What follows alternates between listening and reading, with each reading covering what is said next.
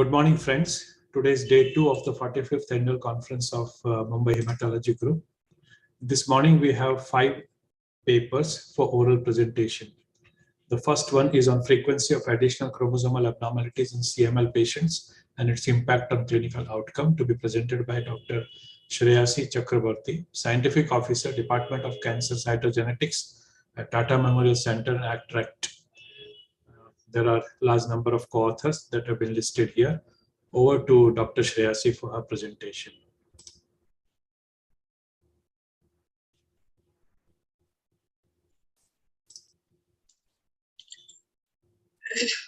Thank you, sir.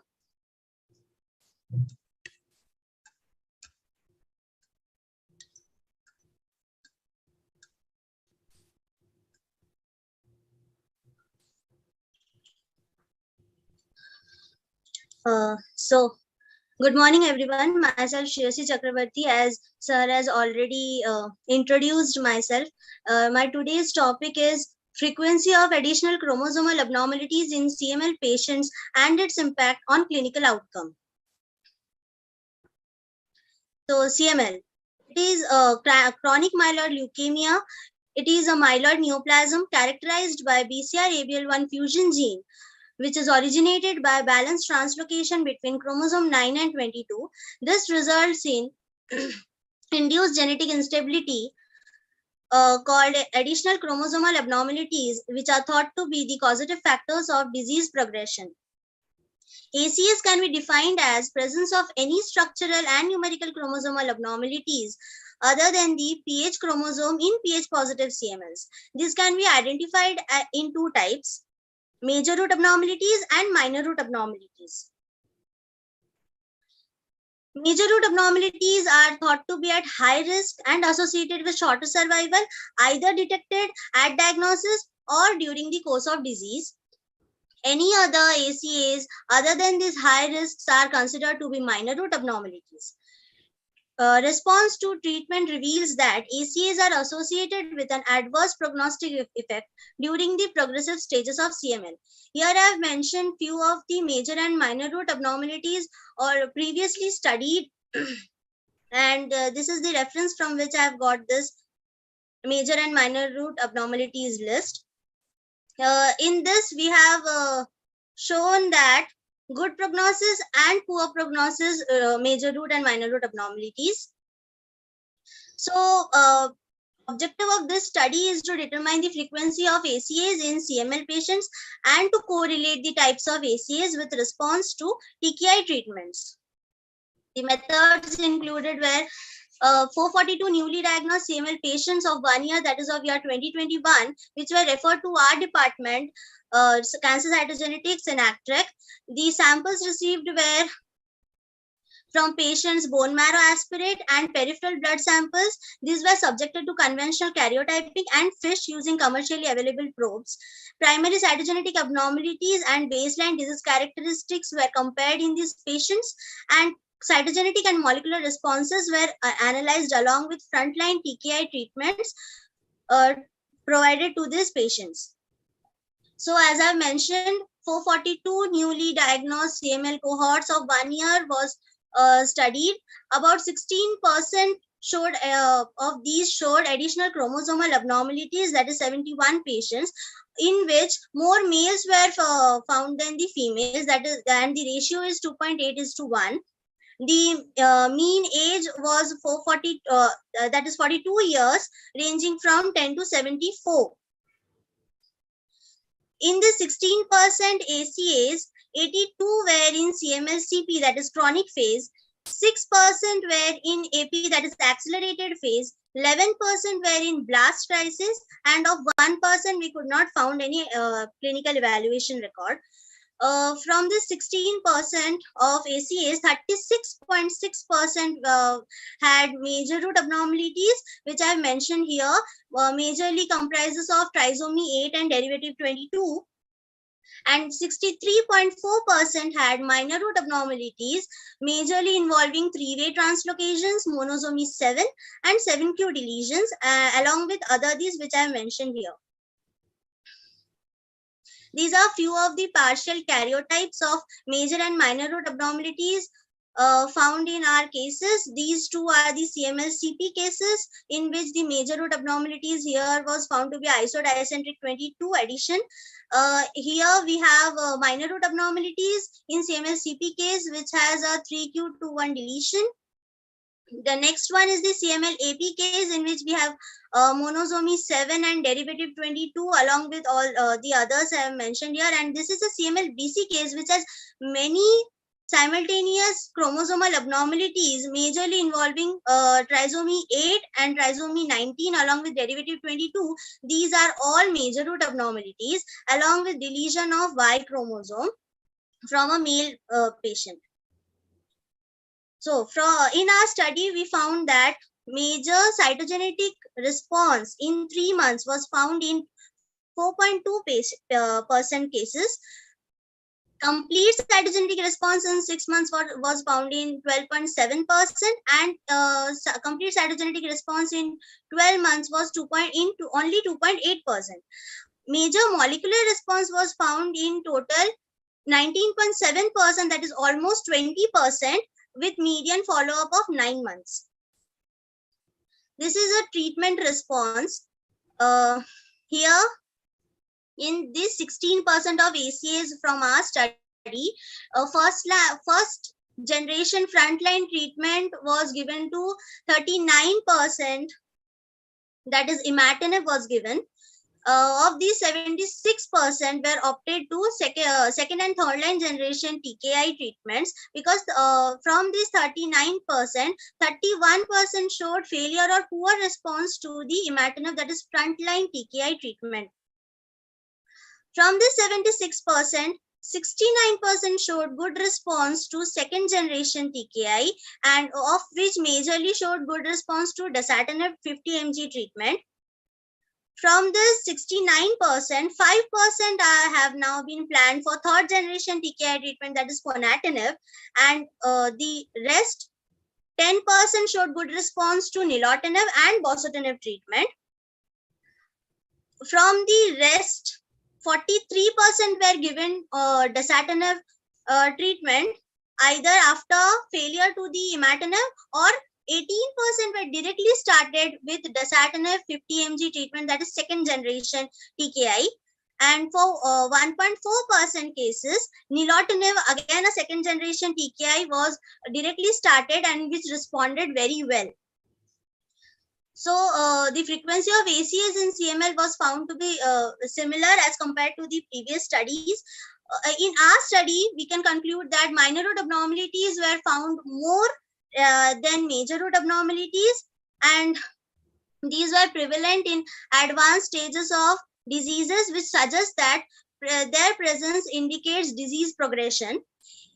ACAs resulted in poor response to frontline first generation TKI treatment, as I have mentioned just the last slide, that 31% cases showed imatinib failure and poorer survival, even as the majority of cases, that is 82%, I have mentioned earlier, were in CML CP phase. This should be followed up further during the course of treatment to assess their role in disease progression. Thank you. Thank you, Dr. Shreyasi, for that wonderful presentation. So we have some of the judges here. They may like to ask you some questions, and others, of course, will be also there. Yes, sure, sir. Yeah, thank you, Dr. Shreyasi, for a nice talk. I'd like to ask you whether you did evaluate any of the TKD mutations in the patients who did not respond to imatinib. Did you do any concurrent TKD mutation analysis in these patients? Yes, I have. From So that what was 1 year, like it is of 1 year last year only. So few cases were analyzed for TKD mutations, which had like 6% we have TKD mutations we found. And these were subjected to second line generation treatment, that is dasatinib. And what was your starting dose of dasatinib? I think you mentioned 50 milligrams. So was it 50 mg or 100 mg for the CP patient? Starting it was 50 mg, and then if they didn't responded well, then it was changed to 100 mg. But started it was 50 mg only. Okay, Thank you. Thank you, ma'am. Ranta, any question? No, sir. Thank you. Anyone else has a question for Shreyasi? So, Dr. Shreyasi, your paper indicates that there are abnormalities which had frequency similar to that in the published series. Yeah, From India or from the rest of the world? from the whole world, sir. So there is a general concept that the patients in India come late and they come with the advanced disease. And there is a hypothesis that they are likely to have more chromosomal abnormalities beyond PH. But according to you, the numbers are identical to that in the Western world. And not In the Western, it was 13 to 15%, and in our case, we found 16%. That is almost similar. So this is a wrong concept around that patients in India come late, advanced disease with more cytogenetic abnormalities, right? Because it's a large study, 400 plus patients within a year. So if we go with this, then that concept is not really correct. The hypothesis is not correct, number one. Number two, you didn't exactly show that who are the patients who did badly with respect to an individual chromosomal abnormality. So I didn't got your question. Some patients didn't do well, some patients did well, some patients had to move to the second line, etc., etc. Yeah. Who are those patients with respect to cytogenetic data? Who are the patients? They were all subjected for follow-up to our department. No, not follow-up. You have cytogenetic abnormalities. Yeah. And you don't have cytogenetic abnormalities. Yeah. You didn't dissect really that those who had extra cytogenetic abnormality, major, minor, what was their profile, clinical profile? This was only based on CML with ACAs. Only additional chromosomal abnormalities were only studied in this in my case. They were only compared with the patients who don't have ACAs. All right. Thank you so much, Dr. Shreyasi. And be with us at 8:30 when we declare the results. Okay, thank you, sir. Yeah, thank you. So we'll move on and have the second presentation, molecular profiling of triple negative MPN cases, to be presented by Dr. Jitendra Suralkar, PhD medical student, ICMR, NIH, KEM, Mumbai. Co-authors are Dr. Babu Rao Vundinti and Professor Chandrakala. So over to you, Dr. Jitendra.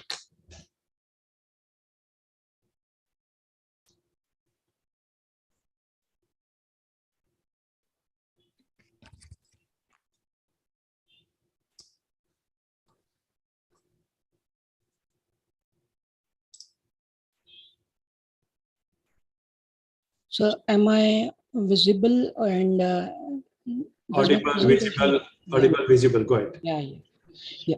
Thank you. So good morning, respected DICE. Today's my topic for presentation is molecular profiling of triple negative myeloproliferative neoplasms. Basically, we all know myeloproliferative neoplasm are the blood cancers. They are further been grouped by WHO polycythemia vera, essential thrombocythemia, primary myelofibrosis. These subgroups are again being characterized by the somatic mutations found in JAK2, CALR, and MPL genes. And there are cases, around 10 to 15% cases, which comes triple negative in all of these three gene mutations. Symptomatologically also, the patients are having similar sort of clinical features. Worse fatigue, inactivity, itching are commonly which we found in our clinics.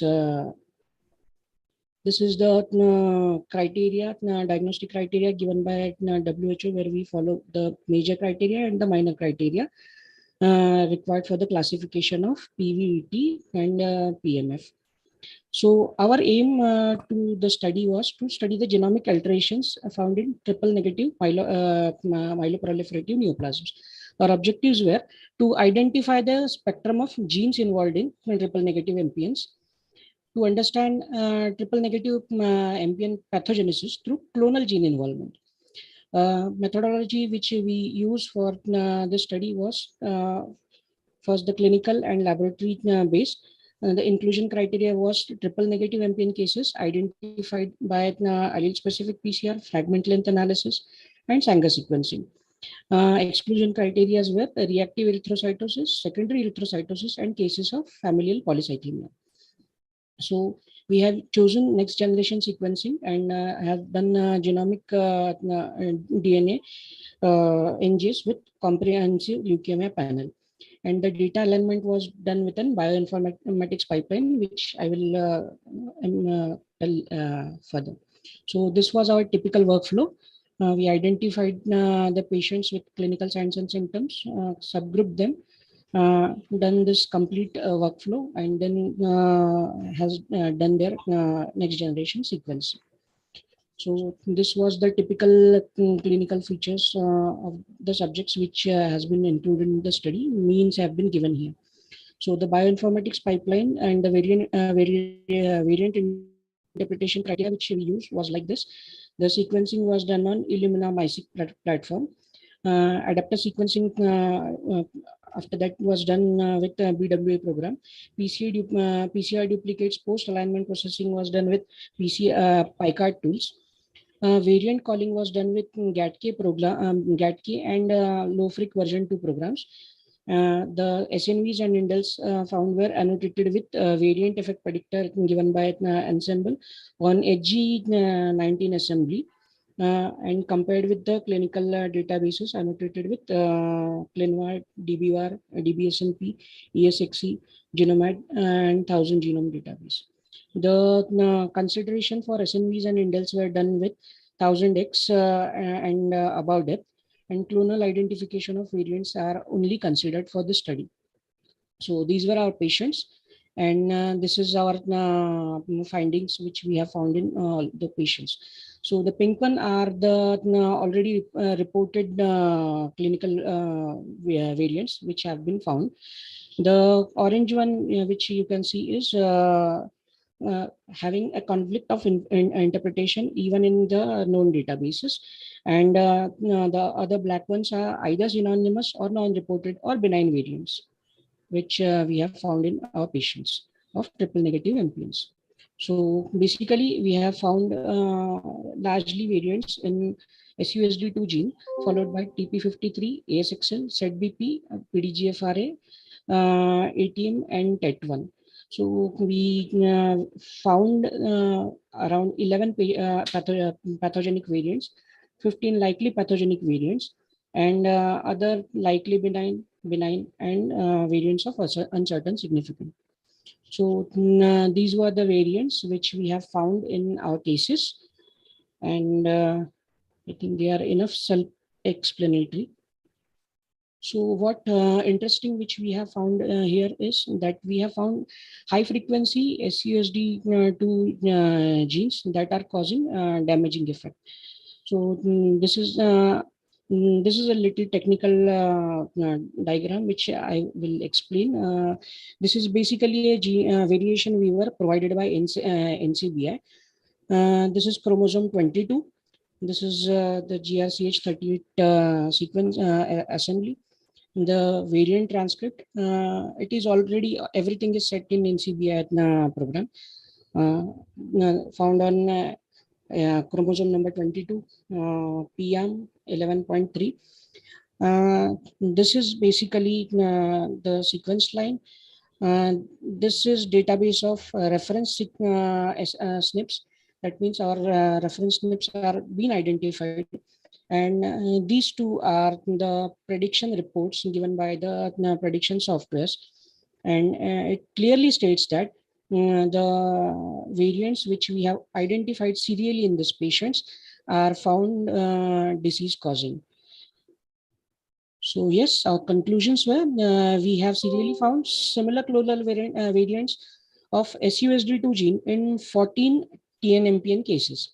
SUSD2 gene is involved in negative regulation of cell division. By sequencing, cDNA clones were found to be highly expressed in breast cancers. However, Watson et al. Found no effect on cell proliferation, and increased expression on mouse model has shown a reduced survival. So, role of SUSD2 gene in TNMPN patients and MPN cases are still not known. We have demonstrated SUSD2 gene variants predicting the damaging effect serially in 14 patients. Thus, we propose the need of in silico analysis and functional studies to validate the pathogenic effect of this variant. We have characterized also ASXL2, NF1, FLT3, ETV, CBL, MAP2K1, EPAS, ELGN1 genes. And these genes are associated with diseases like MDS, CMML, MML, AML, familial polycythemia, etc. Therefore, molecular profiling also ameliorates the clinical comprehensive management for TNMPN cases. With this, I thank you all. Thank you, Dr. Jitendra. Large amount of work. Yes, sir. Tedious work. Yes. Okay. Very much tedious. Comments and questions from the judges and then the rest.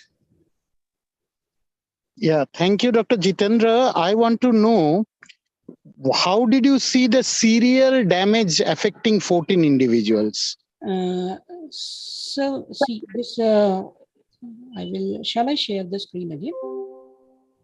I have shown it in that diagram. Yeah. I will show it once again, sir. Right. Yeah.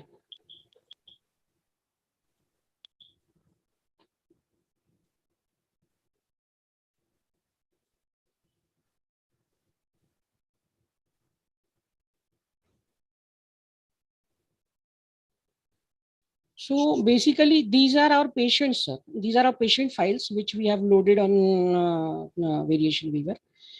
And these are only the reports. So serially, we are having 52 cases. In that, all 14 cases, we have found these variants. And both of them, these are located just next to each other. This is very black and white picture, which I cannot draw at home. This you can check on any of the NCV through the conventional databases. Yes. Okay, you can stop sharing. Yes. You want to add anything to the answer? No, I think I just wanted to know, because I don't understand molecular biology. How did you understand that damage was occurring? And what do you mean by the damage? So, so there are damaging prediction tools are there. So those tools are saying that this is this variant is having a damaging effect, and these tools are conventionally been used in almost all of the papers which you can see. Okay. So that only I have used, and through that only I have predicted that these variants are having damaging effect. Okay. And again, these were the clonal variants. So we didn't found it in the rest of our patients. We have found it in total 14 cases. Sorry. Thank you. Yes, Dr. Sanjeev.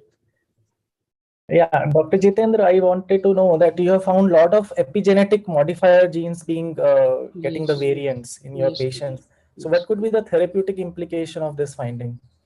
So, sir, again, which our data has shown that there may be two sort of things which may be appearing clinically. Like we have seen familial cases of polycythemia. We have found that variants also. So similarly, in cases of secondary erythrocytosis or the other modifier effects, which may be associated with some other disorders, which may be coexisting with these diseases. So this makes this complex topic, but much more explorable in terms of TNMPNs. Yeah. So in cases where there are somatic variants, would you advise certain drugs like hypomethylating agents? Yeah, that's why we are promoting this profiling of molecular profiling of patients, because in molecular profiling you can get an overall picture, sir. that whether the patient is having, whether known or not known, with the familial polycythemia, with the secondary erythrocytosis effect. So the clinician himself can determine that whether his TNMPN patient is going to get associated with the certain sort of drug or not, which is currently known or not known, or even if further getting researched, and if any new thing comes in this space. Thank you. Yeah. Dr. Jitendra, as there are a couple of minutes, I will tell you something. Yes. You are mixing up the issues. As far as your study is concerned, the exclusion criteria were that the familial erythrocytosis, Yes. secondary and idiopathic erythrocytosis, etc., were excluded. Yes. The main purpose of looking at molecular abnormalities in triple negative MPN, yes, traditionally, has been to update the classification, prognostic classification of MPNs, and know whether the patient will benefit from medical treatment or is a candidate for more aggressive treatment like bone marrow transplantation. So, the word is doing molecular studies in triple negative, because overall they are supposed to do badly. Yes. But not everybody. Right. So to dissect out, have a prognostic classification, and to pick up cases who require upfront transplant, where the medical treatment will not do well. Yes. That is the clinical purpose of molecular studies in MPN. Yes. All right. Any questions for him? Any more? Okay. Thank you so much, Dr. Jitendra. Thank you, sir. So the next paper is about the clinical and prognostic impact of Ikaros deletions in Ph positive B-cell acute lymphoblastic leukemia, to be presented by Pooja Mahesh, trainee technologist, Department of Cancer Cytogenetics from Tata Attract, and these are the co-authors. So over to Pooja Mahesh.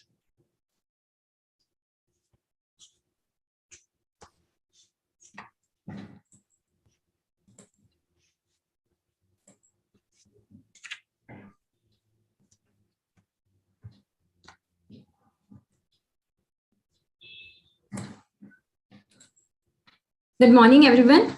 I am Pooja Mahesh.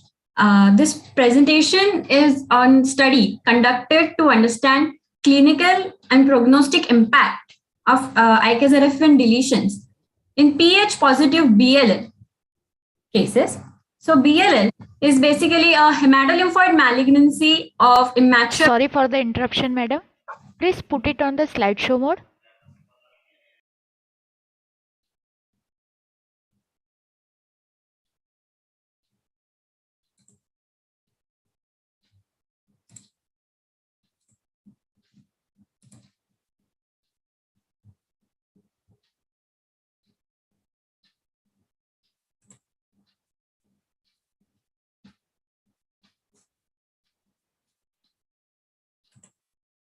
Yeah, can you see now?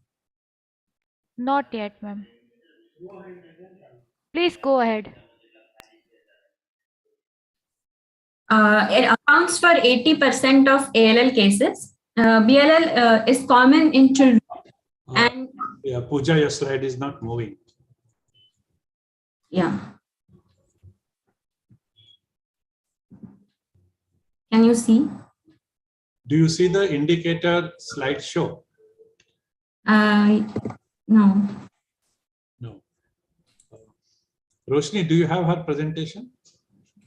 Yes, can I share? Yeah. Pooja, is it okay if she shares the presentation? Yeah, just a minute. Yeah, sure. Okay. Then you stop here. Yeah, now go ahead, Pooja. Yeah. So this presentation is on study conducted to understand clinical and prognostic impact of icazarefin deletions in Ph positive B-cell acute lymphoblastic leukemia, BLL. Next. BLL is basically a hematolymphoid malignancy of precursor B cells, and it accounts for 80% of ALL cases. It is more frequent in children and young adults. WHO 2016 has classified BLL into various subtypes. BCR-ABL1, also called pH positive BLL, is one such subtype. It is associated with poor prognosis and is more frequent in adults. Although introduction of tyrosine, previous slide. Although introduction with a tyrosine kinase inhibitor have improved the outcome, substantial number of patients relapse owing to the highly heterogeneous nature of the disease. This is also due to the secondary abnormalities that are present. Next. IKZF1 deletions are one such secondary abnormalities. IKZF1 are located at the 7p12.2, consist of 8 exons. Exon 2 to 8 are protein coding and they code for Icarus, which is essential for proliferation, differentiation, and normal development of B cells. About 75% of pH positive BLL cases show IKZF1 deletion. Depending on the variant exon deletion, IKZF1 deletions can be dominant negative, characterized by deletion of exon 4 to 7, or haploinsufficient loss of function isoform, characterized by deletion of either exon 2 or exon 8, or both. Here we have interface fish image for IKZF1 deletions. Induction failure and relapse has been observed in pH positive BLL cases despite treatment with TKIs. However, this has not been evaluated in Indian cohort. Next. So our aim is to investigate the frequency and prognostic impact of IKZF1 deletion in adult as well as pediatric pH positive patients, and to evaluate correlation between post-induction MRD and IKZF1 deletions in BCR-ABL1 positive patients. Next. We studied 202 pH positive BLL patients retrospectively, registered at ATREC, and we performed FISH for BCR-ABL1 and IKZF1 deletions. Next. Out of 202 BCR-ABL1 positive cases, IKZF1 deletion was observed in 154 patients, that is 76%. Median age of patients with IKZF1 deletion was 30. IKZF1 deletion was predominant in adults with the frequency 77.9%. It is less frequent in females, and the male to female ratio is 2.1:1. Monosomy 7 was also observed in 22 patients. These IKZF1 deletions are mainly monoallelic. However, biallelic IKZF1 deletions are rare and were observed in 2 out of 154 patients. Next. We observed that TLC was observed, TLC significantly higher in IKZF1 deleted patient groups than the IKZF1 wild type, patients which were negative for IKZF1 deletions. Hemoglobin levels were lower in both the patient groups compared to the reference range, and the serum LDH in the IKZF1 deleted patients was slightly higher. Next, in IKZF1 positive patients. Next. CNS was involved in 22% of IKZF1 deleted patients, including CNS2 and CNS3 involvement at the time of diagnosis. RQ-PCR data available for 96 patients. 53 patients had P190 transcript. Of them, 42 were IKZF1 positive, whereas 43 patients had P210 transcript. Of them, 39 were IKZF1 positive. A rare variant, P230, was observed in one patient and was positive for IKZF1 deletion. IKZF1 exon expression confirmed that 80% of patients have dominant negative isoform of IKZF1, whereas 20% of patients express loss of function isoform, which is associated with poorer prognosis. Next. Follow-up data was available for 131 patients, in which 85 patients showed induction failure. Out of 85 MRD positive patients, 64 patients were IKZF1 positive. Induction failure was predominantly observed in IKZF1 deleted adults than the pediatric patients. About 29 of these IKZF1 positive patients were MRD negative. Next. Next. Survival data was available in 136 patients. Out of the 18 patients which were confirmed to be relapsed, 13 patients harbored IKZF1 deletions. 10 of these 13 were adults. Median time of the relapse was 16 months. Death rate was also reported to be higher in IKZF1 deleted patients. Of the 24 deceased patients, 20 patients showed IKZF1 deletions, that is around 84%. Of these 20 patients, 14 patients died after induction, whereas 6 patients died after consolidation. Next. We conclude that IKZF1 deletion is associated with high risk of induction failure. Increased number of deaths is significantly observed in IKZF1 deleted Ph positive BLL patients. Hence, IKZF1 deletion should be routinely evaluated in Ph positive BLL patients to achieve superior treatment outcomes. Thank you. Thank you, Pooja, for that wonderful presentation. So, as usual, questions from the judges. Question from Hi, Dr. Pooja. Thank you for your presentation. So I'd like to ask you, what was the long-term follow-up in the patients who were MRD negative and IKZF1 deleted? Do you have any data regarding the further long-term follow-up of these patients?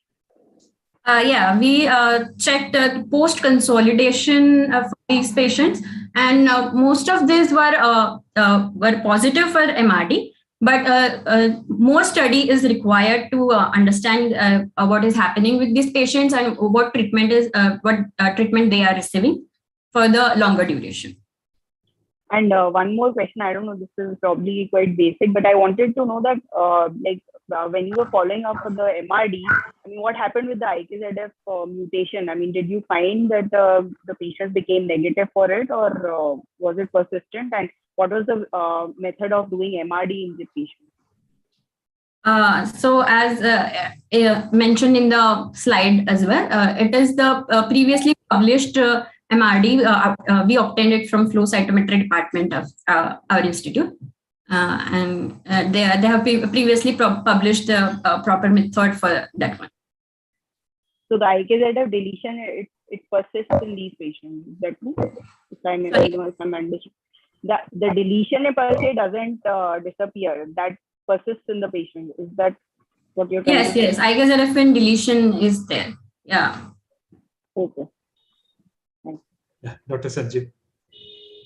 Hello, Dr. Pooja. I have two comments. Like, first, you said this work has not been done in Indian setting. So I will say that your literature search needs to be more extensive. Did you find any Indian data regarding this Icaros deletion in Ph positive BLL?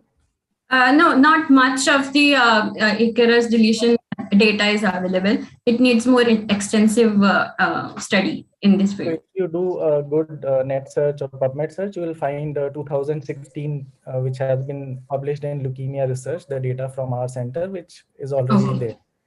So that is one. Second is about the methodology was not very clear. You showed interface fish for Icaros deletion, or did you do any other technique also?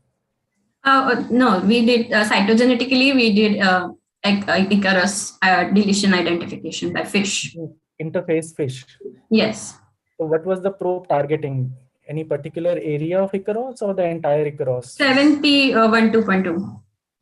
So can you differentiate exon 4 to 7 deletion that is dominant negative from 2 to 7 deletion, which is a haploinsufficiency, by using a probe which is covering the entire 8 exons of Icaros? No, not cytogenetically, but by molecular NGS, we obtained that. An NGS, because you showed your data with respect to haploinsufficiency versus dominant negative, which cannot be done by fish. So what was your actual methodology? Sorry? What was the method you used to differentiate whether it was an Ikaros deletion dominant type, dominant negative type, or haploinsufficiency? Yeah, so the data was obtained from Institute's molecular department, joint. Method which was used, because it cannot be done by fish. Yeah. So we performed the NGS for that and obtained the data. Which type of NGS was done? Targeted NGS, whole genome, whole exome? Not sure. Yeah. Okay, and the last, when you say you need to do Ikaros for superior treatment outcomes, so what treatment changes would you recommend if you find Ikaros deletion? We found that some of the patients were not taking treatment or were not given dasatinib earlier. So we can also check for that. Okay, thank you. Okay, Pooja, these were cases of pure B-cell acute lymphoblastic leukemia, or it also included the blast crisis of CML? No, pure BLL, pH positive BLL, pure. So you have 43% P210 and 53% P190. Yeah. Are you able to explain that in pure B-cell ALL? Slightly difficult. Yeah. All right. Thank you so much, Pooja. We'll move on and be with us at 8:30 in the evening. Yeah, sure. Thank you. The next paper is related to association of cytogenetic abnormalities with clinical characteristics and outcome in myeloma by Dr. Kruti Rohan, Scientific Officer, Department of Cancer Cytogenetics at TMC and ACTRACT. And those are the co-authors. So over to Kruti.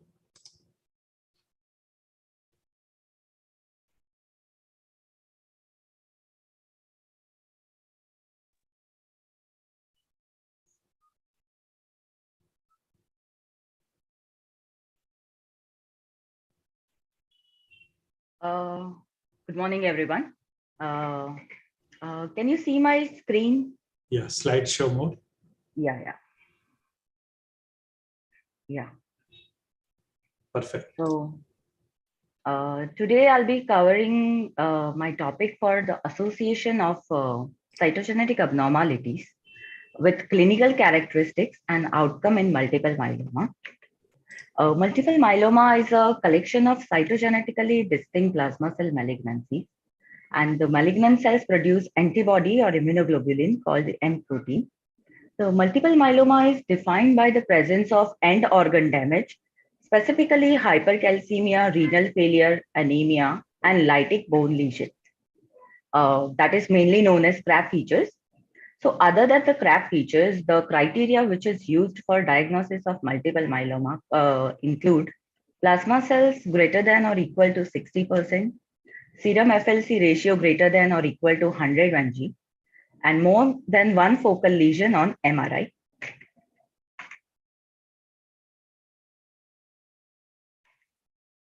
Multiple myeloma accounts for 10% of all hematological malignancies. It is mainly common in men than women, and the median age of the patients at the time of diagnosis is 65 years. Overall survival in multiple myeloma is affected by many factors, that is host characteristics, staging of disease, cytogenetic abnormalities, and response to therapy.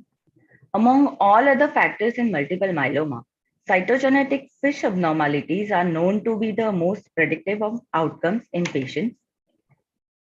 This table shows the primary and secondary abnormalities in multiple myeloma and their prognostic impact. So IGH translocation and trisomies of odd number chromosomes are considered primary cytogenetic abnormalities. Translocation 414, translocation 1416, and 1420 are known to be associated with poor prognosis and considered to have high risk, while translocation 1114 and translocation 614 and trisomies have standard risk disease. So with the use of specific treatments, the survival of high-risk patients becomes similar to that of standard risk patient. So in this study, we used mainly two different treatments, that is VRD and VCD, that is both bortezomib-based triplet regimens. So our objective for the study is to investigate the association of primary cytogenetic abnormalities with clinico-pathological characteristics and initial treatment outcome, and to assess the overall response rate to this triplet combination, the bortezomib, cyclophosphamide, and dexamethasone versus bortezomib, lenalidomide, and dexamethasone in patients with newly diagnosed untreated multiple myeloma.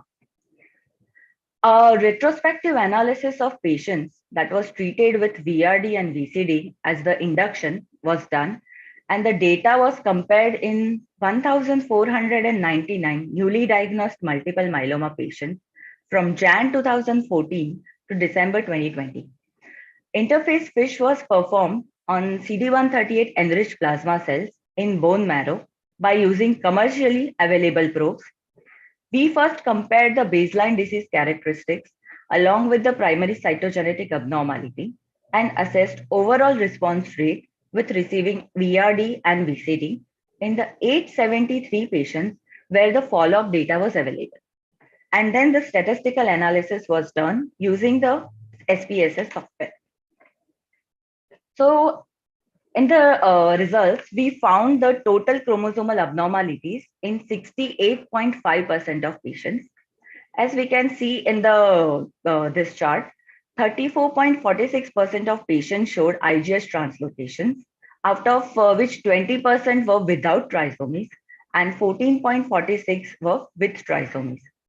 Among the IGS translocation partners, translocation 414 was detected in 15.7%, translocation 1416 in 3.4%, translocation 1114 was detected in 5.8%, translocation 1420 in 0.5%, and unidentified partners were detected in 9.1% of cases. This chart is showing the frequency of the secondary abnormalities in multiple myeloma. So monosomy 13 and 13q deletion was found in 43.4% of patients. 1q to 1 AMP and 1p32 deletion was detected in 37.8%. PP53 deletion and monosomy 17 was detected in 5.6% of cases, where hyperdiploidy was detected in 22.4% of cases. In this table, we compared the association of, we compared the cytogenetic abnormalities with the patient disease characteristics. So after a data analysis, what we found that the IGS translocation other than the high risk translocation along with the trisomies were associated with IgG isotype, and other groups like IgG high risk translocations, other high risk secondary abnormalities without trisomies, and sole trisomies were significantly associated with platelet count that is less than 150, then LDH levels that was less than 222, revised ISS staging 2, and very good partial response to the first line chemotherapy. So this table shows the association of cytogenetic abnormality with the overall response rate as partial response and very good partial response that was compared with in VCD given patient and VRD treated patients. So out of 873 patients, VCD was administered in 70.3% patients, whereas 29.7 patients were received VRD treatment. And the median follow-up time for the whole population was 1 year. So after 4 cycles of induction treatment, the response was VGPR or better in the patients treated with the VRD, that is 74.4%, compared to those treated with the VCD, that was 62%. So to conclude my presentation, the cytogenetic abnormalities are associated with distinct clinico-pathomorphological characteristics, which can guide in appropriate treatment selection. And although the retrospective nature of the study and short follow-up time and the low number of VRD treated patients in this study, we found a significant improvement in overall response rate in the VRD treated patients compared to that of VCD. So we can say that VRD regimen shows the superior response rates compared to VCD arm. Thank you. That was the end of my presentation. Thank you, Kriti. So we have some comments and questions from judges and others. Yeah, I'd like to ask Dr. Kriti. Hello. That was a hello. Hello. Yeah. So I'd like to ask you, like you mentioned that the cytogenetic abnormalities. Hi. Can Kriti, you any problem? repeat? I could not hear. She has not yet. Yeah. Okay. She has not yet asked the question. Listen. Okay. Sorry. So my question to you is that you mentioned that the cytogenetic abnormalities helps you to decide the line of therapy. So was that used to decide which patients were given VRD or VCD, or it was just on the basis of the physician's discretion in your particular study? No, it was not decided on the basis of the cytogenetic abnormality in this study, but it can definitely, we can, according to this study, we can see that cytogenetic abnormalities can contribute in deciding the treatment for the patients in multiple myeloma. So could you find any of these which, could you predict which of these cytogenetic abnormalities you could use to decide therapy in your particular study? So yeah, so high risk patients showed a overall response, good overall response, that is VGPR, when it was treated with the VRD regimen as induction line. Okay. So it was basically the patients who were high risk, they were mostly put on the VRD regimen. That's what you're trying to do. Yeah, okay. Yeah. Okay. Thank you. Yeah, Dr. Sanjeev. So Kriti, what was the method which was used to find these abnormalities in your study? Like, so we used interface fish we used to find these abnormalities. So which one is preferred, conventional cytogenetics or fish in myeloma workup? Interface fish. Okay, and is there any role of improvement of the outcome based on whether you use it on the unsorted sample versus the sorted plasma cells? Yes, in sorted plasma cells, we get a better plasma cell,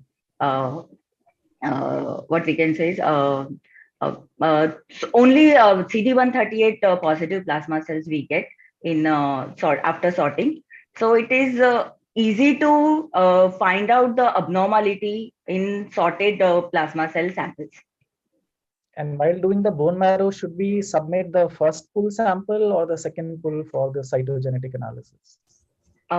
Second pull, that is not first pull sample is not necessarily required for the multiple myeloma. But can it help? Yeah, of course, we can get a better yield of plasma cell in sorting. Okay, thank you. Any other question?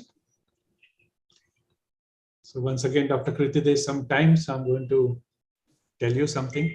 Yeah, sure. You must have discussed this presentation with your clinicians. Yes. Okay. So certain conclusions drawn are not consistent with the accepted norms. Okay. The decision to give lenalidomide versus cyclophosphamide in a given patient is based on different criteria. Yeah.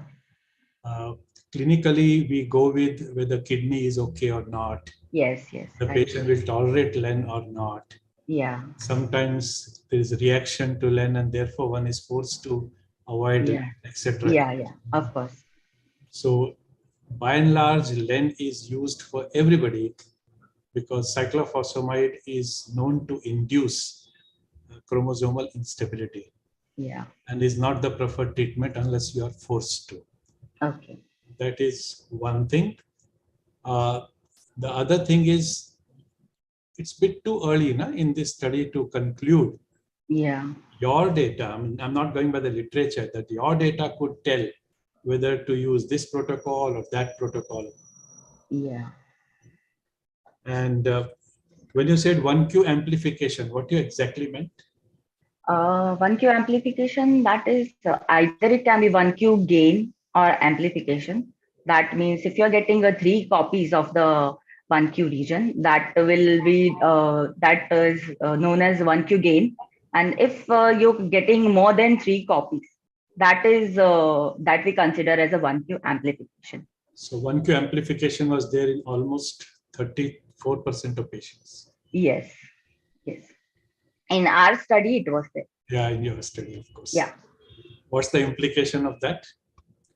So it basically confers as a poor prognostic marker. Could you correlate that with the patient's outcome? You have 7-year data, right? Yes. That's not studied as yet. Okay. Okay. Fine. Thank you so much. We move on to the last presentation in this session. And this is telomere regulating gene variant and telomere length in patients of idiopathic aplastic anemia by Anjali Shah, PhD student from ICMR NIH KM campus, Parel, Mumbai. Co-authors are Professor Chandrakala and Babu Rao Bundinti. So over to Anjali.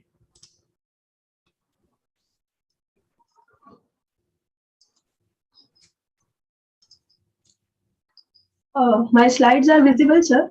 Yeah. Hello? Yes, yes, visible. Okay. Good morning, everyone. Myself, Anjali Shah, pursuing PhD at ICMR NIH under the guidance of Dr. V. Babura. Today, I'll be presenting a paper entitled Telomere Regulating Gene Variants and Telomere Length in a Patient with Idiopathic Aplastic Anemia. Slides are moving? Hello? Yes, moving. Yeah, so I'll be starting with a brief introduction of aplastic anemia. It is a rare condition of hypoplastic marrow in which the hematopoietic stem cells and precursor cells are reduced and they are replaced by the fat cell, resulting into the peripheral blood pancytopenia. There are various factors responsible to develop aplastic anemia, well known so far, but majority of the cases are falling in idiopathic, and approximately 65% cases are falling in idiopathic cases. Though the many etiological factors are known, molecular etiology is not well understood. Diagnosis include bone marrow examination as a preliminary test, and symptoms are these are the symptoms ranging from mild to severe depending on the defective blood lineage. The treatment option available is immunosuppressive therapy and allogenic bone marrow transplantation. So coming to what is telomere, telomere are the nucleoprotein structure present at the end of each chromosome arm, and the major function of telomere is to organization of genome and chromosome into the nucleus. They are mainly regulating the genomic stability and integrity. The major structure of telomere are hexameric tandem repeats of TTA-GGG sequence. This open DNA sequences are associated with the multiple protein and complexes to internalize the structure in order to protect it from the nucleases. This is a schematic representation of a telomere and its maintenance structure. So there are various factors affecting the telomere biology reported so far, such as genetic factor, gender, ethnicity, and also telomere shortening has been reported in multiple diseases such as bone marrow failure, Down syndrome, and ataxia. Various methods are available for a telomere length analysis, of which quantitative polymerase chain reaction and quantitative FISH is more popular. As I said, telomere length shortening has been reported in various diseases. Also, recently, telomere regulating genes such as NOCT and BRAF53 RTL1 has also been reported to associated with aplastic anemia. So with this background, we have aimed to identify the telomeropathies in idiopathic aplastic anemia with the objective to study the telomere length attrition and to identify the genomic changes of telomere regulating gene in idiopathic aplastic anemia cases. Methodology we have used, 50 aplastic anemia patients were recruited for this study, and the selection criteria was idiopathic cases. Bone marrow examination was done for a diagnosis purpose, and for that cellularity and morphology were screened. Molecular analysis, including telomere length quantification using the real-time quantitative PCR, was done mutational analysis through the next generation sequencing was done, and the variant identified using the next generation sequencing were validated by Sanger sequencing. Further, cake pathway analysis and statistical analysis was done for the data interpretation, and follow-up study was done. Coming to the result part, so we have studied 50 idiopathic aplastic anemia subjects with a median age group of 16 years, and their peripheral blood count revealed the pancytopenia. Bone marrow examination revealed average reduced cellularity, that is hypocellular marrow, affecting all the 3 blood lineages.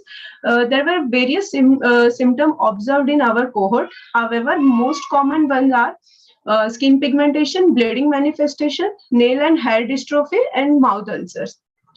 These patients were classified into the 2 categories, severe aplastic anemia and moderate aplastic anemia, according to the Comita criteria.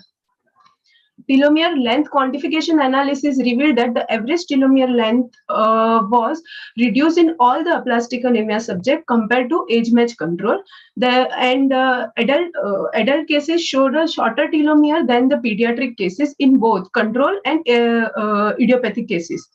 However, significantly shorter telomere length was observed in 46% of the subject compared to age-matched control, and there was no significant difference between severe and moderate aplastic anemia.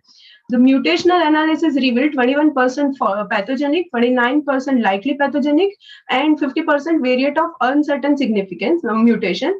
Out of this 50% variant of uncertain significance, majority of them, that is 43%, are present in a compound heterozygous condition, so they are also the causal mutation.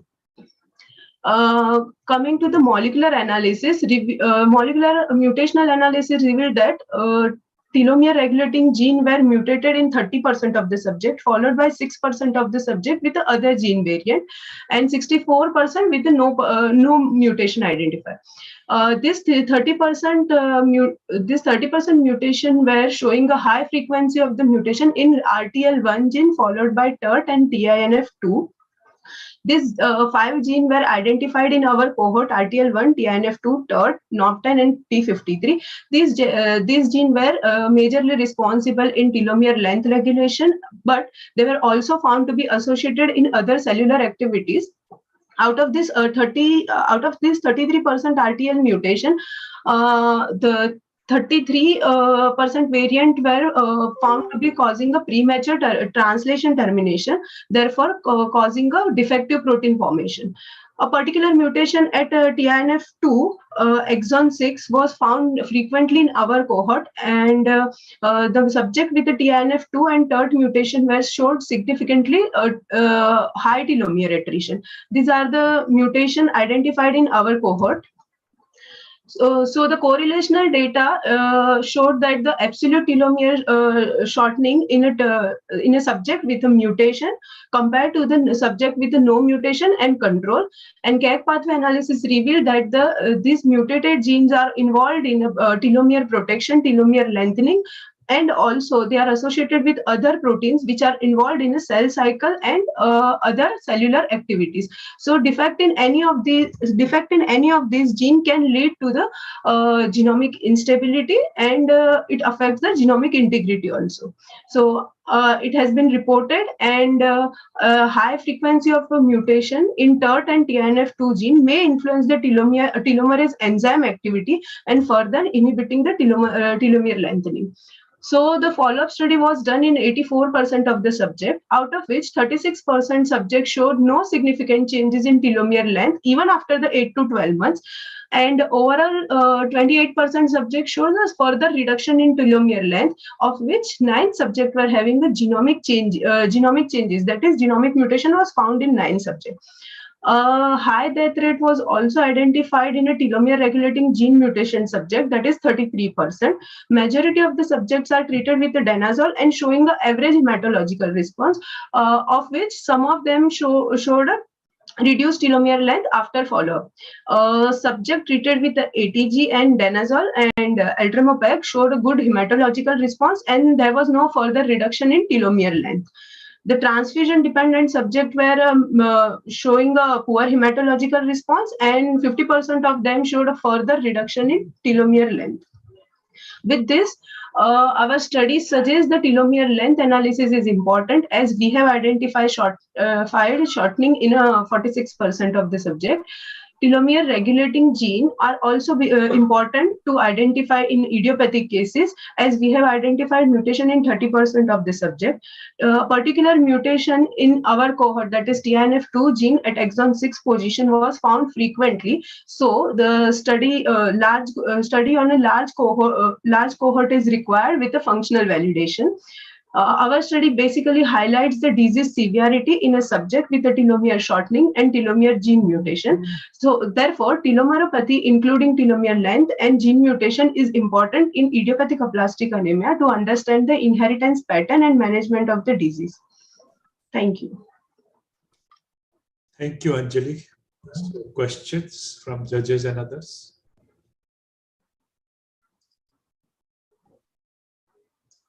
Yes, Dr. Sanjay.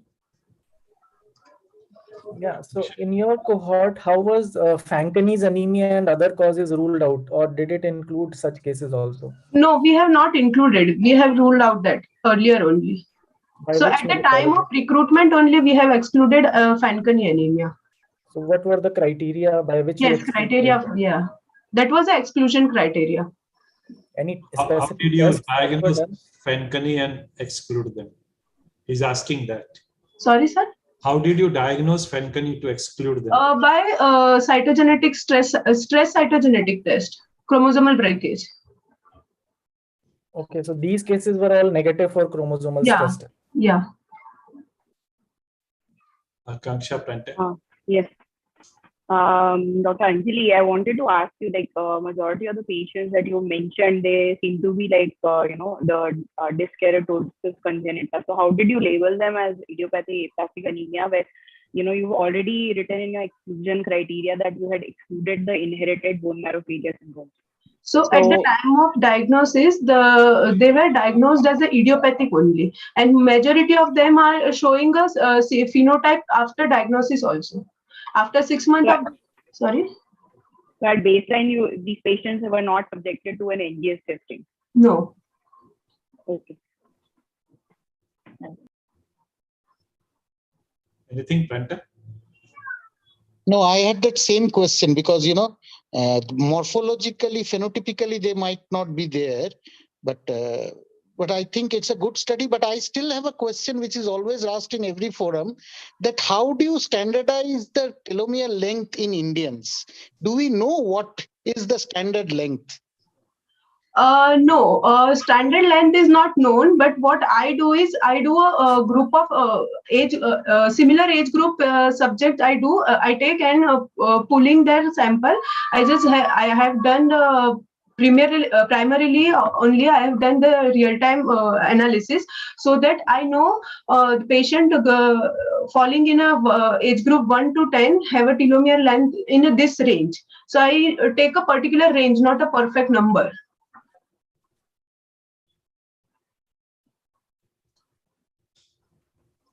All right. Retrospectively, probably you mentioned that there were some phenotypic abnormalities of skin changes, oral ulcers in the patients. I don't know whether that was classical, what you get in dyskeratosis. So there were some patients, sir, in which the classical phenotype were present initially, but we have not found any mutation in them. And I don't know, the phenotypes are present, but the mutation is not present, and they were not classified under DKC also. Fair enough. Yeah. So if there are no more questions, Anjali, thank you very much. Thank you, sir. And that brings us to the orations for the day. So we have first Dr. J.G. Parekh oration, This year, I congratulate Dr. Swati Kulkarni, who has been awarded this oration for the year 2022. This is the most prestigious oration of Mumbai Hematology Group. Dr. Swati Kulkarni is MSc Biochemistry, PhD Applied Biology, Mumbai University. She is Scientist D, Assistant Director, Head Department of Transfusion Medicine at ICMR National Institute of Immunohematology, Mumbai. More about her will be told by the chairpersons. She is going to give her oration, and the subject that has been selected by her is her lifetime work on RH, blood group system, serology to genomics. I invite the chairpersons for this, and these are her colleagues and her boss, Dr. Manisha Madkekar and Dr. Srimati Shetty.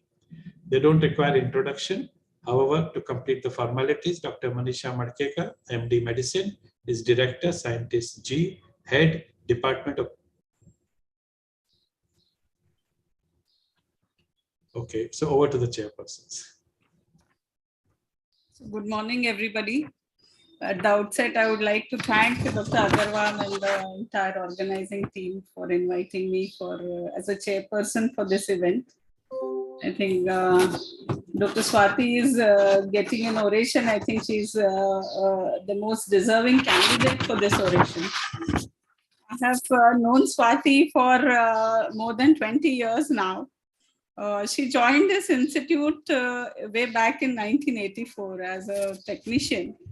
And her journey from a technician to one of the senior most scientists of our institute is really amazing, and part of her work she has done on RHD. You will be listening to that work today.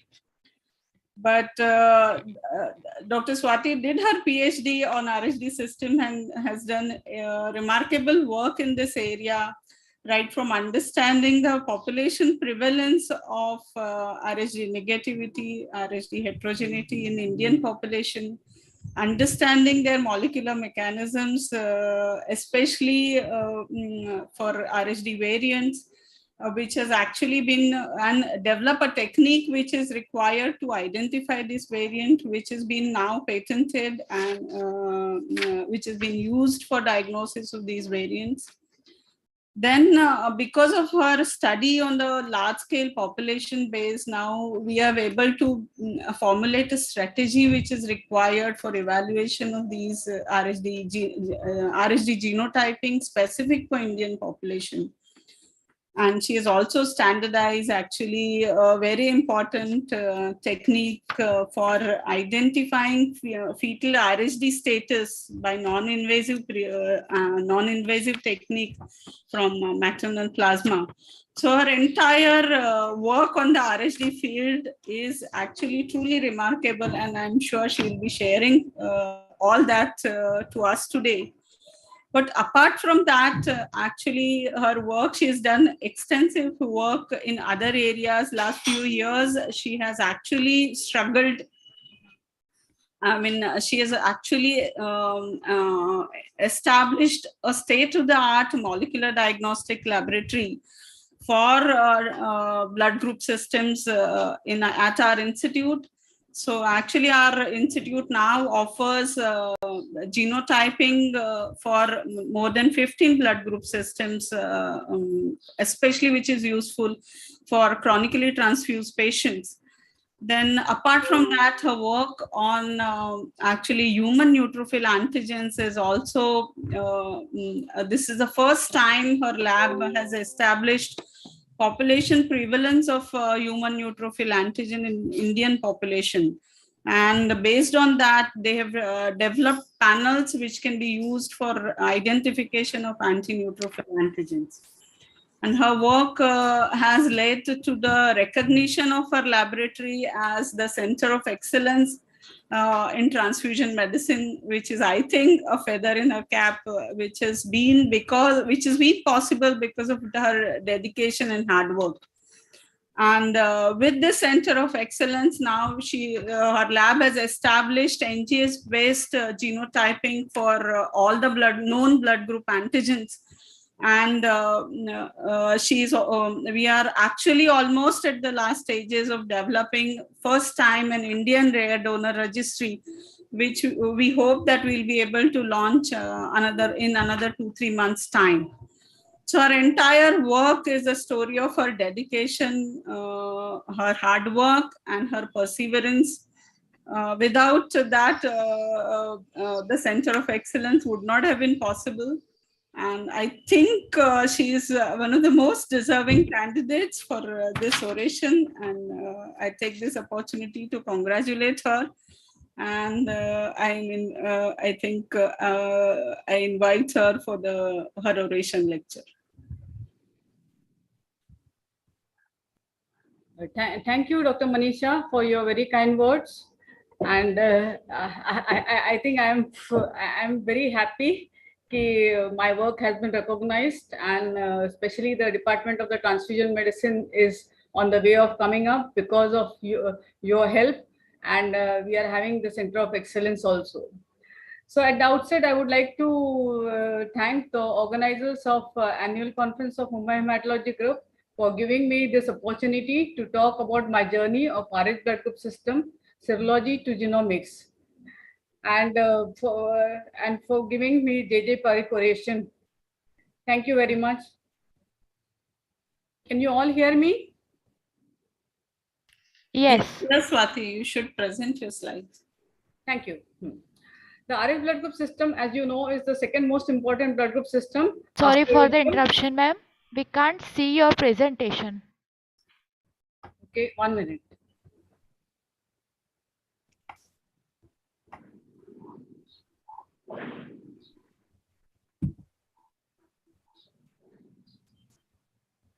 Can you see? No. No.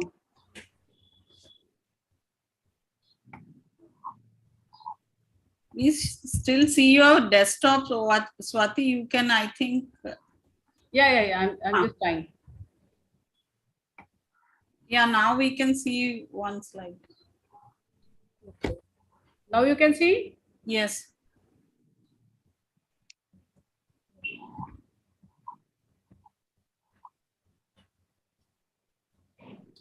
So the RH blood group system, as you know, is implicated in hemolytic disease of newborn, hemolytic transfusion reaction. It now contains more than 60 antigens, out of which the 5 are very important.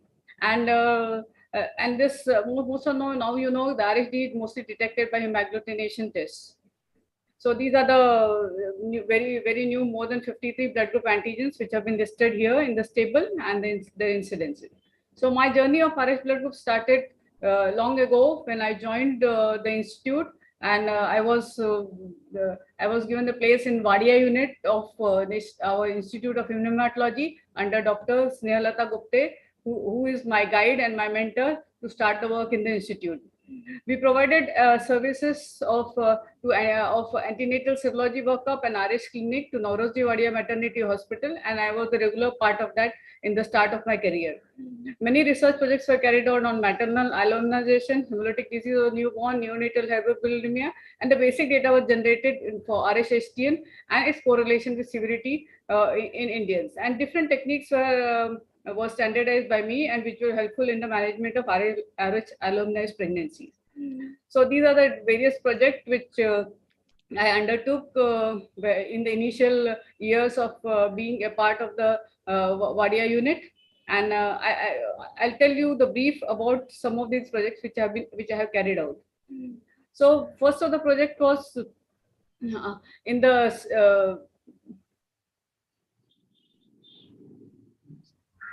was on the efficacy of prophylactic anti-immunoglobulin injections. It was the 624 non-immunized women which we delivered RH positive fevers where they received anti-immunoglobulin, and they were the immunoglobulin was of nearly 4 brands of the anti-immunoglobulin which was available in the Indian market, and they were followed up 6 months after delivery and looked for the RH antibody titer.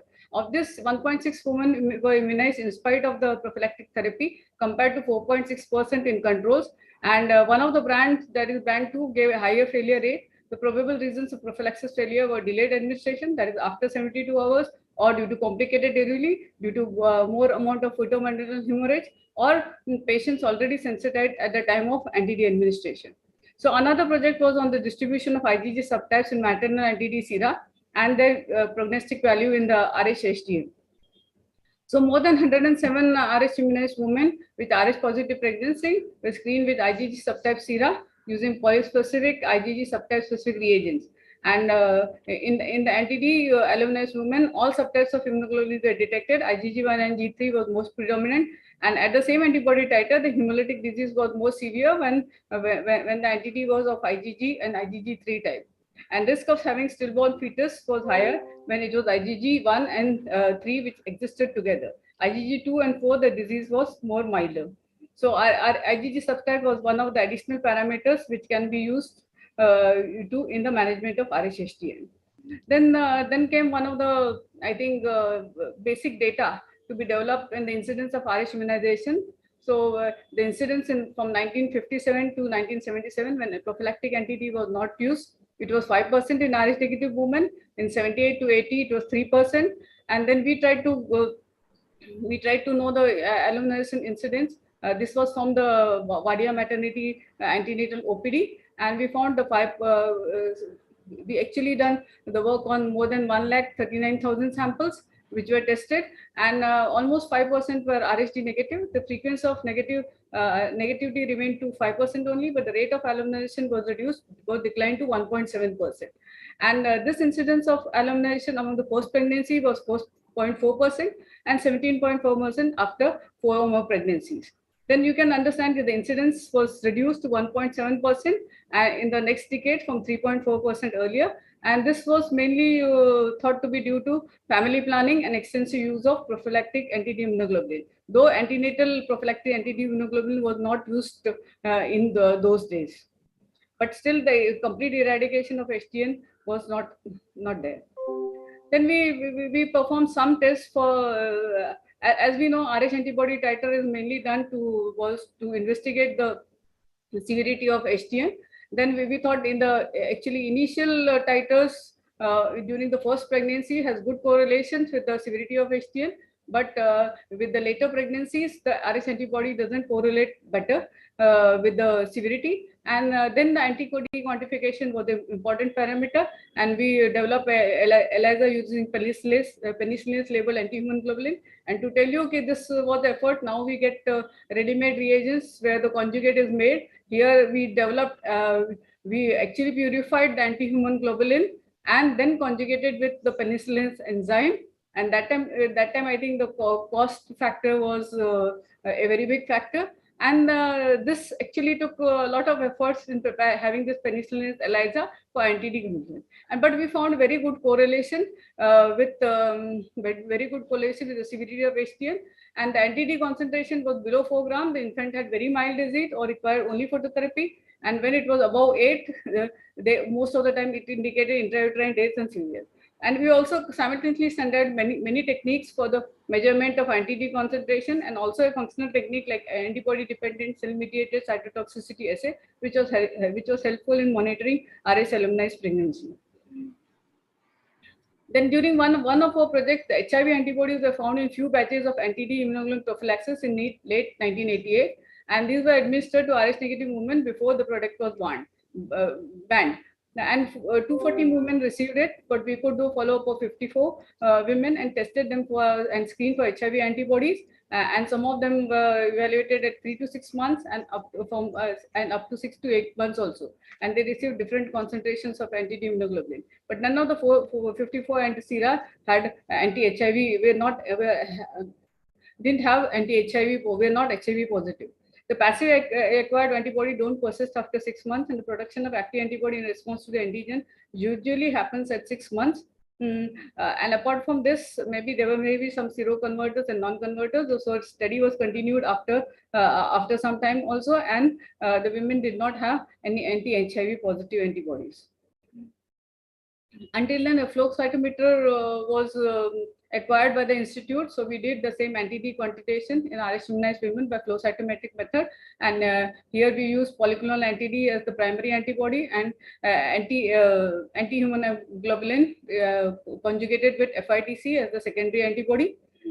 And here also we found a good correlation of RH antibody titer with anti-D concentration. As you can see in the table, when the concentration of anti-D was below 4 microgram, the fetus required only phototherapy, and from the concentration from 4 to 8 microgram, majority of the patient required only exchange transfusion, and when the concentration was about 8 Gautam, mostly intrauterine fetal death occurred.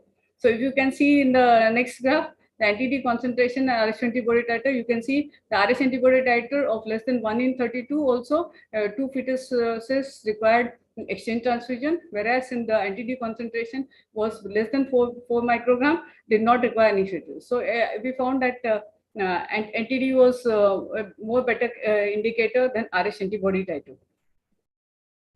Then with the flow cytometry, we also try to look for the D antigens through fetal-maternal leak, and this we compared with the Kleher-Betke test, which has been used commonly, and we saw there was a good correlation between fetal-maternal hemorrhages by KB as well as the flow cytometric technique.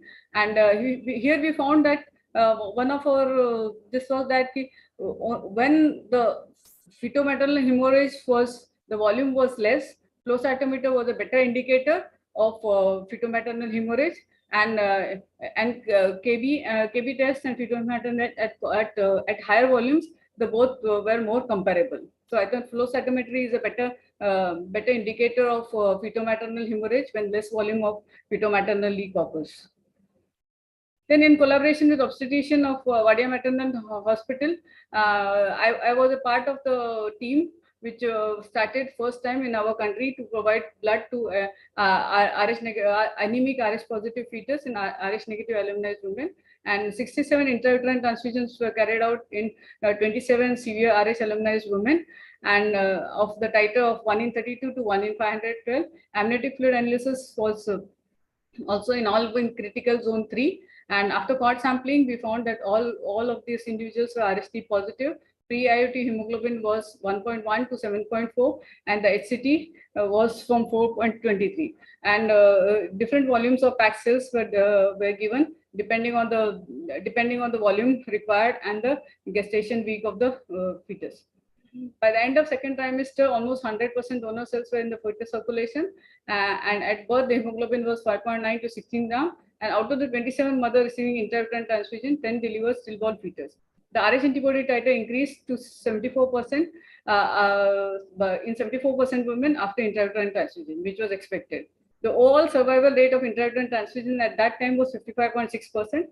The strategy to improve the outcome that was told, requesting clinician to refer these cases early in counseling of the RH negative mothers. We continued with the intrauterine transfusion later, and then the survival rate was improved up to 80%. So these are the few publications out of all my work done at that part in Wadia Maternity Hospital. Then came the time when the testing of D antigen. I'm just telling to scientists how complex the D antigen is.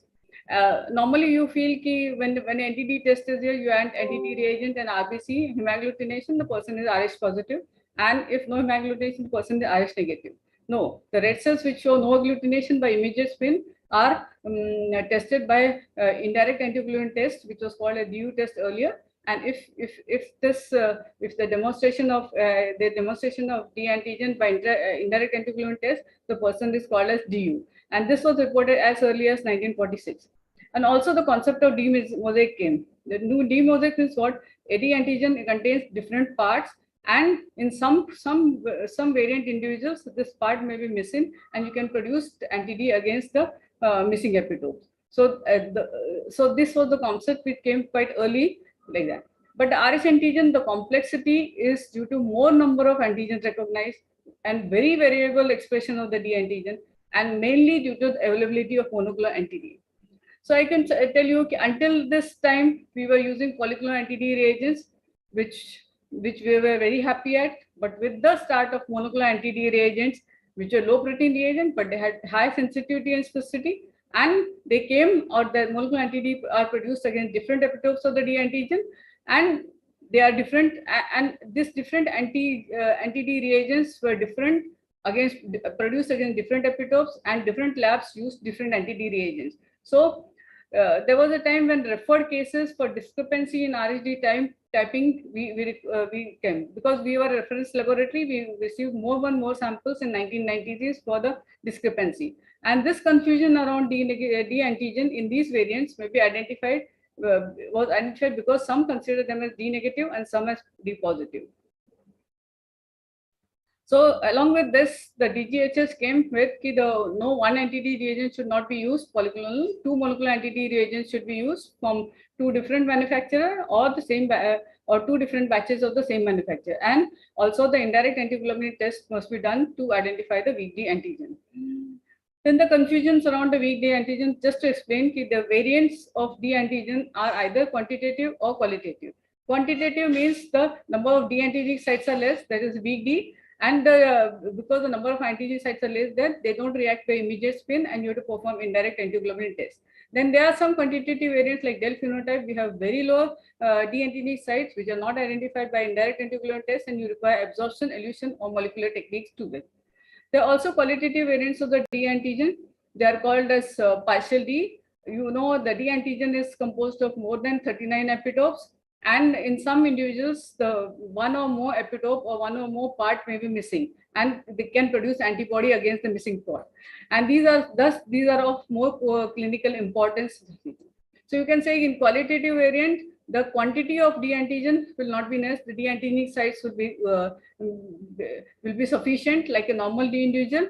And in quantitative, the D antigen quantity of D antigen will be less. The D antigen sites will be less, but the D antigen is complete, all the epitopes will be present. So just to describe where the problem came when the monoclonal anti-D reagents came in the market. The monoclonal anti-D reagents are prepared against different epitopes of the D reagent. So these, just to show you, if it's a patient A and patient B, and the anti-D reagent is produced against the part A epitope, then both patient A and patient B will be reported as RHD positive. When the monoclonal anti-D reagent is produced against the epitope C of the D antigen, then the patient A will be treated as RHD positive, and the patient B will give you RH negative results. So this is the confusion of the reagents when the reagents are used, and this is why you get discrepancy in the result typing. And with the use of 2 commercial molecular anti-D reagents in different blood banks also, it was very difficult to identify the D variants. Then another confusion of the D variants was the blood donor, if it is giving weaker reaction by indirect antiglobulin test, the person is considered as D positive, even if it is a D variant or weak D or partial D. It was considered D positive because this donor should be considered D positive so that the blood is not transfused to any D negative individual. In case of blood recipient, if you get a weaker reaction, this individual is labeled as D negative, even if it is whichever D variant it is. But what happens if it is treated D negative? It will be treated D negative, will be given D negative blood, and the antenatal women will also receive prophylaxis. So this was the concept which was used early. Then the problems, another problems which are encountered with monoclonal anti-D, where monoclonal anti-D gives strong positive reaction with weak D without performing IAT, and different monoclonal anti-D from the same manufacturer show different variation in the reactivity. And if the same monoclonal anti-D was used and used by a tube technique and gel technique, you should get different strength of the activity around cells. So there was a lot of confusion in interpreting the results. So there was some policy of interpretation of RS grouping. Just to tell you, in donors, the red cells found to be non-reactive with immediate spin. The weak D testing by indirect antiglobulin test was performed. If non-reactive, labeled as RH negative, and if reactive, it was called as RHD positive. And mostly in the donor, broad specific anti-sera was used. Broad specific means there was a blend of many molecular entities which was taken together to prepare the anti-G reagent. And in recipients in movement of childbearing age, what happens? The red cells which are negative or immediate spin, they were reported just RH negative, so that an anti-D was used with limited specificity, so that most of the D variants are typed as RHD negatives to ensure that the Rh negative blood is transfused and Rh immunoprophylaxis is given. But in some laboratories, Weak D testing is done with both recipients and donors to carry it out. And because anytime the person is donor, tomorrow can become a patient, and the recipient can also become a donor afterward. But the monocular anti-D reagents which are used, they may not be able to differentiate between the weak D and the partial D, and it is more better to test weak D testing for all the individuals. Until then, a panel of commercial monocular anti-D reagents were in the market, and they were of different epitope-specific monocular anti-Ds were in the market, and which were able to characterize D variant. That is what they said, but they were a bit costly. So, with this background, I was very much interested in this topic of D variants. So I started my work on population screening for detection and molecular characterization of partial D and RSD variants in Indian population. So the first thing which came to my mind was to estimate the D antigen sites in the weak D and partial D. And for this, indirect immunofluorescence method was used, and we employed almost 30 epitope-specific monocular anti-D as a primary antibody, and D antigen sites were calculated using control RBC. And the D sites in the normal RHD positive individuals as well as weak D and partial D were calculated. So you can see the normal phenotypes in weak D and partial D were less than this. So here you can see the fluorescence peaks with different epitope-specific molecular anti-D. So you can see there were also, in some cases where there were two populations. One population was negative for the a particular epitope, and second population which was positive for the other epitope. And this histogram, you can see the peaks where a minor variation in the weak D and partial D also can be noted, and can be compared with the smaller which is Rh negative, and R1 smaller which is a positive heterozygous individual. So flow cytometry was very good tool in demonstrating the minor variation in the D antigen when serological methods are inconclusive. Plus you can see in the other graph the weak D antigen sites were between 1500 to 7000 D antigen per cell, and somewhere the weak D in partial D sites were actually overlapping with the heterozygous individuals with D antigen. Then there was a distribution of RSD epitopes in the Indian population. As we received specific epitope-specific monocular antibodies from different countries, we tried to evaluate with the in our population. So in 5,000 Rh positive subjects were screened, which were taken from different castes and communities, and they were tested with 30 epitope-specific monocular anti-D. But when we found that none of the single monocular anti-D gave 100% positive reactions with all the subjects.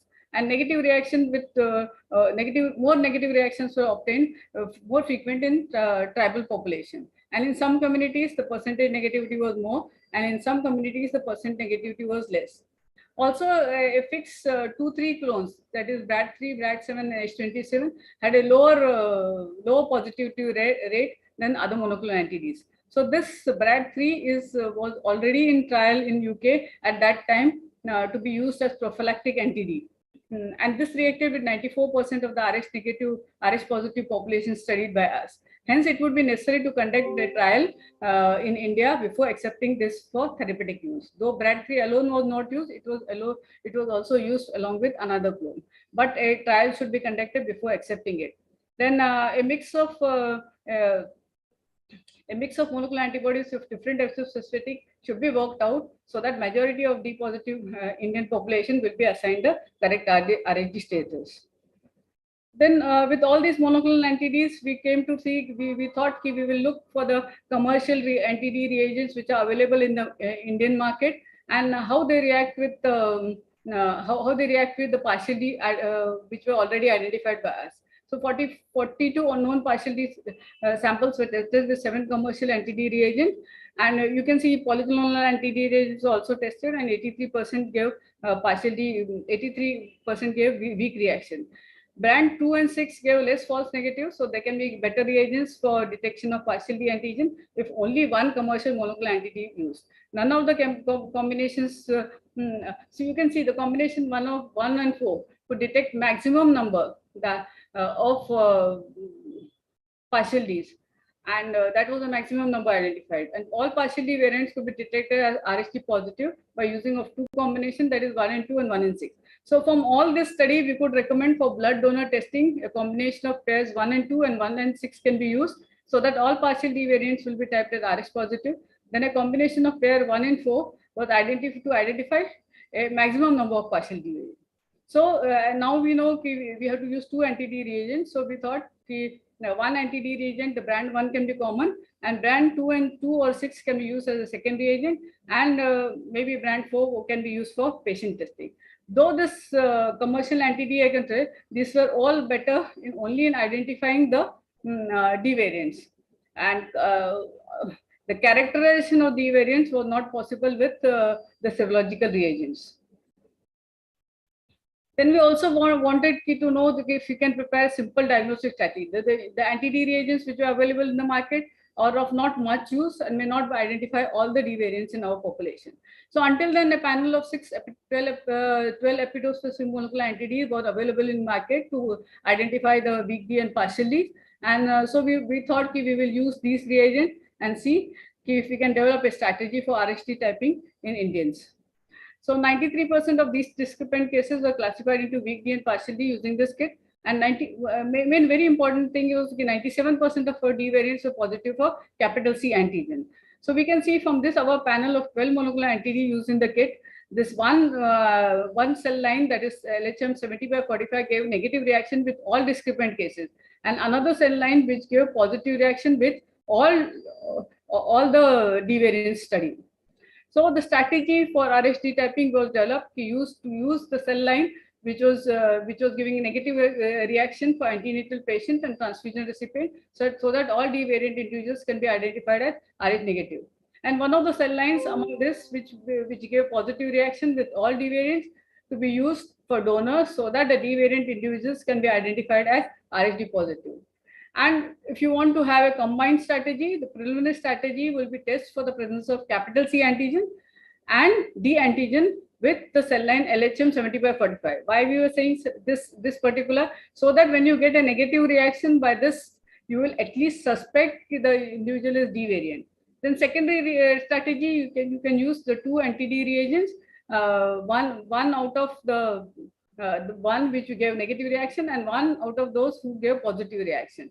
So that this preliminary strategy, at least you'll be able to identify most of the D variants, and then they can be sent to the reference center for further evaluation. So advanced partial D kit was a good indicator like that. But most of this kit we found these clones were not available in the market individually and as anti-D reagents. They were only made as clones. So the limitations of serology. The serology distinction, now anti-D reagents, at least you will be able to identify the D variants, but RHD variants which were very del phenotype, which are very weak D, they were not able to identify by serology and were mistyped by standard serological methods. So weak D also can be distinguished, but characterization requires molecular analysis. So serology to genomics, is it the time? Yes. Hemagglutination, though very simple, good test, cost effective, and in majority of the cases, it is still very valuable. But when it comes to RHD variants, identified as Rh negative or positive or D variant, and determining the molecular basis, I think is the time. Why is this? How can we solve this problem with serology and molecular going hand in hand? And what is required? Use of population-specific serological reagents. That is what we have done. Then mainly focus on D negative, C positive, because high number of weak Ds are in this category. And then mainly targeted molecular detection of clinically important population-specific Rh variants. So a database of RHD variants in Indian population has to be prepared, and to prepare a molecular assay which will be able to identify maximum number of D variants in our population. All this will save energy, time, and cut down on cost, and it will improve the decision making. To just briefly tell you the molecular basis of Rh system: RHD, the gene produces D antigen, RHC is CE antigen, and present on chromosome 1. So you can see there are 10 exons each with 417 amino acids with 6 extracellular loops. Then mechanism of RHD negative, most of the time it is due to the entire deletion of the RHD gene, also due to hybrid formation or pseudogene formation. Then here you can see that RHD differs from RHC in 30 to 35 amino acids, and C and C polymorphism is capital C and small c polymorphism due to 6 SNPs leading to 4 amino acid chain, and E polymorphism is due to a single nucleotide change. Then you can see the close proximity of the RHD and RHC gene and opposite orientation and 96% homology promotes the genetic exchange and produces clinically relevant RH variants. And here you can see the representative examples of different RH variants. Most of the time the partial Ds are present, the protein alteration is present on the extracellular surface and is mostly due to the missense of point mutations or gene conversions or rearrangements. Weak D are present intracellular and maybe mostly due to missense mutations. This is a general thing. I'm saying there are many partial to weak D which can occur otherwise. So possibility of weak D expression increases if weakly expressed expressed D antigen is in transposition. So common RHD variants, so weak D type 1, 2, 3 are present in 90% Caucasians, and weak D1 type 1 is most common in Caucasian. DNB and D6 type 3 are most common. Del are spliced mutations. The most common Del variant is in East Asians, and less common is in Caucasians. In East Asians, most of actually the incidence of D negativity in East Asians is less than 1%, and out of the 1% which are D negative, almost 33% are Del variants. So you can understand the characteristic and the ethnic variations in the variants in different populations. And as per research database, there are now more than 170 weak D, 118 partial D, and 45 Del alleles known. And this is for the just to show the general clinical implication, whether it's important, can make entity through transfusion of pregnancy. Partial D are of course clinically important. Weak D are not very much known. Some of the weak Ds are very clinically important and have produced entity, and some weak D are as well considered as D positive. Therefore, the identification of partial D and weak D is very important in any population. So this was our first paper where we serologically screened Indian population for the presence of partial D and classified them by multiplex PCR.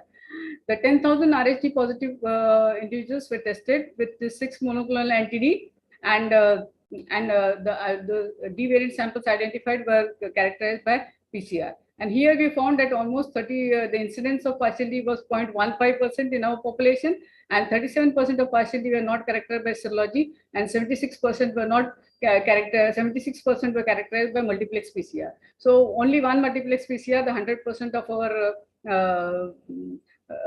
100% of our D variants were not characterized. So this was the first preliminary attempt to screen Indian population for D variants and then characterize them by multiplex PCR. And this was mostly for getting a population-based data. Then during the same time, we tried to have, because our RHD PCR assay was ready, we tried to screen the coronal wellness sample of some from antenatal women, especially from thalassemia women with between 9 to 12 weeks of gestation, and we performed RHD typing by PCR. And here, as you see, there was complete agreement in the results of RHD typing by corniculate tissue and cord blood testing after phenotyping. So this was just a study to know whether the RHD PCR is helpful in doing the RHD status early in the pregnancy in RH alumni women especially. Then RH diagnostic testing is mostly done by having the most probable genotype in Indian population, and the RHD diagnosticity is important in the father, so that we know he's heterozygous for the D antigen or homozygous for the D. And we found there was 18% discrepancy in the D zygosity between the serological most probable genotype and the molecular method. And in this 18% of these cases, the second most probable genotype was the actual genotype. Then identification of Del variants, as I said, we tested 900 samples. We tried to do absorption elution to detect Del variants. We also looked for 2 most common Del variants, which are common in East Asians and Caucasians. But to our thing, none of our RH negative samples were Del positive. So you can see there is a lot of ethnic differentiation question where I just now said almost East Asian 30% of D negativity is del variant, and we don't have a single del variant in our population. At least up till now, we have not reported. Then we came, as I said, though multiplex PCR we had used, we still didn't have a particular assay where all the weak D variants would be identified. So we had an Indo-French project, collaboration project from CEFIPRA, where we actually identified 223 D variant cases in Indian population. It was a Herculean task to identify so many D variant cases. And then we tried to test them for weak D type 1, 2, and 3. Because this was the common D variant identified in Caucasian population, and we found none of our samples showed these D variants. And then we tried to do full sequencing of the full RHD gene, and only a few single nucleotide polymorphisms were identified. So this all suggested there was some other molecular mechanism which was involved in our D variant. Then we went for the quantitative multiplex polymerase chain reaction of short flood, that is called as QMPSA for RHD and RHC gene, and this actually identifies the copy number variations of the exons, and because most of the things are due to the element. And when we performed this test, we found that most of our D variant samples show duplication of exon 3. This was there. The duplication of exon 3, and to identify the breakpoint of this duplication, a series of PCR amplification and QMPSA primers were carried out, and there we found a 12 kb fragment which was duplicated, and this was a novel weak D variant which was identified by us due to duplication of exon 3, and this was later labeled as weak D type 150, and in this breakpoint, we understood that a 12 kb fragment is actually inserted. The further molecular and functional analysis showed that as a result, the expression there was an expression of several transcripts, including a wild type project, and thus showing the weaker expression. So as you can see in this graph, there was four different products leaded plus a wild type product. So the amount of wild type product which was detected was in small amount. So from this functional study, the important observation is an additional exon 3 is located between the exon 2 and 4 in the same orientation. Although splicing severely altered the production of wild type transcript, a wild type RHD protein will be generated at a low level, which is in agreement with the expression in VD phenotype. Two additional subproducts with deletion of 4 base pairs were also found, but they're suggesting the processing of transcript is severely altered by the variation, and duplication involving several kilobases of RH gene had not been reported before. So this was the first time this novel mechanism as well as the novel weak D variant was identified, and this was identified the first time in the Indian population. And duplications are much more complicated to identify and to characterize than the quantitative analysis method. We also perform flow cytometry analysis for exon 3 to know in this duplication exon how much antigenic sites are present, and the mean antigenic sites were between 1,276 to 6,000. This is not as low in weak D, plus in partial D it was a bit higher. So and these particular samples, there were also absence of some epitopes. So we could say that this may be called something called as a weak partial D.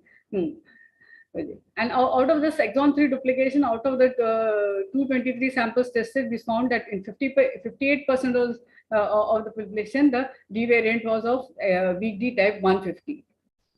These are the other novel variants identified. That commercially available platforms would be insufficient to genotype the most common variation detected in our system, because they are very different from the all other population. For this problem, Indian specific RHG genotyping assay was developed by us, and specially to identify the weak D variants in the Indian population. And this genotyping assay has been now commonly routinely used in our laboratory, and the patent has been filed in Europe. Then another main aim was to find basis. We wanted to actually know the molecular basis of D negativity in Indians.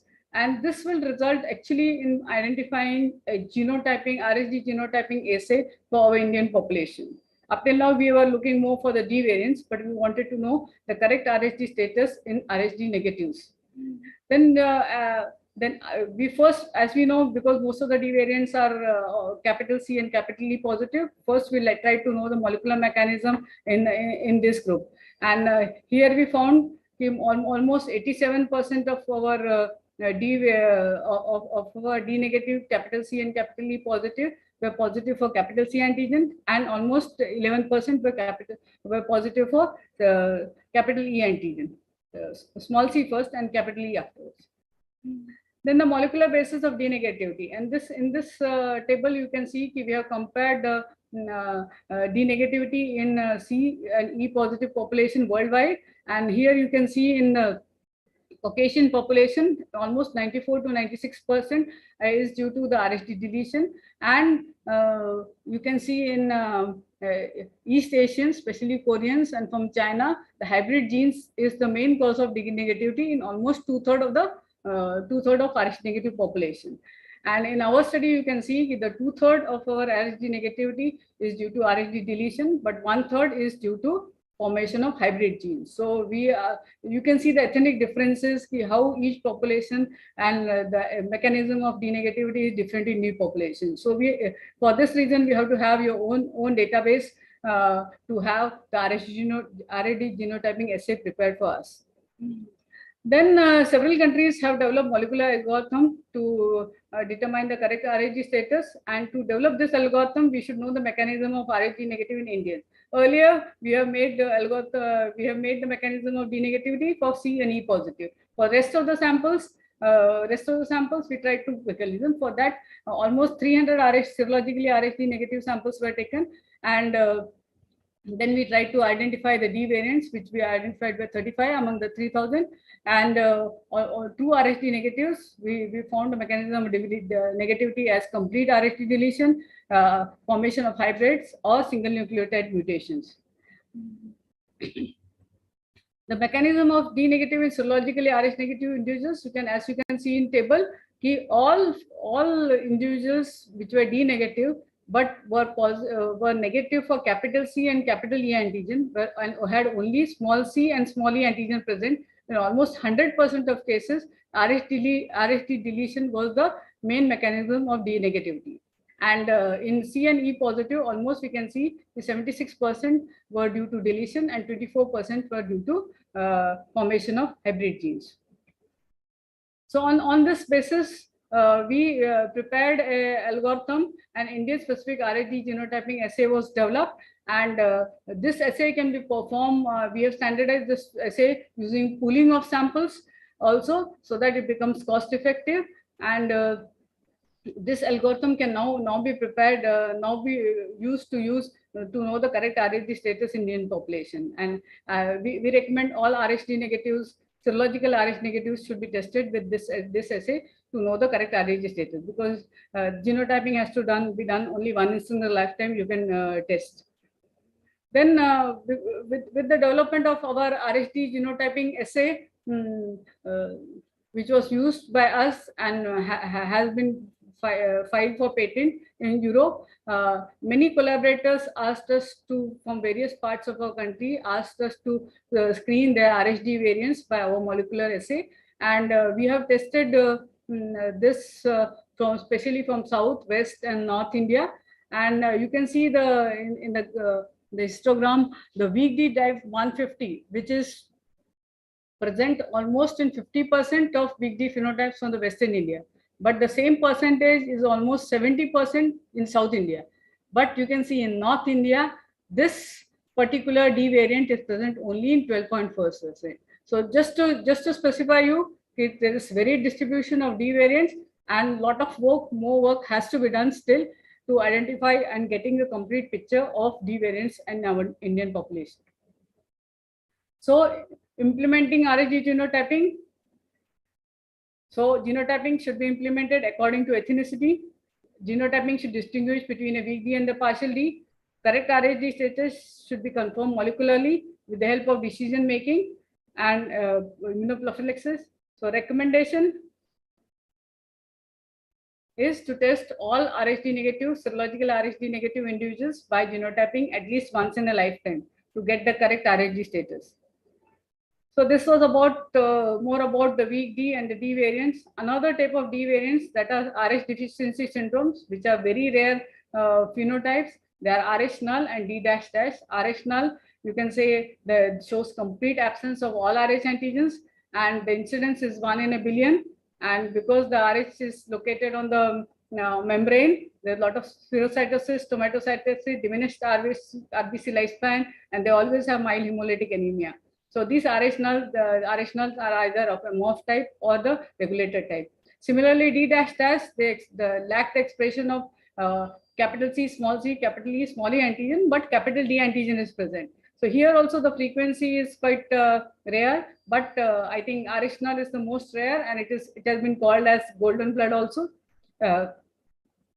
And these all antibodies, because whenever they are transfused or through pregnancies, most of them they produce multiple antibodies, and they're strongly linked to consanguinity. So we had a first report of Rh null in Indian population, and also knowing the molecular mechanism. And here you can see in one family the Rh null was due to the absence of Rh-AG gene, because Rh-AG gene is the regulator gene. Though the Rh-D and Rh-CE gene were present, the Rh-AG regulator gene was absent, and this led to the formation of Rh null phenotype. We also did flow cytometric analysis to show the absence of all Rh antigens. Then in another family, the whole RHD gene was deleted, but there was a splice site variant in the exon 5 of the Rh-CE gene, though the Rh-AG was present. So all this resulted in no expression of the D antigen as well as the CE antigen. And this was null. This was the Rh null of morph type. So we have got two different Rh null. And the family studies were performed, I think, in more than 40 family members in this two. I think one we had 45 members, and another we had only 6 family members which were studied, but none of the family members were of Rh null phenotype. Then there's the D dash dash. To know the molecular basis of D dash dash phenotype of the Indian origin, we wanted to know. So these were all the 10 cases with history of consecutive pregnancy loss and anemia were referred to our institute for antibody identification. And when we tested with CCE antigens, we found all the CCE antigens were absent and the D antigen was only present. And then we performed extensive absorption elution and to detect the presence of CCE antigen. Then flow cytometric techniques were also performed to show the absence of capital C, capital E, small e antigens, and multiple antibodies were identified. Then the DNA extraction, then we did molecular analysis, and in this molecular analysis we found they were due to most of the D dash dash were formed due to gene conversion events between the RHD and the Rh-CE gene. So you can see the molecular mechanism. The most common molecular mechanism was the Rh-CE D329 and Rh-CE. So this was the gene conversion movement, and most of this were 11 individuals out of 14 were of this type.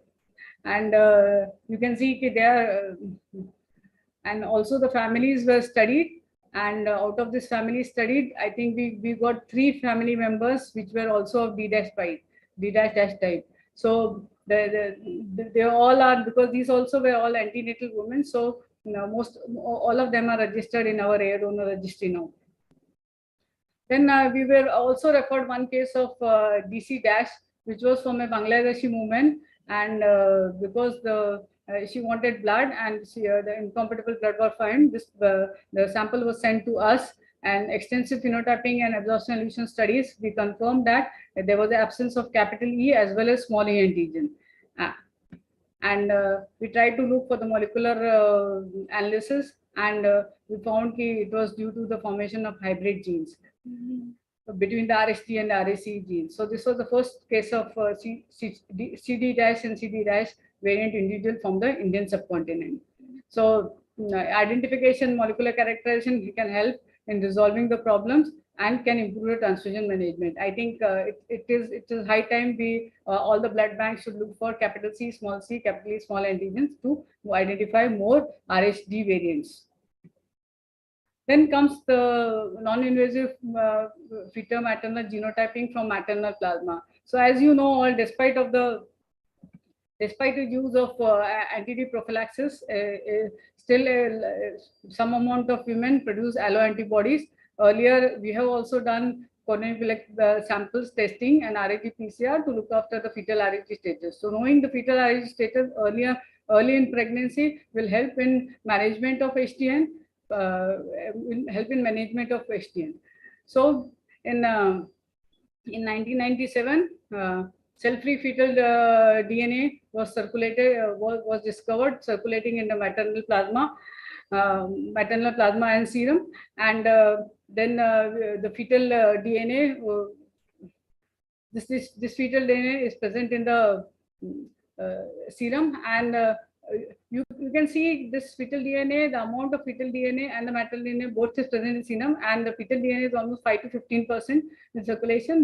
This is a fragmented DNA, and reliable detection can be there into 10 to 12 weeks, and the fetal DNA concentration increases with gestational age, and it gets cleared in the, but the best thing is it gets cleared into the maternal circulation 2 hours after the delivery. So RHD genotyping using real-time PCR was standardized by us using cell-free fetal DNA, and this would benefit the Rh negative non-immunized women with targeted prophylaxis in the view that 21% of the women whose baby is Rh negative need not be given antenatal prophylaxis. And in Rh negative alloimmunized women, from the point of if the RHD fetus, if she is carrying RHD fetus, early intensive management need not be there. So this was the algorithm which was prepared by us for non-invasive fetal RHD typing, and this included 3 different RHD exons, plus it included a fetal marker and SRY gene. So we can say that this was a tedious task because the amount of fetal DNA in maternal circulation is very small. And this we compared with the blood group serology report, and there was complete correlation. And in 14 samples were inconclusive. Out of this inconclusive sample, the number was reduced after doing the maternal and fetal genotyping. And in the samples which are showing conclusive results, there was 100% sensitivity, specificity, and 100% diagnostic accuracy. So this method was developed, robust and reliable, and may be used as a diagnostic test in the future.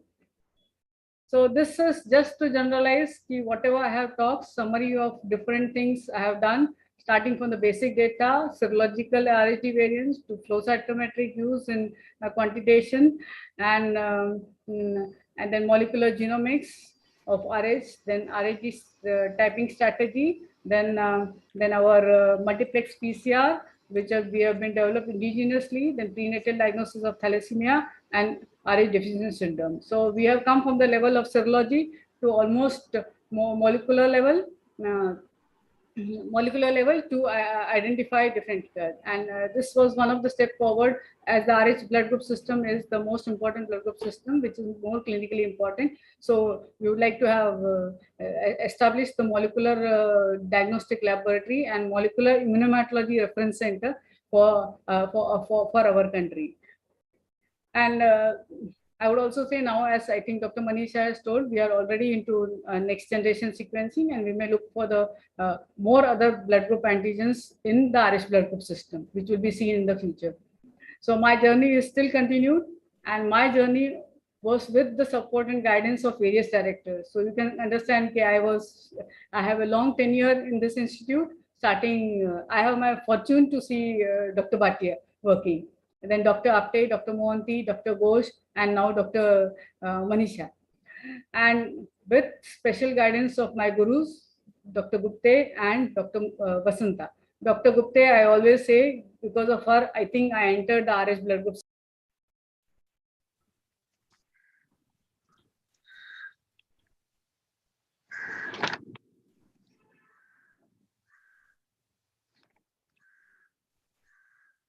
Excuse me, you cannot hear?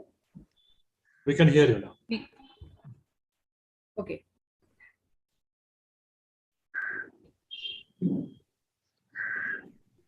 This is my department, which has been my backbone. My students, I have no words to say for them. Because of them, I think I have completed all this work. At least in last 1 decade, I think they have been my extreme support system. So I thank them all for all the work they have done. And they all are very good students, I can say. Then I have to be thankful to my institute. I think because I was in the institute, I have met all of them. Then my collaborators, my French collaborators, as well as I visited the Australian Red Cross. They're my collaborator, where I got at least some lessons on non-invasive fetal RHD typing.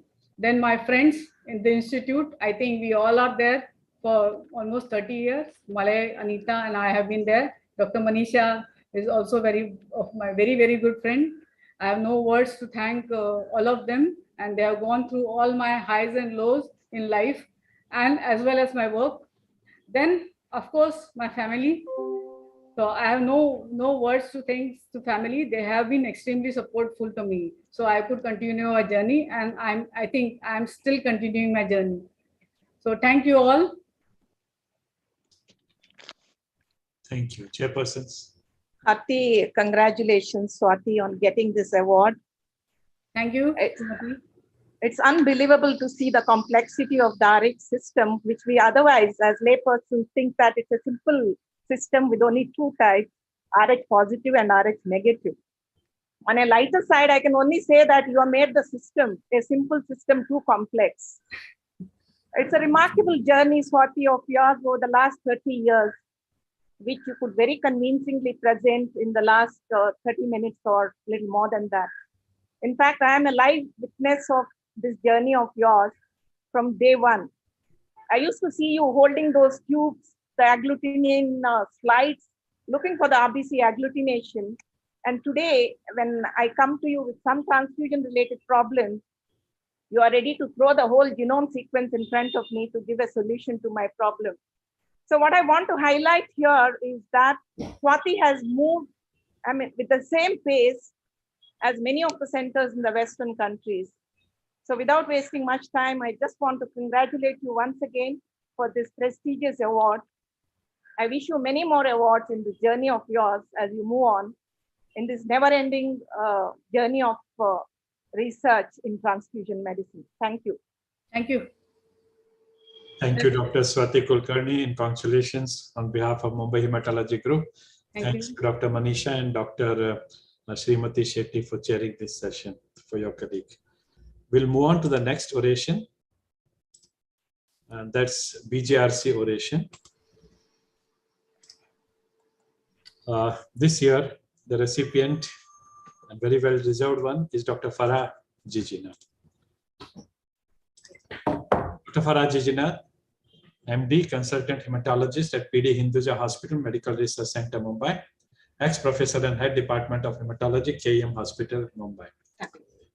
She will be giving her oration on the subject of venetus from our spectrum of bleeding disorders.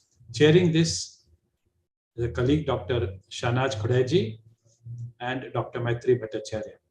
Dr. Shahnaz Khodeji is consultant hematology and transfusion medicine, PD Hinduja National Hospital, Medical Research Center, Mumbai. She is at present president of Indian Society of Hematology and Blood Transfusion. Dr. Maitri Bhattacharya is director, Institute of Hematology and Transfusion Medicine, Medical College, Kolkata, and she is at present honorary secretary of the Indian Society of Hematology and Blood Transfusion. Over to both the chairpersons. Good morning, everyone. Has Maitri joined? Not yet. Can we go? You go ahead. Shall we go ahead? Please. So I think when we have these orations, we also have to remember the people who instituted these orations. So before beginning and before introducing Dr. Farah Jijina, I would just like to say a few words about the BGRC oration, which was instituted by Dr. H.M. Bhatia, who is remembered as a humble scientist who discovered the Bombay phenotype. He joined ICMR and was posted in Indian Cancer Research Center as a research officer. And then in 1947, the BGRC was established in KEM Hospital under ICMR, and Dr. Bhatia was appointed as its officer in charge. Then after that, in 1961, he got a prestigious NIH fellowship to Boston under none less than Professor William Boyd. After doing all his research there in the USA, he refused to settle down there in spite of so many good offers and returned to India in 1967 to give us the benefit of his knowledge. And in 1970, WHO recognized BGRC as a national reference laboratory, and Dr. Bhatia was nominated on the International Committee on Standardization in Hematology for blood collection and blood containers, which was very huge in those days. Then in 1982, ICMR was rechristened BGRC was rechristened as IIH or the Institute of Immunohematology, and Dr. Bhatia became its first director. The training courses conducted in BGRC and IIH since 1968 have helped medical officers and blood bank technicians to develop blood banks in India. So this is the importance of the man and the place that he worked in. Thus, he significantly contributed to the development of blood bank services in India. And in 1986, he was appointed as a member of the committee formed to prepare national state standard guidelines for blood banks in India. He was a great teacher, a great scientist, and a very down-to-earth and humble human being who contributed hugely in the field of transfusion medicine. So having said that, we thank him for instituting this award. And now I go on to introduce my colleague and a very dear friend, Dr. Farah Jijina. So Dr. Jijina is presently consultant hematologist and hemato-oncologist at the PT Hinduja Hospital, Mumbai. And she's also honorary professor at the J.C. Patel Department of Hematology at KEM Hospital. Dr. Jijina received her training or her postdoctoral fellowship in hematology from CMC Vellore in 1992, after which she went on to become associate professor and then professor and head of the department of hematology at KEM Hospital. And she was professor and head for a good 10 years. She's also a postgraduate teacher for DM hematology and an examiner for about 20 years. She is member of the super specialty board of studies of MUHS Maharashtra University. She has been the vice president of the Mumbai Hematology Group and also held various other positions in the Mumbai Hematology Group. She was also the honorary secretary and an executive member of the Mumbai Hematology Group. She was associate editor of our Indian Journal of Hematology and Blood Transfusion. Her main areas of interest are bleeding disorders with emphasis on hemophilia. She has been giving various presentations and has plenty of publications in national and international journals. She has previously been awarded the J.G. Parikh Oration from the MHG and also the J.G. Parikh Oration from the Indian Society of Hematology and Blood Transfusion in 2016, Jaipur. And with these words of introduction, I now invite Dr. Farah Jijina to give her oration. Welcome, Farah. Thank you, Dr. Shanaz. And I would like to thank the Mumbai Hematology Group as well as Dr. Agarwal for awarding me this very prestigious BGRC oration for the year 2022.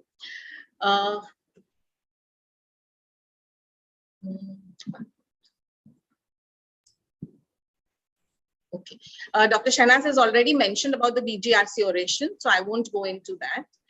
And actually, my journey in hematology started exactly 30 years ago, literally in 1992, when Dr. B.C. Mehta retired from KEM Hospital. Dr. Tilve, the then head of medicine, requested Dr. Pathare and myself to take over the department and take it forward. And as part of this, I was sent to CMC Vellore and trained under none other than Dr. Maman Chandi, which is really a huge privilege, as all of us know him to be one of the doyens of hematology in India. On coming back, Dr. Deepika Mohanty was then director of the National Institute of Immunohematology, and she was very interested in forming a partnership with us. So we were the sort of clinical branch and they were the laboratory branch. And with tremendous help from their laboratories, we took the department forward. We started a DM course in hematology, and subsequently this was carried on by Dr. Ghosh and now even Dr. Manisha, who continues to be very much a part of our department. Now, in medicine, everything changes. I mean, every few weeks there are new interventions and new innovations, and hematology is, of course, very much at the forefront. The journey 30 years ago and compared to now, there have been so many changes in hematology, and we all need to keep up with them through various CMEs and all the latest advances. And for this, another teacher par excellence, Dr. M.B. Agarwal, has really contributed to all our journeys in hematology. He has been calling the best of faculty from the world, and we sit here in Mumbai and learn from them. So another teacher who has sort of influenced my journey, that's him. And of course, now the department is very well ably and carried on by Dr. Chandrakala. The backbone, of course, is always the residents, the various departments with whom we work, and other colleagues and teachers. So my topic today is vignettes from our various bleeding disorders. And today in 2022, we have more than 1,200 patients registered at our center of various bleeding disorders.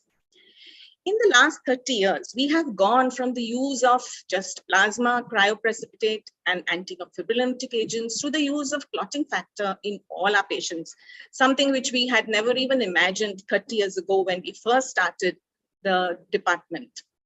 We've gone from emergency surgeries to joint replacement surgeries, from doing just 10 to 12 surgeries to more than 30, 35 surgeries in a year. We've been using the short-acting clotting factors, but we now even have the privilege of having used the long-acting clotting factors. All these years, we were giving just episodic therapy, but in the last 5 years, we've moved to prophylactic therapy, another huge advance and very gratifying advance for the department and for the patients. And again, from the care at the clinic to home therapy.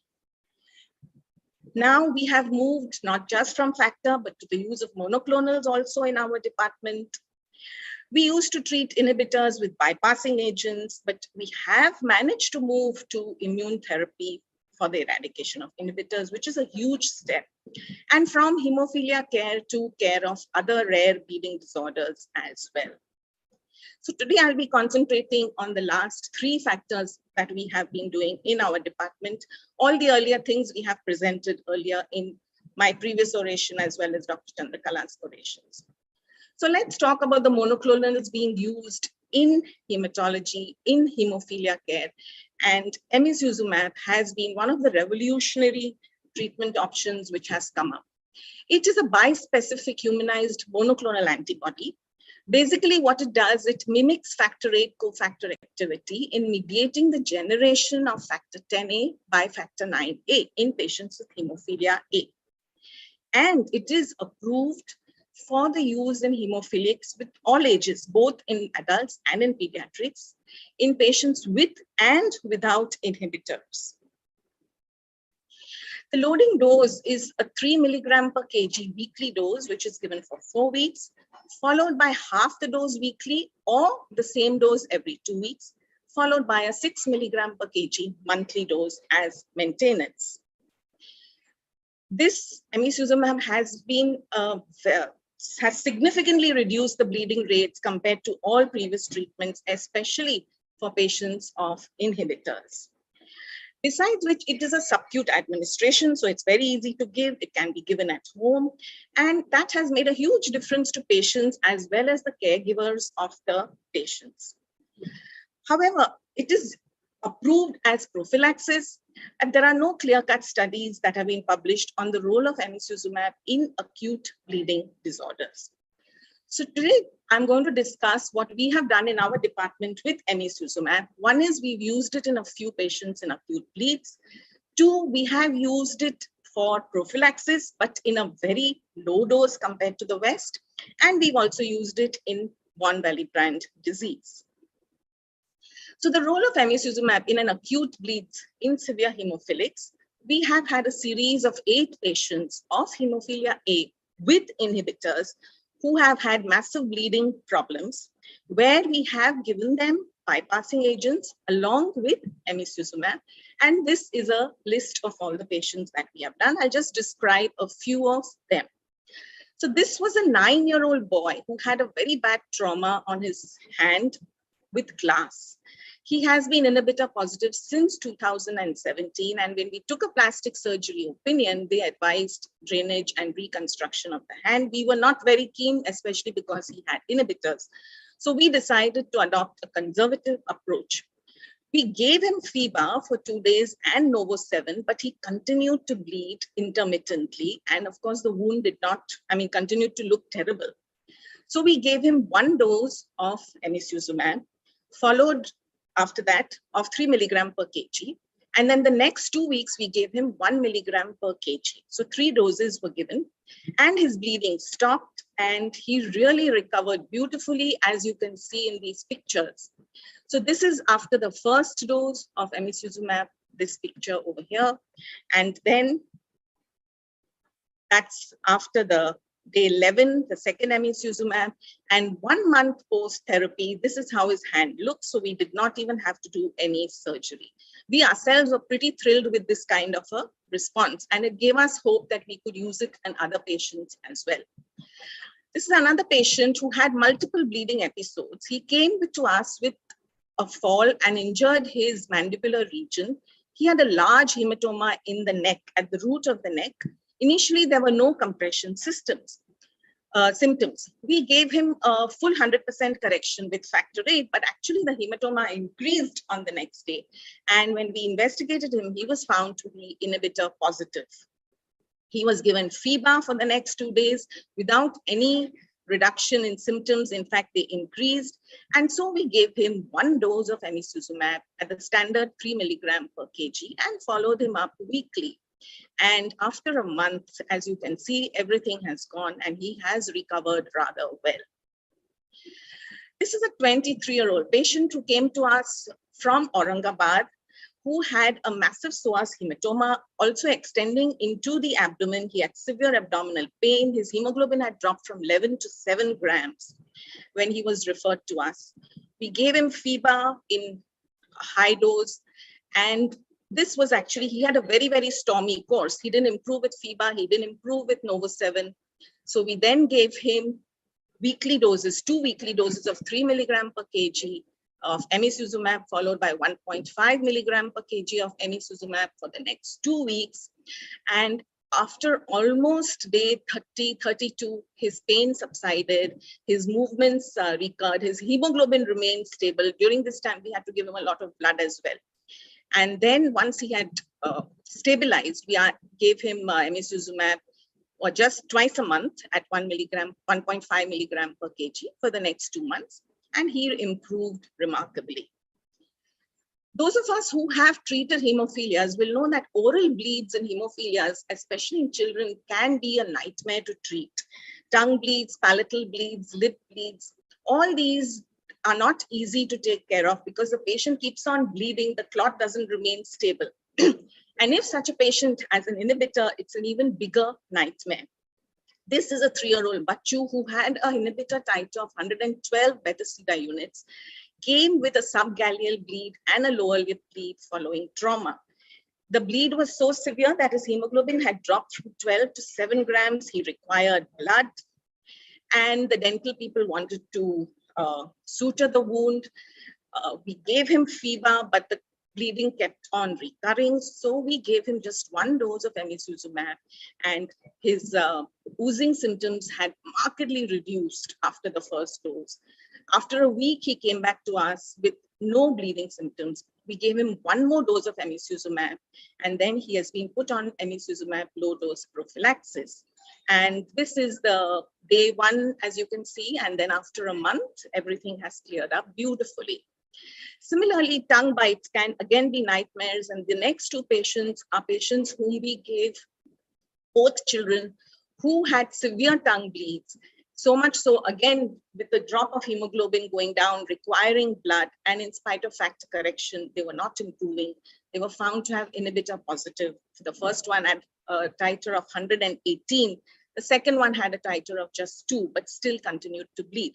Both these patients were given a dose of emicizumab, 3 milligram per kg, single dose, and remarkably improved. So again, this is a patient where we have used emicizumab for a very bad pseudotumor of the mandible, and which has improved over the next 6 months.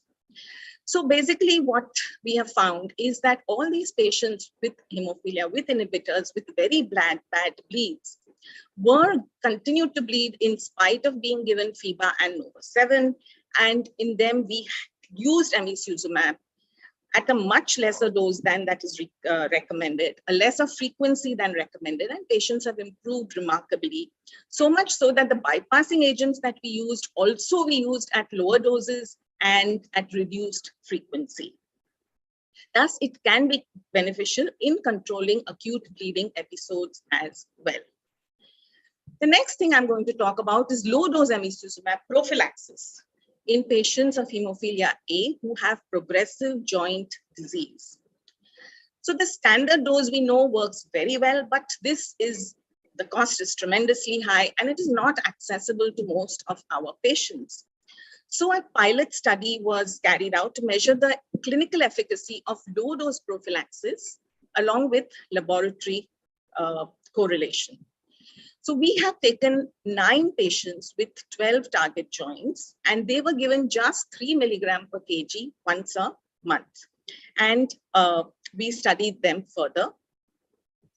So like I said, the standard dose is from week 1 to week 4, 3 milligram per kg once a week, and then it's 1.5 milligram per kg once a week, followed by every 2 weeks, and then 6 milligram per kg every month. The only thing we did was we gave 3 milligram per kg once a month subcutaneous. And what we found, of course, is that the number of bleeds markedly reduced. After treatment, the bleeds had gone down to 0. And we studied the clotting profile of these patients. And what we found was that the clotting profile was very, very similar to patients who have a moderate or a mild hemophilia. So basically, we're just converting these patients from a severe hemophilia to a moderate and mild hemophilia. Even cost-wise, the prophylaxis is actually much more economical than using factor VIII prophylaxis or even recombinant factor VIII prophylaxis, especially with the low dose.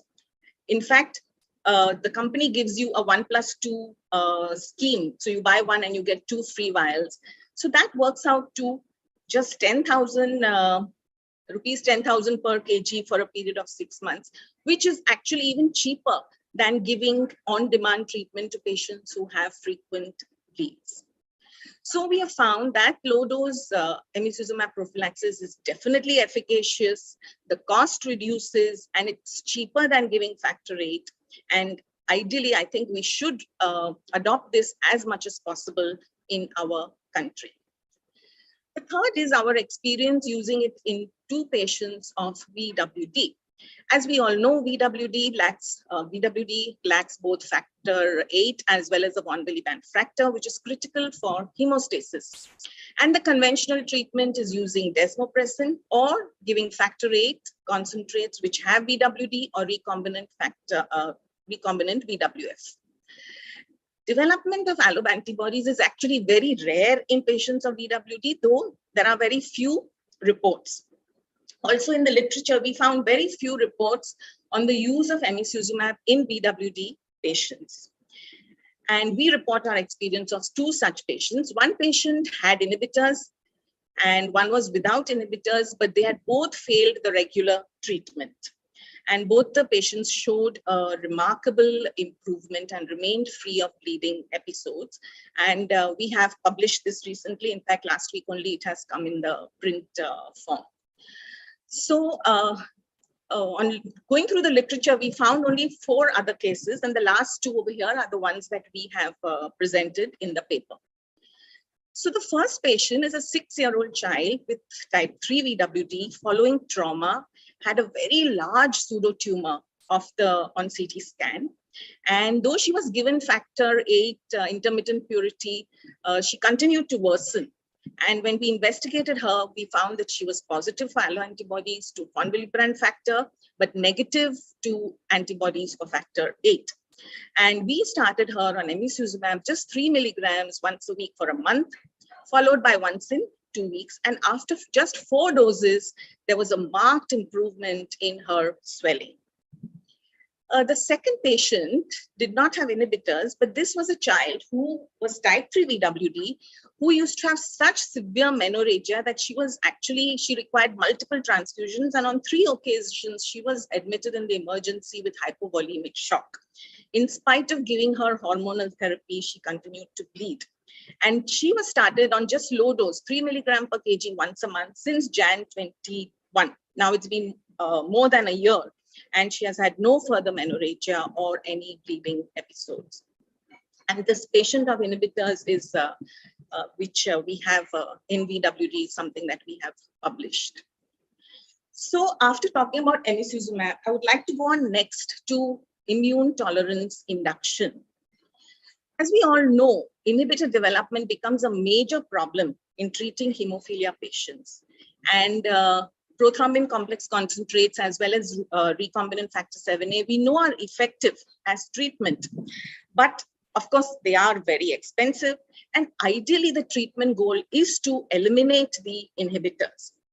So for the last so many decades in the West, immune tolerance induction is the standard of care for eradication of inhibitors in these patients, where there is a frequent and regular exposure to factor 8 concentrates are given to the patients over a course of many months or years to induce tolerance.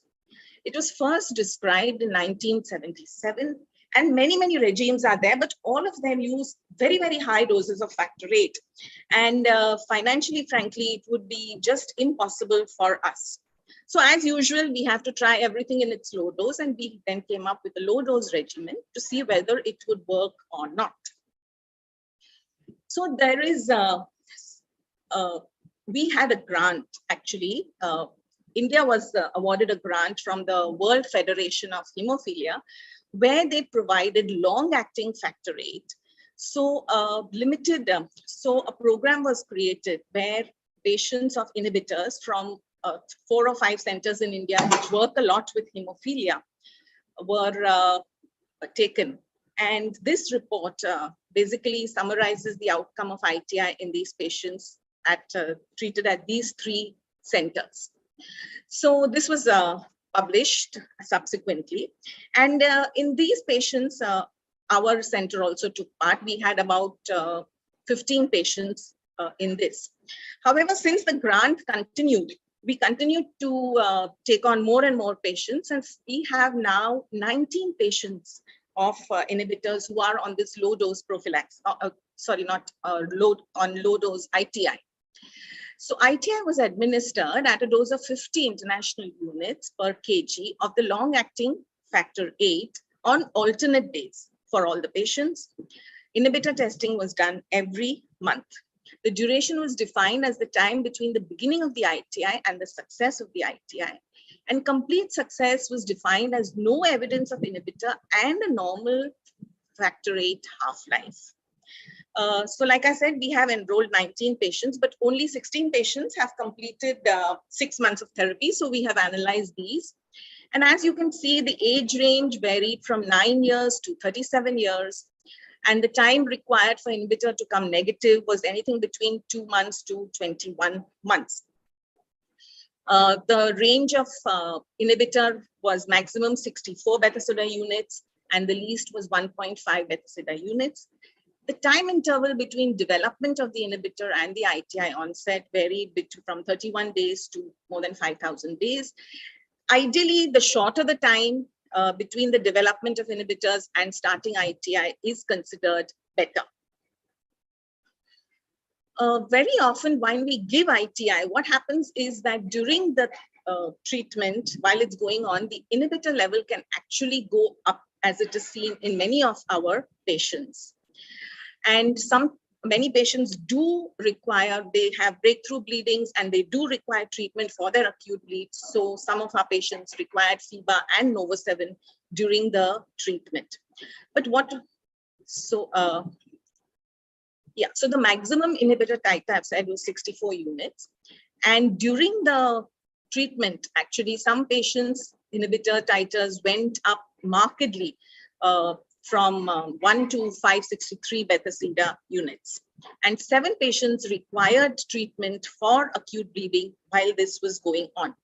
But the annual bleeding rate during the ITI was markedly reduced. And the most important is, out of these 16 patients, 10 of our patients have had complete response. They are inhibitor negative, the factor VIII recovery is normal, and they have a factor VIII recovery, half-life is normal. So this is extremely gratifying. This is just to show that while you're giving the immune tolerance, how the beta-sida units can go up and fluctuate for some time before it becomes negative. This graph shows only on 5 of our patients. So we know that ITI is expected to be successful in about 70% of patients. And therefore, it was very gratifying to see that with the low dose ITI, 66% of our patients were inhibitor negative within 1 year. Also, even the ones who did not respond completely showed a low median annualized bleeding rate while the ITI is going on. And that's what we can say is definitely, even in a developing country like ours, it is possible to give a low dose ITI and be successful at it. So now we come to some of our experiences of rare bleeding disorders. And this is a paper we published of a case series on patients with afibrinogenemia, which we know is a rare condition, autosomal recessive inheritance, and the bleeding manifestations can vary from mild to severe. Usually these people have umbilical cord bleeding is a very common manifestation. Paradoxically, patients of afibrinogenemia can have arterial and venous thrombosis, though it is rare. So we report 7 cases of afibrinogenemia, which had some with rare clinical manifestations, and all patients were female patients, which we have published in 2018. So this first patient was 1.5 years, and she came with severe bleeding following venipuncture site, and she had a history of bleeding from the umbilical cord as well. Found to have her fibrinogen levels were not detected at all. Our second patient was rather unusual. She had symptoms from the age of 10, various bleeding symptoms, mucosal bleeds from the age of 1 year, and was diagnosed to have afibrinogenemia. But when she was 10 years old, she came to us with severe pain in her thigh. And there was no swelling, nothing. And initially we were flummoxed, but the MRI of her thigh revealed that she had an intramedullary bleed in the femur, which is very rare. And she was treated with cryoprecipitate, and again after a year she came with similar complaints, and again she was found to have another bleed, again in the same region of her femur. The next patient was a 14-year-old lady, a young girl who used to have puberty menorrhagia, and she kept coming to us each time and with menorrhagia very, very frequently, and had to be given episodic treatment every time she came. This patient was a 20-year-old patient who used to be symptomatic almost from the age of 2 years. She was diagnosed much earlier. But when she was 20, she came with a hemorrhagic ovarian cyst and a hemoperitoneum, which was managed conservatively and with cryoprecipitate, and she subsequently went home. 10 years later, surprisingly, when she was 32, she came to us with a splenomegaly and abdominal distension. And when we investigated her, she had portal and venous and splenic venous thrombosis. We did her thrombophilic workup, which was negative. And we did her genetic studies, which showed a missense mutation in the FGB gene. Our next patient, she came to us at 8 weeks of pregnancy with a missed abortion. She gave a history of 7 first trimester abortions as well. Her fibrinogen levels were undetectable. We worked her up for both acquired and inherited thrombophilia, but she only had an MTHFR heterozygous mutation, and her genetic study showed a deletion in the FGB gene. This patient, 11 years old, came with a thigh hematoma with severe pain and swelling in the thigh. We treated her with cryo, but she continued to worsen. And when we investigated her, we found that she was positive for inhibitors, which is rather rare. She continued to worsen. She developed pulmonary hemorrhages. She developed a severe GI bleed, and she unfortunately died. We lost this patient. And her genetic studies showed a deletion in the FGA gene. This last patient was 10 months actually, and was posted for a surgery for brain abscess actually, found to have deranged coagulation, and was then referred to us, and we diagnosed the child as having afibrinogenemia. So this is the patient showing in the left thigh, showing the intramedullary bleed in the femur and also intramedullary cysts in the femur. So as we have seen from our patients, we can have varied clinical manifestations and some rare manifestations also. In fact, one patient also had inhibitors. All of them were managed with cryoprecipitate for acute bleeding episodes. Next, I'll talk a little bit about the obstetric management in various bleeding disorders. So women who have bleeding disorders, they face a lot of challenges during their various stages of pregnancy. And even patients who are carriers may sometimes have abnormally low factor levels and can be at risk.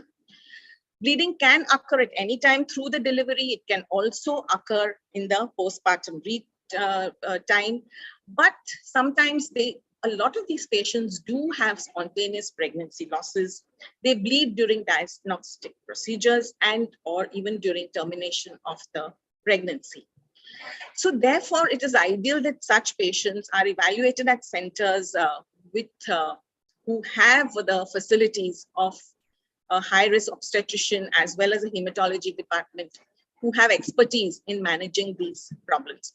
The mode of delivery is always to be guided by obstetric indications, and in fact, as far as possible, we do prefer to go in for a normal vaginal delivery. Even patients with rare bleeding disorders such as factor 11 deficiency, fibrinogen deficiency, factor 13 deficiency, all of them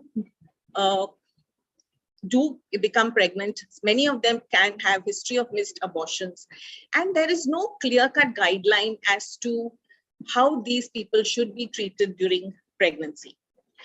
It's not just the factors, but even platelet functional disorders like Glanzmann's thrombocythemia. These patients also have a risk of hemorrhage, especially at the time of delivery. The other problem with Glanzmann's patients is that they may be alloimmunized to HLA because of prior transfusions or because of pregnancy, and they can be refractory to platelet transfusions. Ideally, of course, we should have HLA antibodies checked and the availability of HLA matched platelets for these patients, but we don't really have this facility easily available to us. The patients can also develop antibodies against the glycoprotein 1b9 or glycoprotein 2b3a. So we have a series of managing 9 patients with some rare bleeding disorders.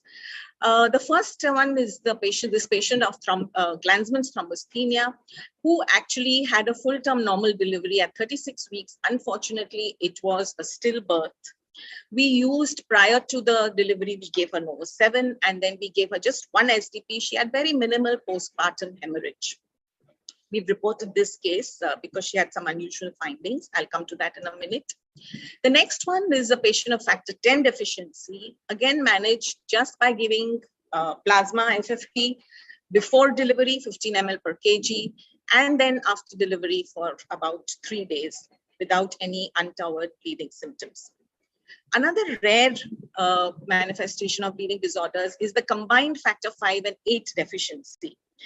We have about 10 to 12 of these patients in our department who follow up regularly with us. And this was a patient who again became pregnant and delivered normally at 36 weeks. We gave her both factor 8 as well as plasma. And we continued to give it to her for even 3 days after the delivery. So totally we used only about 12,000 units of factor 8 on her. Again, with not much bleeding problems. So this patient of Glanzmann actually had anti-GP2B3A antibodies and HPA incompatibility, which probably resulted in a stillbirth, and that is what we have reported. Then we have two patients, female patients with hemophilia. I know hemophilia is rare in a female patient, but you can get it. The first was the severe hemophilia A. Her factor levels were less than 1%. The mutational analysis showed a heterozygous, gave her 100% factor prior to delivery and continued to give her half the dose for the next 4 days. She had some amount of bleeding on the first day after the delivery, but then she settled down. The other patient, again, a factor 9 deficiency with severe hemophilia B, factor 9 less than 1%, who had a homozygous mutation. We had to take her up for an MTP at 16 weeks of pregnancy because she had an Epstein anomaly with oligohydramnios. Again, pre-delivery, we gave 100% correction. And then we just gave her 2 more doses after 24 hours and she was okay. We didn't really need to give her any more factor. Patients of von Willebrand disease. Again, this is another problem because we know that during pregnancy, factor 8 and von Willebrand factor actually increase throughout pregnancy and increase even more during the 3rd trimester. So a patient of factor of von Willebrand disease type 1 or 2 will not really require much of prophylactic administration prior to delivery. But immediately after delivery, their levels can fall very drastically. So they are also at risk for postpartum hemorrhage and late bleeding, which is something one has to be on the lookout for. Type 3 VWD, of course, will have low levels throughout their pregnancy, and they would need more factor. And if they show any bleeding symptoms during the pregnancy also, we may have to replace. So ideally, we should keep the factor levels at least above 50% for these patients.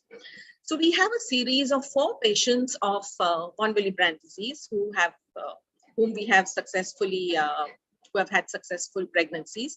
The first was a type 2 von Willebrand disease. She delivered a normal child at 36 weeks. We gave 100% factor correction before the delivery, and for the next 2 days only she required factor. She didn't really require much. The next patient was next 3 patients are type 3 von Willebrand disease. The first one delivered normally, gave her intermediate purity factor, 100% correction before and half the correction for the next 3 days. The 8th patient, again, she had a normal delivery. However, this patient,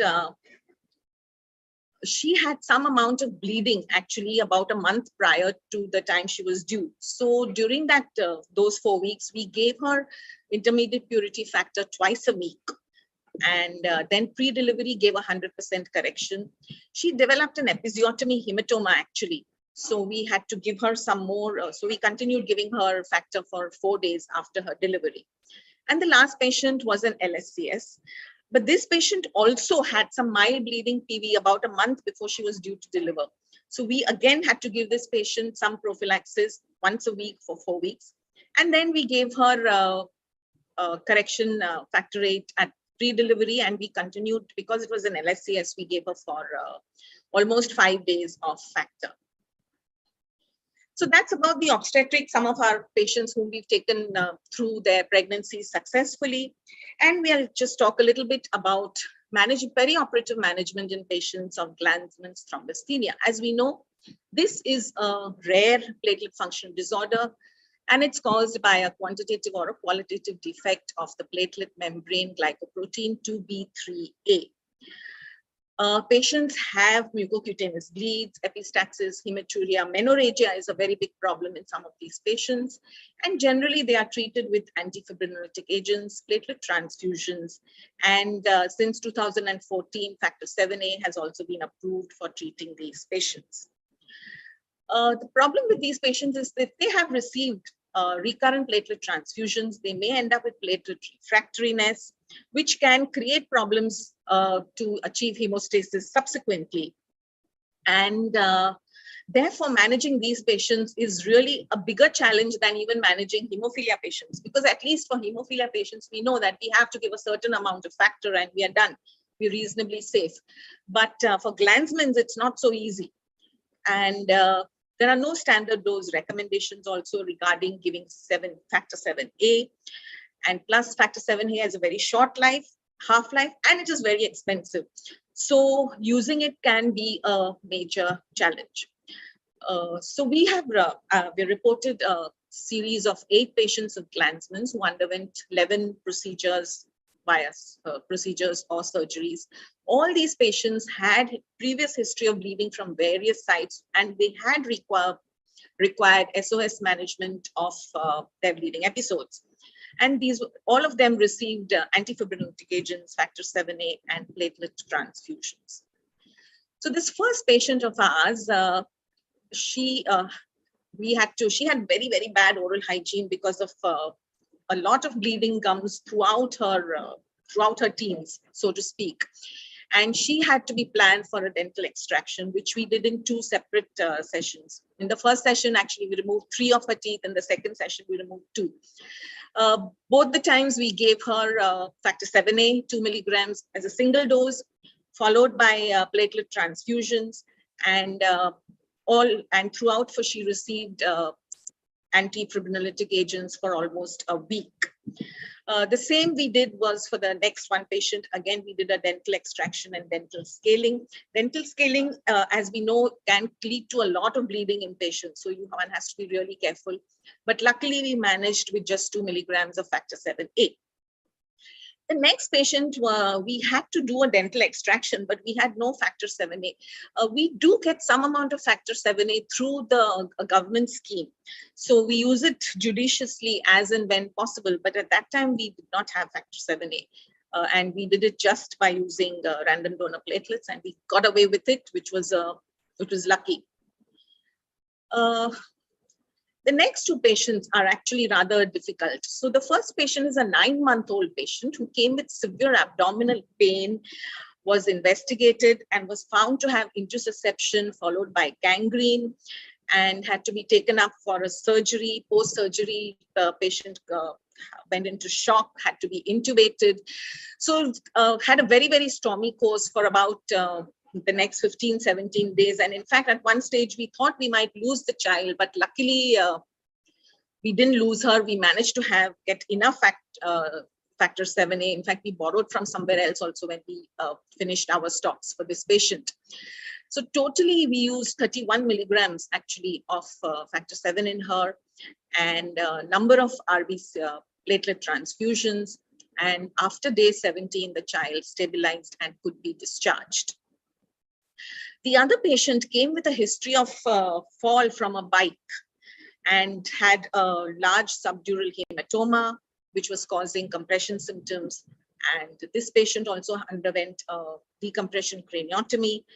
Again, we had to use quite a lot of factor 7A, 36 milligrams, which is pretty huge for using factor 7. We had to give them platelet transfusions and again antifibrinolytic agents, but luckily we managed to salvage both these patients. So in the last 30 years, like I said, we have moved a lot. In fact, when we first started, I thought we would, even to use factor in all our patients was like a dream. So to think that from using factor, we are actually using monoclonals, and for inhibitors that we are able to give ITI. ITI was like just a dream, just something in the textbooks. In fact, I remember even when we used to teach the students initially, I used to just tell them, just forget about it. It's too expensive for us. Just you should know that something like this exists.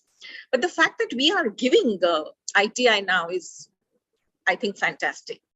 And of course, we are able to now treat so many more other rare bleeding disorders as well.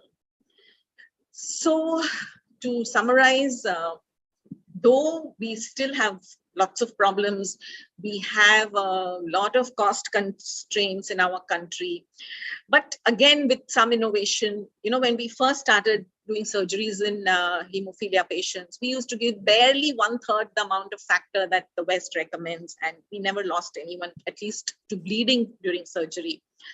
So we can continue to innovate we can forge our own path. We can use lower doses and see how well they work. We have seen that invariably, even using lower doses works very, very well.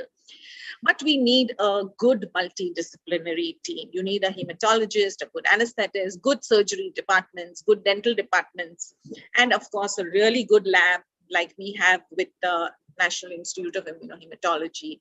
And all of us need to work in harmony and in coordination so that the patients receive the best possible treatment with the least possible complications and with limited resources.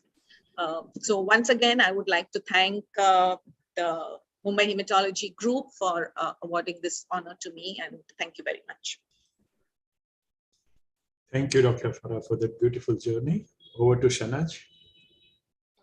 Thank you, Dr. Farah, for that wonderful talk and taking us through your journey of treating rare and complicated bleeding disorders with newer and more innovative therapies. And it has opened our eyes to all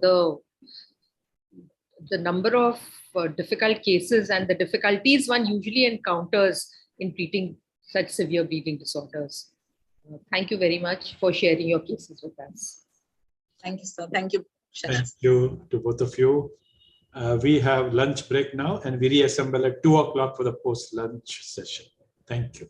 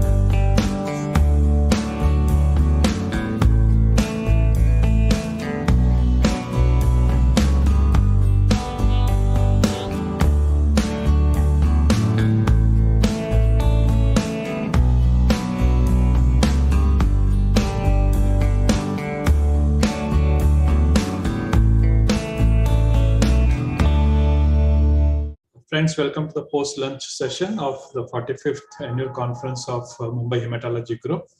We begin with the oral paper presentation, and in this session we have 12 papers to be presented. The first one this afternoon is transplant-related acute complications in pediatric leukemias by Dr. Polami Das, Senior Fellow, PHO, MCGM, Comprehensive Thalassemia Care, Pediatric Hemato-Oncology, BMT Center, Borivali, Mumbai, and those are the co-authors. Over to Dr. Polami Das.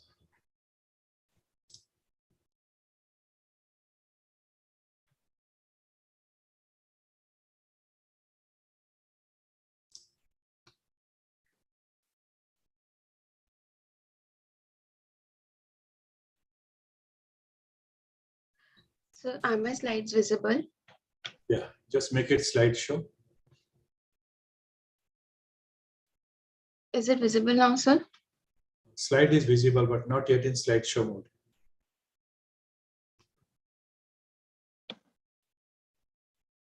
Just a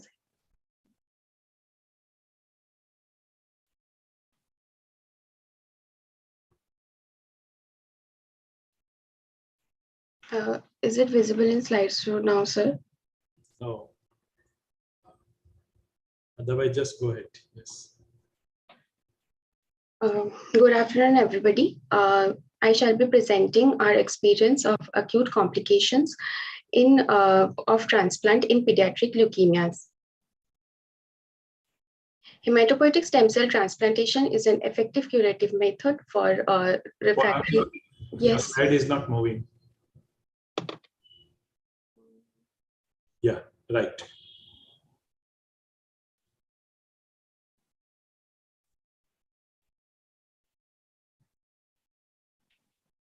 Go to the next slide. Is it visible now, sir? Visible, but go to the next slide. Is it moving?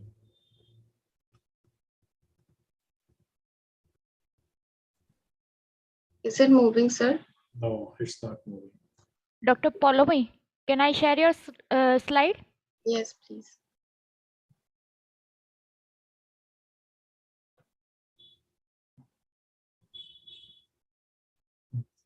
Now you can go ahead. I'll start over. Good afternoon, everybody. I shall be presenting today our experience of acute complications in transplants in pediatric leukemias. Next slide, please.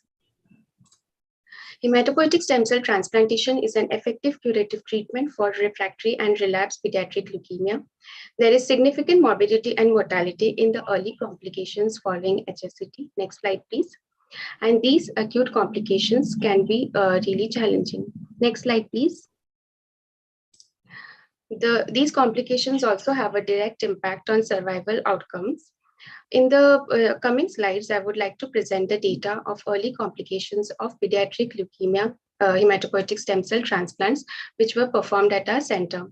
Next slide, please. The objectives of the study were to analyze the acute complications following transplant in pediatric leukemia, to compare the complications in different types of transplant, and to determine the mortality at day plus 30 and day plus 100. Next slide, please. It was a retrospective cohort study analyzed between December 2018 and November 2021 in all children less than 18 years of age who had pediatric leukemia and underwent allogenic HSCT. The statistical analysis was done with SPSS software. Next slide, please. Peripheral blood was the graft source in all the patients. GCSF plus minus plerixafor was used for mobilization of stem cells. Myeloablative conditioning regimen was used either with total body irradiation or busulfan or triosulfan. As for GVHD prophylaxis, post-transplant cyclophosphamide, calcineurin inhibitors, and mycophenolate mofetil was used for haplotransplant, methotrexate, and CNI for match-related donor transplants, rabbit ATG, methotrexate, and CNI for mud transplants. Next slide, please. To diagnose these acute complications, we did a thorough monitoring of the clinical and laboratory parameters for all our patients. Other than routine monitoring, investigations were sent as and when was required. Viral reactivation monitoring was done as a weekly CMV PCR and bi-monthly adenovirus and EBV PCR for haplo and Myanmar transplants, as well as for MRD, day plus 30, 60, and 90 CMV, adeno, and EBV viral PCRs were sent. For disease and engraftment status, we looked at bone marrow flow cytometry, MRD, and chimerism respectively at day plus 30, 60, and 90. Next slide, please.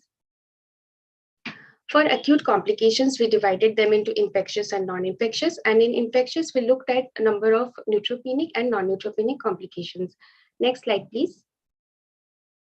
Next slide. As is evident from the pie chart, we had a male predominant cohort of 74%, and most of the children were 6 years to less than 12 years of age. Next slide, please.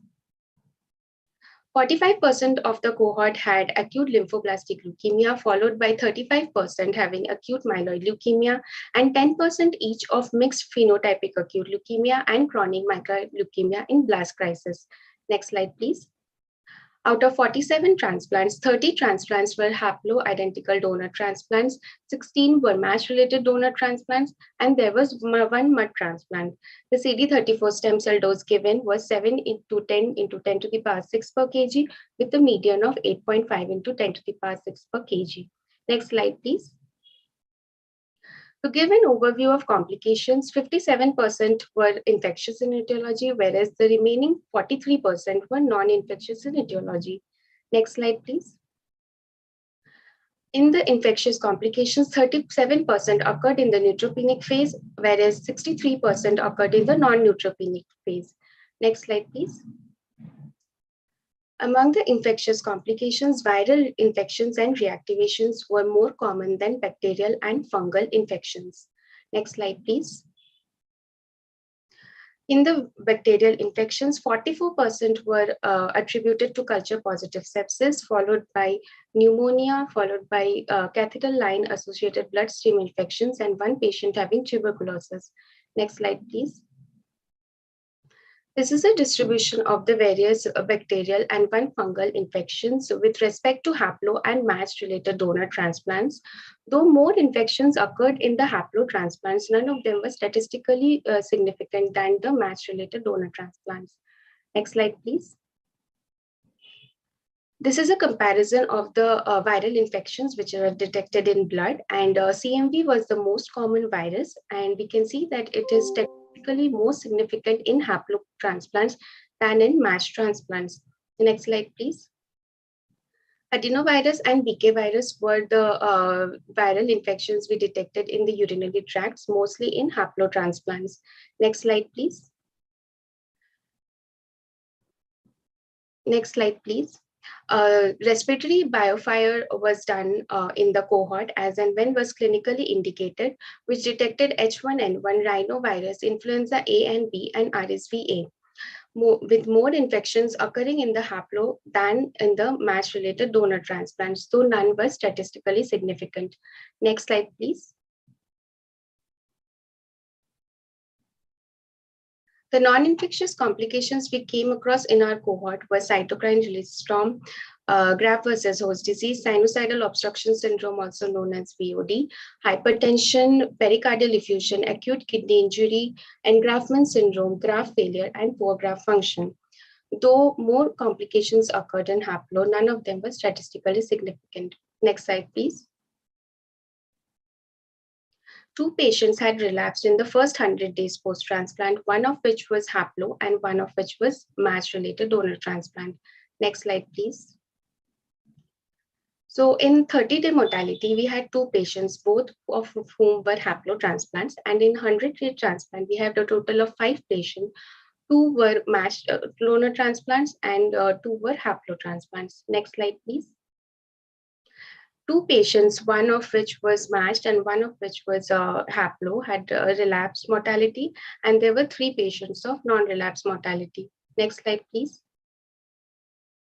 This is a Kaplan-Meier curve showing the day 30 and 100 mortality of our transplants. The left one is showing the haplo transplant, whereas the right one is the curve for the matched transplants. Next slide, please. Next slide.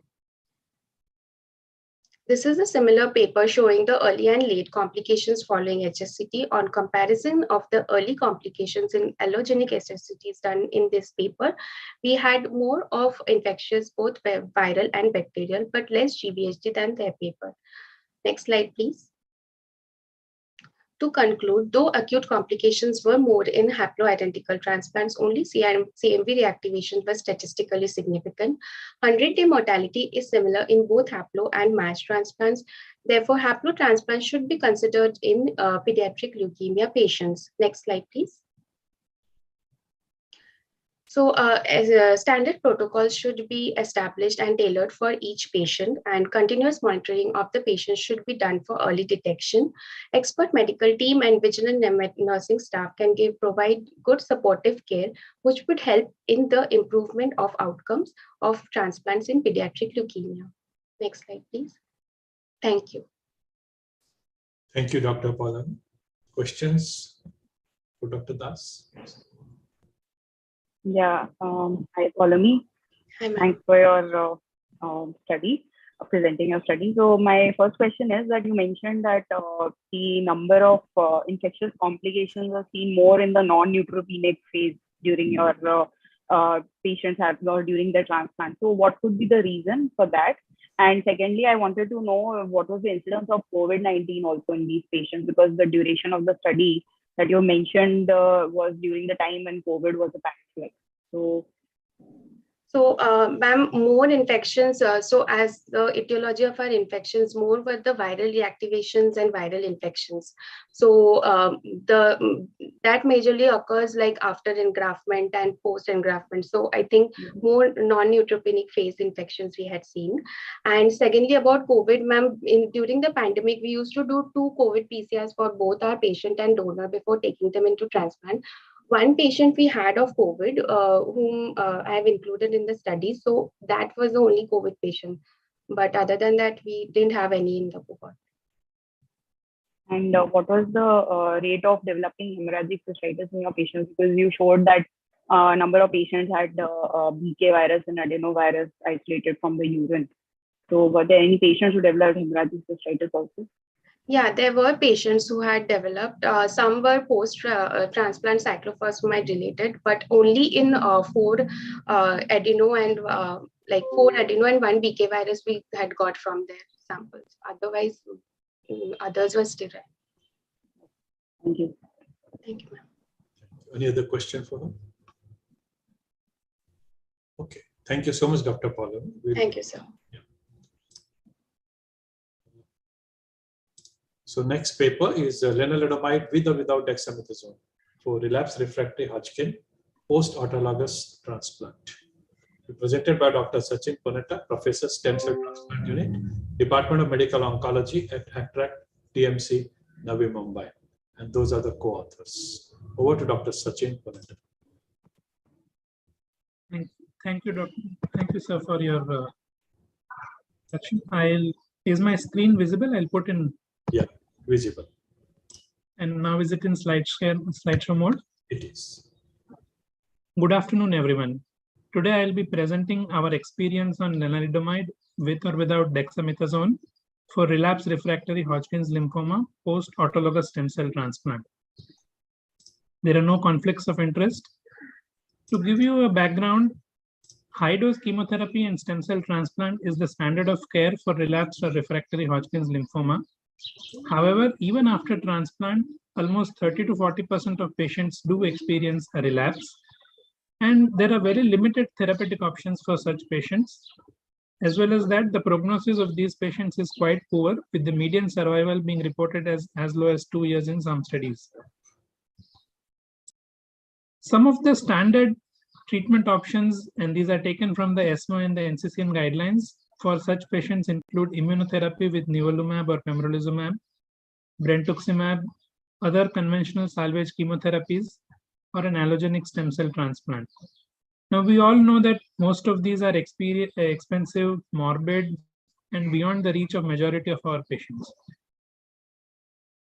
As we all know, lenalidomide is an immunomodulatory drug, and it has activity in multiple hematological malignancies, not just multiple myeloma and myelodysplastic syndrome. There are several mechanisms proposed for the use of this drug. One of them is its immunomodulatory effect. But apart from that, it also has anti-angiogenic properties. It has pro-apoptotic properties, and it also affects the tumor microenvironment. We have used lenalidomide alone or with dexamethasone for relapsed Hodgkin's lymphoma post-transplant when other therapies were either not available or not feasible. And here we present the experience. So we checked the records of all consecutive transplant patients who were transplanted between January 2010 to December 2019. Patients who received lenalidomide for post-auto relapse were identified, and we excluded patients who received lenalidomide either as maintenance therapy or those who did not have a measurable disease prior to beginning of lenalidomide-based therapy. The study treatment consisted of lenalidomide given at a dose of 10 to 25 milligram per day, either on a continuous schedule or on an intermittent schedule, and some patients received weekly dexamethasone at a dose of 20 to 40 milligram per week. This was planned to be continued either till progression or till unacceptable toxicity. The response assessment was done by PET scan using the Lugano criteria. The first scan was done at 3 months and then subsequent scans as clinically indicated. As defined by the IWG, the overall response rate was taken as CR plus PR. Progression-free survival was calculated from time of start of lenalidomide till progression or death, and overall survival from start to death. The data was updated till November 2021. Coming to the results, a total of 145 patients underwent transplant in the above period.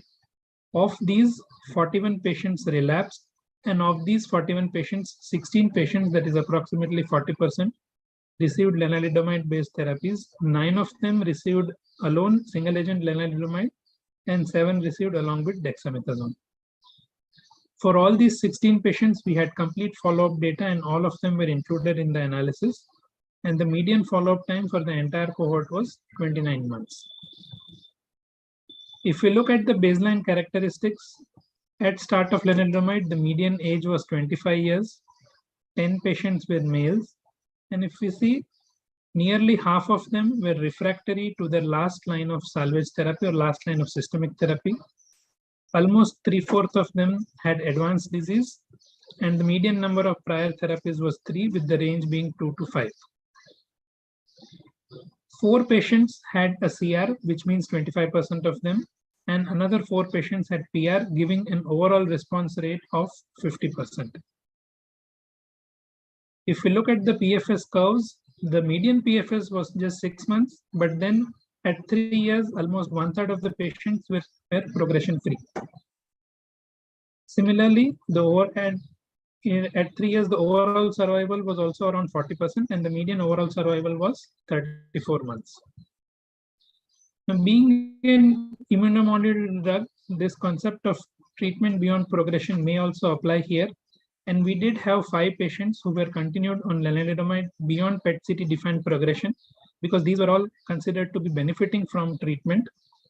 And if we look here, the duration of treatment after PET-CT progression was ranging from 8 months to 2 years. And one of these patients finally attained a CR. The toxicities were manageable, with only 3 patients and 4 patients respectively having grade 3/4 thrombocytopenia and neutropenia. There were no other grade 3 or 4 extra hematopoietic toxicities, and no patients had secondary malignancy. There were no episodes of febrile neutropenia, and no patient required hospital admission for management of toxicities. Overall, out of the 16 patients, 15 patients discontinued lenalidomide, 10 because of disease progression, and 5 because of other or unrelated causes. There was no discontinuation because of toxicities. So if we look at the use of lenalidomide for Hodgkin's, ours is not the first study. There are other studies in which lenalidomide has been used for relapsed or refractory Hodgkin lymphoma in the last 1 or 2 decades. And the results given by these studies are somewhat similar to what has been reported in our study. But if we compare these results to what has been reported for nivolumab, let's say, for example, in the long-term follow-up of Checkmate 205 trial. If we see the overall response rates, 69% and 50%, the CR rate of 16% and 25%, and 1 year overall survival of around 90% with nivolumab and 80% with lenalidomide, these seem to be comparable. The 3-year survival is not available for the Checkmate 205 trial because the median follow-up is short, and in our study, it's about 40%. Likewise, if we compare the results to what has been reported in the pivotal trial of brentuximab, here also the results are quite similar, with the CR rates being 34 and 25%, the PFS being similar with the two drugs, and in fact the OS being a little longer with lenalidomide. So to conclude, I would like to say that lenalidomide with and without dexamethasone is a safe and effective therapy for relapsed or refractory Hodgkin's lymphoma, and larger prospective trials are certainly warranted to explore this drug further for this disease. I would like to end my talk with a thought-provoking question. Is lenalidomide the poor man's immunotherapy? This obviously needs larger studies. Thank you. Thank you, Dr. Sachin. Questions?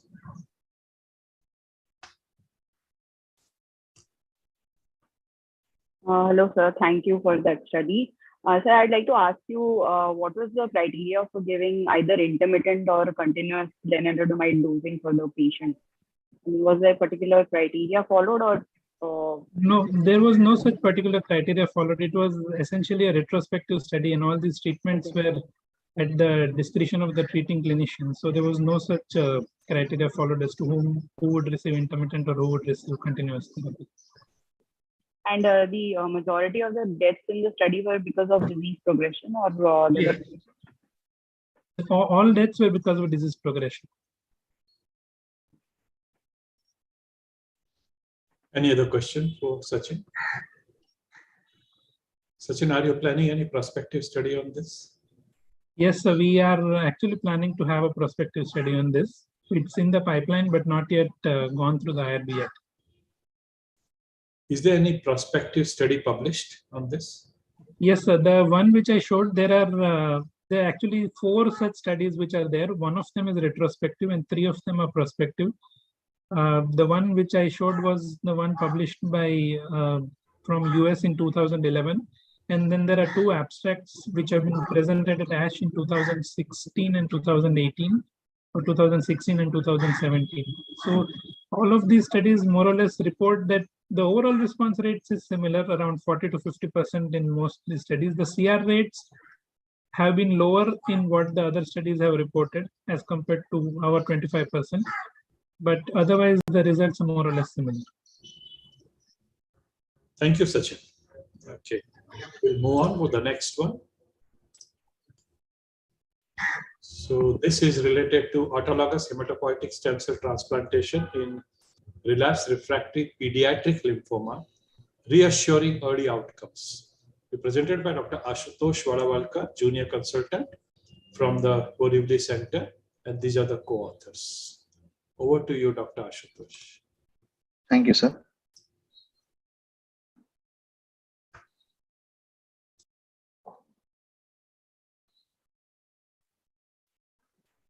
Is the slide visible, sir? Yes. Good afternoon to one and all.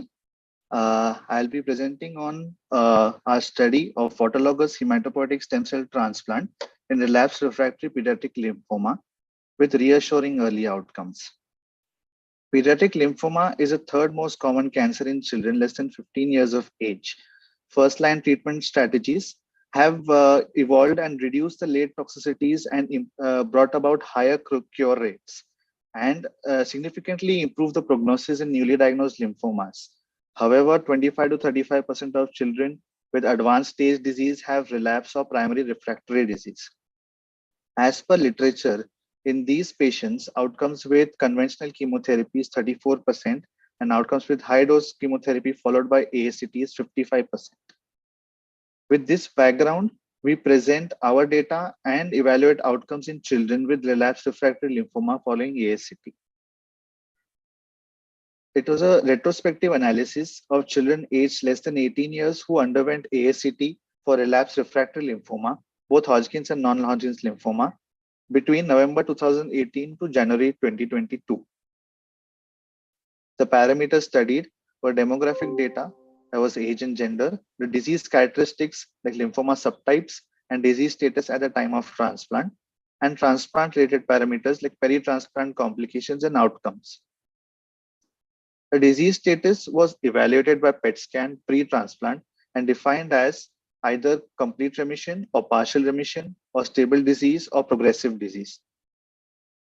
Stem cell mobilization was GCS, either GCSF prime or combination of GCSF plus Plerixafor or chemomobilization. All peripheral blood stem cell products were cryopreserved and stored. Viability was checked by trypan-blue or flow-based method on day of infusion. As a policy, we used BEAM protocol as standard conditioning regimen and TBC protocol for CNS lymphomas, as shown in this table below with doses and the days. Median stem cell dose was 9.2 into 10⁶ cells per kg, ranging between 4.4 to 19 cells per kg. Outcome measures were overall survival, transplant-related mortality, and event-free survival. The results: total of 20 patients underwent ASCT in the stipulated time, with median age of 10 years, 3 months, ranging between 5 to 18 years, and male to female ratio of 1.9:1. We further subdivided into specific age groups and noted higher male predominance in 5 to 10 years of age and 15 to 18 years of age, but a higher female predominance in 10 to 15-year-olds. As per lymphoma subtypes, out of 20 patients, majority of the patients, that is constituting 70%, were classical Hodgkin's lymphoma. 6 were non-Hodgkin's lymphoma, further subdivided into 2 having ALK positive ALCL, 1 having ALK negative ALCL, 2 having Burkitt's lymphoma, and 1 with plasmablastic lymphoma with retroviral disease. As per type of transplant, out of 20 patients, type of relapse, out of 20 patients, 8 patients had late relapse, 6 patients had early relapse, while 6 patients had primary progressive or refractory disease. As per status of disease pre-transplant by PET CT scan, out of 20 patients, majority of patients were in second complete remission, that is 11 patients, 4 patients in first complete remission, 3 in third complete remission, while 1 each in first and second partial remission. In conditioning regimen, out of 20 patients, 19 received BEAM protocol, while 1 received TBC in view of primary CNS lymphoma.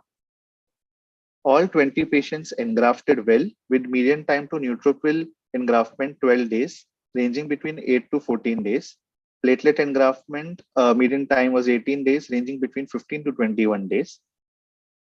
In post-transplant complications, out of 20 patients, 16 patients had significant complications, with 9 patients having mucositis, majority grade 1, grade 2, 2 having parvoviremia, 1 having CLABSI, 1 having pneumonia, 1 with cutaneous fungal infection, 1 with sepsis and enterocolitis, and 1 had VOD, which was mild in nature. All these complications were manageable with no mortality.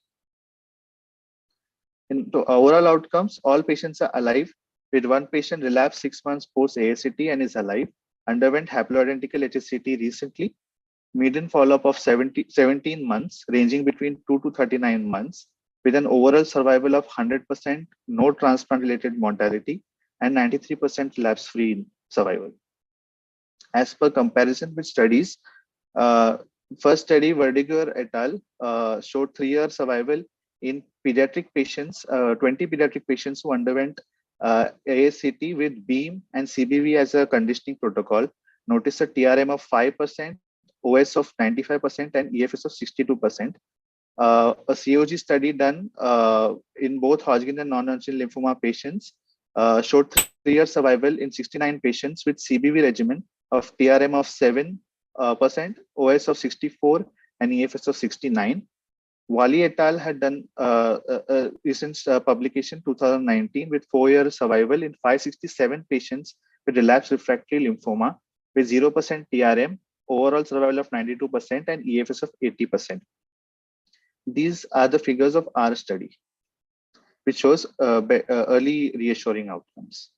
In conclusion, ACT in pediatric relapsed refractory lymphoma shows reassuring early outcomes with 100% OS and 93% RFS. Conditioning regimen was well tolerated with no severe adverse events. However, larger studies and longer follow-up is required to analyze long-term outcomes by ACT. Thank you. Thank you, Dr. Ashutosh. Questions for Dr. Ashutosh? I probably missed the point. How many were relapsed? How many were refractory? 6 were refractory, relapse refractory, and 6 were. I'm dissecting. How many were refractory, primary refractory? 6 were primary refractory. Yes, sir. And remaining 14 were relapse. And the outcome was identical in both the groups. Yes, sir. I just wanted to know the patient who relapsed, what was his baseline diagnosis, or was it a Hodgkin's or non-Hodgkin's? Who ma'am? She was Hodgkin's lymphoma, classical Hodgkin's. Okay, so your NHS, all of them were yes, they are all 6. well and alive. Okay. Yes. Any more questions? Okay. Thank you so much, Dr. Ashutosh. Thank you, sir. So we move on to the next one, which is prevention and cure of thalassemia, the way forward. Data from our center, once again from the Borivali Center, be presented by Dr. Pranoti Kini, and those are the co-authors. Thank you, sir.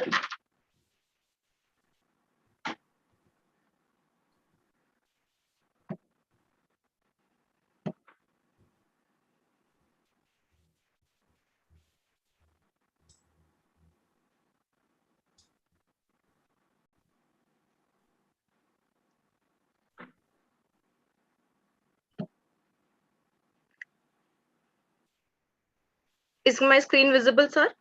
Yeah, perfect. Yeah. Good afternoon, all. I will now be presenting data on prevention and cure of thalassemia, the way forward, from our center.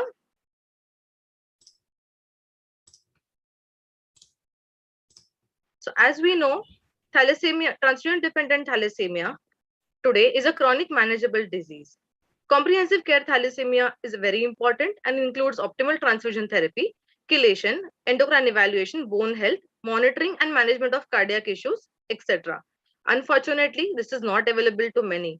Most just get irregular transfusions and chelations. This poses a huge burden on the family and society, as well as the nation at large.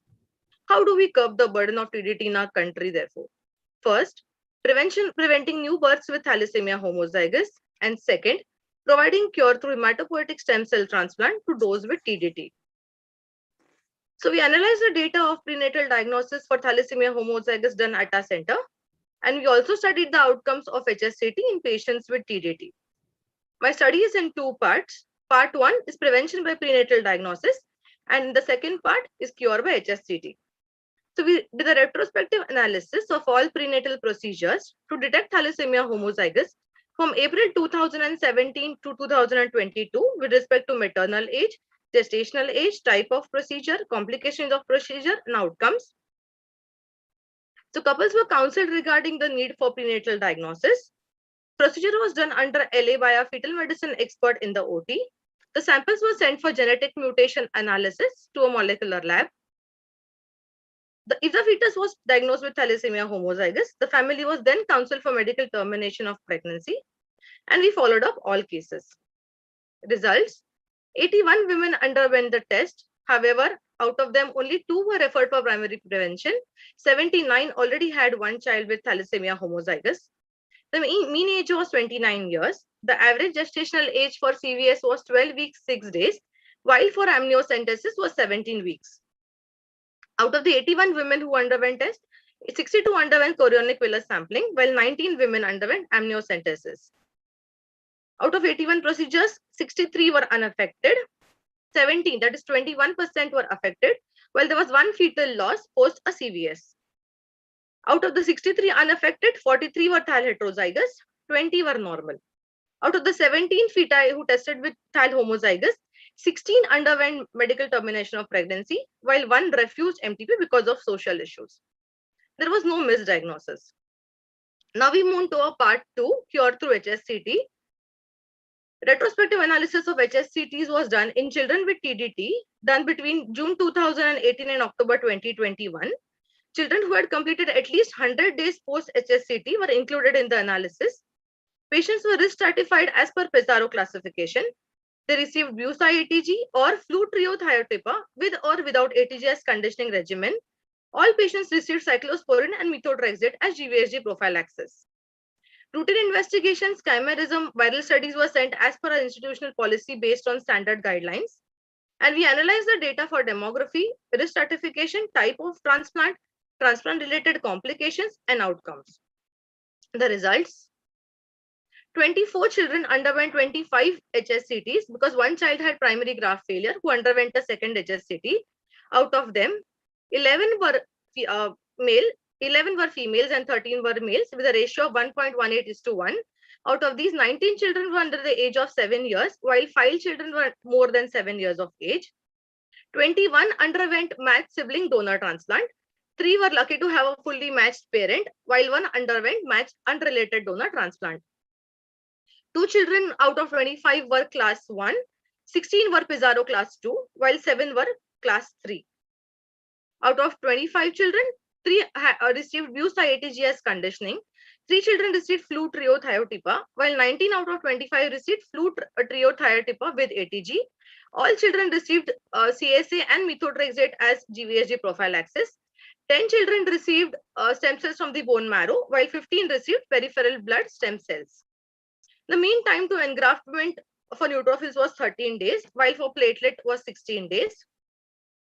Now we move on to complications. 5 children had culture-proven sepsis. 4 children had neutropenic enterocolitis. 5 had mucositis, which was limited up to grade 2. 2 kids had anaphylaxis to cyclosporin. These were then managed with peri-transplant sublingual tacrolimus. 4 children had sinus obstruction syndrome. 1 child had severe, who was managed with low-dose fibrotide and methylprednisolone. 5 children had parvovirus infection. 3 had cytomegalovirus reactivation, and 1 child had severe AIHA who required long-term steroids. 7 out of 25 children had acute GVHD, while only 3 had grade 3, grade 4 acute GVHD. 2 children have chronic GVHD. Both are mild. 1 child had primary graft failure, and she underwent a second matched sibling donor transplant. She's alive and well. 2 children have stable mixed chimerism. Our median follow-up is 27 months, with the range being 3 months to 43 months. 2 children died. 1 had septic shock peri-transplant, while the other had dengue-related complication after 100 days of transplant. Our overall survival and EFS is 91.6%. We compared our studies with other national and international studies with respect to acute GVHD, chronic GVHD, OS, and EFS, and we have comparable outcomes. So with our data, what did we manage to achieve so far? We could prevent 16 thalassemia homozygous births, and we could cure 22 children with transfusion-dependent thalassemia. Hence, we could reduce the burden by 38. We conclude that prevention by prenatal diagnosis and cure by HSCT can leave an indelible mark on the burden of TDT in our country, as is seen in the present study. Lack of awareness coupled with limited access to centers providing prenatal diagnosis for thalassemia has been a stumbling block in eradicating thalassemia. Additionally, children from lower socioeconomic strata cannot afford HSCT, hence cure remains a distant dream for them. However, both the above limitations can be circumvented by establishing more centers such as ours in the public sector to fulfill the unmet need. Thank you. Thank you, Dr. Pranoti. Questions? Any attempt to do primary prevention? So we are trying to hold camps through NGO. Think Foundation is our partner. So we are trying to hold camps and also doing seminars for awareness. Right. So no questions. Thank you very much, Dr. Pranoti. Thank you, sir. Move on to the next one. This is real-world data regarding treatment-free remission in patients of CML treated at Tertiary Care Oncology Center, to be presented by Dr. Kasabach-Merritt, Assistant Professor ad hoc, Department of Medical Oncology at TMH Mumbai, and those are the co-authors. Over to you, Dr. Kashyap. Thank you, sir.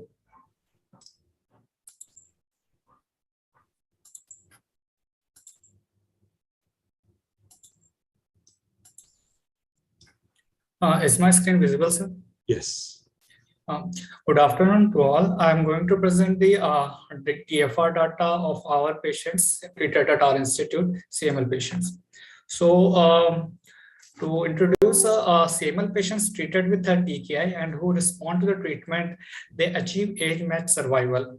And as we know, TKI don't eradicate CML stem cells and thus require indefinite treatment.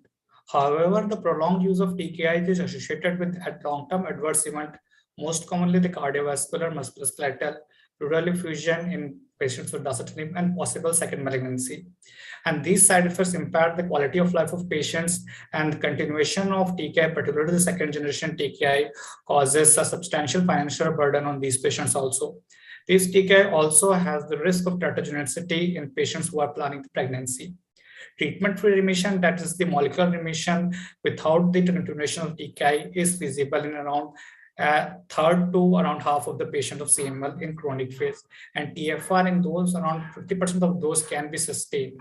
Thus, TFR has emerged as a new treatment goal and is recommended for all eligible patients. So this slide summarizes the ELN 2020 recommendation for TFR. The patient should be in the chronic phase, motivated, reliable for the follow-up, with access to quantitative PCR with rapid turnover time, should be in the first line treatment, and in second line it should be changed due to the intolerance and not due to the progression in the first line. She should have a typical E13, E2, E14, E2 or transcript, and duration of TKI preferably should be more than 5 years, with the achievement of the deep molecular response sustaining for 2 years, preferably more than 3 years, and there should be no prior treatment failure. This was a retrospective study, and we included the patient from 2018 to 2021, and the patients eligible were those who opted for treatment-free remission after the counseling.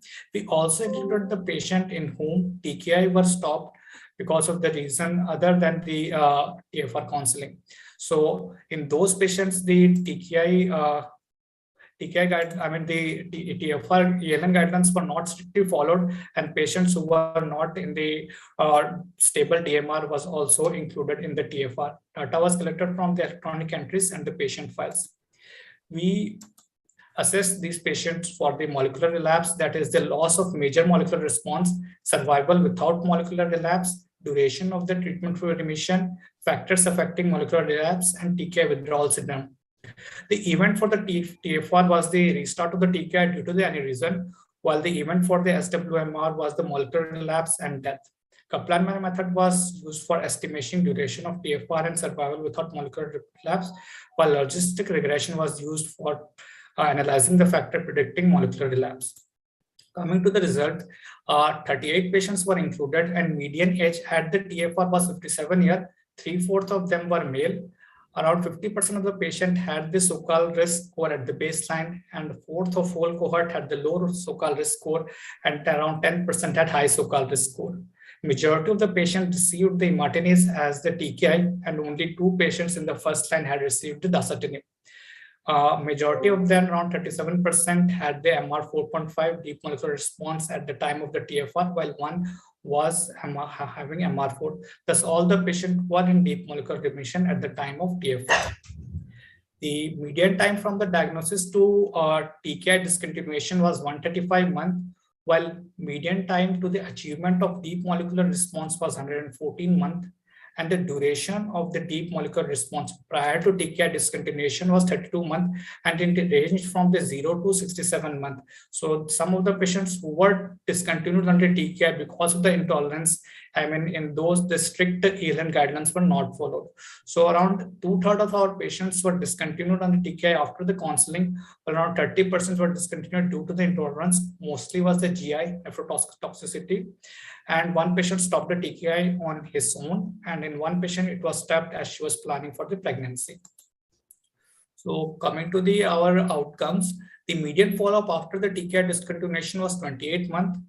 8 patients had the loss of major molecular response, and median time to the loss of MMR was 5 months, and the range was the 2 months, the longest was the 40 months.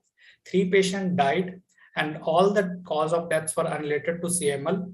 And in 10 patients, TKI was restarted. In 8, it was restarted due to the molecular relapse, while in 2 patients, it was restarted because they couldn't follow up due to the COVID-19 pandemic. So at the 2.5 year of follow-up, median duration of the TFR was 40 months, and at 2 year estimated 72% were patients, 72% of patients were alive without any TKI and were sustaining the molecular response. While the median survival without molecular relapse was 40 months, and at 2 year estimated 71% of the patients were alive without molecular relapse.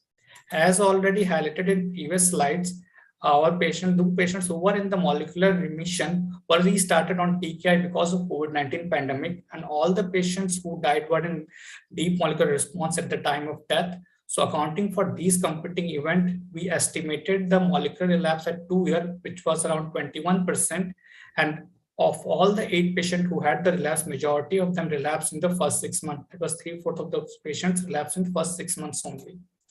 These are the molecular status at the time of the data analysis. 10 patients who were alive with the TKI, 9 of them were in major molecular response and higher. And 1 patient after the restart of TKI couldn't come for the follow-up, therefore was not evaluated with the quantitative PCR. And those patients who were on TFR, all of them were in major molecular response or high response. And all the patients who died were in deep molecular response, and median duration of TFR was 24 months in them.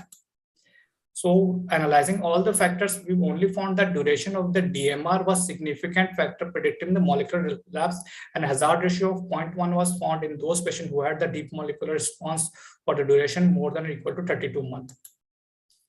The patients who discontinued the TKI, whom the TKI was discontinued for conceiving pregnancy, conceived after 12 months of TKI discontinuation, and she delivered a healthy baby and could breastfeed, and she is still in TFR at the follow-up 27 months. Around 50% of our patients had the TKI withdrawal syndrome, mostly the body ache and bony pain, which was transient and relieved with the analgesic. So these patients who lost the TFI in whom it was restarted, all of them had received the imatinib except one who was on dasatinib. And after restarting the TKI, almost 90% of them had achieved the major molecular response or the higher. 1 patient couldn't come for the follow-up, therefore we don't have the status.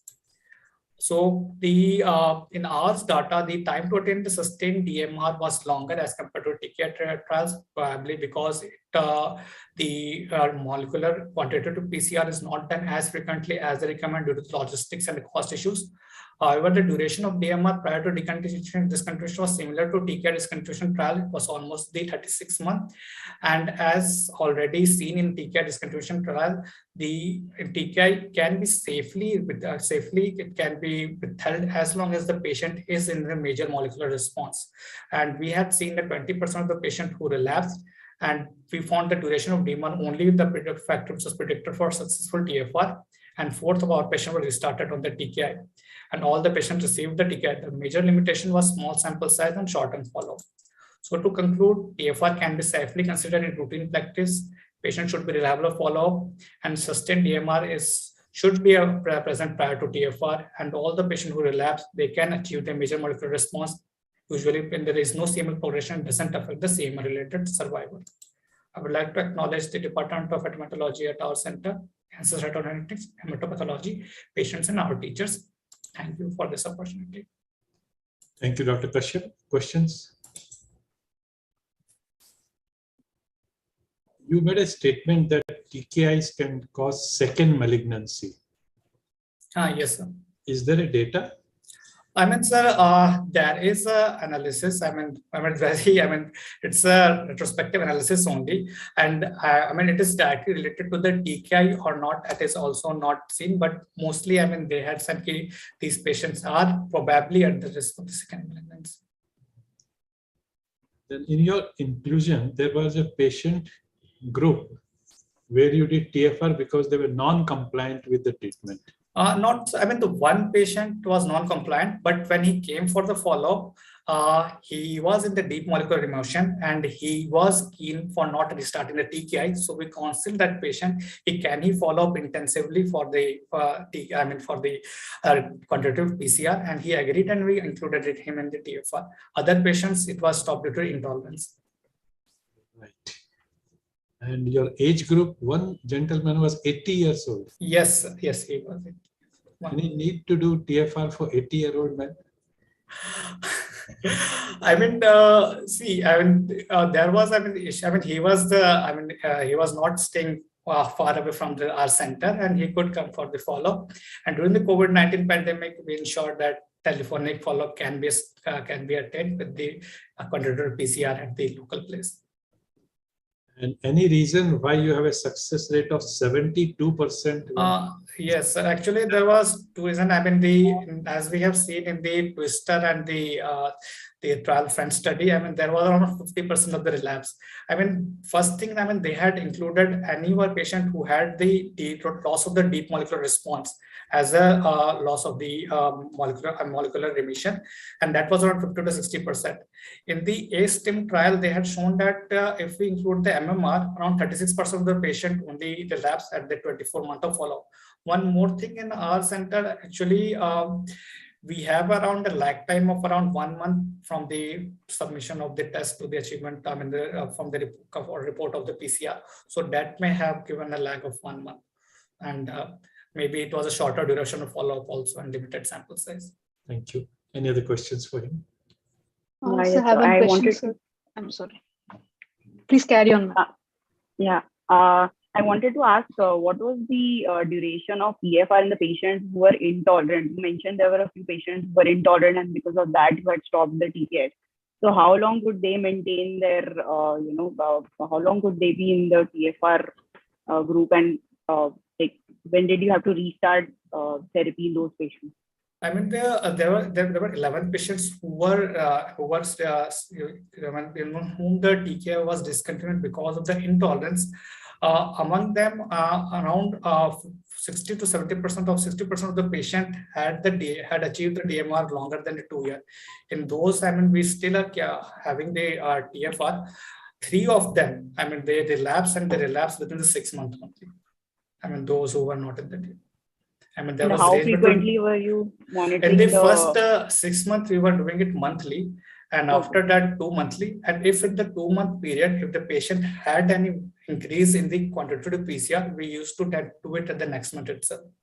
So there were around 3 patients who relapsed after the 6 months, and those that was done monthly. And at the loss of the MMR, we started them on the TKI. Thank you. Kripa. I need to ask one thing. So it's long, 114 months is the median TFR attainment period. So is there what is the CKD incidence in the imatinib, long-term imatinib patients in our population?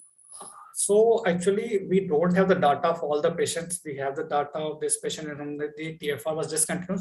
So among the, 11 patients due to the intolerance, in 3 patients it was discontinued due to nephrotoxicity, and all of them were imatinib. So in our data, 36 patients were in the imatinib, and 3 of them were discontinued due to nephrotoxicity. So that would come around less than 10% only.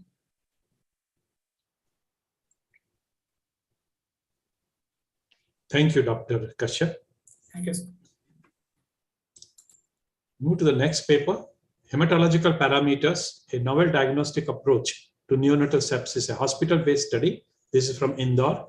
Dr. Shyam Sundar Donge, PG resident, Index Medical College Hospital.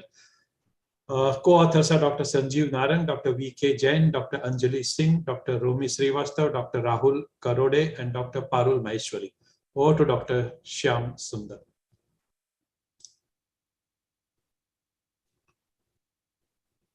Dr. Shyam Sundar, are you there?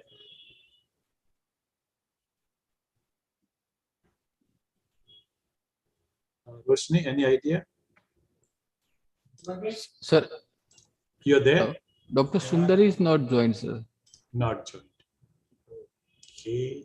Can I move next? Yes, we will move to the next one. Okay, sir. So we have the next paper, that is electrocardiographic abnormalities in anemia. First of all, let me inquire. Dr. Anita Kumari is there?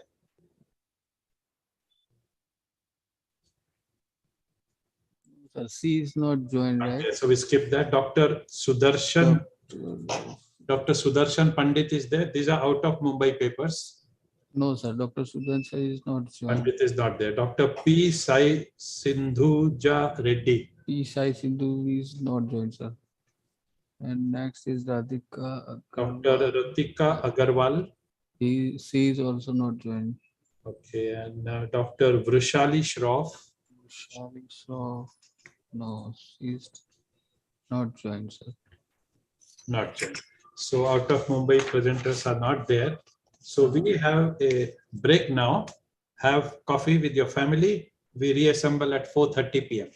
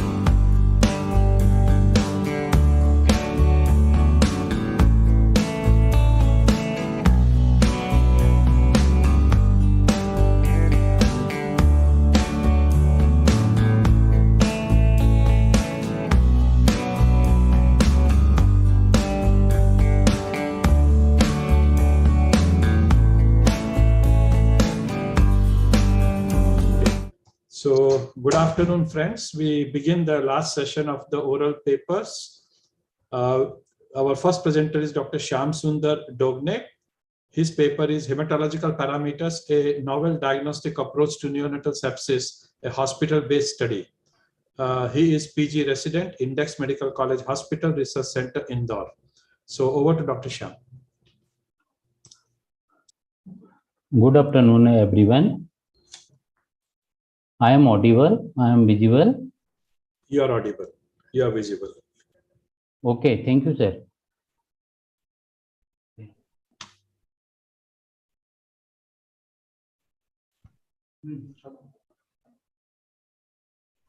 My topic is hematological parameter, a novel diagnostic. Are you going to share your screen? Yes, sir.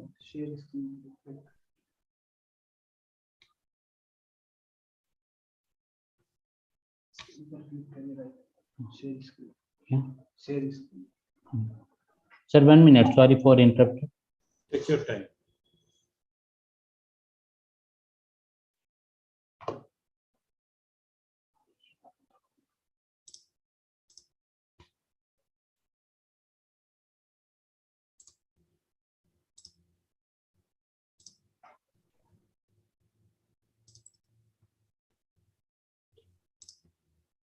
Hello.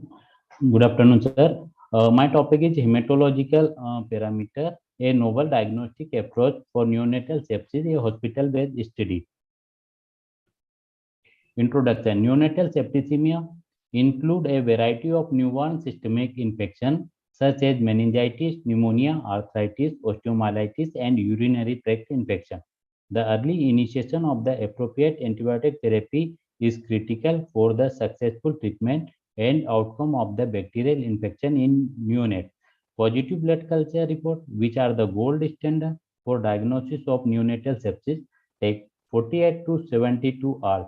It takes a long time. As a result, hematological parameter can be evaluated to aid in the early detection of neonatal sepsis. A good neonatal sepsis diagnostic test should have high sensitivity and specificity. Several studies have been conducted in recent years to evaluate some highly sensitive and specific inflammatory markers. ELISA method, haptoglobin, interleukin, and counter immunoelectrophoresis for the diagnosis of neonatal sepsis. The early detection of neonatal septicemia is still a great challenge. A Rodwell hematological scoring system includes total and differential leukocyte count, total neutrophil count, immature and total neutrophil ratio, immature and mature neutrophil ratio, total polymorph and count, and platelet count is preferable for early diagnosis of neonatal septicemia. Method and material. Present study, I evaluated the usefulness of the total and differential white blood cell count, morphology of neutrophil, IT ratio, IM ratio, Wnt cell count, platelet count, ESR, and C-reactive protein as an early indicator of neonatal septicemia. In our study, 50 cases newborn 0 to 28 days admitted to Index Medical Hospital with sign and symptom of septicemia. This study was carried out because there is simple way, low-cost test which can be performed even the baby is on antibiotic therapy. Blood culture sample was obtained for blood culture, blood cell count, differential count, CRP, microacia after the clinical suspicion of infection. In all patients, blood culture were performed and correlation was established between hematological parameters, C-reactive protein, blood culture report, total leukocyte count, platelet count, microsedimentation, C-reactive protein, went to mature neutrophil count, the presence of cytoplasmic vacuolation or toxic granulation, and peripheral smear examination were among the hematological screening parameters. A sample of the peripheral arteries collected aseptic condition. Before starting antibiotic, the sepsis scene was considered positive if more than 2 of the following criteria were positive. Elevated C-reactive protein more than 10 milligram per liter, raised microASR more than 15 mm in 1 hour, TLC less than 500 per cubic millimeter, neutropenia defined as an absolute neutrophil count less than 1500 per cubic millimeter, elevated ratio of the immature granulocyte and total neutrophil count more than 2.2. On the peripheral smear, toxic granule, cytoplasmic ejaculation or chin. Platelet count less than 1.5 lakh per cubic. Positive blood culture. My observation based on the risk factor and clinical observation. Neonates who have clinically suspected having bacterial infection within the first 40 hours of life were subject to various hematological screening parameters and blood culture. Neutropenia, leukopenia, leukocytosis, immature cell, thrombocytopenia were positive in culture-proven cases. Micro-ESR, CRP show a high number of false positive cases in respect to culture-positive cases. All screening parameters were significant with compared to culture-proven cases. Distribution of case according to sepsis screen parameter in present table. In our study, culture 50 cases, culture positive 15 and culture negative 35. Raised micro-ESR 80% and culture negative 82.5. TLC 73.33 and culture negative 65.7. ANC 86.66 and culture negative 22.85. IT ratio 86.66 and culture negative 20%. Platelet count 66.6 and negative 62.6. Peripheral blood film toxic granule 80% and culture negative 25.7%. CRP 93.3% and negative culture negative 68.5%. CRP followed by neutropenia show good sensitivity in the current study. IT ratio show the highest sensitivity. The sensitivity and specific pattern, various screen parameters, the sensitivity. Raised ESR, sensitivity 80%, specificity 17.1%. TLC count 73.30 and specificity 34.28. ANC 86.66 and specificity 77.14. IT ratio 86.66, 79.88. Platelet count 66.66 and specificity 37.6. CRP 93.30 and 31.42%. In neonatal septicemia, developing country is still a leading cause of mortality and morbidity. The sepsis skin is significance of the neonatal septicemia. The newborn who develops sepsis frequently deteriorate rapidly. Early and efficient diagnosis is difficult for clinician. Failure to delay in treatment is likely to result in significant mortality and morbidity. Blood culture is not only time consuming but also complicated. With a low yield blood culture remains the gold standard diagnosis of neonatal septicemia. In the current study, blood culture out of was 30%. In the current stage, the treatment of the mother at risk neonate as well as the single blood culture sample would have contributed to the low culture yield. The most organism isolated in the study was E. coli, whereas Klebsiella pneumoniae was the isolate in other study. The traditional sepsis work include a number of the hematological parameters as well as CRP. The sensitivity of the hematological screening parameter CRP in current study 66.6 and to 93.3%. The total leukocyte count, band cell and neutrophil ratio in neonate have been linked to an increased risk of bacterial infection. They did, however, a wide range of sensitivity. In present study, the sensitivity of the TLC band cell neutrophil ratio was 73.33%. Neutrophil was found in 86.6% of culture confirmed sepsis cases. Neutrophil degeneration such as cytoplasmic evacuation, toxic granulation has been reported to the useful adjacent in the early detection of neonatal bacterial infection. Toxic granule and cytoplasmic evacuation sensitivity was found 80%. Micro-ESR is a low-cost, simple bedside screening parameter. Case of proven sepsis. Sensitivity of micro-ESR is 80% in our study. Thrombocytopenia has a described as an important parameter. Diagnosis of sepsis. In our study, thrombocytopenia was found 66.66% in present and the sensitivity 93.33% by CRP level. The importance of this study 12 to 24 hours apart. Infants with the normal initial screening result were found to be positive on repeat testing, recognize all septic neonates. Because the sensitivity and specificity of individual test may be not justified. There is a newborn infant. Significant importance of the capability has been studied using various combinations. It is preferable to have a test with a quick turnaround time and 100% sensitivity, which allow to accurate diagnosis and appropriate antimicrobial treatment.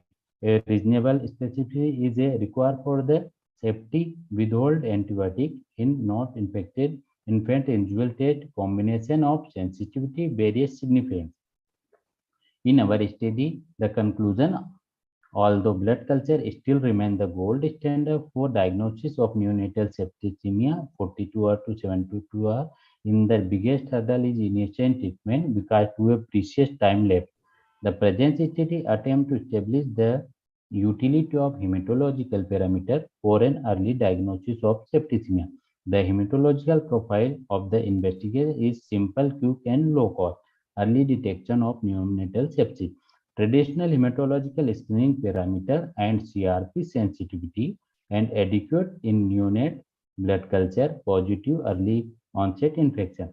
Sensitivity of combination, 2 or more parameters, satisfactory symptomatic, neonatal likely to be higher sensitivity than asymptomatic. Thank you. Thank you so much, Dr. Shyam. Any questions for Dr. Shyam? Okay, none in that case. Extremely grateful to you for bringing your data. Very, very important paper. Thank you so much. Thank you, sir. We'll move on to the next one, which is electrocardiographic abnormalities in anemia, a cross-sectional study. Presenting author is Dr. Anita Kumari, Assistant Professor, Department of Physiology at AIIMS, Devgarh, Jharkhand. And co-authors are Sanjeet Kumar Singh and Dr. Praveen Kumar. Over to you, Dr. Anita Kumari. Yes, sir. Good afternoon, sir. Good afternoon.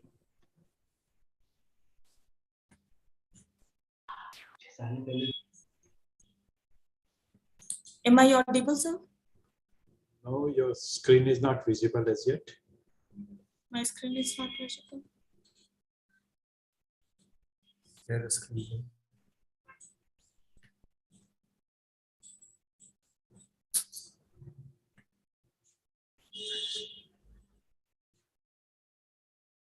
Is it visible now? Yes. Okay. Can you make it slideshow mode? Yes, sir. Good afternoon, sir. The topic of my presentation is electrocardiographic abnormality in anemia, a cross-sectional study.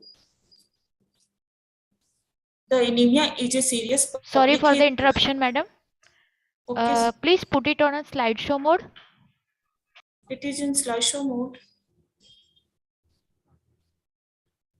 Not visible to us in that mode. Just a minute, sir. Rejoin.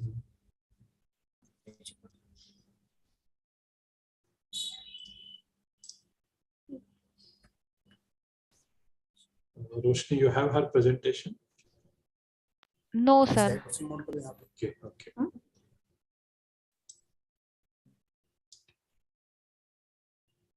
All right. Is it visible now, sir?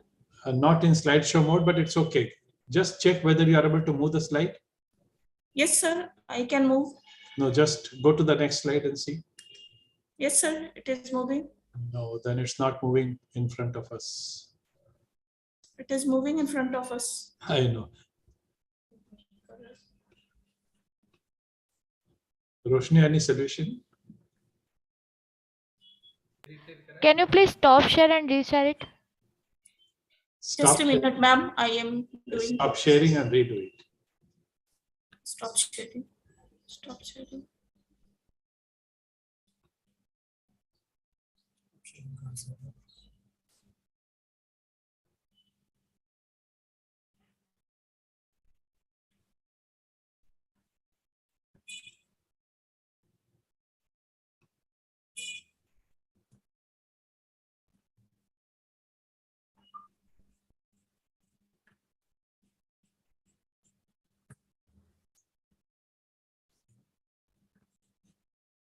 Is it visible now, sir? Yes, perfect. Go ahead. Okay, sir. The topic is electrocardiographic abnormality in anemia. Okay.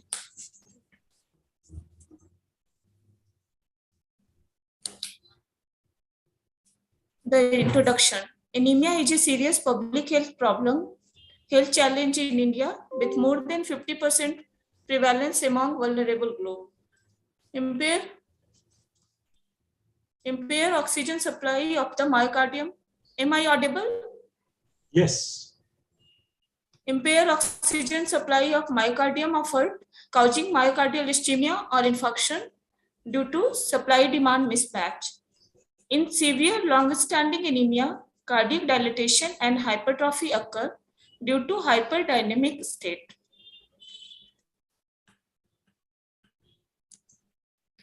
With severe degree of anemia, circulatory congestion and angina pectoris may occur, thus emphasizing the sensitivity of myocardium to chronic hypoxia. This may lead to various changes in the electrocardiographic finding or recording as described in various studies. The objective of my study is to determine the electrocardiographic abnormalities in anemic population and to find out the correlation of ECG changes with increasing severity of anemia. Materials and methods. In this study, 100 proven cases of anemia were taken, both male and female were included, of age 18 to 14 years of age were included. And those patients who are attending medicine OPD diagnosed as anemia and in whom there was hemoglobin less than 8 gram% were randomly included in this study. The exclusion criteria.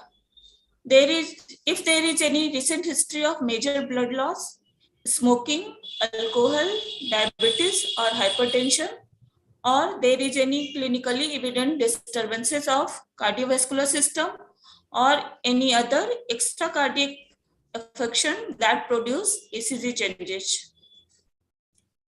The hemoglobin level was estimated by the automated hematology analyzer Sysmex XT1800I. All the patients were grouped into according to their hemoglobin level, and recording of ECG was done by 3-channel ECG machine from Medicaid, India. Statistical analysis. All results were expressed in mean plus minus ST, and data were analyzed using SPSS versions 24, and independent students t-tests were used to compare the means of variable, and Pearson correlation was used to find out the correlation between the variables, and p-value less than 0.05 was considered significant. Now results. A total of 100 participants, both male, of which 72 were females and 28 were males, were included. These patients were grouped according to their hemoglobin level from group 1 to group 8.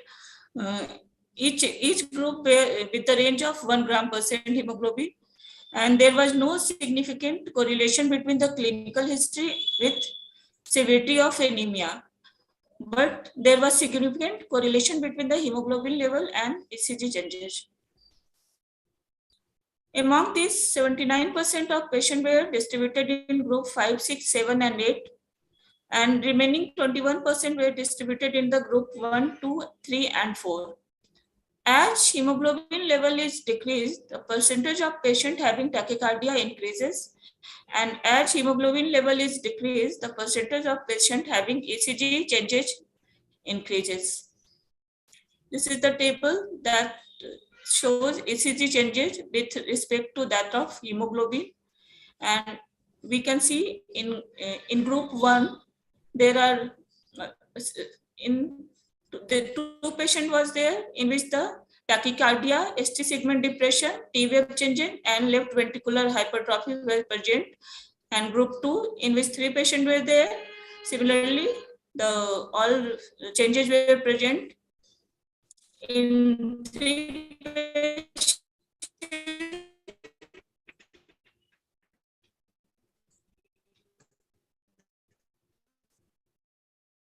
In group 3, 5 patients were present, in which the tachycardia was present in the 5 patients, depression were present, and TVF changes were present in 2 patients. In group 4, 11 patients were present. In group 5, 12 patients were present. In group 6, 15. And in group 7, 24 patients were present. And group 8, 28 patients were present. This is the table that shows the correlation between the hemoglobin level and ECG changes and tachycardia. As it can be seen that there was significant correlation between the hemoglobin level and tachycardia. Similarly, the coefficient of variance was minus 0.654, and the correlation of hemoglobin with ECG changes was highly significant, and it is minus 0.586, that is coefficient of variance. Now discussion. ECG changes that are seen were tachycardia, ST segment depression, and T wave flattening or inversion. And there is negative correlation between the hemoglobin level and ECG changes. Tachycardia is due to physiological adjustment in circulation or as a compensatory increase in cardiac output to maintain the adequate oxygen supply. Autonomic function assessment in anemic patients, in them to increase the heart rate as compensatory mechanism. The left ventricular hypertrophy was also noted in our study that indicate the cardiac enlargement. Cardiac enlargement could be due to both dilatation as well as hypertrophy. And cardiac enlargement and hypertrophy in anemic patient is due to insufficient oxygen supply to myocardium. In this study, the alteration in electrical conduction was seen in more percentage of patients with hemoglobin less than 5 gram per deciliter. In patient with 5 to 7 gram per deciliter, very less percent of the patient shows such changes. In patient with hemoglobin 7 to 8 gram per deciliter, there were no such changes. This could be due to ECG changes are not seen when heart is in compensated state, and there is transition from high output cardiac state to LV dysfunction at hemoglobin level of 7 gram per deciliter. As the hemoglobin level drops further, the LV function also deteriorates. Conclusion. The study helps to give an idea about different ECG changes present in anemic patients that can be used in critical care to avoid misdiagnosis and making necessary plans and diagnose cardiovascular complication of anemia with the help of ECG and treat them remotely. These are my references. Thank you, sir. Thank you so much, Dr. Anita Kumari, for that wonderful work and correlating severity of anemia with the cardiac changes. Any questions for Dr. Anita Kumari? Okay, thank you so much, and we'll move on to the next paper. Thank you, sir. Thank you. This is secondary plasma cell leukemia, a race against time. Presenting author is Dr. Sudarshan Pandit. He's consultant hematologist, hemato-oncologist, and bone marrow transplant physician in Department of Hematology at Ashoka Medicover Hospital, Nashik. Co-authors are Dr. Nilesh Vasekar, Dr. Girish Badarkhe, and Dr. Rajat Bajaj. Over to Dr. Sudarshan.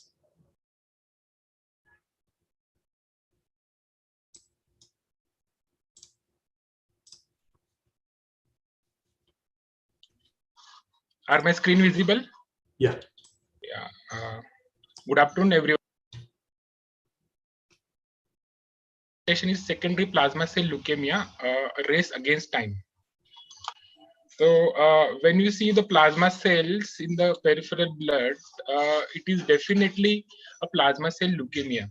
Okay. So what is plasma cell leukemia? It is the rarest yet most aggressive plasma cell disorder.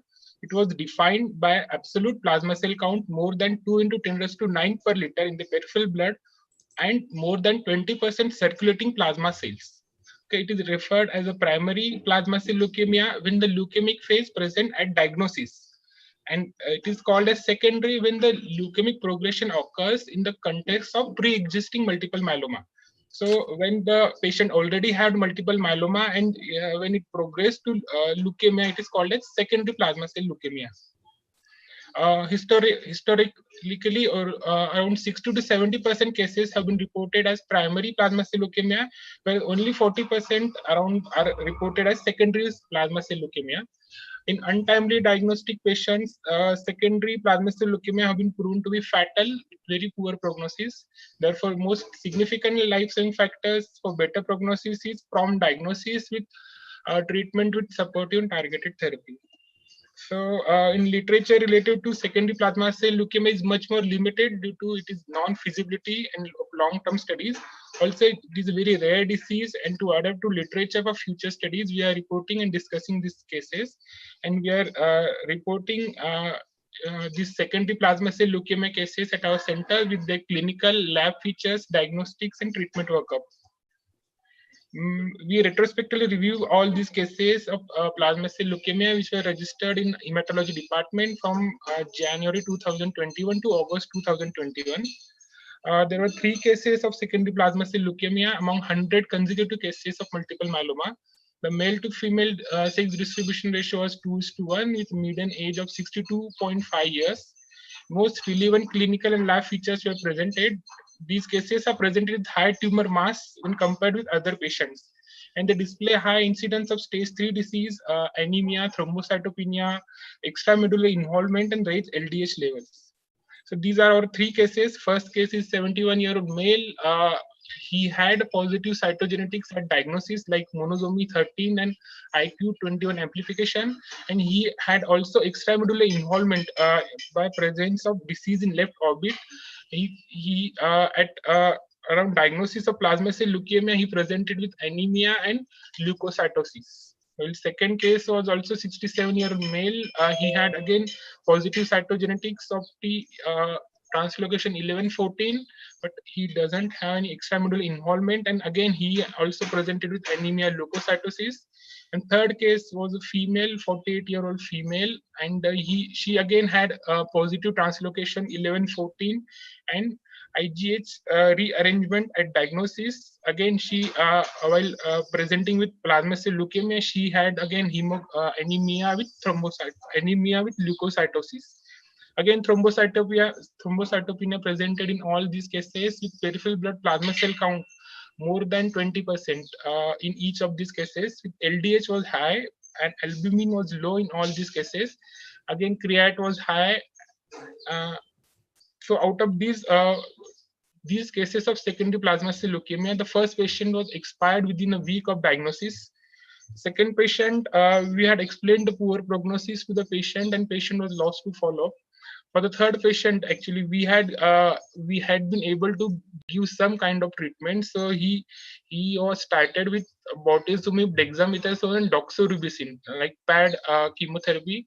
We had given this doxorubicin type of chemotherapy for 2 cycles, but unfortunately, on second cycle, he expired due to acute kidney injury and severe hyponatremia. So these are the peripheral blood smear images of all these cases. As we see, these are all plasma cells which are small to medium in size with intense basophilic cytoplasm.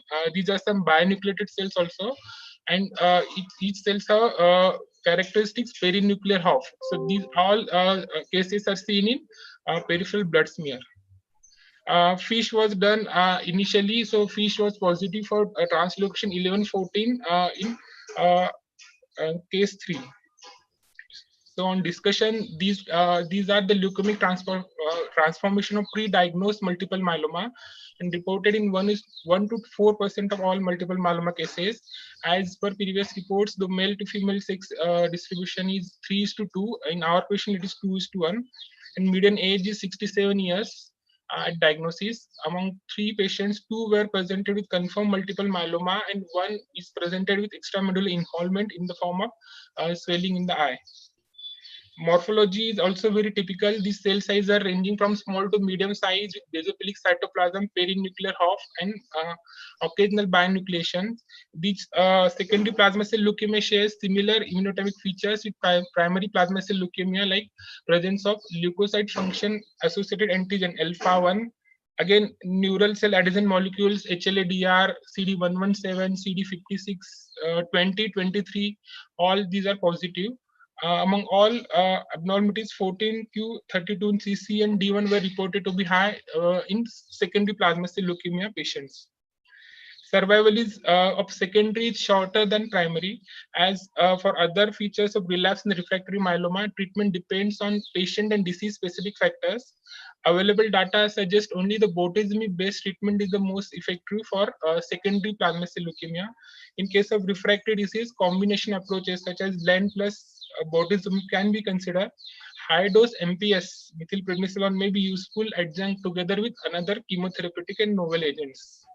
In conclusion, patients with plasma cell leukemia and aggressive and clinical presentation were very poor prognosis resulting from a different biological background. Various studies demonstrate that introduction of auto stem cell transplant and bortezomib-based therapy as well as other novel agents such as Len have improved survival. Most primary plasma cell leukemia is still inferior compared to newly diagnosed myeloma, indicating that there is a need for novel treatment strategies. These novel treatment agents include second generation proteasome inhibitors or immunomodulatory drugs, antibodies, monoclonal antibodies like rituximab, daratumab, as well as other histone deacetylase inhibitors, AKT, mTOR inhibitors. And these next generation novel agents combined with biomarkers are predictive of therapeutic response and also results in more personalized targeted treatment.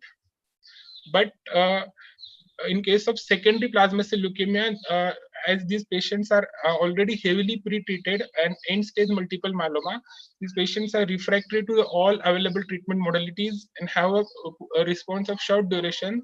So the emphasis is only the best supportive care with effective palliation.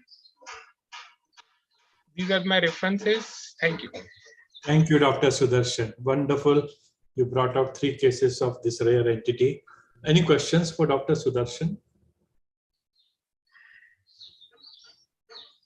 Okay, then thank you very much. And we'll move on to the next presentation, which is a case of follicular lymphoma with unusual histomorphology. Presenting author is Dr. Ratika Agarwal, Head, Department of Histopathology, Central Processing Lab, Suburban Diagnostics, Mumbai, with co-author Dr. Gautami Badkar. Over to Dr. Ratika.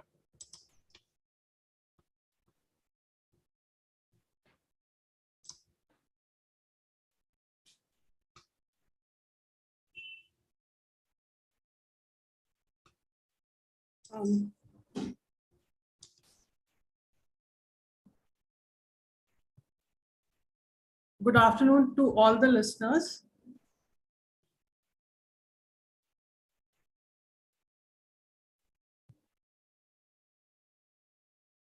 Am I audible, sir? Everything perfect. Go ahead. Okay. Good afternoon, and thank you, sir, for giving me the opportunity to present a primarily histopath case in a hematology conference. So this was a 60-year-old lady, 62-year-old lady who presented with generalized lymphadenopathy and weakness. And on examination, there were multiple enlarged lymph nodes in cervical and inguinal region.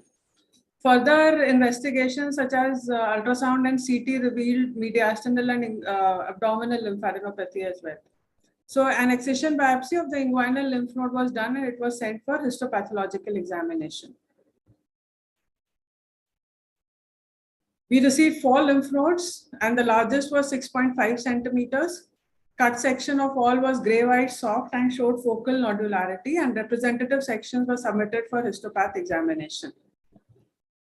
So this is a low power scanner view, rather even a lesser magnification, where we can see that the lymph node architecture has been effaced totally with diffuse areas, and some areas here show some mild nodularity. Again, a slightly higher magnification with diffuse areas and nodular areas. These are H&E stained sections. Now this is a 40x view where we can see these large atypical cells with prominent nucleoli and irregular nuclear membranes, which lie scattered in a polymorphous background consisting of mature lymphocytes, plasma cells, histiocytes, and a lot of eosinophils.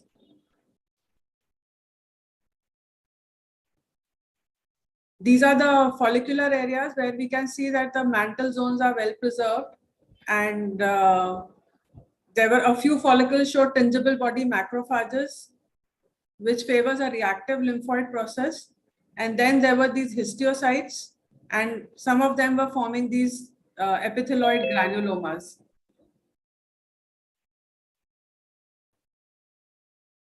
Now, looking at the H&E sections, our differentials were, was it a peripheral T-cell lymphoma with a follicular pattern?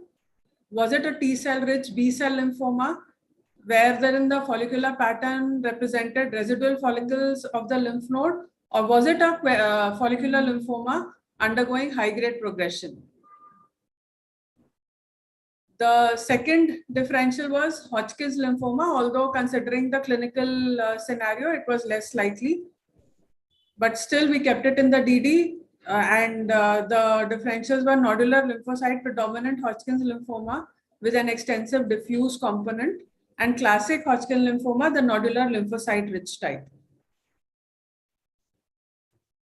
So we proceeded with the immunohistochemistry, and the preliminary markers that we put up were CD20, CD3, 30, 15, and Ki67. Sorry for the typographical error. So this was the immunostaining for CD20, where we saw that the diffuse area showed nice and diffuse staining, and then we saw staining in the follicles as well.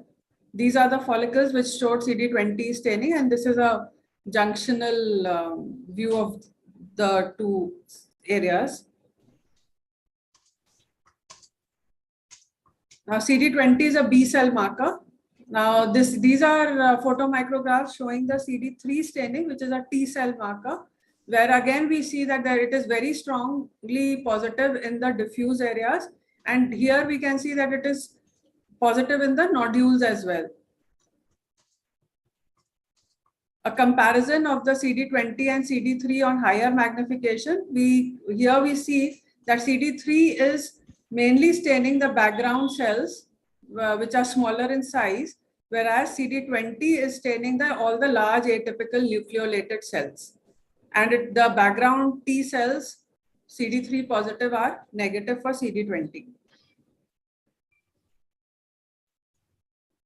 CD20 showed two types of areas, where one was these scattered B cells in the polymorphous background of a lot of T cells, plasma cells, etc. And then other areas where we could see these sheets of and aggregates of large CD20 positive cells. We performed further immunostains such as BCL2. This was BCL2 staining in diffuse areas. And here we can see that BCL2 is positive also within the follicles. This is a higher power view to show BCL2 staining within follicles. Now, BCL2 mainly helps to distinguish between a reactive lymphoid process and a follicular lymphoma, because normally BCL2 is positive in the interfollicular areas, but when it comes positive within follicles, it is indicative of a follicular lymphoma. So these follicles, because it was coming positive, these are actually a neoplastic follicles. BOB1 and OB2, these are again B cell markers, and they came nicely positive in all the large atypical cells, whereas all the background T cells were negative. CD15 and CD30, which are markers for Hodgkin lymphoma, were clearly negative. in the atypical cells. This was the Ki-67 index. Now, Ki-67 index indicates the proliferative potential of a neoplasm, any neoplasm. So here we can see that there are very few nuclei which are staining positive for Ki-67, whereas in the diffuse areas, this was in the follicular areas, but in the diffuse areas, we can see a lot of cells showing Ki-67 positivity, reported as 65 to 70%. So this was definitely a high-grade phenomena occurring in a low-grade follicular lymphoma. Differential after the preliminary IHC markers were T-cell rich B-cell lymphoma, or a nodular lymphocyte predominant Hodgkin lymphoma, or a large B-cell lymphoma arising within a T-cell lymphoma. So for this reason, we did a second set of antibodies. I showed you the BCL2 earlier. BCL6, CD21, CD10, EMA, and MUM1 were done. EMA is epithelial membrane antigen. These are photomicrographs showing BCL2 in the diffuse areas and follicles. This is the CD21 stain where we can see nicely intact follicular dendritic cell meshworks within the follicles. And then here in the diffuse areas, we can see that these meshworks have been disrupted. A higher power view showing disruption of the dendritic meshworks. This is again indicative of a diffuse component occurring in a follicular lymphoma.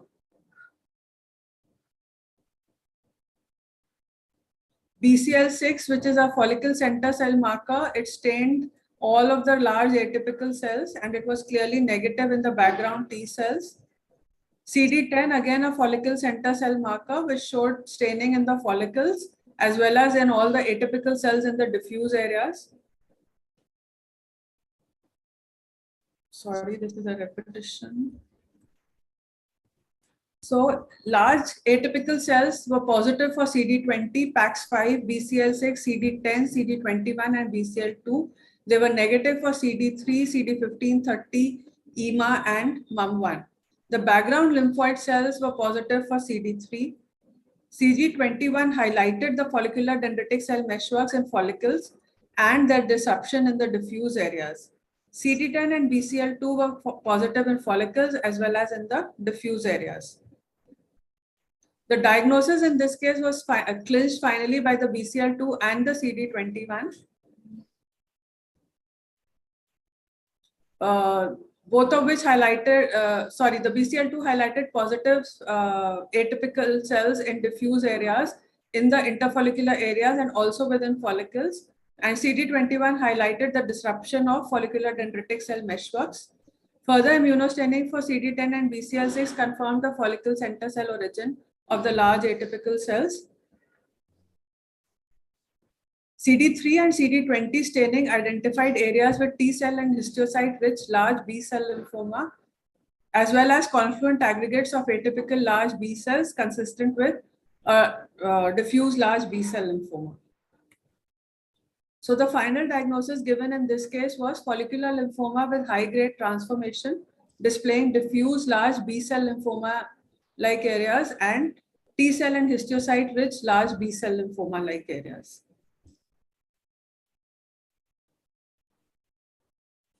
Follicular lymphomas are the second most common lymphoma type that affects adults in the Western countries. However, they are less common in India. 15 to 32% progress to more aggressive forms associated with adverse prognosis. Most cases of follicular lymphoma progress to diffuse large B cell lymphoma, and the most common histomorphology consists of an area of lymphomatous infiltrate composed of large size B cells that is devoid of neoplastic follicles, which is clearly indicated by the absence of FTC meshworks. This particular case is interesting due to its unusual histomorphology, wherein we saw predominant diffuse pattern with focal nodularity, both diffuse and follicular areas showing a polymorphous cell infiltrate, areas with conspicuous high endothelial proliferation, and presence of epithelioid granulomas. It was also unusual in its immunostaining in the sense where we saw diffuse CD3 staining in the diffuse areas and also in the nodules, which led to confusion in the diagnosis. So a few take-home points. This case widens the histologic spectrum of follicular lymphoma transformation. Pathologists must be aware that follicular lymphoma can transform to DLBCL in a morphologically unusual pattern. It is important to recognize this morphology in the context of follicular lymphoma progression, as DD includes disparate entities such as peripheral T-cell lymphoma, not otherwise specified, and classic Hodgkin lymphoma, or a large B-cell lymphoma arising in the background of a T-cell lymphoma, all of which require very different clinical management and have different therapeutic and prognostic considerations. These are my references, and thank you all for your patient listening. Thank you, Dr. Ritika. Wonderful case, one detailed workup and an unusual presentation. Any questions for Dr. Ritika? If none, then thank you very much. Thank you, sir. Thank you.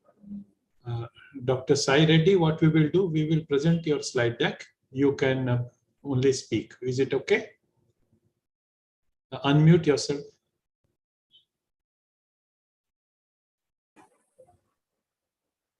Right. So the next presentation is by Dr. P. Sai Sindhuja Reddy. She's pediatric resident at D.Y. Patil Medical College and Hospital, Pune.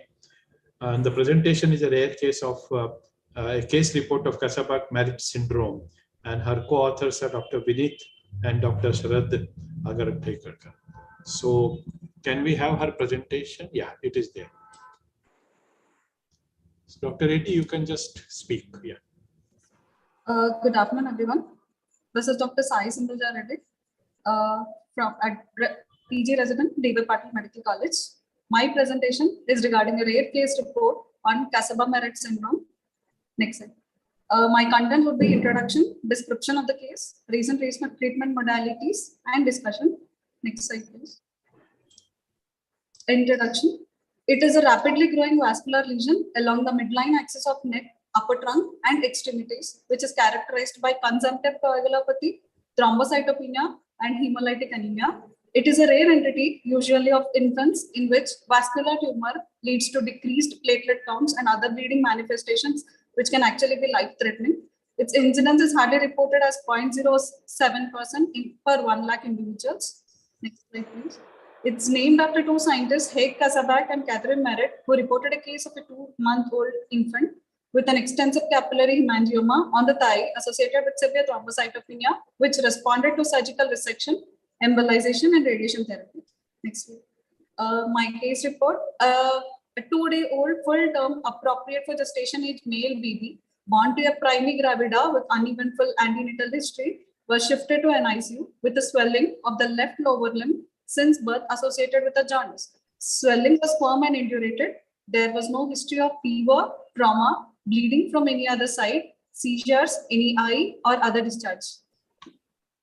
This is the case of Kasabach-Merritt syndrome with violaceous, large, indurated, non-pulsatile erythematous lesion over the left lower limb in the baby presented to us to an ICU. Next slide. It is actually a rapidly proliferating hemangioendothelioma with platelet consumption in early life, which may lead to disseminated intravascular coagulation with high mortality rate. Next slide. General examination of this child showed 2.5 kg child with obvious pallor, refusal of acceptance of feeds, with large reddish blue, painful, indurated, non-pulsatile, immobile, erythematous, inhomogeneous lesion present over the left lower limb with visible petechiae around the lesion and all over the body.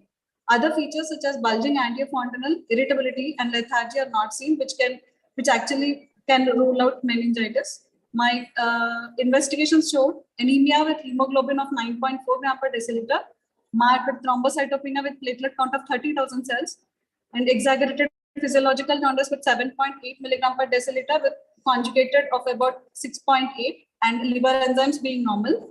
Next slide, please. Child's PT-INR was normal with elevated D-dimer of 6,000. Hypofibrinogenemia is seen and elevated fibrin blood products are also seen. Blood culture and sensitivity was normal, which can actually rule out the sepsis for the baby. Echocardiography was normal. USG cranium showed no evidence of intracranial hemorrhage. And USG abdo-pelvis was normal, where MRI of abdomen and lower limb, which showed diffusely infiltrating vascular lesion in retroperitoneum extending along the left lateral pelvic wall into the left thigh and leg anteriorly. Next slide, please. We treated the baby supportively with packed red cells, fresh frozen plasma transfusions, started steroids at 1 mg per kg per day, but our plan was to start, child was actually improving, but our plan was to start methotrexate therapy, but the child was lost follow-up, sir. Signs and symptoms actually includes anemia, thrombocytopenia, prolonged prothrombin time, activated partial thromboplastin time, reduced fibrinogen levels and increased fibrin split products. Diagnosis is confirmed by ultrasound, magnetic resonance imaging with angiography and echocardiogram, ophthalmology evaluation to look out any other abnormalities in the baby. Principles, actually it is a rare entity which actually lacks well-established systematic treatment strategies. Our main principle is to inhibit the tumor growth and target the main phenomenon of Kasabach-Merritt syndrome. Next slide, please. Recent treatment modalities includes pulse steroid therapy, which will start at 2 to 5 mg per kg. Mechanism of action being increase in vasoconstriction, inhibits fibrinolysis, disrupts angiogenesis. And other treatment modality is methotrexate with a treatment regimen of 1.25 mg per weekly for 8 months, out of which mechanism of action is folic acid antagonist, inhibits DNA synthesis and arrests cell division in S phase of cell cycle in rapidly proliferating cells. It is cheap and easily available and it has predictable side effects. Next step. Vincristine is actually in the line of management. Our treatment regimen would be 1 to 1.5 mg per meter square or 0.05 to 0.065 mg per kg per week. Mechanism of action would be binds with platelets, reduces coagulation, targets tumor, interferes with mitotic spindle activity and inhibits mitosis, causes symptomatic bicytopenia, which is actually the rarest complication of vincristine. And interferon alpha is also in the treatment modality these days. 1 into 10 power 6 units per meter square per day in first week, and then on 3 into 10 power 6 units per meter square per day for 3 months. The mechanism of action is inhibits angiogenesis by suppressing basic fibroblast growth factor. Next slide. Sirolimus can be considered with a dose regimen of 0.8 mg per meter square twice daily. Mechanism of action is mammalian target of rapamycin inhibitor, which will act on vascular tumor and effects on platelets, inhibits lymphangiogenesis and also angiogenesis. Propranolol can also be considered with a dose regimen of 1 to 2 mg per kg per day. Mechanism of action is non-selective beta blocker, which inhibits angiogenesis. Next slide. Surgical management, it is usually if the lesions are multiple and if the lesion cannot be treated with a medical therapy and which is actually resectable, can be treated with a surgical management. Complete surgical excision in small localized tumors and arterial embolization and local site percutaneous steroidizing agent injection can also help the kid in resolving Kasabach-Merritt lesions. Next slide. Diagnosis can be done by, if at all the kid comes with an enlarging hemangioma, then look for coagulopathy, thrombocytopenia, and red cell fragmentation. And or else the child comes with unexplained coagulopathy, thrombocytopenia, and red cell fragmentation. If these are all present, isolated accessible lesion, if it is an isolated accessible lesion, yes, refer to a vascular surgeon for its resection. And if it is isolated unresectable lesion, refer to an interventional radiology for further management. And diffuse multiple lesions can be treated out with systemic therapy with prednisolone at 3 mg per kg and interferon alpha at 3 milliunits per meter square per day. And if it is diffuse and multiple lesions are there involving the spleen, you can consider splenectomy and using another first line therapies for using prednisolone, interferon alpha, methotrexate, sirolimus, and all. Next slide. Kasabach-Merritt was the first Dr. reported. Reddy, we will be falling behind the timing. Can we conclude? Yes, sir. They actually, due to what they believe due to capillary hemangioma, the cardinal clinical and hematological features of the syndrome include enlarging infantile vascular lesion, profounding thrombocytopenia, microangiopathic hemolytic anemia, and consumptive coagulopathy. Two major treatment objectives would be control of coagulopathy and thrombocytopenia, as well as eradication of the hemangioma. It is typically has its onset in early infancy with a median age of onset 5 weeks. In approximately 50% of the cases, KMT was associated with a vascular tumor diagnosed at birth, with 90% of published cases diagnosed before 1 year of age. Magnetic resonance imaging with angiography is usually the modality to assess vascular involvement in this Kasabach-Merritt syndrome. Next slide. In conclusion, neonatal KMP is a rare phenomenon. Early diagnosis and institution of the treatment is associated with a favorable outcome, and steroids will be the first line effective for the treatment. Thank you, sir. Thank you so much, Dr. Reddy, for bringing this beautiful case and reviewing the literature. Pediatric department of DY Patil has been very active on hematology front. You always have something to present. Thank you very much.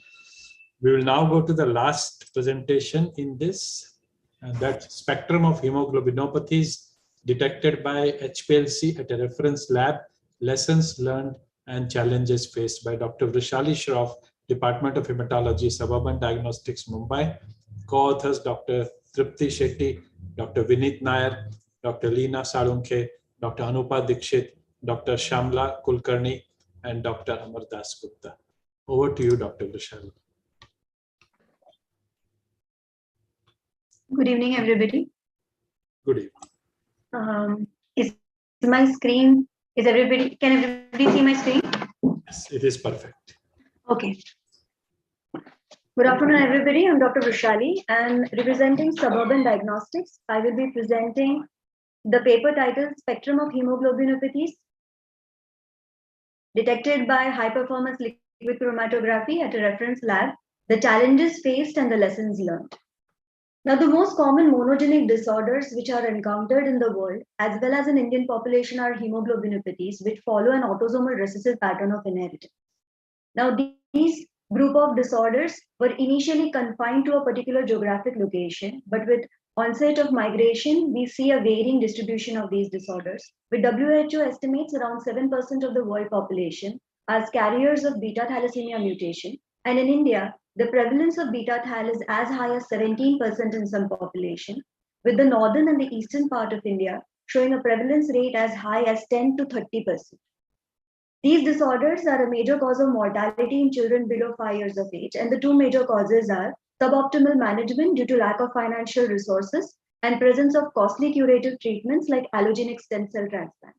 As a result of which, the prerequisite is to adopt preventive and cost-effective strategy which focuses on education and creating awareness among the general population, families of thalassemia patients, as well as the medical practitioners, population screening, genetic counseling, and prenatal diagnosis. HPLC is the best available method for screening and detection by providing rapid, reproducible, and precise results. So we aim to study the spectrum of different hemoglobinopathies at our central lab, the ethnic and geographic distribution trends observed in these cases studied across India, the challenges faced, and the lesson learned from them. So it was a retrospective analysis spanning over a period of 7 years conducted by the Department of Hematology, Suburban Diagnostics, Mumbai, and a total of 34,140 cases were studied. The indications for investigation were antenatal cases screened for hemoglobinopathies, voluntary premarital checkups, suspected cases of hemolytic anemias, cases investigated for anemia, reflex screening of family members of index cases, and abnormal chromatograms observed during HbA1c estimation. Detailed clinical history, including the age, gender, the geographic distribution, and the ethnic background were taken, along with history of blood transfusion if present was noted. Complete hemogram was performed on automated hematological analyzer. Peripheral blood smear examination, retic count, and sickling tests were performed using standard techniques as applicable.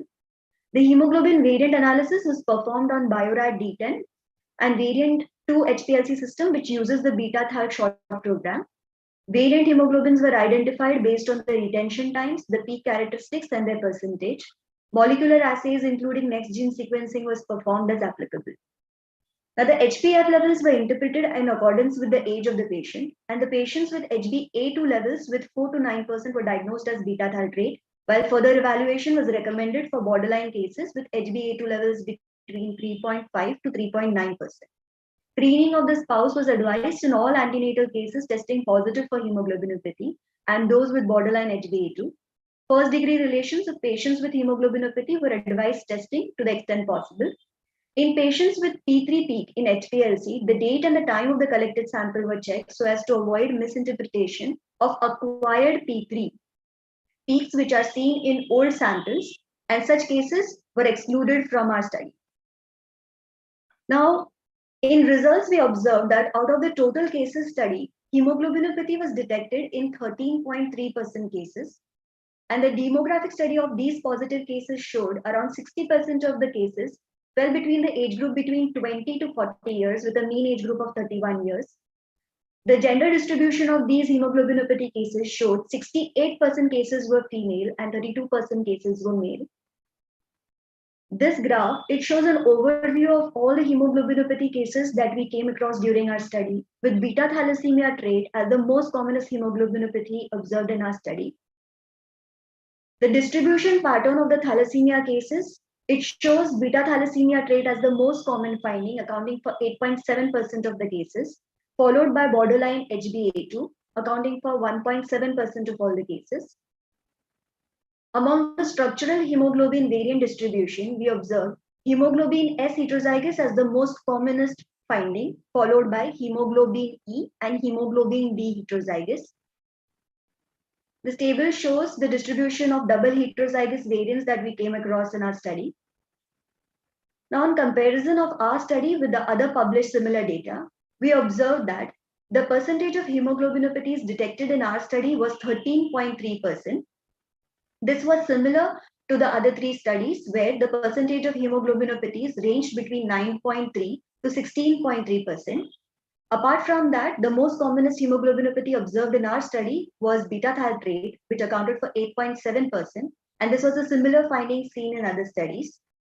The two important findings that we saw was a low incidence of hemoglobin E in our study, which was 0.4% as compared to the other three studies, and a higher incidence of hemoglobin S, 1.3% as compared to the other three studies. So to summarize, incidence of hemoglobinopathies in our current study was 13.3%, with the largest group formed by beta thalassemia trait. Borderline high HbA2, which possesses a diagnostic challenge, was seen in 1.7% of cases in our study and 0.73% cases in series reported by Dulai. In our study, they were associated with macrocytic red cell pictures, suggesting an acquired elevation of HbA2 due to nutritional deficiencies of vitamin B12 and folic acid. The HbE trait and homozygotes constitute a major portion of all the series from eastern and northeastern states of India, except at our center, which largely caters to the western and central India, mainly Maharashtra, Goa, and Madhya Pradesh, which are known with low incidence of hemoglobin E. And this explains why we found the hemoglobin E percentage lower as compared to the other three studies. The incidence of hemoglobin S in our study was 1.3%, highest among all the series compared. This too could reflect the high incidence of hemoglobin S in some parts of Maharashtra and Madhya Pradesh. Lack of information of parental hemoglobin analysis in patients with double heterozygosity for beta thal and other abnormal structural variant was a major challenge in arriving at firm diagnosis on HPLC. We came across a few rare hemoglobin variants which eluted in the hemoglobin S window in HPLC, such as hemoglobin Reims, which is a rare alpha chain variant, thereby possessing challenge in diagnosis. Sickling was absent in these cases, and they were resolved by molecular studies, including next gene sequencing. Hemoglobin Reims has been covered by my colleague in detail in yesterday's CML. So we'll focus on a few other interesting cases where the molecular studies were helpful.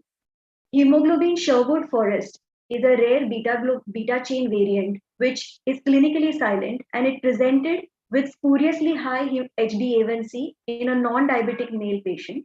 And the HPLC graph in these patients showed an abnormal high HbA1c peak of 50.6% with a retention time of 0.72 minutes. And this was confirmed on molecular diagnosis. Similarly, Hemoglobin Liang-Papao, a rare alpha chain variant which presented with microcytic hypochromic anemia in a 15-year-old female patient.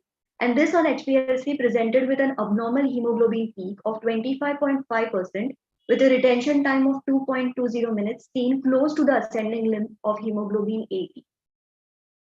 So the take-home message is knowledge of prevailing distribution of hemoglobinopathies in different parts of India and the ethnic backgrounds of patients is very useful in diagnosis of the hemoglobinopathies, as well as helps in strengthening the existing population screening programs.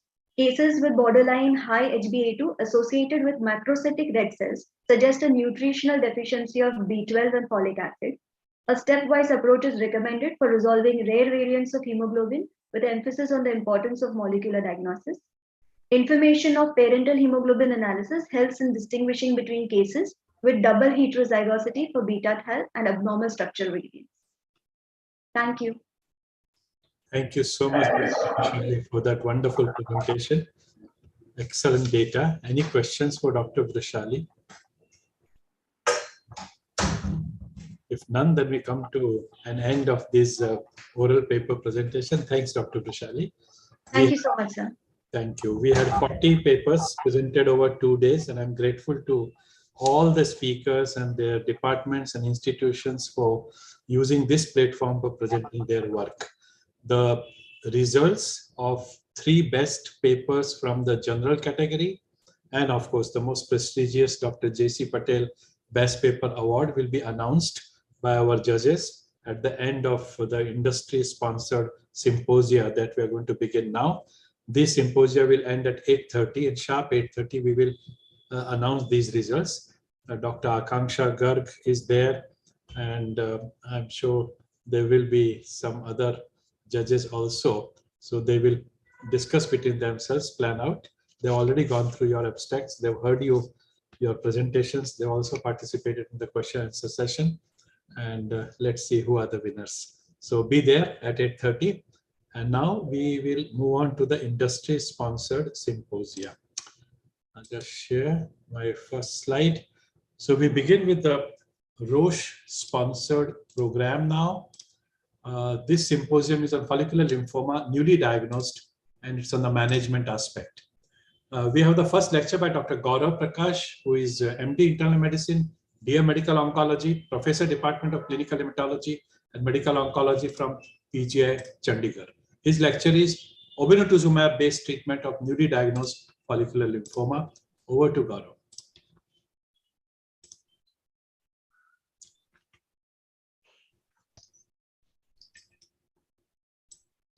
Thank you very much, sir. So at the outset, I thank the Mumbai Hematology Group as well as Professor M.B. Agarwal for giving me this opportunity in this symposium. And in the next few minutes or half an hour or so, I'm going to try to relate these 2 pictures. Needless to say, this beautiful photo from ASH shows a follicular lymphoma. You can see these haphazard arranged follicle throughout the section. They are irregularly placed, looking aggressive. And on the right hand or on your left, you can see Inotuzumab, which is the new kid on the block, and we are going to study or rather dissect the role of this drug for follicular lymphoma. Few basic points. We know follicular lymphoma is a chronic, relentless, relapsing disease. Thankfully, it has an indolent course. It's very much likely that if you are treating relatively well-off patients, then most of your patient will outlive the disease. Therefore, it is said that it has long overall survival, which may go up to decades. And we have data from the Western literature which says that only 20 to 30% of the patient would die because of follicular lymphoma per se. We do not have any data from our country, but if we take a reasonable start of society, the figure is not likely to be very much different from what we have on this slide. Speaking of Gazyva, it is a humanized monoclonal anti-CD20 antibody, and we are going to see more of it in the slides to come. So before I dwell on follicular lymphoma and Gazyva or Inotuzumab, let's have a snapshot on anti-CD20 landscape. What is there in our repertoire? So we all know the time-tested rituximab is there, which is nothing but a chimeric human and murine. Murine is mice origin, a monoclonal antibody. This is there around more than 2 decades now. The second one is humanized one. We all are going to see about these. So we have 3 options with us. Obinutuzumab, we are going to discuss today. Ocrelizumab, this is approved only for MS. Let me tell you, we may see trial in malignancy also, but as of now, this drug, which is very much similar to obinutuzumab, is approved for MS. And we have veltuzumab, which is approved for ITP and pemphigus. The third one is ofatumumab. Most of us have heard of it. And this is because it is a MUMAB, it is fully humanized anti-CD20 antibody. As of now, we use it for CLL, not yet approved for indolent NHL or other indication. Recently, it got approved for multiple sclerosis. So this is the overall repertoire, and the highlighted one are available for oncohematology. So we have heard all these words like humanized, fully human, chimerics. Let's have a look. Many of you might be knowing, but for the student and the resident, we can just repeat it. So from the blue one, which is completely murine. So example is Muromab, and this is used mainly for diagnostic purposes. You are not afraid of any immunogenicity or allergy. So it is completely mice origin or animal origin. When we make it chimeric, so predominantly the constant portion of heavy chain is of human origin, and the remaining variable portion and light chain and heavy chain is of murine origin. Infliximab is mentioned in this slide, but we know our own rituximab belongs to this category. The second is humanized, which is the drug we are going to discuss, obinutuzumab. The example is given of some other drug. In this, almost 90% plus part is of human origin, and only the epitope, the part which binds with the antigen, is of murine origin. Lastly, we have MUMAB, which is completely human, and almost everything in this antibody is of human origin. Panitumumab is a drug which is used for head and neck cancer, lung cancer, and the drug that we usually deal with is ofatumumab. Now you can see in this there is a gradient. The gradient is of immunogenicity, and this is immunogenicity of bad variety, which is infusion-related hypersensitivity reaction. So if you give this one, the risk of reaction, which may be fatal, is going to be very high. And because of immunization, you can see the risk is going down drastically. All right, so let's have a look at the indications. So most of us know, and we are very comfortable with rituximab. This was first approved in 1997, and the initial indication was relapsed refractory NHL. Sequentially, now we all know, no secret, it is now approved for almost all B-NHL indication, as well as CLL. These are all autoimmunity rheumatology indication, which are here just for record purpose. The 2 new drugs, obinutuzumab got approval in 2013, and the latest one is ofatumumab, 2016. I would just like to draw your attention to the indications of approval. So it is approved for CLL, but in combination with chlorambucil, which I am afraid most of us have forgotten to use, not all of us. And for follicular lymphoma, it is used for the patient who would need treatment in combination with chemotherapy. And in relapsed refractory follicular lymphoma, you can use it in various combinations. Right. So a very important aspect before, now we have rituximab, ofatumumab, obinutuzumab. It is confusing. To understand what is the difference between them, let us have a look how do they work. So many of you might be aware of this slide. So first of all, this is binding. And I would like to emphasize upon this point because it is very important. This is transmembrane CD20 receptor. On that, this is a binding site. So binding site vary. And this is the basic crux of difference between various monoclonal antibodies, not only between the antibodies, but also biosimilars. The way they bind to a CD20 molecule differs. Therefore, that is the reason it is said that all biosimilar, or even though they are targeting CD20, cannot be called equal, because the way they bind to a receptor, the way they bring the conformational changes, the way they fix complement can be drastically different. So biosimilar are similar, but they are not exact replica of the original. This is an important point to understand. If you see the mechanism, there are 3 basic mechanisms. Number 1 is ADCC. Now, what do you understand by ADCC? The term is self-explanatory. antibody-dependent cell cytotoxicity. It is mediated by mainly cytotoxic killer T cells and NK cells. There is a parallel term to ADCC, which is called ADCP, which is antibody-dependent cell phagocytosis. And this is basically mediated by macrophages, monocyte macrophage system. So both of these are basically cell-based killing mechanism. The number 2 is complement-mediated cytolysis. And we know C1q esterase is a lethal weapon. And the antibodies, this is like our rituximab or maybe any other monoclonal antibody, which can just bind to it, and then this can start killing a cell.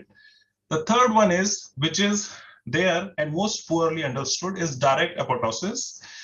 We all have, we always say the things which are poorly understood, we have many options and explanations. So you can see we have MAP kinase, we have RAF kinase, NF-kappa B, which is almost everywhere for all B-cell malignancy, and AKT signaling pathway.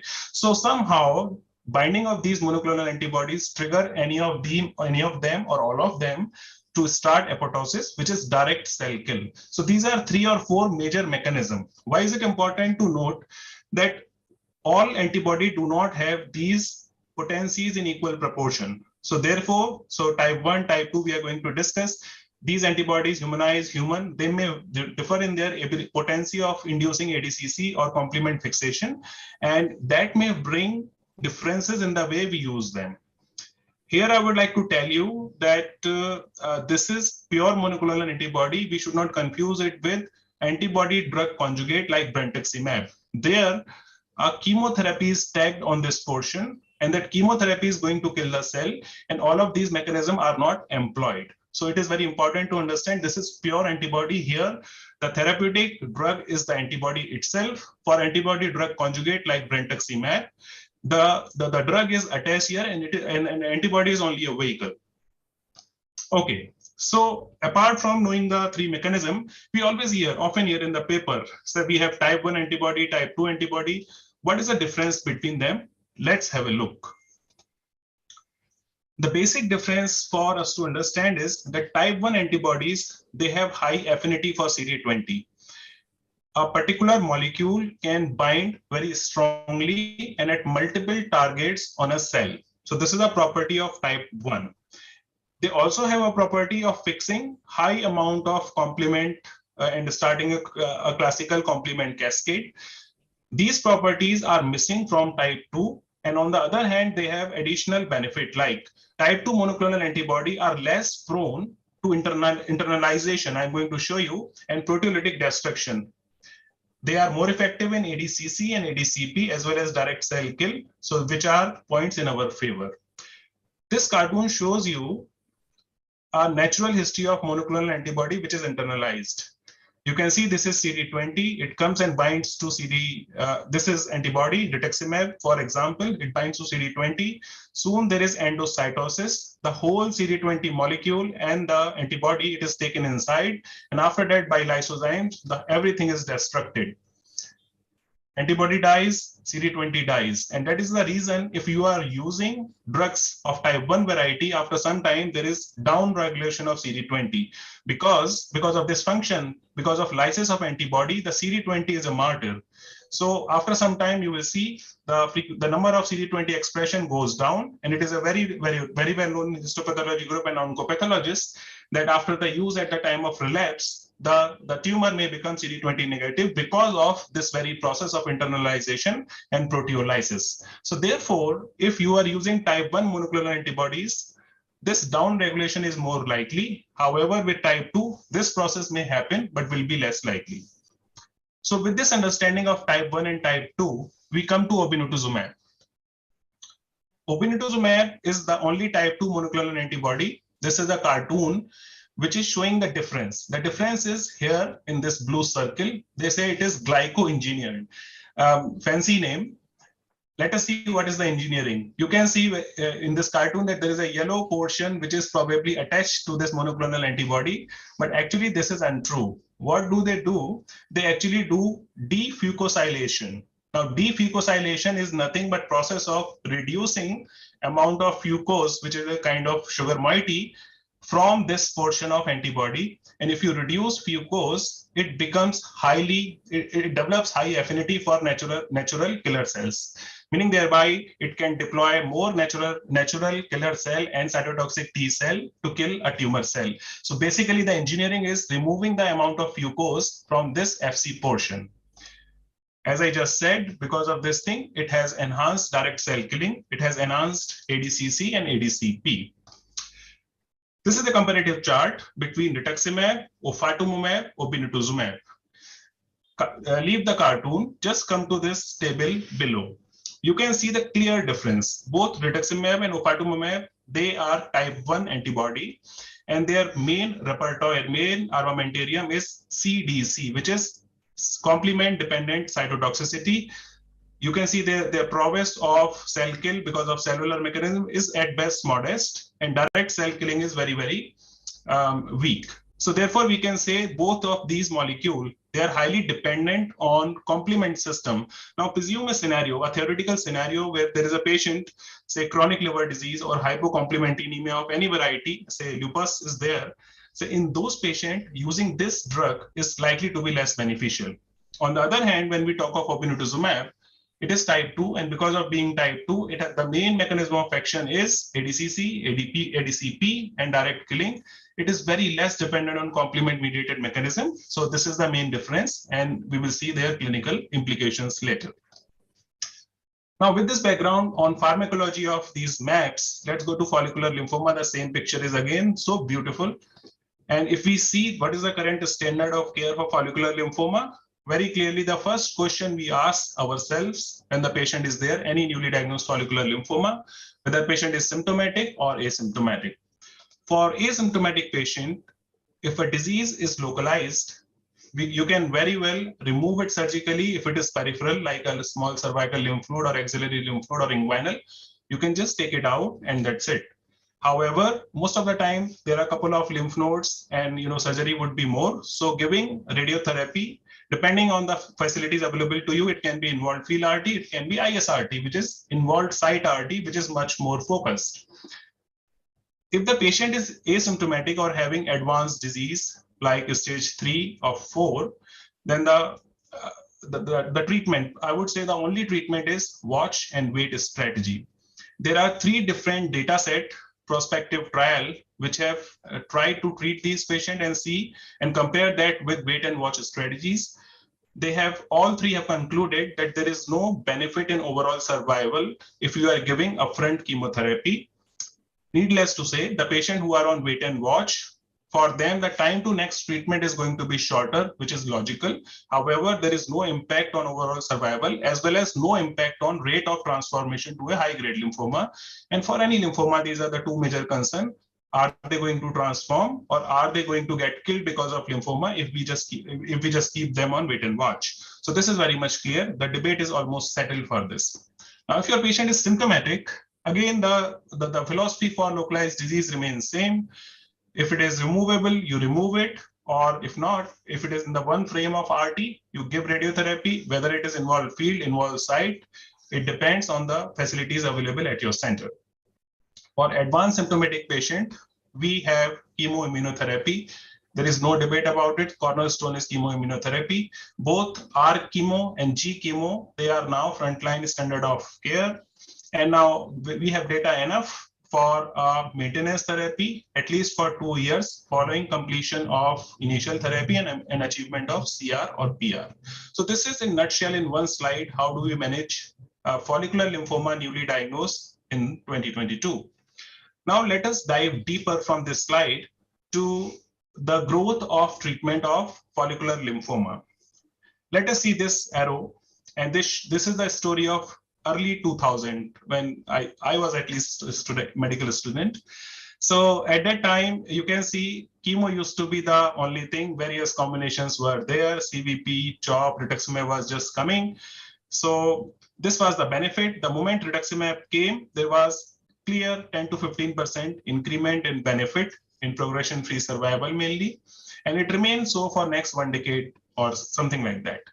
Now here, the next improvement in follicular lymphoma was arrival of our maintenance therapy. We all are aware of this PRIMA trial. PRIMA trial was a benchmark trial for follicular lymphoma. The only difference between the two arms was addition of our maintenance, and there is clear benefit of progression-free survival. A word of caution: despite having this remarkable progression-free survival, there is no overall survival of maintenance therapy even after longer follow-up. So therefore, one has to weigh risk and benefit of using maintenance therapy, especially keeping in mind the milieu of a patient, the access of a given patient for infectious complication and its management. So that is something which has to be factored in whenever you are deciding of our maintenance therapy. I think cost has become less of a problem because we have so many different rituximab available to us. So this is the initial benchmark, and after this there is arrival of obinutuzumab, and let us see how did it perform. Obinutuzumab, I will just show you two major studies. This is preclinical data.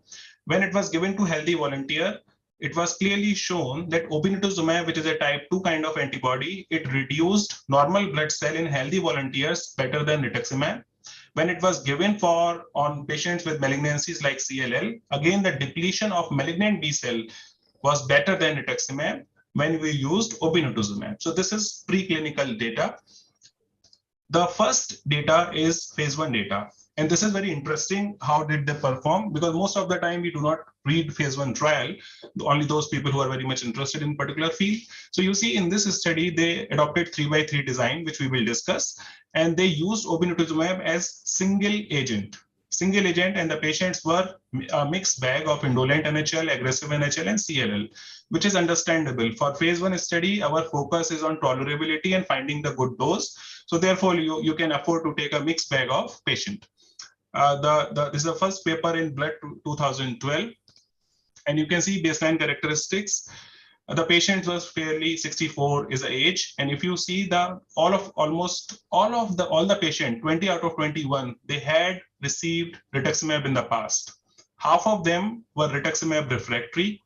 Around 30% had received BMT in the past. So this was really heavily pretreated population.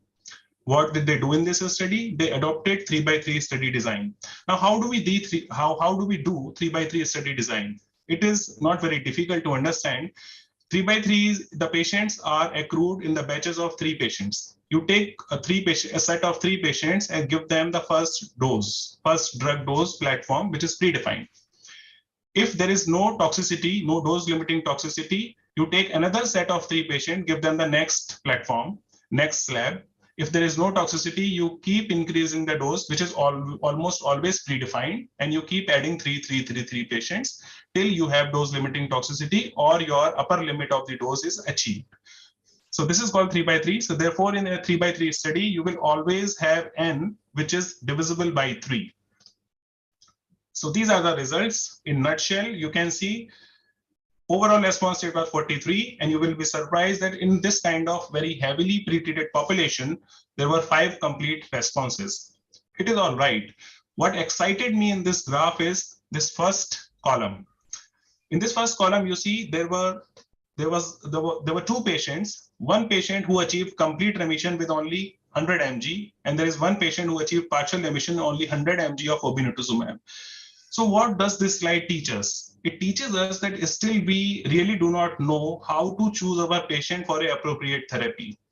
Therefore, most of the lymphoma patient, irrespective of the histological subtype, they go on to receive a very generic kind of therapy with a CHOP backbone, because we still do not know which patient is going to respond and which patient is not going to respond. This shows me a ray of hope that there can be patient who will just respond to a very low dose of monoclonal antibody. Now the challenge remains, and the research is needed to identify those patients so that we can treat them with minimal amount of chemo or immunotherapy and with minimal cost. So this is my thought on a tangent. Moving back to the study, the phase 1 study showed that median PFS was not reached, and even at the end of 2 years, nearly 1.5 years, you can see 60% patients were progression free. Remarkable data for a phase 1. However, phase 1 is not for clinical use. We do not start using a drug with just phase 1 data. You all will be hungry to have a look at the phase 3 data. So the data came to us with this famous gallium study. This is a very well designed for all students to read, to study RCT. This is the paper I would recommend. Let us see the results of RCT. Before that, the study arms. So in this, you can see it is a very neat randomization 1:1. One group received G chemo, which is Gazyva with various chemotherapies, and rituximab with various chemotherapies. Mainly the chemotherapies were either CHOP, CBP, or bendamustine in both the arms. Let us have a look at the patient population first. They included adults who had follicular grade 1 to 3A, or maybe a small subset of marginal zone lymphoma. They included patient with stage 2 bulky, 3 and 4, because we understood this is applicable only for patient with advanced disease. And the PS was 0.2. So this is the common kind of standard thing. The way the Gazyva was given is 1000 mg every week, 3 doses for first cycle, or thereafter only 1 dose in each cycle. Some patients receive 8, some patients receive 6 chemotherapy cycles. Rituximab was very much a standard. Day 1, 375 milligram per meter square, either 8 cycles or 6 cycles of any of the chemotherapy. Those patients who achieved CR or PR, they were put on maintenance therapy. The maintenance was of same monoclonal antibody given over 2 years, every 2 monthly. Very much a standard, beautifully balanced. Let us have a look. This is the statistical power was 80% to identify the difference of PFS of 26%, which is good. These are patients. So if you see R chemo and G chemo, 601 equal allocation and beautifully balanced. I am sometimes amazed what resources do they have to balance the arms so beautifully, but that's the truth. You can see in both the groups, stage 4 patients were 56%, 56%. You can see patient with bulky disease, 45, 42%, almost nearly normal. And you can also see bone marrow involvement, B symptom, extranodal, almost all parameters were very well balanced. Now, if you see other parameters like FLIPI, like the drugs used, then I would like to draw your attention that the bendamustine was a drug of choice, 341, 345 patient, and CHOP and CBP cyclophosphamide base were lesser. Ethnicity also was relatively very well balanced. Now we have seen the balance. Let us have a focus on imbalance. Here comes the imbalance. You can see the 3 different arms. Forget Gazyva, forget rituximab. This is only chemotherapy. Patient who received Benda, CHOP, or CVP. The patient who received bendamustine, they were significantly older, more than 80 years. So like 23 patients, while only 3 and 4 received CVP and CHOP. Understandable, because by this time, this study was going on in early 2010. Bendamustine was emerging out of the gallows. So it probably was the drug of choice for elderly. You can also see the comorbidity index. The patient who received bendamustine, they had a score of more than equal to 1, much higher, which is like 24% nearly in comparison to 17-18%.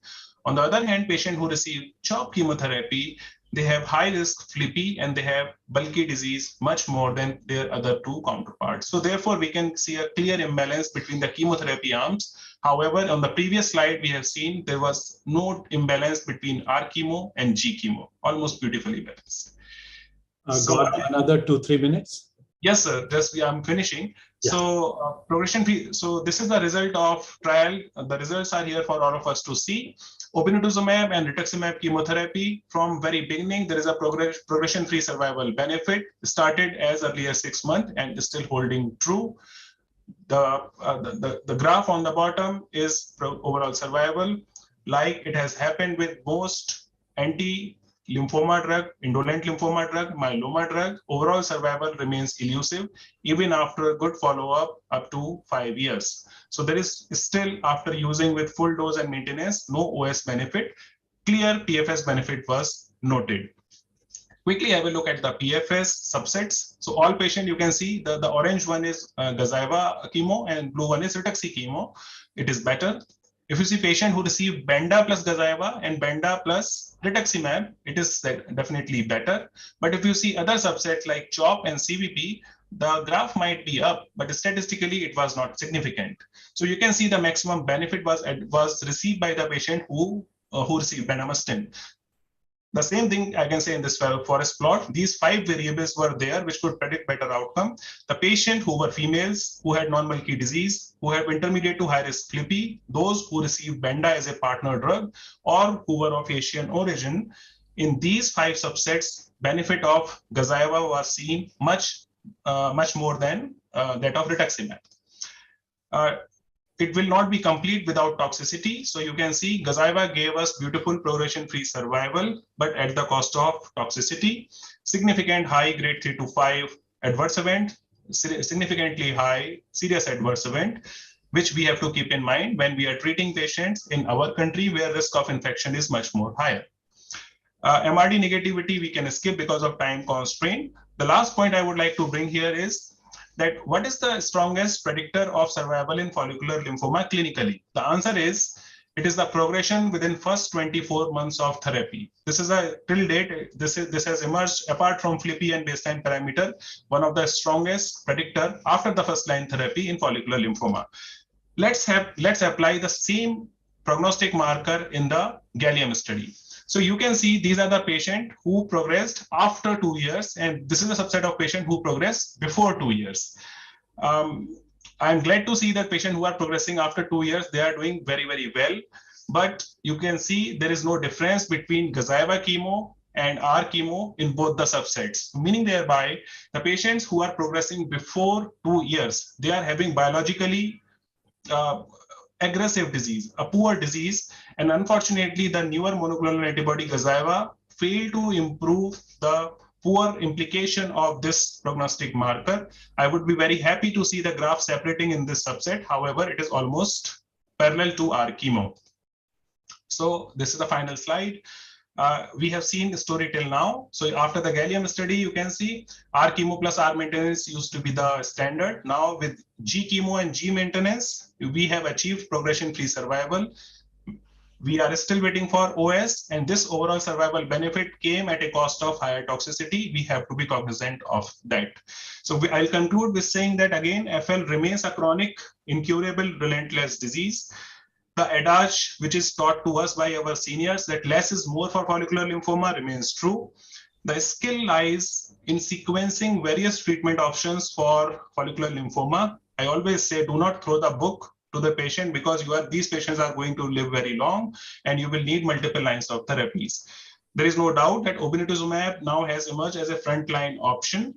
It has better PFS, deeper MRD, but still OS benefit remains elusive. It can salvage patients who have rituximab failure. That is the icing, I think. I will close with 2 questions.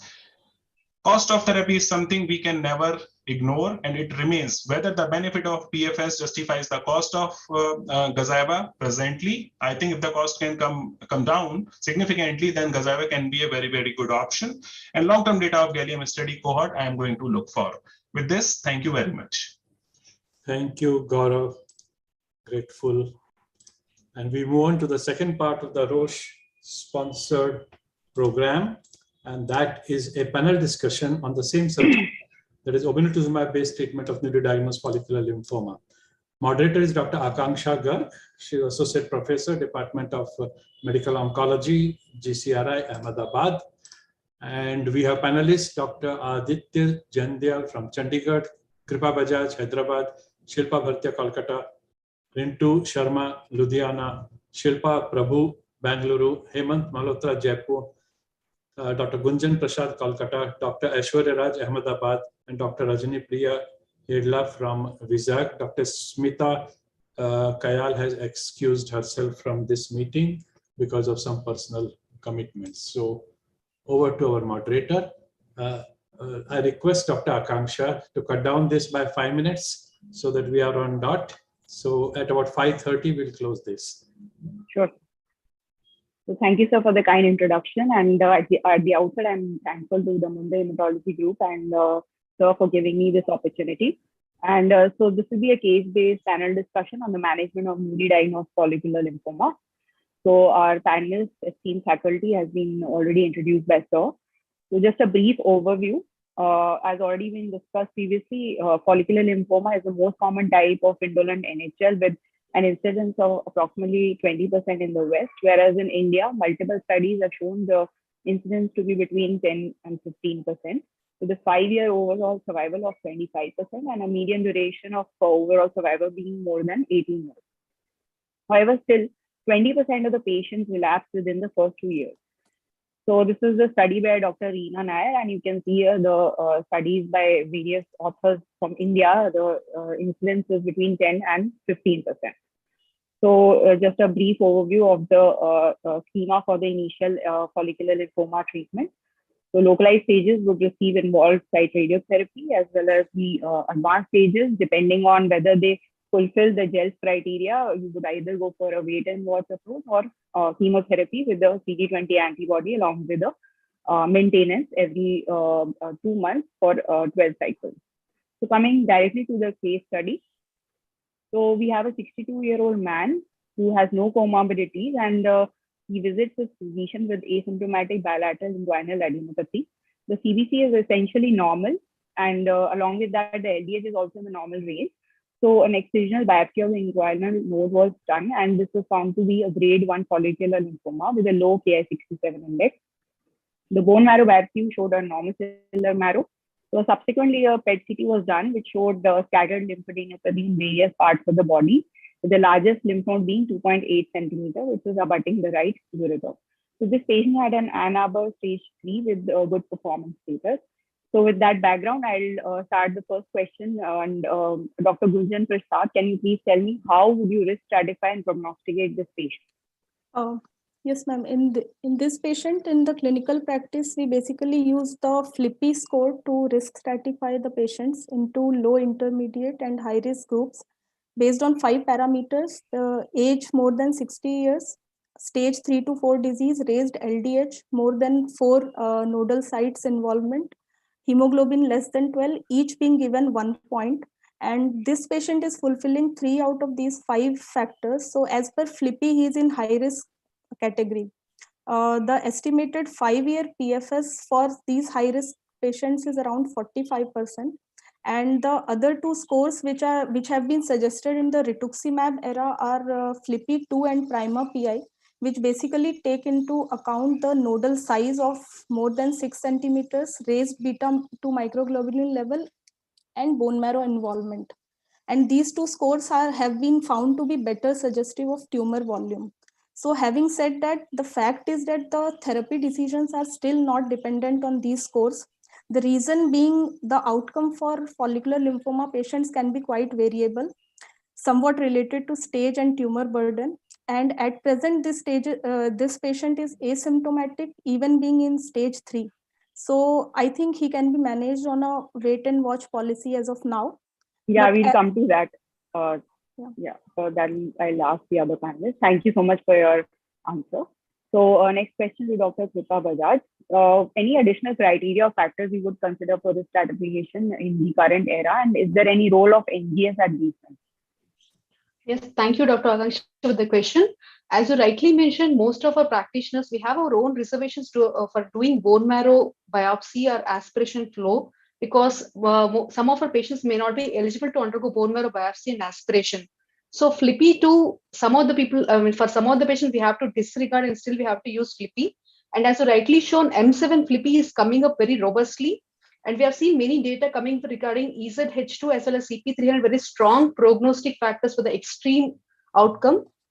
So though these genomic sequencing and NGS are reserved for academia in a very established centers.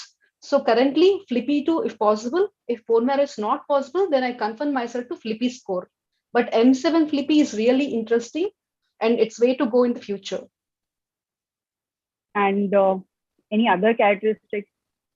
Yeah, total metabolic tumor volume, yes. As you mentioned rightly, FLIPI2, the bulk of the tumor has come up in a big way. In that specifically, the total metabolic tumor volume is a very important prognostic factor and a strong established prognostic factor for the outcome.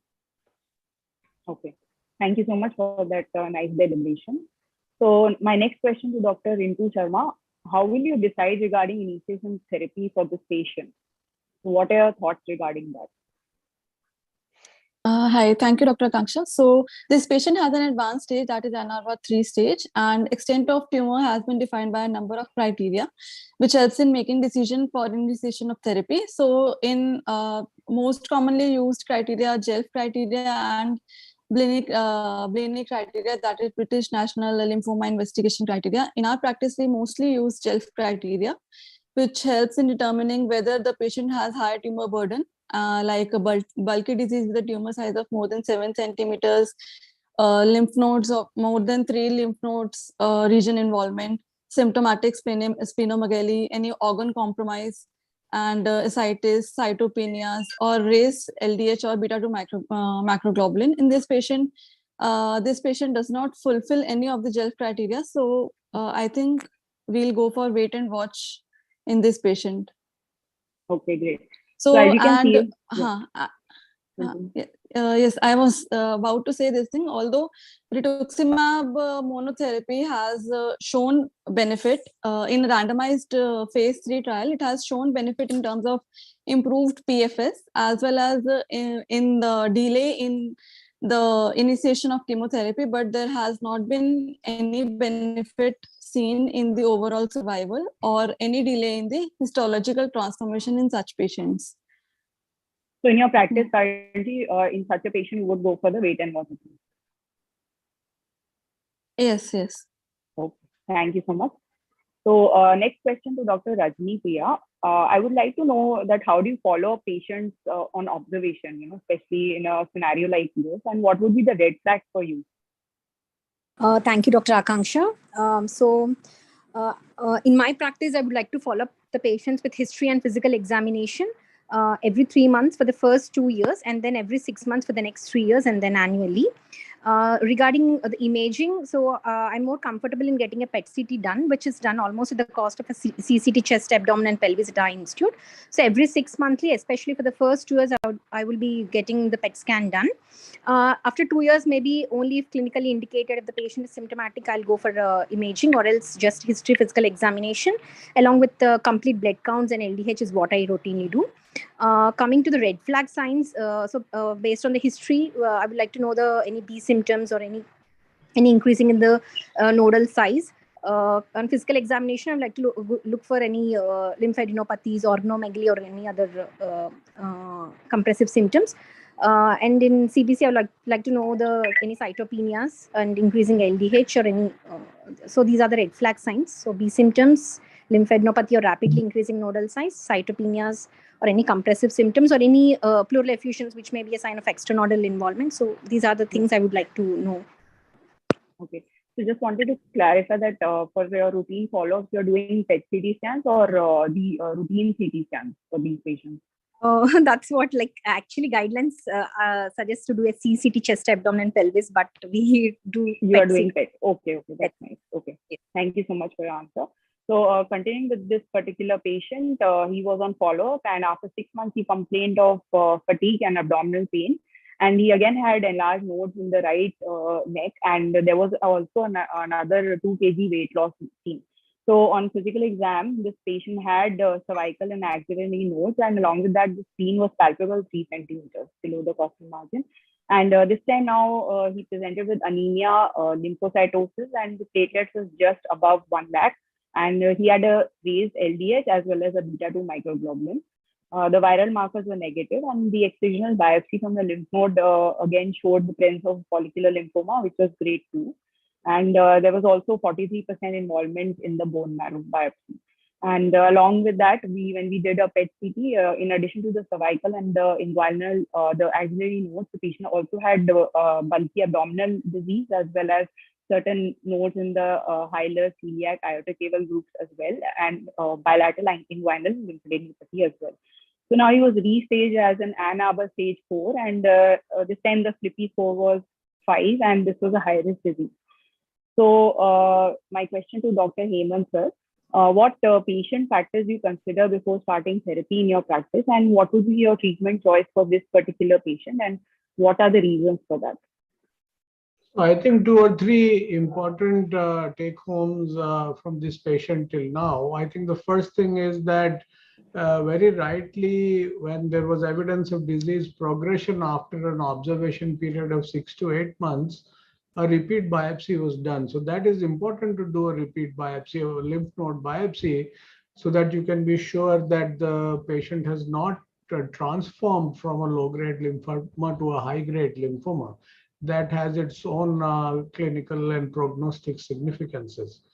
And this patient now, without doubt, because of the increasing marrow involvement and the increasing symptomatology, would require some treatment. And what are the major factors which we consider before deciding the choice of treatment? The first is the patient preferences. And this is particularly important if patient has early stage disease in which observation is an alternative, because many patients, they're very uncomfortable with observation. So maybe just anti-CD20 monoclonal antibody is an alternative for those patients. For these patients, like the comorbidities would be extremely important. What job the patient does, what is his vocation, that again would be important for me in deciding my treatment, how aggressive I would be. Can the patient remain in close touch? Is the patient literate? Is the patient illiterate? All these things would be important in deciding treatment. Then, of course, the financial health of the patient is important because as we are aware, we have two anti-CD20 monoclonal antibodies. We have a generic for one and we don't have a generic for the other. And the other one, the multinational brand, is significantly more expensive. So I think, and of course, we've already talked about transformation. I would consider all these factors, discuss with the patient, discuss with the patient's family, and then kind of make a joint decision as to which therapy to offer this patient. Okay. So any preference regarding the monoclonal antibody for you, or any experience of using obinutuzumab? So I would be in the initial setting very comfortable to start this patient on chemoimmunotherapy with a combination of bendamustine and rituximab. First line, I'm not a very big fan of obinutuzumab, even though there is some data and some really good data that the PFS is increased and the time to next therapy is increased.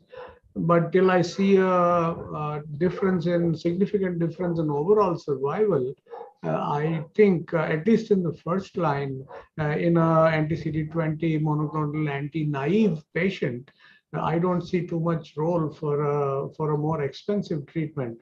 If there is a significant OS advantage demonstrated in, say, a trial published on Monday morning, then might reconsider. Otherwise, I would be happy with rituximab. Thank you. Okay. Thank you so much, sir. And as you can see in this particular slide, already discussed previously by Dr. Gaurav, sir, there is a PFS advantage, but no overall survival advantage with the obinutuzumab chemotherapy arm as compared to rituximab chemo. And but in that, they have actually, the particular study has shown that there is a reduction in the time to next treatment. And because of that, obinutuzumab has come up in a huge way in that sense. So my next question to Dr. Aishwarya Raj: how will you monitor and assess response in these patients, and is there any role of MRD?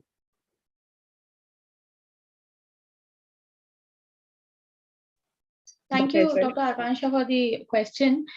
Yeah. So basically, during the therapy, prior to every cycle, we'll be going for the routine CBC just to rule out any cytopenias owing to drug toxicity. Beyond that, the interim PET CT as such has no role, but we can go for appropriate structural imaging mid-treatment. And or as already discussed, end of treatment PET CT is a must, just to compare it with the disease status with the baseline, and accordingly, if like it's a CR, then it's okay. It's a PR. Less than PR, we need to consider early salvage, plan our salvage therapies. And for less than PR and CR, like they are okay, we can go ahead with the maintenance if we want. And Beyond that, as far as MRD is concerned, it is still not in a practice yet. It's at trial levels.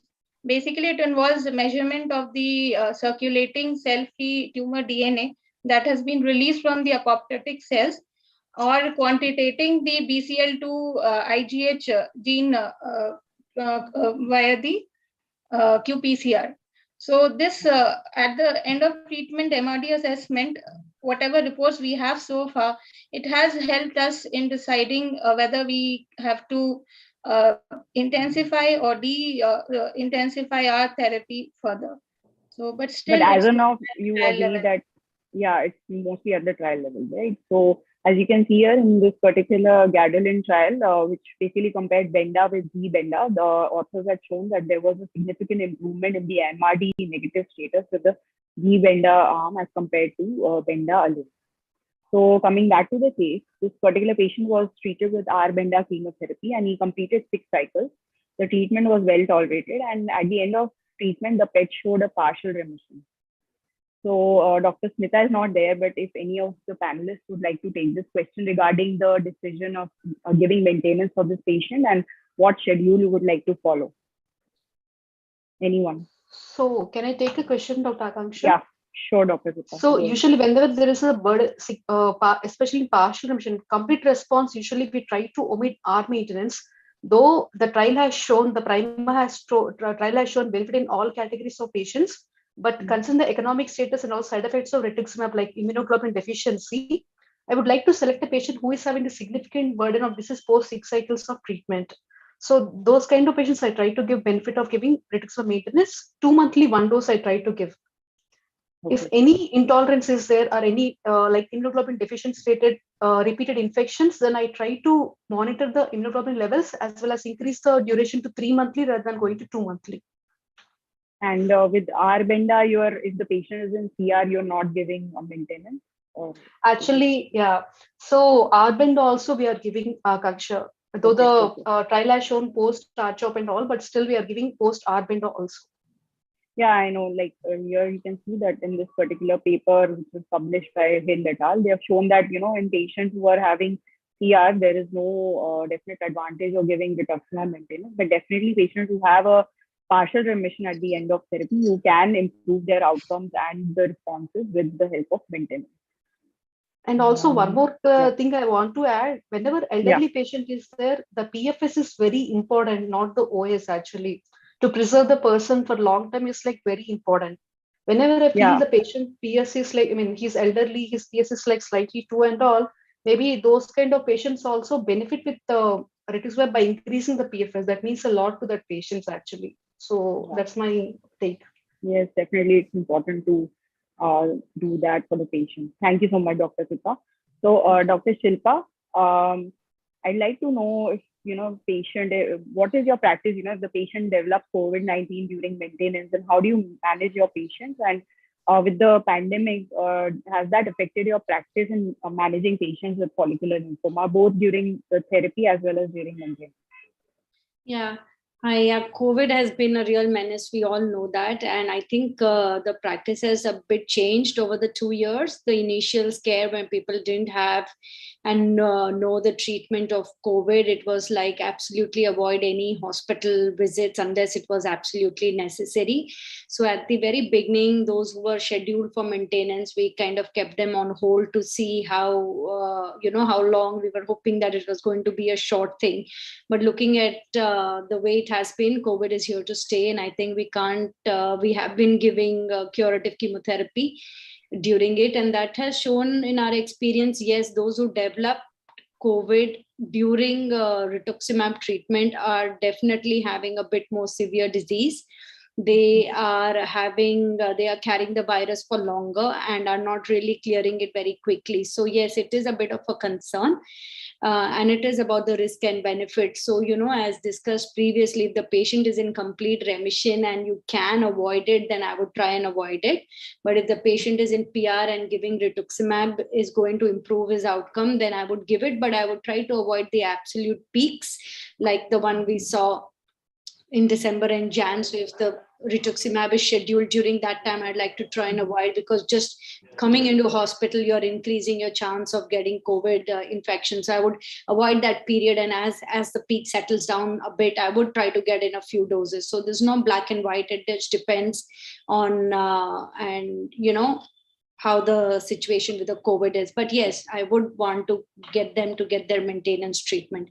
If not all the doses, at least varied over the period of time. Thank you so much. Thank you so much for sharing your experience. So this particular patient was continued on maintenance rituximab, but again, in November 2020, he developed again new nodes with fever, chills, decreased appetite. So Dr. Aditya, sir, I would like to know what considerations should we keep in a patient at the time of relapse, and what is your concept of POD24 and the clinical implications of it? Good evening, everyone. Thank you, Dr. Akanksha, for the question. So, as earlier discussed, so follicular lymphoma is a very heterogeneous disease. So, it is important to recognize that majority of the patients, 80% of the patients, have an indolent course. They have long duration of remissions with the initial lines of therapy, and their overall survival, it is something that matches the general population. But as far as like 20% of the patients have like more frequent relapses, and they have like lesser survival.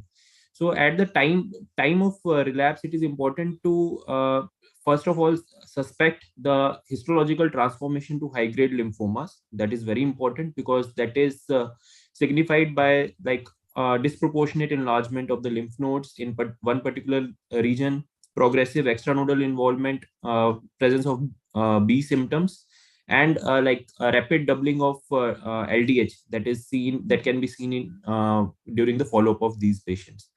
The second point that is very important, as I highlighted earlier, is the recognition of early treatment failure. And this term POD24 actually highlights the patients who have like progression of disease or relapse within 24 months of chemoimmunotherapy, which is either rituximab based or rituximab R-CHOP. So that is the chemoimmunotherapy. So POD24 is important because this is something that cannot be differentiated from the baseline FLIPI score. So studies have shown that the baseline FLIPI was unable to identify these patients. So response to initial therapy is very important. So the patients who have early POD, they perform poorly with subsequent therapies, and actually they need more aggressive treatment algorithms. Thank you. So just a slide to show that in the Gallium study, that their authors are actually shown that the POD24, there was a reduction by almost 41.7% in patients who had received G chemo plus G maintenance. But again, the overall impact on the post-progression survival was still unclear according to the author. So my last question to Dr. Shilpa Prabhu, what is the role of autologous transplant in... Shilpa Prabhu, I think, is not there. Is she there? No, she's not there. So anyone would like to comment on, what indications would be for a stem cell transplantation in cases of follicular lymphoma? We will wind up in a minute or two. Okay, sir. So then probably we'll just skip this. And so this patient was next treated with the D-CHOP for 6 cycles and achieved a complete metabolic response. So my final question to all the panelists would be that, what do you think are the populations who are still a huge unmet need for therapy? And in any subset of patients, would you like to give obinutuzumab-based chemotherapy upfront? So any comments from all the panelists are welcome. So maybe I can start the ball rolling. Thank you, Dr. Akanksha, for a very nice panel discussion. I think the biggest unmet need in low-grade lymphomas or follicular lymphomas is that we have effective treatment. We are controlling the disease, but we are not curing the disease. That minimal residual disease always remains. And a little bit like CLL, the disease sooner or later comes back. So we have to devise some ways and means, either improve our chemotherapy or strengthen the immune system in such a way that after we finish our chemoimmunotherapy, we are able to eradicate the minimal residual disease and produce cure in these patients. Thank you. Okay. Thank you. Thank you so much. So just the last point, I think with the newer monoclonal antibody like Inotuzumab, there is definitely a PFS advantage, but the overall survival advantage still needs to be seen. And definitely it would help in reduction of the early relapse. And with the help of newer molecules, maybe we would move towards a more chemo-free treatment for these patients. So thank you very much. Thank you for the patient listening. And I thank all my panelists for their interactive session and all their viewpoints. Thank you so much. Thanks, Akanksha. Thank you to the panelists. And we move on to the second part of this evening program, which is related to Pfizer-supported symposium now, which is on Inotuzumab, that is Besponsa in the treatment of B acute lymphoblastic leukemia. We have a lecture by Dr. Ritu Jain. She's medical oncologist and BMT physician, Jaslok Hospital, Mumbai. And the lecture is on the results of Innovate trial. Over to Ritu. Thank you, sir, for that. Am I audible? You're audible. Thank you, sir. And thank you for this wonderful academic feast of 1 week. And I thank you for this opportunity and the invitation. So I will start my Akanksha very well conducted panel discussion. Thank you for that. And I will start my screen share. So I will be speaking on. Ritu, 25 minutes, huh? Yes, sir. Yes, sir. 25 minutes. Yes, yes, sir. I will try to finish in 20 minutes. I'll be delighted. I'm timing myself parallelly, sir. So thank you for this, sir. And I'll be speaking on Inotuzumab in B-cell ALL, the results of the Innovate trial, which stands for the Inotuzumab ozagomycin trial to investigate tolerability and efficacy. So as we all know that in B-cell, putting the therapeutic context of B-cell ALL, we know that in B-cell ALL, the adult B-cell ALL, the prognosis after relapse is very dismal. We have very few treatment options for them, and relapse rates are as high as 30 to 50%. And we know that the best results of ALL are seen between 16 to 30 years of age group. And in elderly patients, we have a very poor survival. And this was from the Western data. And after relapse, what do we have for these patients? Again, we are struggling with all the permutation combination of chemotherapeutic drugs, and we can see the 5-year overall survival is as dismal as 7%. And what is the scenario in India? This was a very nice paper by Vivek Radhakrishnan from Calcutta in 2020. And even in India, we see the same dismal survival rate. And the eye-opener is that when they relapse, majority of our Indian patients seems to be opting for palliative treatment as high as to 78 to 96%. And what is happening in the Western world, even in the best of institutes, if we see in MD Anderson, MSKCC, we see in the second relapse, the overall survival seems to be ranging between 18 to 20%. So what do we have any hope for this patient population? Because we know that the response to salvage therapy is an independent survival marker. And do we have anything for this patient group? So now, since we have exhausted the chemotherapeutic options, so we are entering into the era of immunologically derived therapy or the immunotherapy. So we have 3 treatment options. These are the antibody drug conjugates, the bispecific T-cell engager, the BiTE, the blinatumomab, and the CAR-T. So we are riding cars, we are biting with the cells with the blinatumomab. So these are the 3 current immunotherapy options available with us for these patient group. So what makes this an ideal target in the ALL? That there is a high percentage of blasts which are expressing the antigen, and there is high density of antigen expression in the blast cells against the lack of expression on the normal cells. So as we know, which are the antigens currently available with us are the CD20 antibody rituximab, we know. Then now we have the CD19, which is blinatumomab or the bispecific, and the other tongue twister drug, and the CD22, which is the Inotuzumab ozagomycin, the trial, the phase 3 trial, which I will be discussing. And if you focus that most of the patients, they have a strong expression on the lymphoid blast cells. So Inotuzumab is a 100% monoclonal conjugated antibody. And what is the mechanism of action?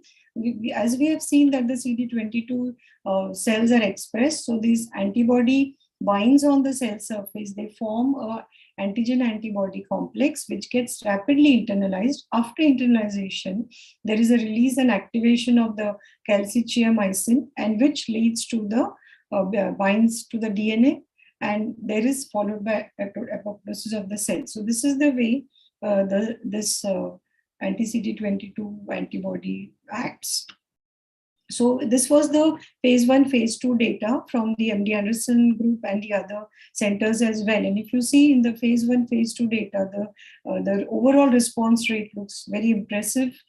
It ranged from 57% to 69%. And these were the dosing I'll be discussing in subsequent slides. So the initial phase 1, phase 2 data looks promising.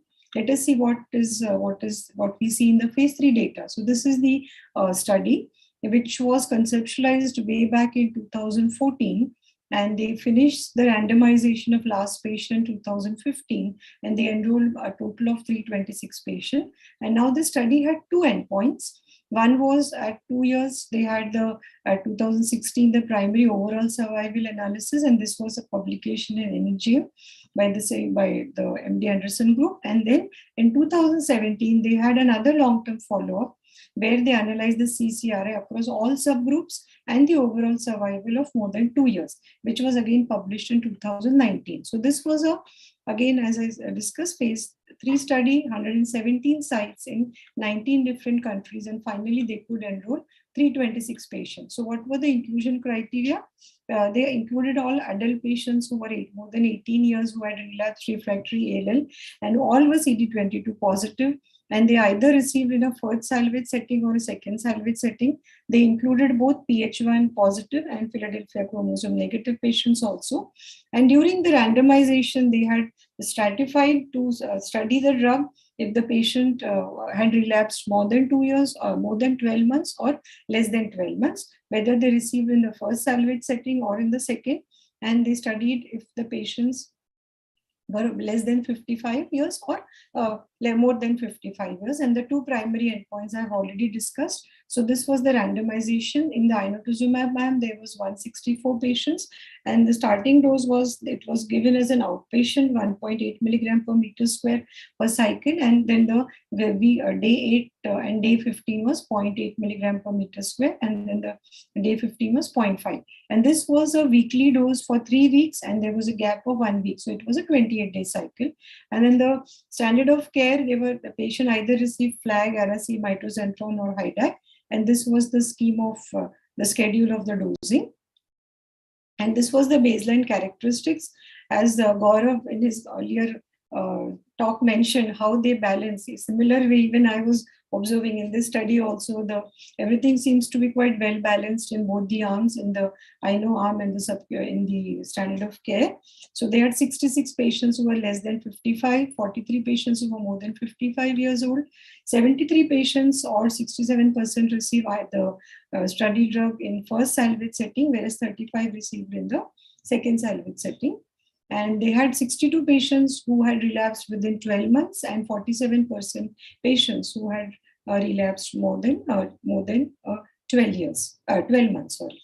And even they had one study I'll be discussing subsequently. The percentage of blasts, did it matter for the response? So 77 patients had more than 50% blast in the marrow, and 30 patients had less than 50%.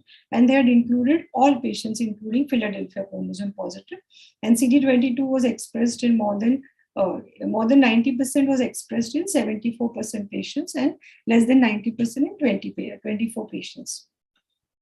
So these were the results. So you can see that the study drug stands a clear winner with a very good significant p-value. It is 80% versus 29% was the response rate and the CRI. And even the MRD status, so if you see the MRD negativity in responder was 78% versus 28%. So it clearly seems to be a winner. And it is statistically also, it seems there is it is statistically significant. Then according to the response, according to the stratification factors, if we see in all patients, if patients who had disease-free relapse more than 12 months, it was 86%. So if you see the forest plot, everything is favoring the study drug arm. If the patient has received in first salvage treatment, whereas second salvage treatment, it seems to be better if we are offering them in the first salvage setting, where the p-value is significant. And even in the elderly patients, patients who were less than 55 years old, the p-value is significant. But overall, all the stratification seems to be favoring the study drug. Then they also studied the subgroup analysis, whether the percentage of blast matter. So patients who had more than 50% of blasts, there was less than 50% of blasts, there was a statistically significant response. Then this was the first endpoint, that is the 2 years treatment response were negative. So this was the long-term result. So it was 73% at 2 years. And in the patients who were MRD positive, it was around 76%. This was the first endpoint. Then how many cycles did they need to achieve a response? So majority of the patient achieved a response or the CRI in 1 cycle. And in fact, if they were given 2 cycles, the response seems to be less. So this will be better for our patient, because if in 1 cycle we are getting to see the good results, we can cut down on the cost. And this was the progression-free survival. So this was at the primary endpoint, that was in 2016. And this was the duration of remission. So this is to summarize, at the end of 2 years, the median survival was 5 to 7.3 months, and better results were seen if we are giving it as in the first salvage setting. Now, out of this, how many patients they were able to proceed for allo-HCT? So in the Inotuzumab arm, out of 79 patients, 70 patients could be directly taken for BMT. And in this group, 6 patients needed additional treatment to achieve a remission status, whereas directly after achieving CCRI, 65 patients. Then this was the long-term follow-up, which was published in 2019. So this was the overall survival at 3 years. It was 20.3 years, 20.3%. So if you see at 36 months, even there were 12 patients in the study group who were surviving.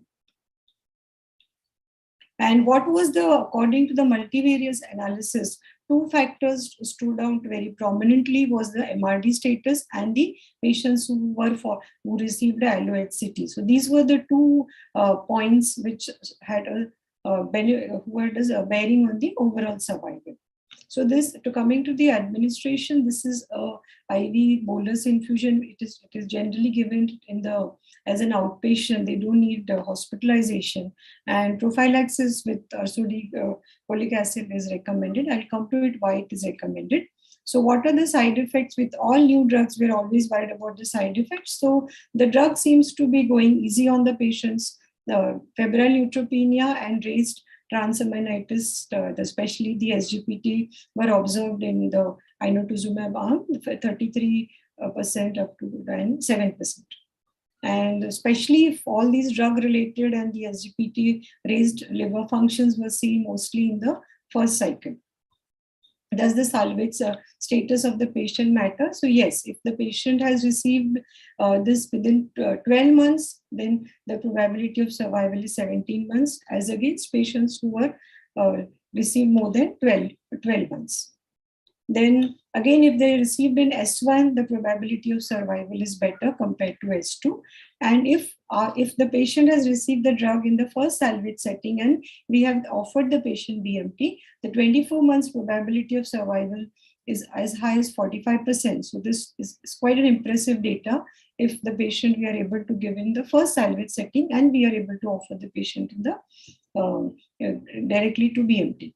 And even if the patient was receiving in the second salvage setting and proceeding for the BMT, this probability of survival was still 37% compared to the patients could not get the drug and directly could not go for the BMT. So this the data looks impressive. How important is MRD? So we all know the value of MRD. Yesterday, even Dr. Naval Davar was emphasized on MRD status in AML patients also. So the overall survival by MRD status, again, MRD status followed by SCT arm showed up the best overall survival. And this was by the disease burden. Again, if they have a less 50% of bone marrow blast, again, the CRI and CR was better. Then the CD22 expression, again, patients who had a good CD22 expressed had a good response rate in terms of CR or CRI. MRD negative status rates by CD22 again favors the study drug. Then what is happening if we give it to the pH positive patients? Again, in the pH positive patients, the response rate compared to the standard chemotherapy is better, and even the MRD negativity also seems to be better. Then what happens after the patient achieves the CRI? What is the results when the patient proceeded for BMT? So as I have discussed that these patients, out of 164 patients, 177 patients went ahead with bone marrow transplant, and out of that 71 could directly be taken for BMT, and 6 patients received some additional treatment to achieve a CRI or CR and the MRD status as compared to the patients who were in the standard chemotherapy arm. So this was the overall survival of the patients who underwent BMT. So at 12 months, it was 12.6 months, and the 2-year survival was 39 months. So even if you see the lowermost slides, even at 40 months in the BMT arm, we have 7 patients who are surviving. So the p-value is 0.0065. And this was another, they had combined the analysis, they have done an analysis of the phase 1, phase 2 patient and the phase 3 patients. So it was 101 patient total, and who were treated with Inotuzumab, and they proceeded to the transplant. So here also, if you see the combined data of 101 patients, all the patients who had HCT seems to have a good overall 24-month survival, as high as 41%. Then for our country especially, this data to me looks quite encouraging, that if the patients have received less than 2 cycles, they have a better non-relapse mortality as against patients who have received more than 2 cycles of the drugs. Then even the survival post-transplant in patients who have received less or less than 2 cycles seems to be better at 18 months, 57% versus 25% who have received more than 2 cycles. And overall survival also seems to be better in patients who have received less number of cycles. And what was the main side effect encountered due to the drug in patients who went ahead with BMT was VOD, or the veno-occlusive disease of the sinusoidal obstruction syndrome, which we commonly encounter in BMT patients. So as high as 22% patients experienced VOD, as against 3% in the patients who had received only the study drug. And the median time of VOD after HCT in the study drug was 15 days versus 3, 4, and 38 drugs for in the patients who had received only the study drug. And what on the multivariate analysis, they analyzed why these patients had VOD. So in the multivariate analysis, the conditioning also seems to be contributing to the VOD, and especially if you're using double alkylating drugs versus a single alkylating agents during conditioning, and if patients in the last cycle, if they have a raised bilirubin. So these were the 2 factors which stood significantly as one of the causative factors for post-HCT SOS. And how do we manage this thing? Suppose if we are taking up the patient within 21 days from the previous therapy, then we should avoid the conditioning regimen with double alkylating agent, or we should avoid treatment with the second dose of the Inotuzumab. And if there is a late onset of BMT, then definitely we should avoid concomitant hepatotoxic drugs and encourage use of ursodeoxycholic during the HCT. So to summarize, Inotuzumab is superior to standard chemotherapy with regards to remission rates and survival. Reduction, it definitely, it's an outpatient treatment. It reduces the number and duration of hospitalization.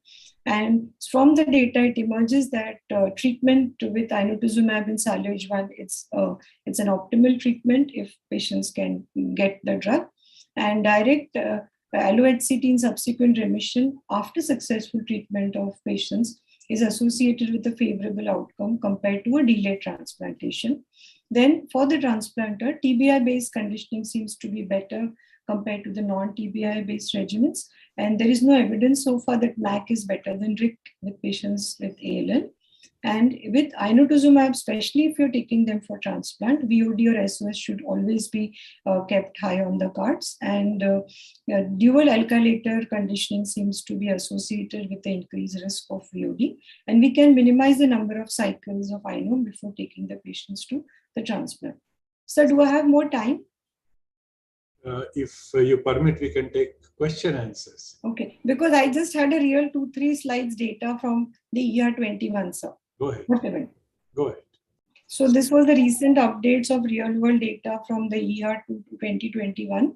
So this was from the UK, and they also, here also, they had a small number of patients, and the drug seems to be better in it. In 8 patients, they have used post-transplant also.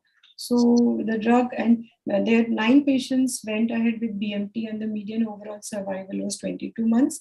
So this was the data from the UK. Then this is the data from Germany, and this was a poster at ER 2021. And again, they had also taken patients who had extramedullary disease in this poster, if you see. And here also the drug seems to be quite effective. And here not all of their patients could go ahead for BMT, but still they reported a good response rate. And this could be a successful bridge to BMT. And the third last one is about the incidence of VOD. And this was from the University of Chicago, where they had taken all the patients for BMT, and almost they had patients, and they used various types of conditioning, and 17 of the patients received BMT. And they found no development of VOD or SOS, and they reported a good survival of 21 months. So this is my last slide, and I thank you all for your very patient listening. Thank you, sir. Thank you, Ritu. I hope I could finish on time. For the beautiful review and also sticking to the time. I can only say that at the moment, the tools that are available in this country, for the first time you have something for a relapsed acute lymphoblastic leukemia, irrespective of age group. I mean, we have used it for pediatrics, we've used it for adults, we've used it for pH positive, we've used for pH negative. And if the patient reaches you, and if that patient is likely to go for transplant, then this is the best way. Don't waste a single penny on any chemotherapy, nothing's going to work. We do have a couple of minutes if somebody wants to ask a question to Dr. Ritu or have personal experience or comments. She has finished well within time. Okay, they don't want to ask you anything. So fine, we move on to the second presentation of the day. And once again, supported by Pfizer. The subject is same. We are talking about Inotuzumab, the best sponsor in the treatment of B-ALL. And now we will have the speaker, Dr. Bhausaheb Bagar, professor and consultant medical oncologist, TMC, Mumbai. And he's going to give Tata Memorial Hospital experience about this drug. So over to Bhausaheb. Yes, sir. Thank you, sir. Thank you for this opportunity. I'll just get my slides going, sir. So same, 25 minutes, okay? Sure, sir. So now at the outset, I would like to thank sir for this invitation and opportunity, and Dr. Ritu for creating a nice background. My job is easier, so I will share our little experience with Inotuzumab in our cases.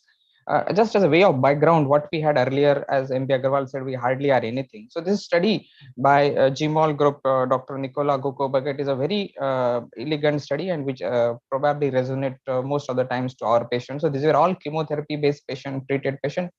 They were treated as per their risk stratification with or without transplant, and we see what happens when their relapse happens. So as title says, it depends upon the response to salvage chemotherapy, the outcome. So this is very important to have a good chemotherapy, which will lead to a response. Then baseline prognostic factors do matter, and we are not able to completely overcome them by use of a newer drugs and performance of stem cell transplant. So all 3 points well highlighted by a previous speaker and in his comment by Dr. M.B. Agarwal. So this is a big retrospective analysis of roughly 375 patients, and you see most of the patients were in the younger 26 to 45.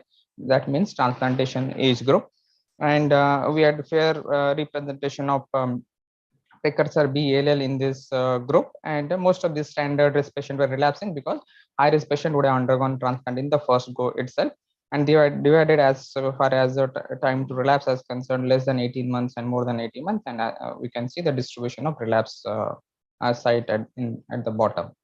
So what we see here is when let's spend some time on what do they use for salvage. So when this patient had early relapse, probably refractory disease, they just continue on consolidation chemotherapy. That means they use the next part of the chemotherapy. And you could see with this approach, they could have roughly 20-25% benefit overall, more in the B subset as compared to T.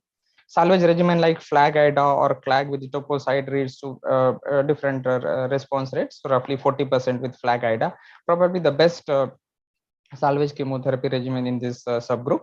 And some patients were directly taken to transplant. So all in all, if someone has an early relapse, the chances of having a chemotherapy-based regimen leading to CR is less than 40%, and this is even less for patient with TALL. When you look at late relapses, these people were treated with chemotherapy-based regimen, and in this patient, they could give the standard induction regimen, meaning all the full induction regimen what we use. And here there is a good chance of achieving CR roughly 80 to 90% in B and overall subpopulation. So this is one thing we have to keep in mind when we want to plan a chemotherapy for our salvage chemotherapy for our patient population. So this was overall outcome of the study, and as Dr. Ritu said, the data is not really good. If you have a person who is relapsing after transplant, his 3-year probability of having a survival is less than 15%, and it comes to roughly 38% if he has relapsed after receiving first-line chemotherapy when transplant was not in the funds. So definitely this is an unmet medical need, and this needs to be improved. Coming on to prognostic factors, so what in her presentation she showed is if you have a relapse which is occurring within 18 months, your chance of survival is 22%, and it roughly doubles if it is a late relapse. So this is something, a prognostic factor which is valid in chemotherapy based treatment. And age of the patient obviously do matter. Younger patient do better as compared to older patient in not only her but all the studies. Another important prognostic factor in this study which highlights is the importance of achieving a CR. If you achieve a CR, the chances of long-term outcome roughly goes to 50%. So I think this is the crux. We need to get our patient into CR. Person not achieving CR has a long-term outcome of less than 10%. And even if you don't get it after first cycle, the second salvage regimen is some hope. But the outcomes are not really good. They are hovering around 30%. So definitely CR is the goal in this patient population. So obviously this is older data, and we can look at more robust response assessment criteria like MRD negativity, etc. Moving on, so important is to perform the transplant, and what this graph is show is the person who is not transplanted has a median overall survival of 2 to 3 months. But if you are able to do the transplant, then it crosses a year, and you could have a plateau longer on, so roughly 35% of long-term survival in this transplanted patient. And timing of transplant do matter. So CR after salvage, the first remission transplant lead to the best outcome in this patient population. So the agenda set by this publication is very straight: get your patient into remission and do transplant as early as possible.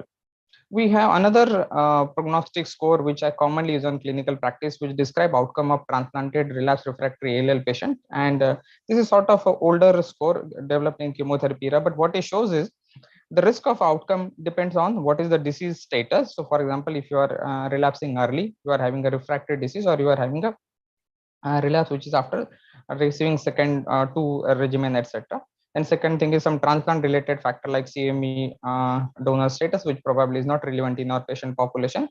The bone marrow, the response status less than 25 versus more than 25%, and age of the patient. And by combining these three factors, you could come up with an approximate idea in your patient population what is his outcome going to be when someone is going to get for transplant. But this is obviously outcome of transplanted patient, and there is a lot of dropout before this that we have to keep in mind when we are planning someone's treatment in our patient population. So with this background, what option we have today's D&A? So we discussed chemotherapy, and we have some novel agent-based option like blinatumomab. So probably one option which is not marketed in India, but good option. Another is Inotuzumab, and another is CAR T-cell, which are all three approved options. So the data for blino is mainly in the MRD positive in the first line treatment, and also for relapsed refractory setting. And this drug is probably preferable in patients who have hepatotoxicity or liver disease, which is issue with Inotuzumab, as Dr. Ritu discussed. Inotuzumab, as Dr. Ritu discussed, this works in patients who have high tumor burden, as opposed to blinatumomab, where there was some decrement in the activity of the drug, and person who have neurological toxicities who are unlikely to downgrade the cytokine release syndrome with seeing the other two modality. CAR T therapy for today's discussion will leave it apart, but it can cure some patient and may obviate the need of transplant, which is out of reach for most of our patient in this. Some of the unmet needs are late relapses and extramedullary relapses. We don't know what would be the best approach for this patient population. Comparing two available options or two drug therapy options to us, one is blinatumomab and Inotuzumab. So both these drugs are indicated in relapsed refractory patient who are Philadelphia positive or negative. The administration is different. So it's a continuous IV infusion for 28 days as opposed to a weekly outpatient based infusion for Inotuzumab. These drugs cannot be, their result cannot be compared, as these are two different data sets, two different studies, and across trial comparison may not be a good idea. MRD positive disease, there is good data for blinatumomab where it is approved in the first line itself, and Inotuzumab we have data emerging as of now. And extramedullary disease, we don't have data with blino, but some case report is Inotuzumab. But as far as other things are concerned, both of them are same, like they are applicable to both age group across treatment regimen like transplant or non-transplant setting, and they are effective across the genetic subgroups also. A bit of difference as compared to the tumor burden. So data for high tumor burden with Inotuzumab and side effect profile. So blinatumomab, CNS toxicity and cytokine release syndrome, and Inotuzumab we have risk of VOD and liver dysfunction and cytopenias. Moving on to our experience in our first case. So she was a 26-year law student who presented to us first in 2002. And at that time, she was just, I think, 5 years of age, and she was pre-BAL at that time. No hyperleukocytosis at the baseline, CSF was negative. She was treated with MCP-841 protocol in our pediatric unit, and this finished in 2004. And she was under follow-up of our ACT clinic, and she was doing regular follow-up there. She presented in March 2021 with a bone pain. WBC count was elevated at 17,000 with 18% blast in the peripheral blood itself, and CSF was negative. Flow confirmed it to be a precursor B-ALL. Cytogenetic panel for PH-ALL was negative. Her ploidy was hypodiploidy. NGS for PH-like lesion was done, and which was negative. Bone marrow was packed with blast with necrosis, explaining fulminant disease and her bone pain. So she was treated with relapse induced protocol. So basically, this protocol is a 4-drug induction where steroid, dexamethasone, weekly vincristine, 2 courses of weekly anthracyclines, and after that 2 courses of etoposide, and after that 2 courses of etoposide are given, and elasphaginase is used. So this is a typical salvage regimen because she had a fairly long progression-free interval, and we didn't have any other option at that time. So her induction was complicated by febrile neutropenia and probable fungal infection. So she was treated with cascofungin, and after that it was switched on to oral azoles. But however, post-induction her bone marrow was not in the remission. She showed 16% blast. She was not eligible for our institutional CAR T study in of age more than 25 years of age, and she was planned for Inotuzumab with VOD prophylaxis.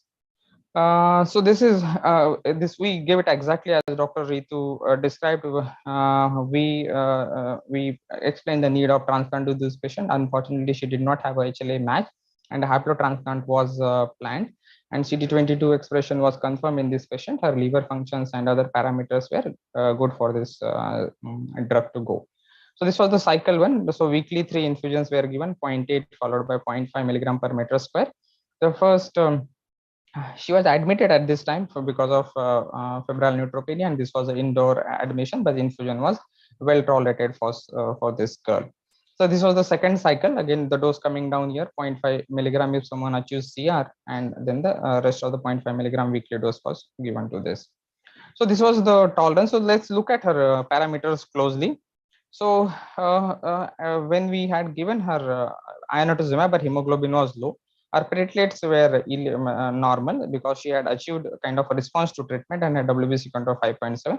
And we kept on giving her weekly doses of Inotuzumab. As you can see, after giving Inotuzumab, there is cytopenia. Her WBC count is dropping. Platelet initially dropped but quickly recovered. In second and third week, she again had a normal WBC count and normal platelet count for this patient.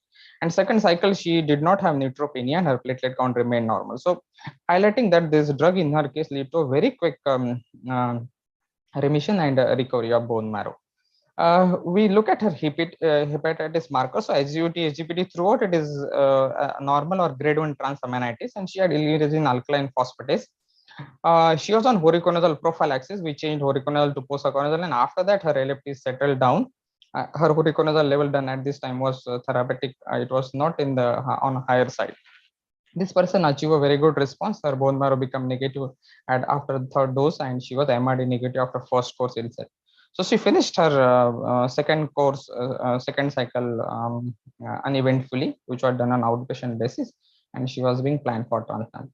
While her unrelated donor search was done, and so as to give a washout period from the induction treatment of Inotuzumab, which is supposed to decrease the risk of AOD, she was given a I2A of MCP841 protocol, which consisted of cyclophosphamide, hydrocytarabine twice daily for 2 days. Such 2 doses were given, and she also received 2 weekly intrathecal methotrexate for CNS prophylaxis.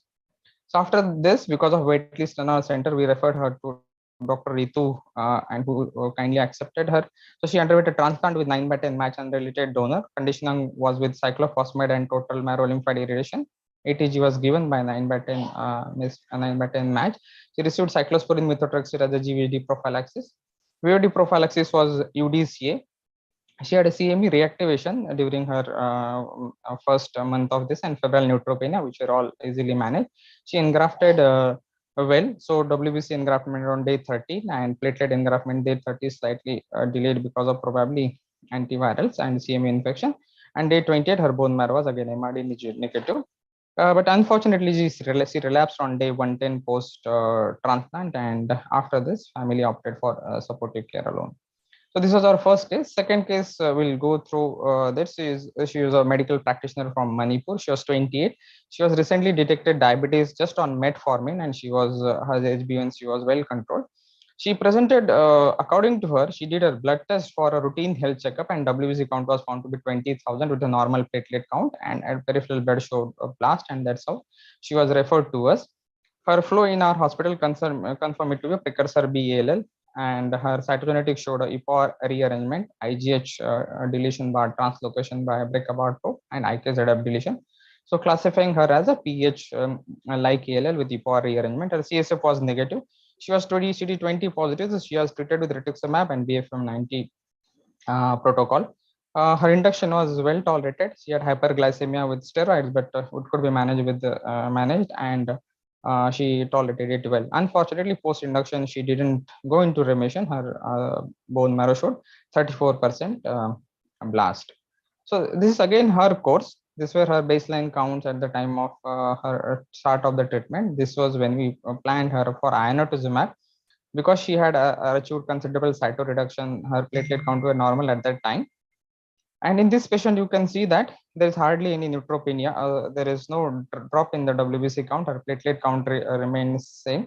She was admitted just for week 1 for first dose, and which was associated with a very small spike of I think around 100 degree Fahrenheit.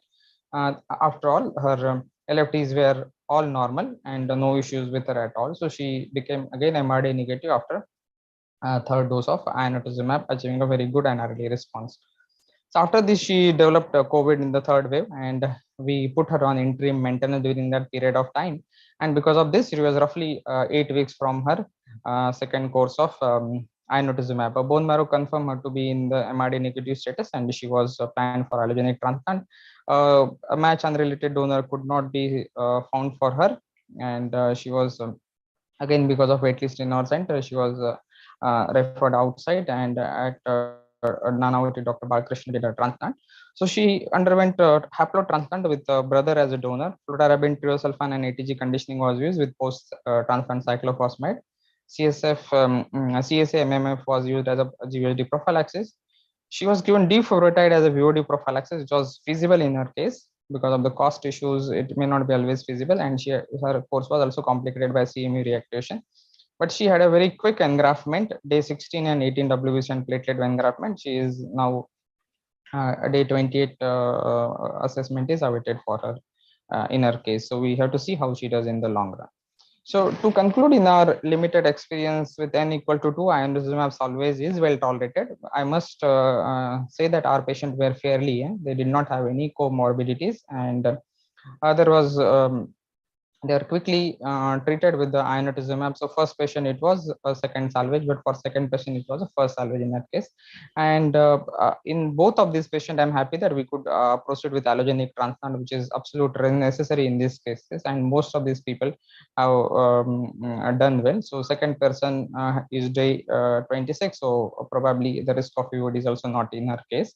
But definitely we need larger Indian experience in this setup. And as Dr. Ritu said, probably we would have more number of patients than what she showed in her data published in the recent EHA meeting of real world experience.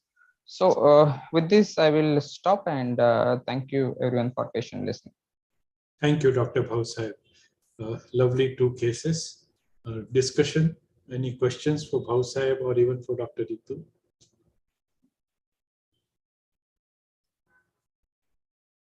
Okay, if none, then thank you very much. We had a lovely session giving importance of this breakthrough available in India and reasonably effective for at least those patients who can be transplanted.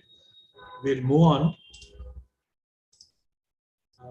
We now go from malignancy to benign hematology, and we have Novo Nordisk supported session, which is a symposium on driving change in hemophilia care with EHL. Our first speaker is Dr. Neeta Radhakrishnan. She is Associate Professor and Head Department of Pediatric Hematology and Oncology, Super Specialty Pediatric Hospital and PG Teaching Institute, Noida. She will be lecturing on driving change in hemophilia care with EHL, evidence from clinical trials. So over to her. Thank you, sir. Good evening, everybody. Before I start, I would like to thank Mumbai Hematology Group for this opportunity. So I've been asked to speak on extended half-life products in hemophilia and how they have impacted change. So we'll discuss a little bit of the products that are available in the country currently, what have been licensed for marketing, and I'll share a little bit of our personal data as well from our center. The person on the left is Chris Bombardier. He suffers from hemophilia B, but then that has not impacted his, goals for life. So he's the person who has climbed all the 7 peaks, including Mount Everest. And now he continues as a visionary leader for the hemophilia community. And there is a movie about him as well. So we'll be seeing how hemophilia care has changed over the years. And a lot of us in this group, and a lot of us when we started off, like even around 15 years back when I started managing children with hemophilia, majority of patients used to come to us having received plasma products. Even now at the center where I treat, so we cater to a lot of patients from Western UP, patients from Bihar, Chhattisgarh, that area. So a lot of patients come to us even now. My first diagnosis is made after like 8 to 10 years of age, which is and after joints have already been destroyed. And many patients would have already received plasma products, and many patients come with viral infections on board. Although treatment has changed significantly, these challenges still remain for us. So what has changed in hemophilia care over the last couple of decades in our country, at least, is the fact that treatment is now available. Standard of care is now available for most patients free of cost through the government sector because of the involvement of National Health Mission. So this is how we've been able to take care of children. And a lot of these new products that have come also are now available through the government sector, which makes it little easier for patients whom without these availability, patients would not have been able to manage. So the treatment has changed from whole blood to plasma to cryoprecipitate to plasma-derived clotting factor concentrates to recombinant concentrates. And now finally, in the last few years, we have seen extended half-life products. We've also seen non-factor replacement therapies, and there's a lot of buzz about gene therapy as well. Now, even when we have treatment till clotting factor concentrates, our challenges are that we are not able to give prophylaxis to all our patients. And even when we are able to give prophylaxis, because the inventory is small, we are able to give it at a low dose only. And many a times patients do have breakthrough bleeds. Many of them still have joint damage, and many of them already come with joint damage also. And the other challenge with prophylaxis is that even when we are able to do it, there is a challenge of having to call the patient or multiple injections in a week. So in factor 8, it's usually 2 to 3 doses per week. In factor 9, it would be 2 doses or 1 dose per week. And so for a child who's going through this, it's a significant number of injections, and the family often has to travel to a center to get this done. So that all this adds up to the cost as well, and suboptimal outcome is also there. So many patients, even when we start them on treatment, they are not able to continue treatment because of this reason. So in this scenario, extended half-life products are important because they kind of give them a little freedom from this routine prophylaxis, the number of injections, and they are able to give a sustained factor level at a level where physiotherapy is feasible. So that's been our experience, that physiotherapy can be advised and patients can get physiotherapy done without the fear of a breakthrough bleed, and that helps them. So these are the challenges which I've already mentioned. So currently, even if all this awareness has improved, access has improved, we still see patients who have significant joint involvement. School attendance, job opportunities are suboptimal, and many of them even have die early in adulthood because of an unrecognized IC bleed or because of some other morbidity which comes following a trauma, etc. So in this scenario, extended half-life products are able to give the benefit of reduced frequency of injections, and second, by providing a higher trough level, and that helps them get their rehabilitation done quickly. So there are 3 ways of extending the half-life of a factor 8 product or a factor 9 product. There is pegylation, there is FC fusion, and then there is albumin fusion. So this is available. Pegylation is available for multiple products in multiple companies for factor 8 as well as factor 9. FC fusion has been available with us for a while now. We have had access to factor 8 and factor 9 FC fusion products earlier also. And albumin fusion is available for factor 9. So we'll be discussing pegylated products primarily in this discussion. So there are 3 ways in which, so whenever there is pegylation is introduced, pegylation is not a new biological phenomenon. It's something which has been used by pharmaceutical industry in multiple sectors for increasing the half-life and increasing the stability of the drug. And it increases by reducing the renal filtration. It increases the solubility of the product, and it also reduces the accessibility to proteolytic enzymes. So there is also a discussion on whether these products reduce the antigenicity of the product per se. Does it translate to reduced inhibitor formation? We do not have the data currently, but there is a lot of and we are very anxious to know what happens in patients who are untreated, previously untreated patients, what happens to them when they get access to these products, when they are on routine prophylaxis, does their inhibitor levels come down? So that also is something which is awaited.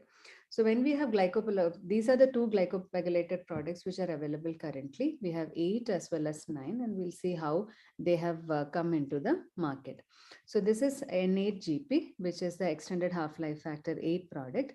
Here, there is a 40 kDa PEG molecule which is attached to the B domain of the factor 8. And once it is activated, the B domain gets cleaved off, and that yields a molecule which has the same structure of endogenous factor 8. So the approximate molecular weight is 207 kDa. And how does this help in our, what all information do we have subsequently? So from the trials that started in 2010 onwards, we have data on safety. There is data on efficacy in previously treated patients more than 12 years. So that's how generally studies start on PTPs, and that too children more than 12 years. So children and adults, the adult data. And then there is an extension trial which looked at long-term prophylaxis. Then there is a trial on surgery. So this would have taken patients from both the Pathfinder 2 as well as the 2 extension trials, as well as the later trials as well.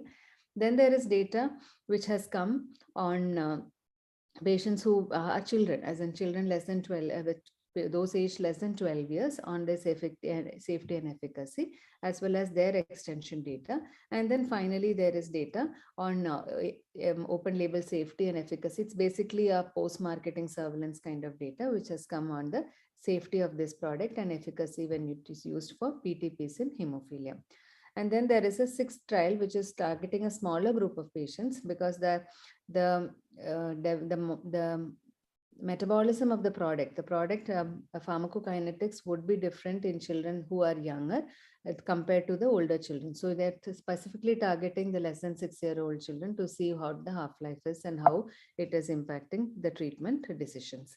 So once the first trial which came with the Pathfinder 1, and which looked at 26 patients with a median age of 36.5. So all adults. And here the drug was studied, and they looked at the efficacy basically when you compare it with the standard half-life product. And here the time to 1%. So when you give a patient a standard half-life product, the time it takes after you give 50 IU per kilo as a dose for it to come back to 1% would be 3.6 days. Whereas when you give a patient who a pegylated factor VIII molecule, the time to come back to 1% is almost 1 week. It takes around 6.5 days. So although the dosing was further decided based on as in Q4 day dosing, as in once in 4 day dosing was decided, but still now we have data to say that even if we don't give it on the 5th day, we still have a factor VIII level which is more than 1%. So that is one thing which has come out of Pathfinder 1. Then subsequently, when it was used in patients, so it was the trial basically looked at on-demand versus prophylaxis. So you're not taking prophylaxis versus prophylaxis.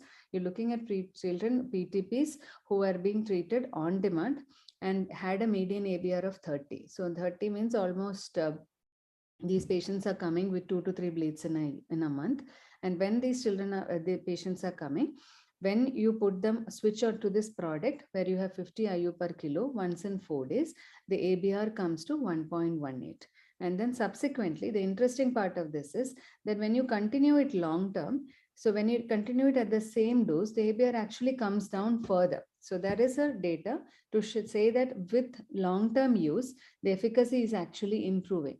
Whether it is improving because the joint status has improved significantly from before, or whether it's improving because of there is a benefit in terms of half-life. Is there a half-life improving as you give it over a longer period of time? Is the half-life increasing? That we do not know. But there is, it is probably, it's a speculation that it's probably because of the joint scores or joint status improving as such.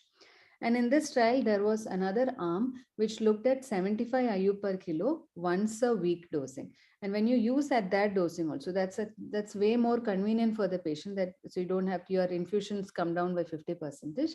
And when you do that also, there is an slight increase in ABR, but it's again not very significant.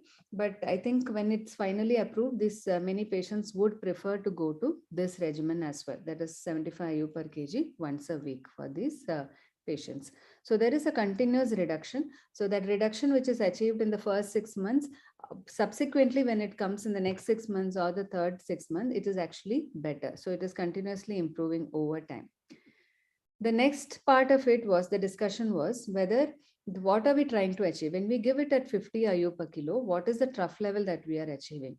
When we were giving prophylaxis earlier, as per World Federation of Hemophilia guidelines, or when prophylaxis itself was introduced, we were told that you have to bring the factor VIII level to the moderate. Trough level should be brought from less than 1% to between 1 to 5%, or at least above 1%, so that spontaneous bleeds come down significantly, and that translates to better joint outcome. So when we use it at 50 IU per kilo, once in 4 days, the trough level is actually 3%. And when we use it at 75 IU per kilo, once in 7 days, the trough level is coming to 1.2%. So that between 1.2% trough level and 3% trough level, that difference in the ABR was 0.8 and 1.6. So that is the difference that we are seeing. Now, coming to children. When the same drug was studied in Pathfinder 5 trial, that they used children less than 12 years for this trial, what was the difference that was noted? Here again, when you look at the mean ABR in these patients, the ABR has come down to less than 1. So these children probably had 1 bleed in that year. 1. Second is 70% of these children, by the time they reached the 5th year of treatment, they had 0 bleeds. So that is again a very, very significant place. So these are all severe hemophilia patients, all had factor VIII less than 1% and a good ABR prior to starting bleeds. And many of them had target joints prior to starting the treatment. But by the time you are on continuous prophylaxis, the time as time goes by, your bleed status becomes 0. And target joints also showed resolutions. All target joints got resolved by 2 years of starting prophylaxis, and there was demonstration that there is 100% resolution. What if the drug is used as on demand? Then also it works, definitely. When you use it, a majority of children will resolve with 1 bleed. So in factor VIII, many a times you have to call for a second dose in the evening or second dose on the next day, when it is in many cases. But in these children, even with 1 bleed, 1 injection, there was resolution of resolution of bleed that was noticed, and 95% of children demonstrated that even just with 2 doses, you had resolution in that, and some similar data for children as well as adults. So, and was it well tolerated? Yes. Since this study was on PTPs, all these data shown so far was on previously treated patients only. There was no significant concern of inhibitor as well. So there was just 1 adult who developed inhibitors. And here again, he had intron 22 inversion. And this patient, after a while, that I think he was kept off the product, and then his inhibitor status became negative, and he was restarted on a previous factor VIII product subsequently. Among the children, the Pathfinder 5 children who had less than 12 years, none of these children developed inhibitors. What about safety? There were no major safety concerns also, no adverse events which required a removal of the product. And there was some discussion on pegylated anti-PEG on PEG antibodies. We'll come to that in a bit. So now the next product is N9GP, which is extended half-life factor 9. And here again, there is side-directed glycopegylation, and once it is inside the body, and then there is proteolysis that is happening or activation that is happening, the factor recombinant factor 9 which is released is identical to our native factor 9. So these are the trials. So all the trials are named paradigm trials, and it again started with 1 and similar sequence of events. You start off with PTPs more than 12, take some surgical patients, and then take children who are less than 12 years, and then extension data as well. Now here, when it was seen at a dose of 50 IU per kilo, when it is given, the half-life is actually, as in it's not related to the dose, but when you give some similar doses in standard half-life as well as extended half-life, there is a 5-fold increase in the half-life which is noted, or 93 hours in this product. So this 5-fold increase actually translates to a lot of change in our practice. So from in hemophilia B, when we are giving once a day infusions for bleeds, which it can come down to once a week. So that itself is a big change. And second, when we are using it as prophylaxis, from 1 to 2 times in a week, which is standard dosing of prophylaxis, we come down to probably once in a week to 10 days and sometimes even 2 weeks as well. And what is the time it takes to come to 1%? So after you give a dose of say 40 IU per kilo, and when you do that, the time to come back to 1% is 22 days. So that is variable for many patients. Like some patients say that we are okay at once a week dosing, but if we go beyond that, it is causing bleed. Most of our patients are on 2 weekly dosing, and but some patients, of course, it may take up to 22 days for that factor level to come to 1%, and it's also dependent on the patient's activity level also. So if we use it at 40 IU per kilo, the mean ABR was 1 here also. And if you use it at a lower dose of 10 IU per kilo, we do have ABRs of around 2 to 3. And again, it must be significantly better from their earlier on-demand therapy ABRs, on-demand with standard half-life ABRs, but still there is a bleed of around 2 to 3 or 2.9 as it was discussed in this paradigm 2 and 4 data. And these patients, most of them had trauma-related ABRs or induced ABRs rather than spontaneous bleeds. So spontaneous bleeds come down to 0%.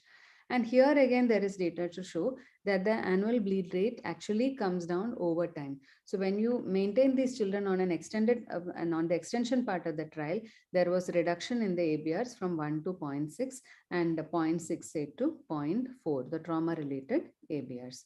So there is improvement in the overall bleeds, and majority of patients, 64% of these patients went on without any spontaneous bleeds. Then if you treat it as on-demand, here again, on-demand bleed, 1 injection is required in 83% and 14% required 2 injections. So overall efficacy wise also it is okay. And in N9GP, again, there are no safety concerns in terms of thromboembolic events or neurological events, etc.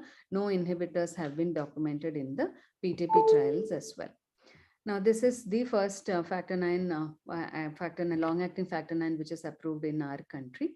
And the current half-life, which is by pegylation, it's expected to be around 100 hours. And this is the time, that's 5.4 per days is the time when it remains in the normal range, and around up to 22 days when the half-life remains more than 1%, as in the factor level remains more than 1%. Does this translate to real world evidence? Yes. So there is a trial where this is a study which collated data from 33 European hemophilia treatment centers. This is for all EHLs, not just particularly to these products. So when it was seen, when a survey was seen of all the EHLs which were available for both factor 8 as well as 9, it was shown that there was definitely a patient preference as well as a physician preference as well. And there was a switch which was noted over the period, and in different age groups also the switch was demonstrated.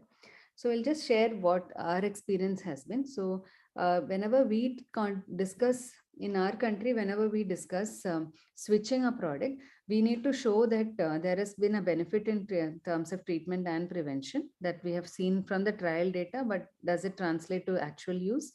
Is it convenient for the patient? Is it convenient for the physician? And does it actually have cost effectiveness, as in because the per kg cost is actually going up, but does it overall impact cost? Is there an impact in the cost as well as in the quality of life? So whenever we calculate costing in hemophilia, we need to be looking at not just the drug cost, we need to be looking at the health system cost, which sometimes, most of the times we don't calculate in terms of physician cost, nursing care cost, what is the infrastructure cost, what is the travel cost of the patient, out-of-pocket expenses, because many FAM centers are, as in we have patients traveling from 200, 300 kilometers away to come for treatment. So does it actually translate to better outcome? And the societal costs of better joint status, lesser disability, better job opportunities, and better chance of a good life ahead. So all that, how can you quantify this one as well? So from our center, we have, this is the low kind of patients that we have. We have around 330 patients with A, around B patients would be 86, and we get support through National Health Mission from SGPGI Lucknow. This is the these factors are usually provided from Lucknow per se, and we have a small set of patients who receive treatment through World Federation of Hemophilia Humanitarian Aid Program as well. So this, in the humanitarian aid program, we were getting factor 9 linked to FC fusion protein. So it's not pegylated protein, but this has been coming since the last 2-3 years. And this data from September 2020 to 31st August 2021, we had few patients who were switched from standard half-life product on-demand use to this extended half-life product prophylaxis. So it's not head-to-head comparison, but still it shows how beneficial it has been in terms of improving the joint status. So the dose recommended by the product literature is that 50 IU per kilo weekly for children who are more than 12 years of age, and Treatment dose would be, again, for minor bleeds, it would be 50 IU per kg per dose, and for major bleed, it would be 80 IU per kg per dose. So this is the dose that has been recommended.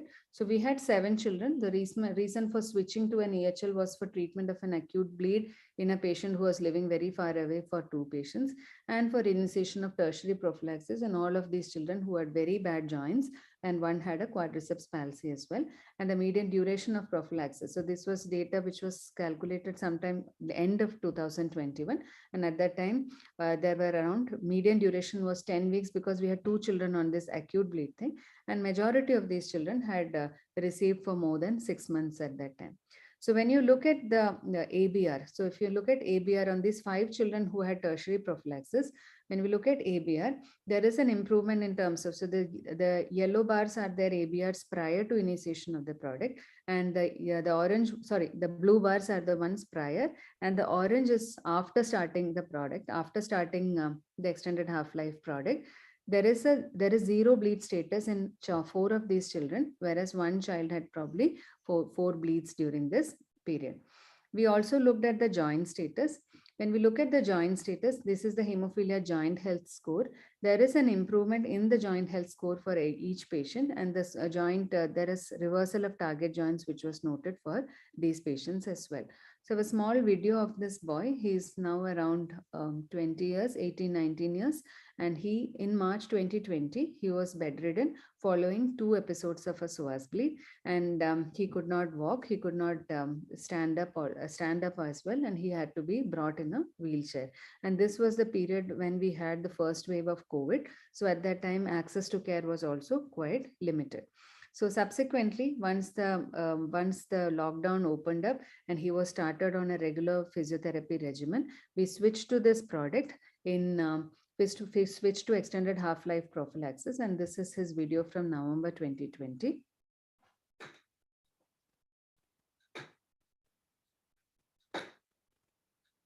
So he is able to walk, but he was using aids at that time. And subsequently, 2 months later, his walk is much better. I have consent to share his video. And this is on regular prophylaxis, and this is again we are giving it once in 2 weeks dosing, and on regular prophylaxis, his with aggressive physiotherapy, his improvement was remarkable, and now he's gone on to take professional course in Pune. Now this is another child. So this is again a 17-year-old boy. He weighs 43 kilos. This is just to show how over a period of time. So a lot of discussion is there whether our actual dose of IU per kilo dose is actually going up when we are switching to this product. So this is a child who was treated till June. He was treated on standard half-life products, and this has been his average requirement of factors. So this is in November 2020, he had 1200 IUs. And in April, probably he had a bad bleed at that time. So it was 6,000 IUs in April. Now, this child had number of visits to the hospital also. This is 1 visit, and in April, he had 5 visits. Subsequently, when we switched to an EHL product, the overall benefit definitely that there was no bleed, that is there. But in addition to that, when we start looking at the number of hospital visits required, that is also coming down. And the number of IU in the dose of the factor which is required to get that benefit, that also is improving. So that is something which is improved. That is something which we have observed in other patients as well, that over time, the factor consumption is actually coming down, maintaining the same bleed status as in 0 bleed status. So that was also good. And here again, the dose used was a little less than what was actually recommended. We used around 20 IU per kilo per dose once in 2 weeks. So that's why he has come to the hospital. Here he has come to the hospital 2 times finally. So, and this is another child who is again June 2021. This is his joint status. There is difficulty in extension completely. There is a contracture and there is a target joint here. And by 3 months of treatment, there is a significant improvement that can be demonstrated. And subsequently now in through government supply, we have been fortunate to get that is N9GP, which was discussed earlier. Now we have 3 children who are giving board exams who have been started on this prophylaxis. So since we got this product recently, we've data only for around 6 weeks now, but in this 6 weeks there have been 0 bleeds, and the dose we have used is 20 IU to 30 IU per kg once in 2 weeks. So overall, there is the more remarkable benefit is that you can continue physiotherapy, and there is improved compliance and adherence to physiotherapy because they're not getting breakthrough bleeds, and that is helping us improve joint scores and reverse the target joints. So it translates to reduced hospital visits, costs, as well as compliance as well. Another concern about switching to this EHL products is that pegylation part of it. So initially when this data came out, there was concern that because we are using, unlike in other sectors of medicine, we are going to be using this product essentially lifelong for these patients. So lifelong exposure to the PEG part of it, is it going to be safe or not? So there was a discussion on that as well. And in some animal models, it was shown to have vacuolation of macrophages. So basically vacuolation is a kind of a excretory pathway for the cell, where the cell forms a vacuole around the PEG moiety, and it is taken into the phagolysosome. So that was demonstrated in macrophages, renal tubular cells, choroid plexus epithelial cells, etc. So subsequently, there was some observation study which was taken up on this aspect as well. So this kind of vacuolation was observed only when you would give at very supraphysiological doses of 16,000 IU, 16,000 microgram per kg per month of PEG. But whereas when you are exposing them to a regular prophylaxis of 40 IU per kg of N9GP or 50 IU per kg of N8GP, the dose of PEG which is actually coming in is just about 1000 microgram per kg per month and 10 microgram per kg per month respectively. So this per se should not be causing any of this thing. And so far the data, whatever is available, has not shown any such side effects. And does it actually improve the number of infusions? So there is data to show that as well, that when you are on a standard half-life on-demand treatment, whereas when you switch to an extended half-life N8GP, which is a glycopegylated factor 8, the total IU per kilo cost per year is actually coming down, and the cost of treatment is also less. This is similar for prophylaxis as well, when you use factor 8 as well as factor 9. So overall, the concerns of cost, although per vial cost is more, in long term, we are going to be using lesser doses and lesser hospital visits with better joint status. And for surgery as well, since there is a sustained response, the number of rescue doses that has to be required given in the post-surgical period also comes down. So this is exciting news and interesting data, and this is probably definitely applicable to a group of patients who are not doing well on our standard half-life products, and with our own country's data, we'll be able to give better results in the next couple of years. Thank you. Thank you so much, Dr. Neeta. Fantastic. Learned a lot myself, and others also must have benefited a lot. We have time for questions if there are others. Dr. Verma, would you like to ask anything from Dr. Neeta? Yes, sir. Okay, others? We are in the same we are in the same state, sir. So I understand. Mukul? Just a small query. Now we have option of Emicizumab as well. So if a patient who is not doing very well on standard half-life products and asks for EHL versus Emicizumab, what should be our go-to thing? I think 2 points. If a patient is not doing well on standard half-life and we have rolled out inhibitors, then definitely both these options are there with us. And when we have this, option, it is it's also to do with the efficacy-wise, it will be similar. I will probably look at what the age of the patient is and whether the patient has gone beyond that initial exposure days, and that does the patient qualify as a PTP currently. If the patient is a PTP, and then I think it would be similar.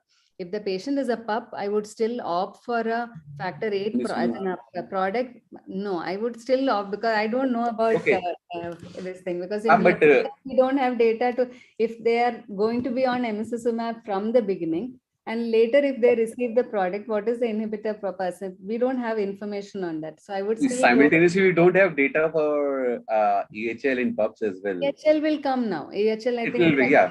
it is going to come out in this WFH meet, which is going to be in May. So I think both these studies, the PUB data is going to come now, and unofficially, I think it is very less. So yeah, it is likely to be less.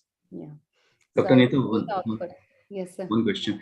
So at your lab, are you going for chromogenic assays now for monitoring of these long-acting factors for seeing the trough or recovery levels, or still one stage assays? Thank you, sir. So when we are using this product, so there is a recommendation to use either chromogenic, or we have to use the one stage as per with the APTT reagent as is recommended by the company.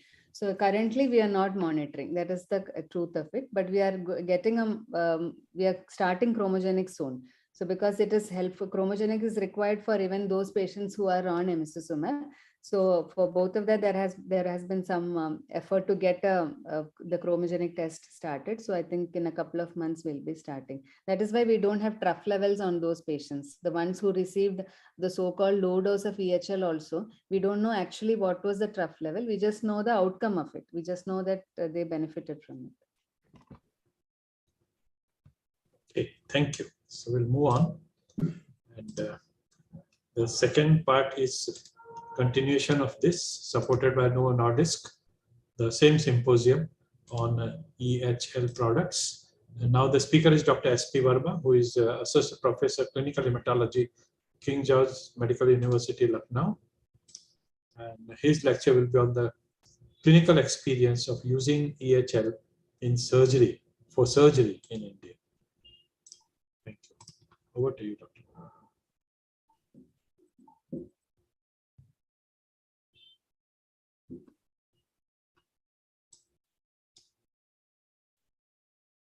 Is my screen visible? Yes. First of all, I would like to thank the Mumbai Hematology Group and Agarwal sir for giving me this opportunity to talk about one of the very important issues in hemophilia, and that is surgery. And definitely having clinical experience of extended half-life factors in surgery is very, very important. So we know that surgery in hemophilia patients, basically the indications are whether it is slideshow mode. Yes, sir. It is not in the slideshow mode.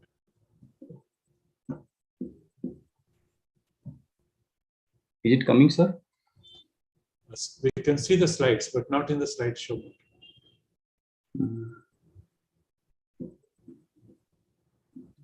Can I go like this, one by one? You want to stop sharing and again share? Okay. Okay. Yes. Just try. We have time. No hurry.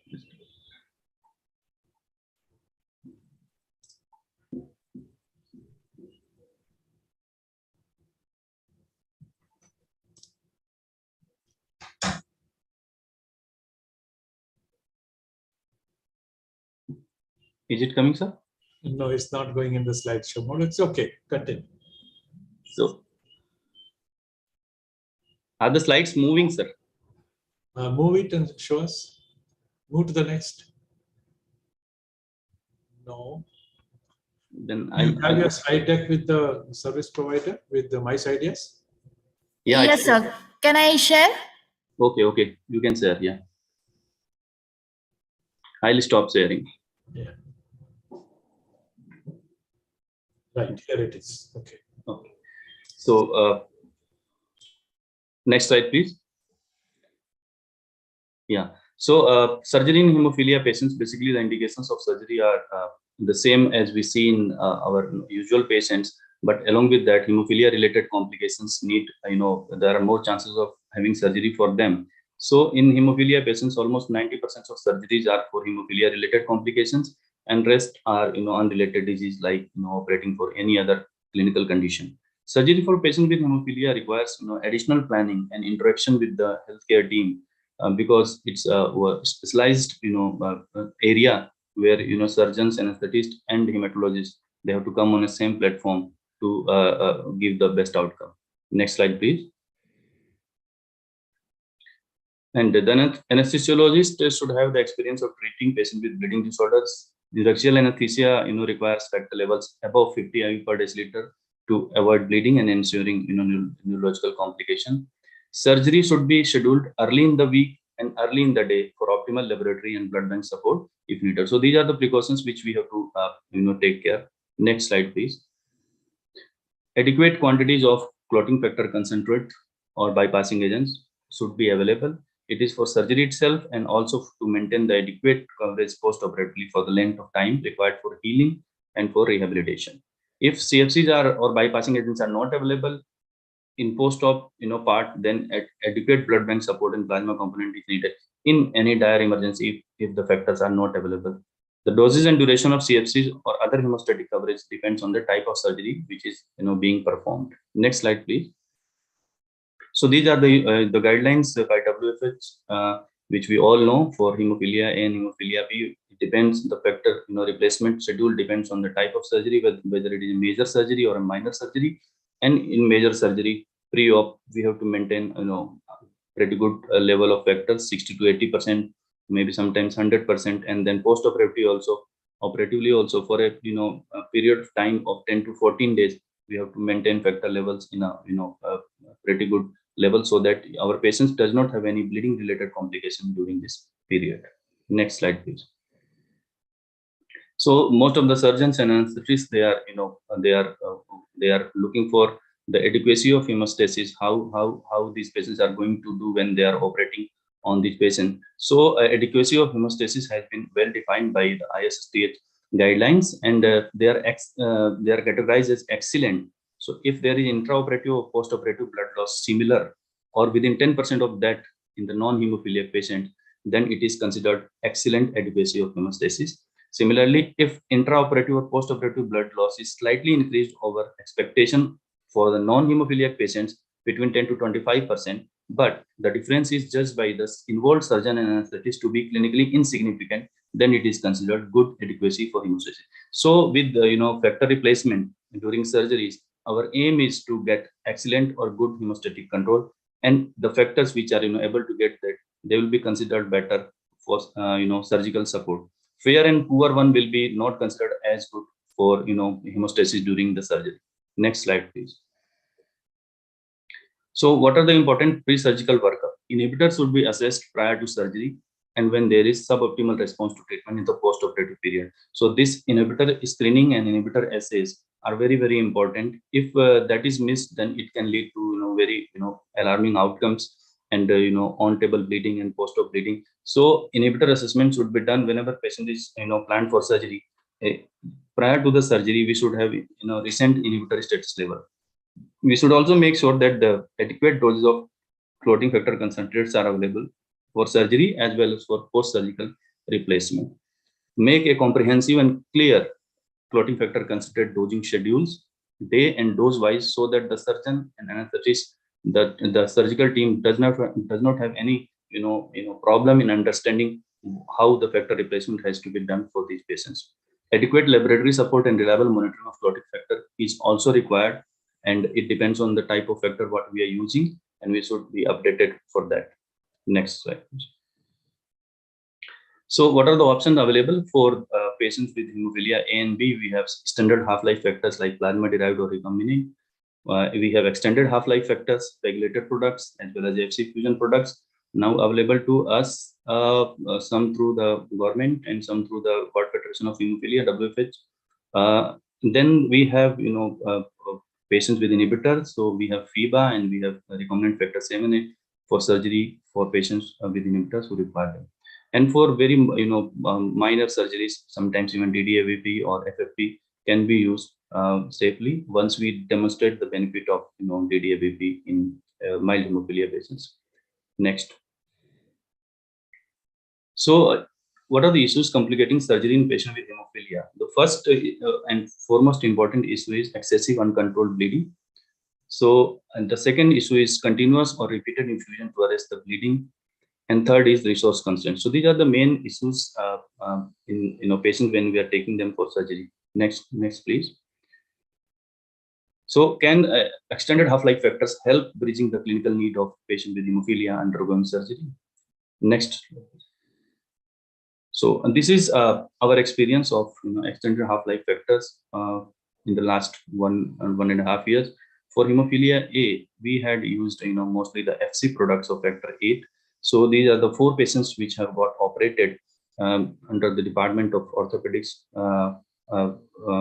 at our institute. So the first patient is a 20-year-old a patient who presented with fracture subtrochanteric femur left.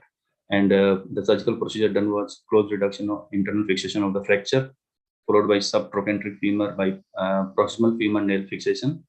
And the total units required was 16,000 units of factor 8, extended half factor 8. The second patient is fracture both one leg, left leg. This was a 32-year-old male hemophilia who had the procedure done was open reduction in internal fixation of the fracture, distal tibia by locking compression plate. The third patient is a 35-year again who had fractured neck femur, and total replacement was done for these patients.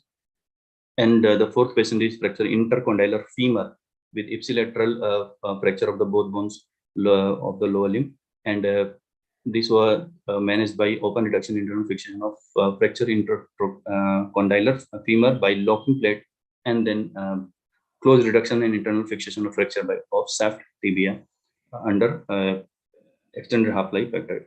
Next slide, please.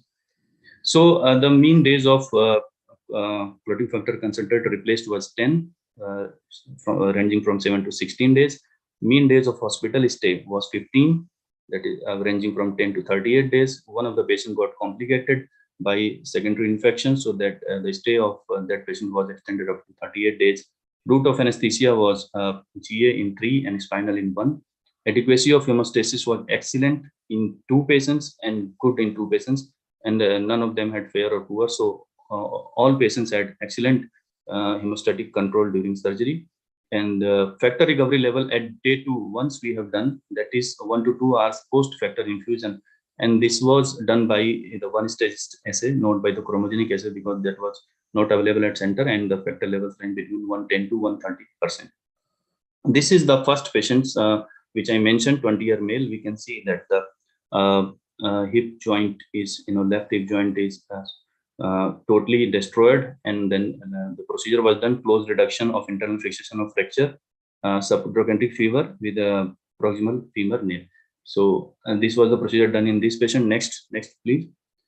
Next slide. This was the patient who had a long stay in our hospital. So he had a 32-year male fracture both one of the leg, and then he was managed by open reduction internal fixation of distal tibia by blocking compression plate. But later on, there was a wound infection and probably the implant infection also, and that's why it was improved. And then again he got the next surgery, Elijaro technique, for the fixation of the fracture. So he got 2 surgeries because of the complication which was related to infection in this patient. Next slide.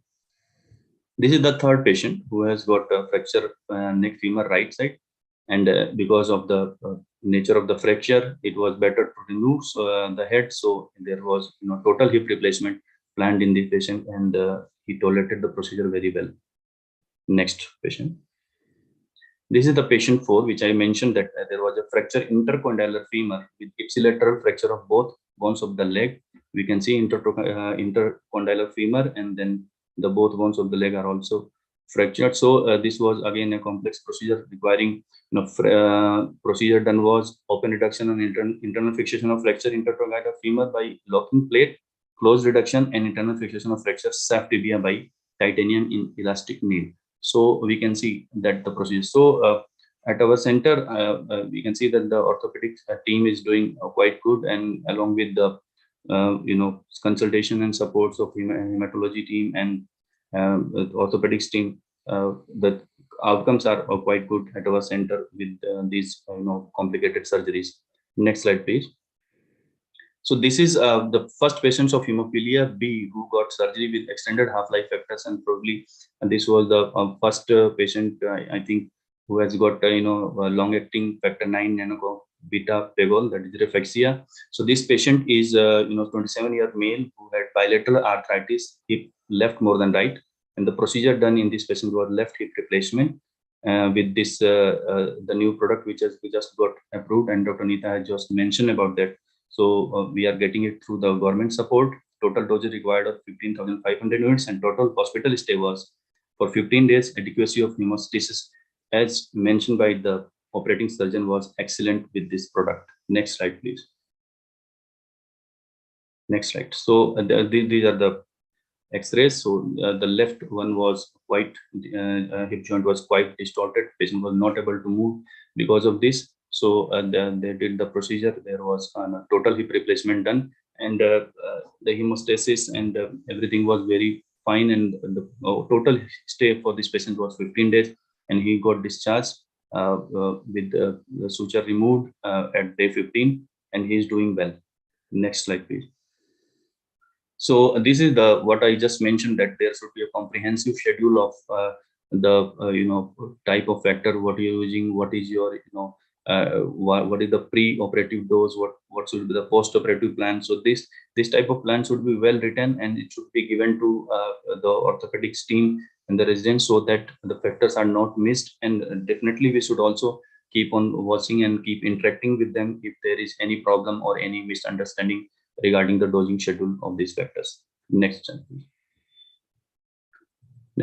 So what does the evidence say? We have already seen Dr. Neeta has presented the trials which have been done with the long-acting factor 8 and factor 9. So what is the Paradigm 3 and Pathfinder 3 studies say, where the patients were taken for surgery with the long-acting extended half-life factors. Next slide, please. So this was the Paradigm 3 trial where efficacy and safety of N9. So first I'm talking about long-acting factor 9, N9 GP in patients undergoing surgery. So there were 13 patients, there were 6 new patients, and there were 7 patients who were taken from the Paradigm 2 and Paradigm 4 studies. So next slide, please. Yeah. So these were the patients. Next slide, please. Total 13 patients. If we see what was the surgical procedure required in these patients, basically most of them, they had a knee replacement. That was by for 5 patients, right hip internal fixation for 1 patient, left hip replacement for 1 patient, right ankyloplasty for 1 patient, right subtalar fusion for 1, single and multiple molar extractions for 3, and hyperification of anal warts for 1 patient. So these were the surgeries which were done in these patients. Next slide, please. If you see the N9 GP levels post infusion in perioperative factor 9 activity for major surgeries, so we can see that the factor 9 activity was well maintained in the range of 120 to 150% in the preoperative period, and even after in the post of perioperative period also it was well maintained above 90%. So very good levels were maintained throughout the surgical period and post-surgery period. Next slide, please. Okay, what about the hemostatic response during the surgery? So the primary endpoint, the total number of patients was 13, and success rate was, with this product was 100%. So all the 13 patients, they had either excellent, hemostatic control, which was in 10 patients, or good hemostatic control in 3 patients. None of them had any failures with this product during surgery. Next slide, please. So what are the median dose numbers? So if you see the type of surgery for orthopedic surgeries, at the day of surgery, there was 1 dose given. Then between day 1 to day 6, there were 2 doses given. And between 7 to 13, there was again 1 to 2 doses. So if you see the total doses of, long-acting factor 9 required during the total, pre-surgery and the post-surgical period, till the patient recovers, were on average doses was only 5. In non-orthopedic surgeries, even it was even less. It was 3. So overall, we can say that 5 average doses are enough for major surgical procedures when we are taking our factor 9 hemophilia B patients for surgery with long-acting or extended half-life factor 9. So all preoperative doses prescribed as 1 bolus injection. So there was no need for continuous infusion, only bolus injections were required, and no patient required additional doses on the day of surgery. So no additional doses required. So that's these are the benefits we can see with these extended half-life factors. Next slide, please. Oh, okay. So this paradigm 3 trial having this long-acting factor 9 for surgery, we can see that reduced total factor uses was seen with this product. So no patient required additional doses. The median of 2 injections in first 6 post-operative days were required, and post-operative effective hemostatic coverage was also achieved. So if you see the data of surgery, we can see that a total of only 3 to 5 infusions were required, and total doses per IU per kg was 160 IU per kg, compared to if you use standard half-life factor 9, recombinant factor 9, or plasma derived factor 9, the doses required are somewhere in the range of 700 to 800 IU per kg body weight. So there was a gross cut down in the total doses required during the surgery with this product. Next slide, please. Okay, so and this is the Pathfinder 3 that study, where it is a phase 3 multinational open label non-randomized non-controlled trial where long-acting factor 8, that is NHGP, was used. So these patients were earlier receiving prophylaxis at the dose of 50 IU per kg, and during surgery there were 49 patients. During surgery they received factor 8 to maintain the activity between 80 to 100% factor activity, and then post-operative around 50% for up to 6 days, and then lower factor level maintenance up to day 7 to day 14. So next slide, please. And in this study, we can see that again the hemostatic response during surgery was very, very good. So almost 25 patients, that is 51% of them, they had excellent hemostatic control during and post-op surgical period, and almost 45% of them, they had a good hemostatic response during surgery. So almost 95 to 96% of the patients had very good control of bleeding during surgery and in post-operative period, and only 2 patients had moderate control. That was, they required some extra factor support and maybe some blood support also during or in the post-operative period. Next slide, please. So hemostatic response during surgery in the Pathfinder 5 study, 45 minor surgery in 23 children. Again, they were successfully managed with regular prophylaxis or on extra NHGP dose. So these were the patients where minor surgeries were required, and because they were already taking prophylaxis at 50 IU per kg body weight, these surgeries could be managed with some extra support of factors in these patients, and no safety concerns were observed in NHGP with NHGP product. So all minor surgeries were also performed without complications in this Pathfinder 5 study. Next slide, please. So as we earlier we have seen that what are the issues which are complicating the surgery in patient with hemophilia. So excessive uncontrolled bleeding, okay, that is well taken care by these newer extended half-life factors, factor 8 and factor 9. Continuous or repeated infusion to arrest the bleeding, I think that is not required. The bolus doses are enough, and repeated dosing schedule, the doses are much less. The frequency of dosing is much less compared to what we used to do with the standard half-life factors. Resource constraints, Dr. Neeta has already mentioned for the prophylaxis also, and here in surgery also, we can see that the doses are reduced almost 1/3 compared to what is required with the usual or standard half-life factors. So the resources can also be very well managed if we are taking these patients for surgery with standard half-life factors. Next slide, please. So definitely EHL factors can help bridging the clinical needs in patients with hemophilia who are undergoing surgery. Next slide.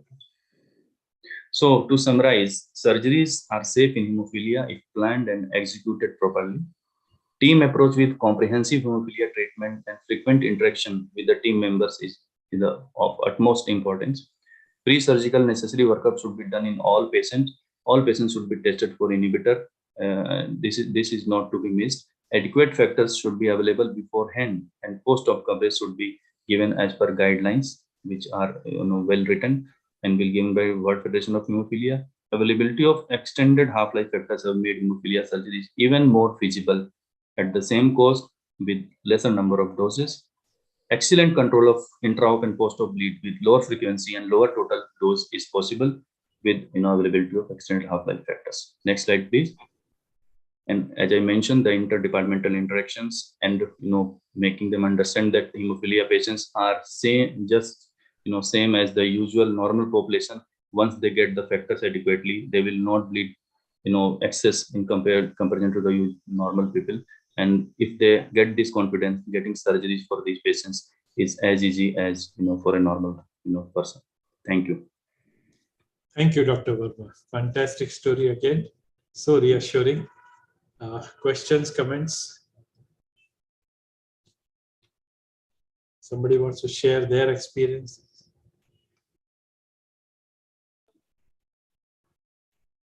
Okay, then thanks to Dr. Nita and Dr. Verma for this excellent program. Thank you, sir. And we will move on to the next session. We come back to Pfizer-supported educational event. This is a symposium on cancer-associated thrombosis. And we have a lecture by Colonel Dr. Rajan Kapoor, who is Professor, Department of Medicine, Consultant Hematologist, Command Hospital, Eastern Command, Kolkata. And the lecture is entitled Understanding CAT, Relevance of Recent Evidence for the Upgraded Clinical Decision Making in India. Over to you, Dr. Rajan Kapoor. Am I audible, sir? Yeah. Can I share my screen? Please.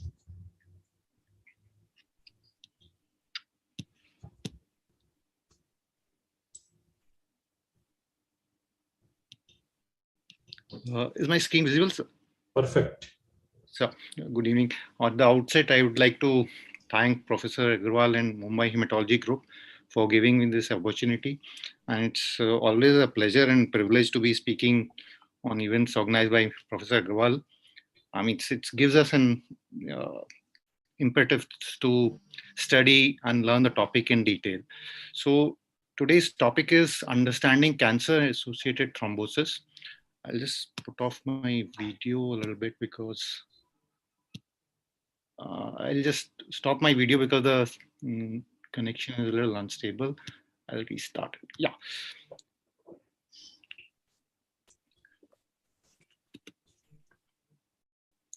So this is the Pfizer disclaimer. So I'll start with a case which we routinely get as a consultant hematologist from our medical oncology colleagues. So a 67-year-old male is receiving a palliative chemotherapy for metastatic colon carcinoma, is admitted to acute medical assessment unit complaining of dyspnea and pleuritic chest pain. He undergoes a CT pulmonary angiogram, which confirms a diagnosis of pulmonary embolism. Now the questions which occur: why did this occur? Could this have been prevented? What is the optimal management of this patient? And should this patient be managed differently if this were an incidental finding? So the references which I have taken for this is from the ESMO, where I've got some slides, and then there are beautiful 2021 ASH guidelines of venous thromboembolism, a treatment algorithm from the Canadian group. And it's a very interesting ASH database of GRADE. This is something very useful for us clinician evidence to decision making and this guidelines. So a question is posed and then we get the evidence-based guidance. Now, why did this occur, this pulmonary embolism? The first question. Now, the facts are the patients with cancer commonly have a venous thromboembolism during the course of their disease. VTE in these patients leads to a high risk of recurrence and bleeding related to anticoagulant therapy. And not only VTE portends a poor prognosis, but this often leads to interruption of the cancer treatment, and this in turn leads to otherwise unnecessary hospitalization and a poorer outcome. So we all from our MBBS days know about Trocio, cancer and venous thromboembolism. He was the first one who had noted that the cancerous patients having thrombophlebitis and thrombosis of both superior and inferior extremities. He described this in 1860s, and ironically, he found the same sign in himself and was subsequently diagnosed with gastric cancer and died soon thereafter.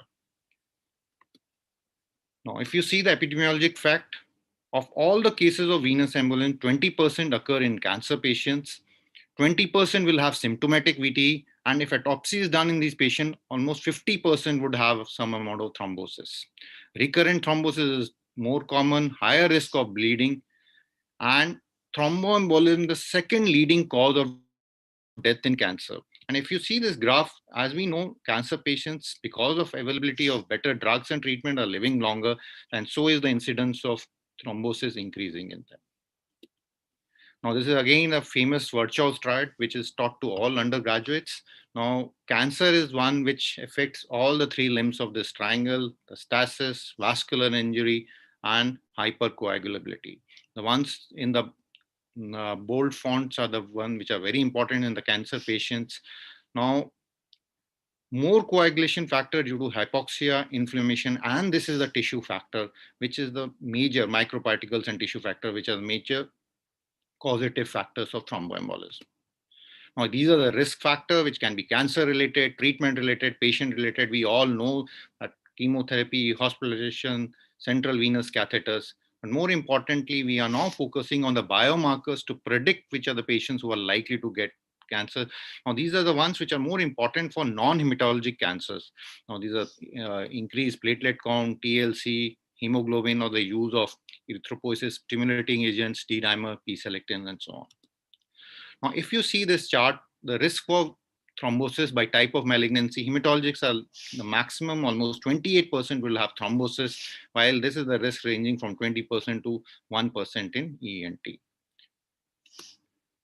Now, other thing is very important for all the residents and the physicians who see a venous thromboembolism. Now, 10% of the patients will be diagnosed with cancer in the first year. This unprovoked venous thromboembolism, first 1 year, is very important to follow them up because they may be harboring a cancer. And the incidence rate of cancer diagnosis returns to the rate in general population after 1 year. So the first year is the most important.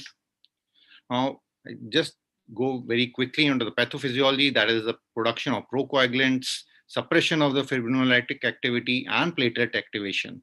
Now, as the cancer stage increases from stage 1 to the advanced stages as well as the metastatic. Now, in the metastatic stage, almost 20% of them will have thrombosis.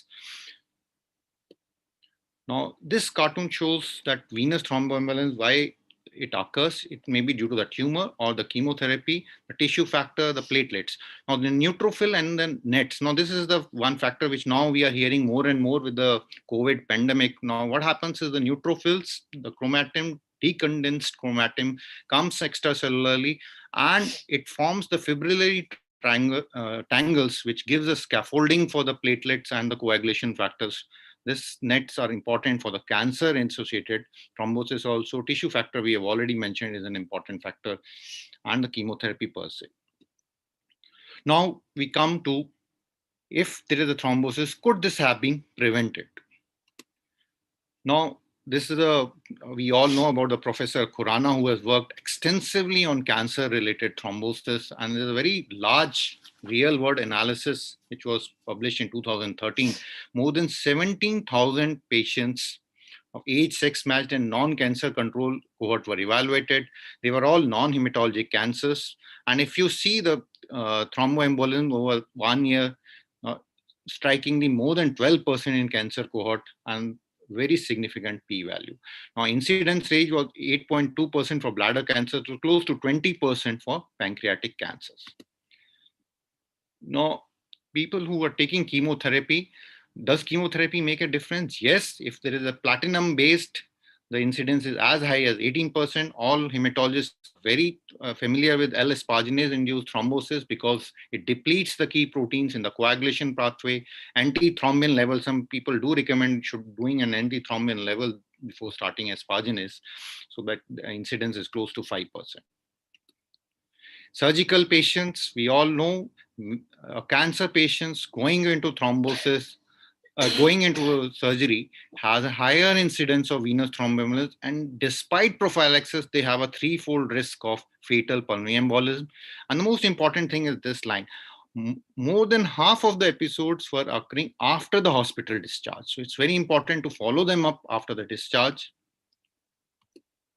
Now, this is the famous Khurana score, which we all used, and all oncologists are also familiar with it to decide who are the patients who have a higher risk of cancer-associated thrombosis. It depends on the high-risk cancers like stomach and pancreas that get 2 points. Then are the others, lung, lymphoma, and bladder, testicular. Chemotherapy, pre-chemotherapy, platelet counts, use of growth factors, or a leukocytosis and obesity. So people who have 3 or more, this portends high risk. So intermediate to high risk are the groups which we'll be talking more in this talk. Now, when we come to what are the prophylactic, these are the prioritized clinical questions which I felt are very important. Whether to give thromboprophylaxis versus no thromboprophylaxis, and if yes, what is the choice of agent, mechanical versus pharmacological in surgery, combination of methods, and whether we continue at the time of discharge. Now, primary prophylaxis, there have been few studies. These are the earlier studies with the low molecular weight heparin. The first one is the enoxacan. Actually, this decided that LMW should be given. These are the patients of cancer who had gone on abdominal and pelvic surgery. Enoxaparin was compared with a placebo. And the major findings were the enoxaparin patients presented less thrombotic events than placebo and at 3 months, and there was no difference in the major bleeding rate. Then the second one was the PROTECT study, which was done in 2009. Now, this was for the ambulatory patients, which was nadroparin versus placebo. Though they had low thrombosis, the relative risk was low, like 52.6% needed nadroparin to prevent one event. It was not as strong as enoxacan. This was a SAVE Onco, which used simulaparin. However, this is not very relevant for us. This is not available commercially. Now, coming to the recent studies, these are 2 studies which are very relevant and for us. This is the Effort and Cassini. Both of these came in 2018, and both the papers are in the same issue of NEJM. So the Effort study was with apixaban versus placebo in a high risk, and routine ultrasound was not done, non-hematologic cancers. Apixaban had less VT events. However, there were major bleeding than placebo in GI and gynecologic cancers. And the same, the Khurana group carried out the Cassini study. Here, they were aggressively looking for thrombosis. Ultrasound was done every 8 weeks. Rivaroxaban presented less thrombotic events, and there was no increase in bleeding. The conclusion, it was that both DOACs are effective and safe. However, we need a better score and an individual type cancer score, which would be more important. So in final takeaway, number needed to treat was 40 patients and number needed to harm was 75 patients. What about patients with central venous device? In Effort, there was very low incidence of thrombosis in central venous catheters. In Cassini's, rivaroxaban fared better. In Cassini, exploratory post hoc analysis did give a hint that a person on a DOAC would have a reduced risk of thrombosis. So if we go to our question, should thromboprophylaxis versus no thromboprophylaxis in hospitalized medical patients with cancer? So if they have been hospitalized, there are no trials as such, but if we can see the benefit is 22 fewer episodes per 1,000 with a risk of 3 more major bleeding per 1,000. So we do recommend in India, we think that in a intermediate to high risk group, as per the Khurana score, we can give LMWH unfractionated in cases with renal failure, should use graduated compression stockings, and thromboprophylaxis to be discontinued at time of discharge. Now, what about the patients undergoing surgery? There are 4 systematic reviews and 3 randomized controlled trials. So as we had discussed, 13 fewer episodes. So what we should do is surgical procedures with the low bleeding risk procedures. We have to assess the risk of bleeding and risk of thrombosis.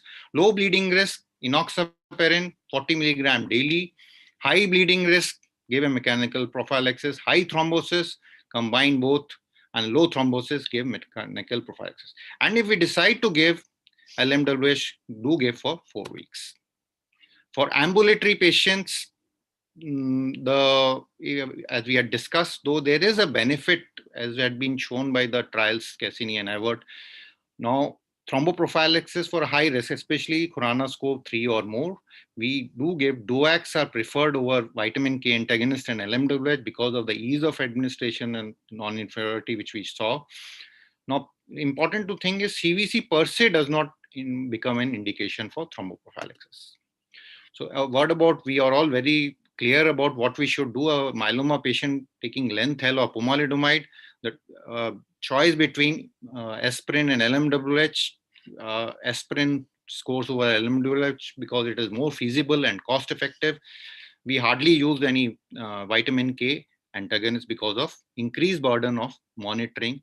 And so what should be the optimal management of the patient who has developed thrombosis? We do have to prevent pulmonary embolism. That is a major criteria, and we want to prevent the recurrences. So if we see they're older, there are 3 trials, Canthanox, CLOT, and CATCH study, which was done from 2002, and the last one was in 2015, which actually had LMWH versus warfarin. And these studies became the backbone that LMWH is definitely better than vitamin K antagonist, because all of them showed that warfarin was associated with major bleeding and death compared to LMWH.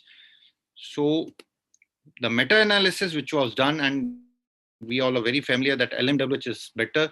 There is if you see this hazard ratio is very significant and acceptable confidence interval limits. There was no difference in bleeding. However, there was no survival benefit. And this paved the way that LMWH is the drug of the choice for cancer-associated thrombosis. Now, what has happened of late from 2018? Now, these are the 2 studies. One of them was published in New England Journal, and the second was in JCO, Hokusai Cancer, and a Select D. The first one was Edoxaban versus dalteparin. These are all non-inferior trials. They've proved that Edoxaban was non-inferior, and there was a tendency of superiority. In Select D, it was rivaroxaban versus dalteparin. There was statistically significant less thrombosis recurrence, but however, there was a tendency for more bleeding with rivaroxaban, especially in GI cancers. So GI cancer were excluded in this study. So these are our non-inferiority trials. Now, this is the latest trial which was done. This is a Cara-Veggio trial, apixaban versus dalteparin. Now, these were the adult cancer patients. The important thing in this trial was 2/3 of the patient had locally advanced or a metastatic disease. So there are high risk for thrombosis. So this was again a non-inferior trial where there were 2 arms. Apixaban was initially given for 1 week at 10 milligram BD, followed by 5 milligram BD, and compared with dalteparin, and there were 30 days observation period. If you see, it was definitely non-inferior, and there was a tendency to superiority in the apixaban arm, and the GI bleeding and others were comparable. The same thing is shown in the Kaplan-Meier curve. There was no difference in event-free survival. So the conclusion is non-inferior to subcutaneous dalteparin for treatment of cancer-associated thromboembolism, no risk in increased risk of major bleeding in the GI sites. Now the questions, so this is evidence-based evidence to decision. What should be the initial treatment, LMWH or DOAC? If you see the mortality, no difference. Recurrent VT, 3 per 1,000 versus 14 per 1,000. Major bleeding, no difference. Only caveat, GI cancers. What should be the short-term treatment? Initial 3-6 months. If you see the mortality, recurrent VT, major bleeding, all comparable DOAC versus this is with vitamin K antagonist. Definitely DOAC are scoring over the vitamin K antagonists. So what should be the long-term treatment for patients with active cancer beyond 6 months? Whether LMWH or a DOAC should be given. Again, if you see in these 3 parameters, it's comparable as far as mortality is concerned, and there is a tendency for DOACs to be better in case of recurrent VT and major bleeding. Major bleeding, a slightly more incidence, like 11 more patients per 1,000 in cases of DOAC. Now, again, GI cancers should avoid DOAC. So another question is, if there is an incidental pulmonary embolism or DVT, should we give treatment or not? This definitely shows that we should treat them as a symptomatic or VT. Now, another question which is very commonly asked, I'm sure the hematologists are very clear about whether a IVC filter should be used or not. Definite answer, it should be rarest of rare where you should put an IVC filter. And if it has been used, it should be a retrievable one, because if you can clearly see the mortality is more with IVC filter, the second recurrent VT is more, and the major bleeding, all the criteria. So we should discourage other surgery colleagues to put an IVC filter. Again, if you see the long-term anticoagulation versus short-term, it's better to give a long-term. However, the major bleeding is a little more in cases of a long-term. But if there is an active cancer, whatever evidence shows that we should continue with till the cancer is active to continue with anticoagulation. Again, the DOAC versus LMWH mortality beyond 6 months, if you see, it's comparable a little more with the DOAC, but however, the recurrent VT episodes are 36 fewer with the DOAC, and the major bleeding is slightly more with DOAC. But however, with the convenience, I think DOAC score over LMWH. Now, whenever we decide to start a DOAC, you should know that there are certain interactions, generally with cyclosporin, nilotinib, and imatinib. Now, if we see, this is what is our takeaway. If there is an active cancer, platelet counts are less, go for LMWH, see for interactions. And if there are no significant interactions, low bleeding risks, DOACs are the drug of the choice. Now, these are the challenging clinical situation. If there is a gastrointestinal luminal lesions, LMWH is choice. But if patient says that they do not want injections, apixaban can be used. Antiplatelet agents are there, then apixaban is preferred. Renal insufficiency is the one where vitamin K antagonists can be used. However, Epixa can be used in these cases. So other factors are patient and clinician preference, drug cost, body weight more than 150 kg, LMWH. And if the burden of cancer is too much, severe thrombosis, then we can use LMWH. So if this we have already discussed, if there is an incidental finding, always treat incidental thrombosis as symptomatic thrombosis. So our answers is cancer thrombosis, influence in this patient prognosis was poor, optimal management in that patient is LMWH. If it's an incidental finding, we manage in the same ways. Could this have been prevented? Maybe. So the conclusion, thrombosis in cancer patient is a common, costly, and potentially fatal complications. Highest risk are those with advanced disease, systemic chemotherapy, and additional risk factor. Primary prophylaxis is not routinely indicated, but could be discussed with patients. DOAC can be safely used in this category. Selected cancer patient, especially with post-surgery, have to get extended prophylaxis. In hospitalized patient, you have to choose LMWH is the best drug. And however, DOAC in selected case is the best category available for patients with established venous embolism, pulmonary embolism, and more than 6 months, other than patients at high risk of bleeding. With this, I have finished. Thank you, Rajan. Wonderful review. Great. Very comprehensive, very easily put forward for everybody to understand. Questions for Dr. Rajan? Any experience sharing, any comments? Okay, so then we will go to the panel discussion now.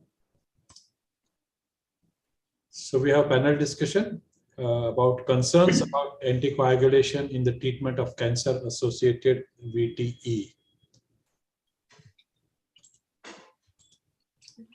Moderator is Dr. Sharad Damodar. He's Clinical Director, Senior Consultant and Head Department of Hematology in BMT, Majumdar Shah Medical Center, Narayana Health City, Bangalore. And we have good number of panelists with us. Dr. Rajan Kapoor himself from Kolkata, Dr. Hari Menon, Bangalore, Dr. Priyanka Semal, Bhubaneswar, Dr. Mukesh Agarwal, Delhi, Dr. Abhay Bhave, Mumbai, Dr. Hamza Dalal, Mumbai, Dr. Leo Prince, Mathan, Mumbai, Dr. Abhijit Baheti, Pune, Dr. Aditya Murli, Bangalore, Dr. SP Verma, Lucknow, and Dr. Kunal Goel, Lucknow.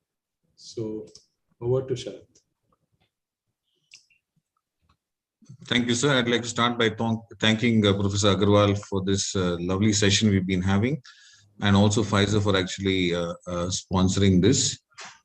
We also have some little additional time, I think, which we managed to squeeze in, which will be useful for us. So I'll just start by sharing the screen. Yeah, so I think the panelists have already been introduced by Professor Agarwal. We have an elite and distinguished panel and a large panel. Sharath, we don't see your screen. Just a second, sir.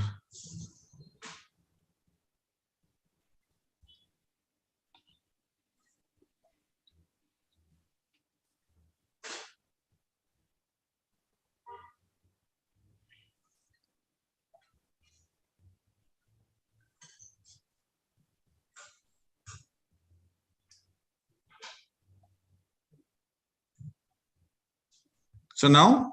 Yes, slideshow mode. Yeah, slideshow mode. Perfect. Right, yeah. Yeah, thanks, sir. Right, so the panel has already been introduced. And so the idea is to discuss over the next 25-30 minutes on what we've learned from Dr. Rajan's presentation and also the practical utility of putting it into practice in our country here, and also experiences of the individual hematologists who are on this panel. So starting with the first question, which is to Dr. Rajan himself. So Dr. Rajan, what is important parameter to be considered before prescribing an anticoagulant in cancer-associated thrombosis? I think you kind of spoke about everything. Is there something you would specifically like to highlight? Yeah, I think the important, all of these parameters are important, but if I have to put it in the order of importance, first would be efficacy and safety, as now we have a lot of data which has come in from meta-analysis and randomized trials about the drugs. Actually, we are talking about three main categories, like either it's a low molecular weight heparin, vitamin K antagonists, and DOACs. Vitamin K antagonists are actually almost out in the protocols which we follow for either the prophylaxis or the treatment of venous thrombin. So we stay between LMWH versus DOACs. So second factor which we consider is the stage of the cancer. As we have seen, the more advanced the stage, more the metastatic disease, then it's likely to have, we should be probably putting them on prophylaxis to prevent the thrombosis. And very important is the patient choice. More often than not, till very recently, we used to put everyone on LMWH, whether it was a prophylaxis or as treatment. But as we are all aware, no one wants to take injections and taking daily needles, pricks. So more and more we are moving towards DOACs because of the patient choice also. And guidelines, of course, now, as we said, that this is a very useful resources, that evidence to decision, that great pro that we can put, and we can most important is we should discuss it with the patient itself, what are his concerns and what are the choices. Because if you see all the trials, they're all non-inferiority trials, whatever we are seeing now. So both the drugs, LMWH as well as drugs, are more or less equivalent as well as efficacy, safety, bleeding. So the patient choice is also very important in this. So Dr. Rajan, have you actually got down to the usage of the DOACs in your practice? Because I think there was a little, time frame which we all took to actually get down to doing it. Yes, now we have, for last, I would say couple of years or so now, we have started using. So I actually had taken a lecture on DOACs. We as a hematologist actually were the last to adopt DOACs, I would agree, because we were very comfortable with vitamin K antagonist. If we see, sir, the DOACs are a very weak anticoagulants compared to warfarin and acetrom. Say if there is a prostatic heart valve or a venous thromboembolism unprovoked, we all are very comfortable with warfarin because we can monitor it. The best part is that we can do PT-INR and we can do the monitoring.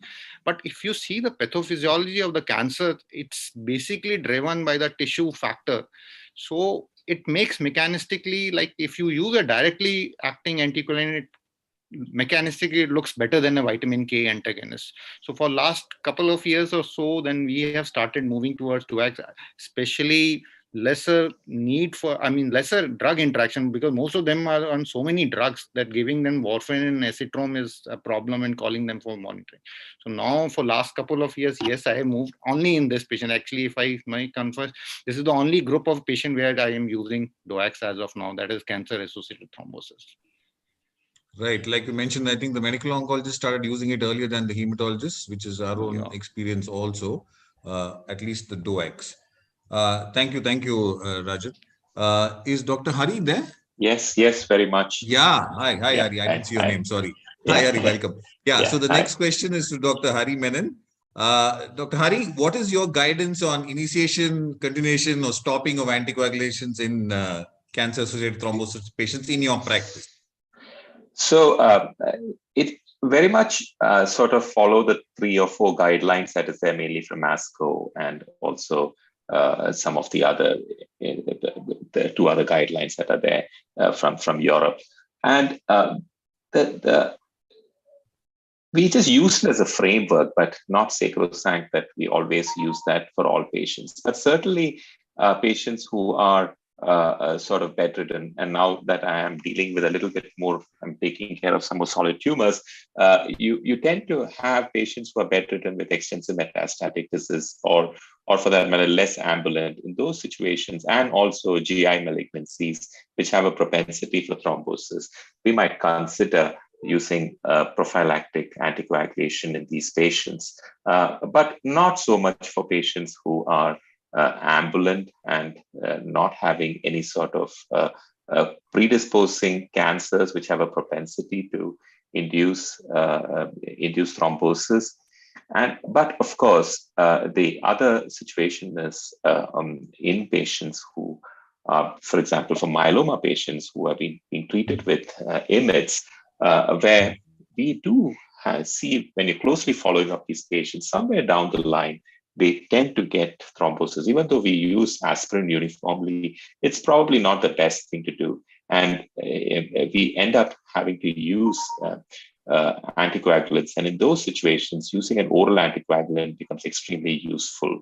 So in these patients, we tend to continue the anticoagulant, especially not in the prophylactic setting, but especially when patients have manifest DVT, then they continue as long as they are on treatment for the IMiDs. Then comes the situation where patients might have deep vein thrombosis, and also in patients, for example, who have cortical venous thrombosis, which we encounter many a time in patients whom we treat for ALL, on L-asparagines, etc. In those situations, we take a guideline of continuing to monitor recanalization of the cortical venous thrombosis. And once they recanalize, we are more comfortable to continue that for at least another additional 6 months. But on a ballpark figure, when you look at it, on an average, after manifestation of symptom and after resolution of symptom, the recommendation is to probably continue for at least 6 months in all other cancers. Maybe we might make some exceptions in patients of conditions like cortical venous thrombosis. So those are the things that we keep. We have to sometimes individualize patients because we know that these medications are expensive on long-term basis. They're already on other medications. But one of the advantages that, if you may say so, is that as Rajat rightly said about the interactions that we have with warfarin and other vitamin K antagonists, we don't encounter that much with these. We don't encounter any such interaction with the DOACs. So we're quite comfortable using them in those situations. But generally, I'm a little reticent about using DOACs primarily as a primary prophylaxis in patients with these disorders. Yes. Right. Any differences in the solid tumor versus the hematological malignancies, Hari? I've just started again revisiting these solid tumors, but definitely pelvic tumors, GI malignancies. Many patients manifest primarily with venous thrombosis, especially pancreatic cancer and gastric carcinomas. Not so much for colorectal cancers. In ovarian cancers with large pelvic tumors, they have propensities. Certainly, these patients should be on anticoagulation. Right. Thanks, Hari. Yeah. Next question is to Dr. Priyanka. Dr. Priyanka, what is the relevance just a caveat? Yes. Also that we should, of course, look for any bleeding manifestation, because many of the GI malignancies can have bleeding components. Bleeding tumors, and one has take into account that also. Yes. Thank you. Right. Right. Sharad? Sure. Yeah. Yeah. Thanks for that, Hari. Yeah. Dr. Priyanka, the next question to you. The relevance of recent evidence and the real world evidence on your clinical decision making for the management, what you think you can put into practice with what we have as evidence. Priyanka is not there. Okay, Rajan, can you just elaborate on this? Yeah.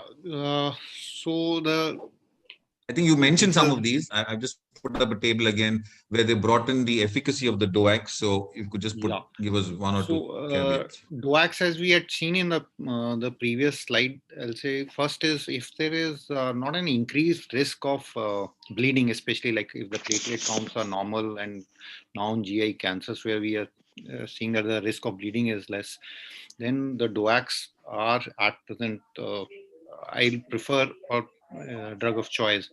Like we can choose between any of these, like Apixaban and Rivaroxaban. Now the trial which we had done, the Avert and the Cassini, in the latest is the Apixaban versus the Dalteparin. That showed that Apixaban was non-inferior and did not increase the risk of bleeding, while on the other hand Rivaroxaban had a higher incidence of bleeding.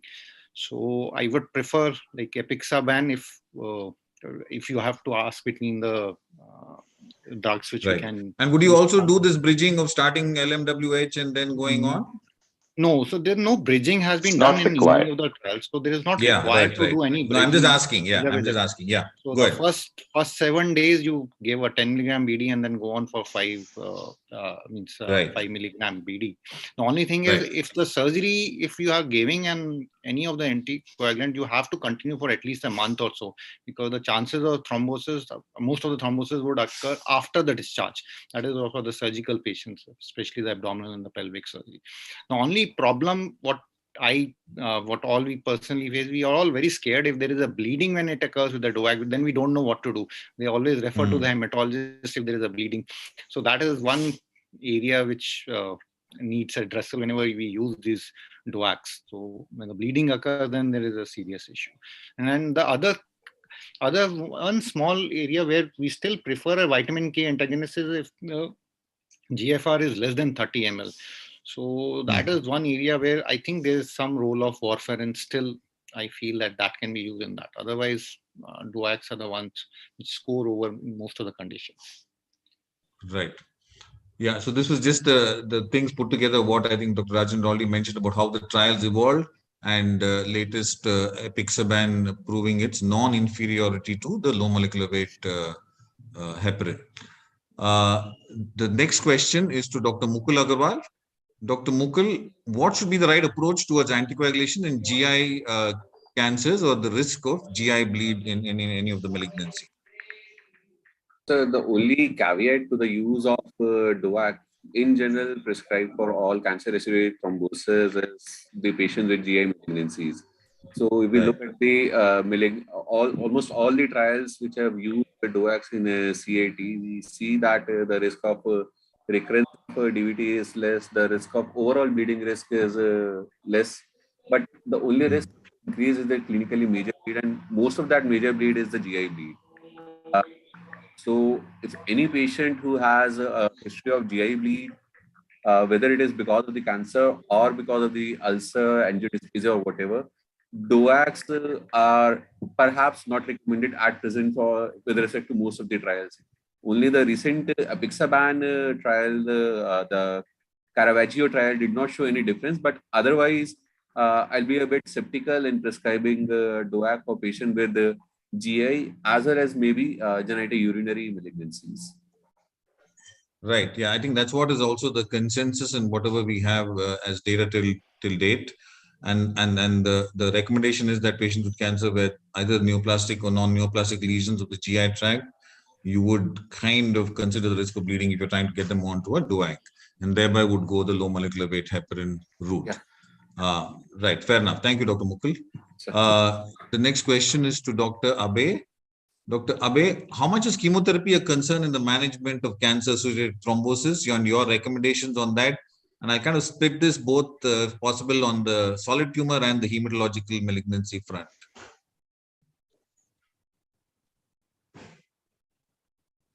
Dr. Abhi, are you there? Can you hear me now? Yeah, I can hear you now. Yeah. Thanks for letting me be a part of this panel, and thank you to Dr. Agarwal for arranging this entire event of MHG. I think it's extremely useful, and Rajan's presentation was beautiful. Thank you very much. So the question asked to me is about chemotherapy and its concern in the management of cats. So you've got a patient who's already an established cancer-associated thrombosis. We know that CAT gives rise to increased morbidity and mortality for whatever various reasons. And when we add chemotherapy to this patient, the increased risk of thrombosis is even more palpable. And there are some chemotherapy groups such as cisplatin-based therapy or 5-FUs or IMIDs, ESAs. We use ESAs, those monoclonal antibodies, some targeted therapies. They might be the ones which might actually increase the risk of thrombosis in these patients.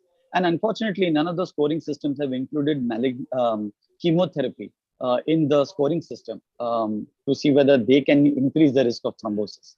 My experience with cisplatins have been more arterial thrombi, more in the brain rather than peripherally. We've already discussed about IMIDs and myeloma. So I think that in the first 3 or 4 cycles, the chance of getting a thrombus is much higher because of the inflammation which is caused by the release of cytokines when chemotherapy bungs in. And subsequently, there is a significant reduction in the incidence of thrombosis. So whoever of my patients have had a thrombosis or have had increase in or recurrence of thrombosis are the ones who have been taking chemotherapy in the first 2, 3, 4 cycles. Thereafter, the incidence is lesser. But you are asking me that a cat has already formed and then we are going to give chemotherapy. So there's already an established cat. Right. So here you have no choice. You have to go in with the chemotherapy. Whatever is the appropriate chemotherapy, we have to give it. Now comes the choice of anticoagulant. It would depend completely on the clinical features, and I think everyone has discussed that. Whether you would want to use an LMWH, unfractionated heparin, or DOAC would depend upon what are the interactions, what is the site of the malignancy in this cat patient, what's the creatinine clearance, what's the platelet count. There are so many things that are going to be there. If I institute whatever form of anticoagulation, I'll keep a watch on certain biomarkers like the CBC creat for sure, biochemical markers. And while I'm worried about their bleeding, I'm also worried about their thrombosis. So under treating them is also bad because if thrombosis is going to increase morbidity, mortality, then we have to be aggressive in anticoagulation. But if you are, then there's always a risk of bleeding, especially as the platelets drop or the creatinine goes up because the platelets become dysfunctional. So it's a fine line, but over a period of time with counseling, and we tell the patient, we tell them what are the bleeding and clotting symptoms that they can have, and therefore they have to be smart enough to come to us earlier. So counseling is done, appropriate therapy is given, adjustments of therapy is done as per the biochemical features and clinical profile. But it is imperative that right chemo is given without fear or favor, and anticoagulate without fear or favor, and then adjust as per the clinical situation. So, Dr. Abhi, any situation of prophylaxis other than, say, the IMID usage? Prophylaxis in a patient who does not have a malignancy. Who does have a malignancy? Have a thrombosis. No, does not have a thrombosis, yeah. Yeah, so it's been discussed. Ambulatory patients who have got a high Khorana score, we would love to actually tell the patients to take thromboprophylaxis.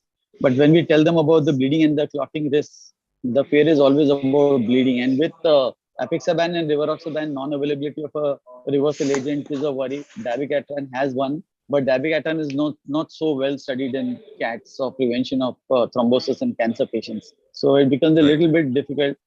We would love for them to take it in the high Khorana score, and it would be DOACs more often than LMWH for the simple reason that, like has been mentioned, people don't want to take injectables. They prefer the oral tablets. So as long as it's not a GI, GU, apixaban or rivaroxaban are good drugs to use in this, provided they are monitored well. And if the platelets drop, then you have to make adjustments. If the creatinine rises as part of therapy, adjustments have to be made. But it's a matter of discussion and counseling. Dr. Sharath, if I may ask, Dr. Sharath, one question. Yeah, just one specific group is ALL patient having thrombosis, and we are planning an L-asparginase. Does it make sense to do an antithrombin levels? So that because we have to give L-asparginase also, and it's pre-existing thrombosis. So what do we do in such a scenario? I just would like to And I don't think there's any right wrong answer, but antithrombin 3 is not I mean, if it's normal, low or high, it's not going to change the principle of the need of anticoagulation. So we'll have to anticoagulate any which way.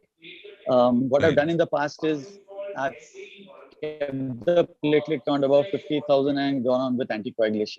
I've got an APML just now who's thrombosing in her catheter site in her left upper limb and now in her lower limb. And I'm giving her low molecular weight heparin.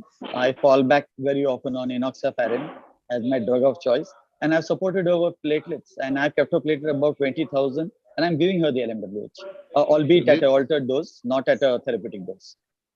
They used to give So we'll plasma have to and give up. LS-Arginine. Yeah, I was just thinking earlier used to give FFP if the antithrombin is low. I mean, I'm not very sure whether. Yeah, but you know, you're going to give a lot of other stuff which are procoagulant also, along with the FFP. So unless you get 83 for infusion. So so if I may just interrupt, to date, there is really no data to say that FFP works in those situations, but still people continue to do so. Yes. Correct. Right. I think we might be making the patient more prothrombotic by giving FFP because a lot of other stuff goes in. Yeah. So in that situation where we generally encounter cortical venous thrombosis in ALL and asparaginase, the best thing is just to stop L-asparaginase, and probably the patient would never be a candidate to receive L-asparaginase again after that. Right. Okay, good discussion so far. I'll move on to the next question. This is to Dr. Hamza. Hamza, your advice on anticoagulation when the patient has anemia and thrombocytopenia along with cancer-associated thrombosis. I think we partly got into that discussion. Anything you can elaborate on? Thank you for the question, sir. So for thrombocytopenia, it's a very common and troublesome condition in patients with cancer-associated thrombosis. In fact, when I was reading a few studies, this thing, it is associated with higher bleeding risk, but not associated with less thrombosis. And paradoxically, there is an increased risk of recurrent VTE because we are not able to treat these patients well. So according to the guidelines and according to what we follow in the practice, above 50,000 full dose anticoagulation is continued. Whether we choose LMWH or whether we choose a directly acting oral anticoagulant depends on the type of malignancy, whether it is a GI malignancy or otherwise. For patients who are between 20 to 25,000 and 50,000, a careful risk benefit analysis should be done. We should take into consideration the extent of the thrombosis, the duration of thrombosis, whether it is a chronic thrombus or whether it is an acute one, what is the type of malignancy we are dealing with, and what is the cause of thrombocytopenia, whether it is a reversible cause or whether it is an irreversible cause, and then we should decide whether we should anticoagulate or not. If we decide to anticoagulate, usually prophylactic doses of LMWH are considered to be more useful in this particular subset of patients. Less than 25,000, generally anticoagulation is discontinued. There are very rare situations in which you have a reversible cause of thrombocytopenia like in ALL or chemotherapy induced, in which the patient will recover and you have got an extensive thrombosis, in which case you can consider prophylactic STP transfusion and then continue anticoagulation. So you would also consider, continue. So this thing, I have not found any association between anemia and the choice of anticoagulation, sir. But if the anemia is due to a GI blood loss, then probably this thing we should reduce the anticoagulation and definitely not consider the directly acting oral anticoagulants. Yeah, fair enough. So in some situations, you would also top up with some platelets for you to continue your anticoagulation. Yes, sir. So less than 25,000, generally, we should also look for what is the cause of thrombocytopenia, because sometimes there could be some associated hematological causes like APLA or cancer-associated TTP or this thing. It could be HIT also, in which case we cannot give the LMWH itself. So in those cases where we are expecting the platelet to recover in a few days, we can consider giving STP transfusion and then continuing anticoagulation. Right. Okay. Thanks, Hamza, for that input. We'll go on to the next question to Dr. Leo Prince. Dr. Leo, what is your advice on early adoption of the newer updates and recommendations on the management of cancer-associated thrombosis in India? It's kind of a very generalized question. Your thoughts on this? Good evening, sir. Thank you for the opportunity. Sir, the recent NCCN guidelines and recent ASCO guidelines, when we see that they are moving towards newer oral anticoagulants, DOACs, but they want to, because in a cancer-associated thrombosis, when there is already thrombosis, when we want to give a secondary prophylaxis, it has to be at least for 6 months, which is a long term, and where giving LMWH is not an easy choice.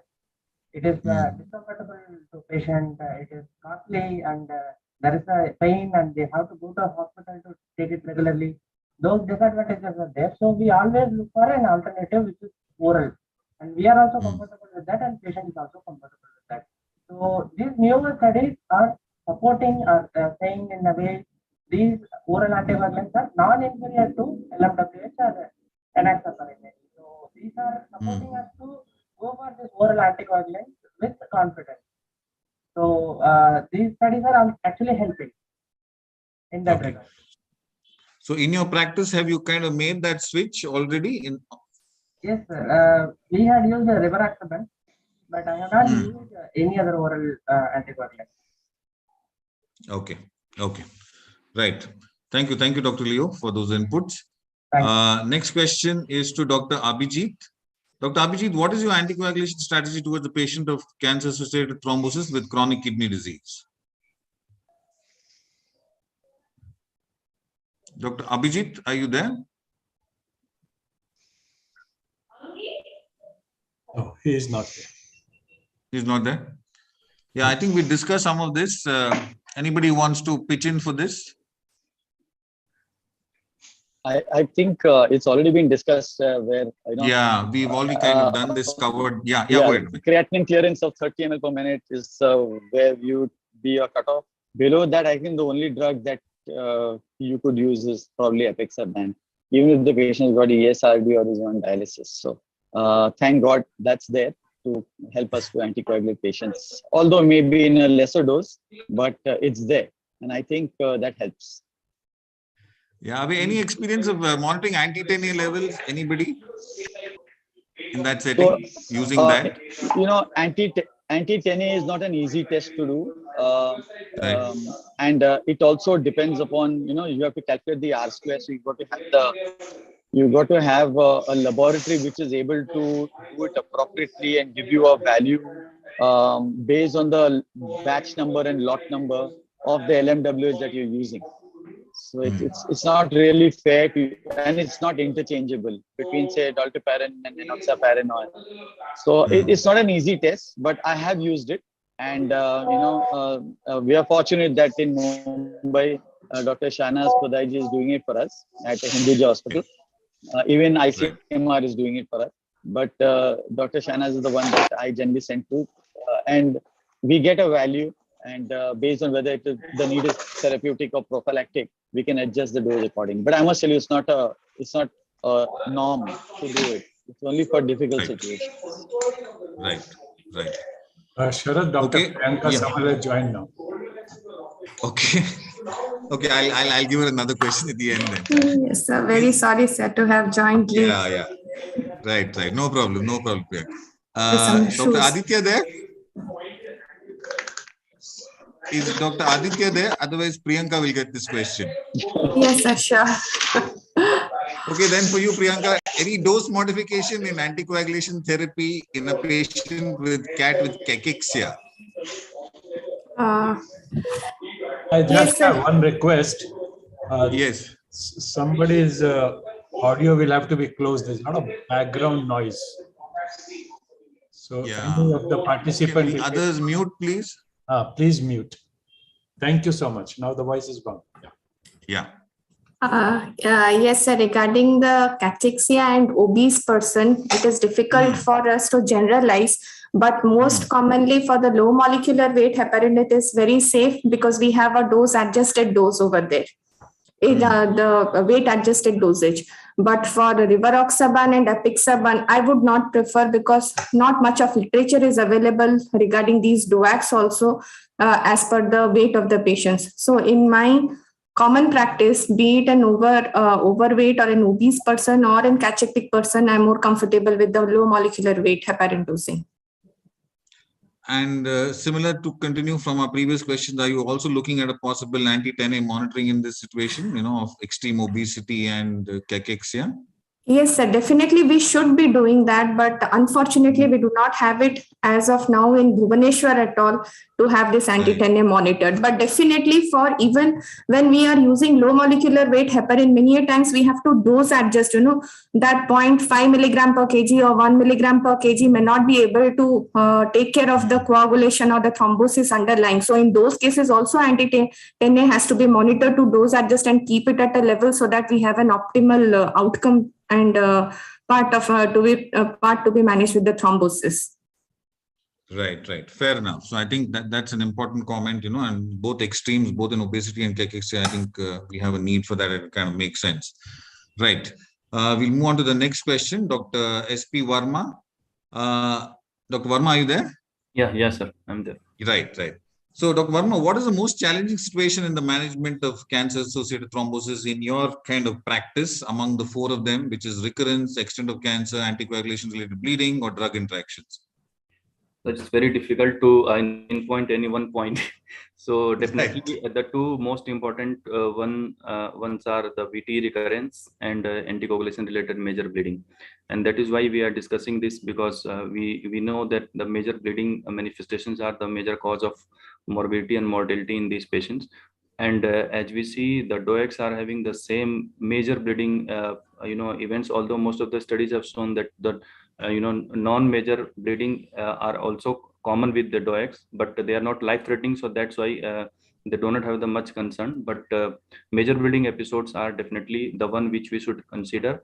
And VT recurrence, we can see that even those patients who are on anticoagulation still have chances of VT recurrence, and that is almost similar with whether it is a low molecular weight heparin or if it is a DOACs. Definitely the VT recurrence with warfarin is quite high compared to low molecular weight heparin as well as the DOACs. So these are the two important issues. Definitely the extent of cancer and type of cancer has already been mentioned as a risk factor. So if you have metastasis, the chances of recurrence is much higher. The chances of VT is almost 50 times higher, 70 times higher, and chances of recurrence also is quite much higher.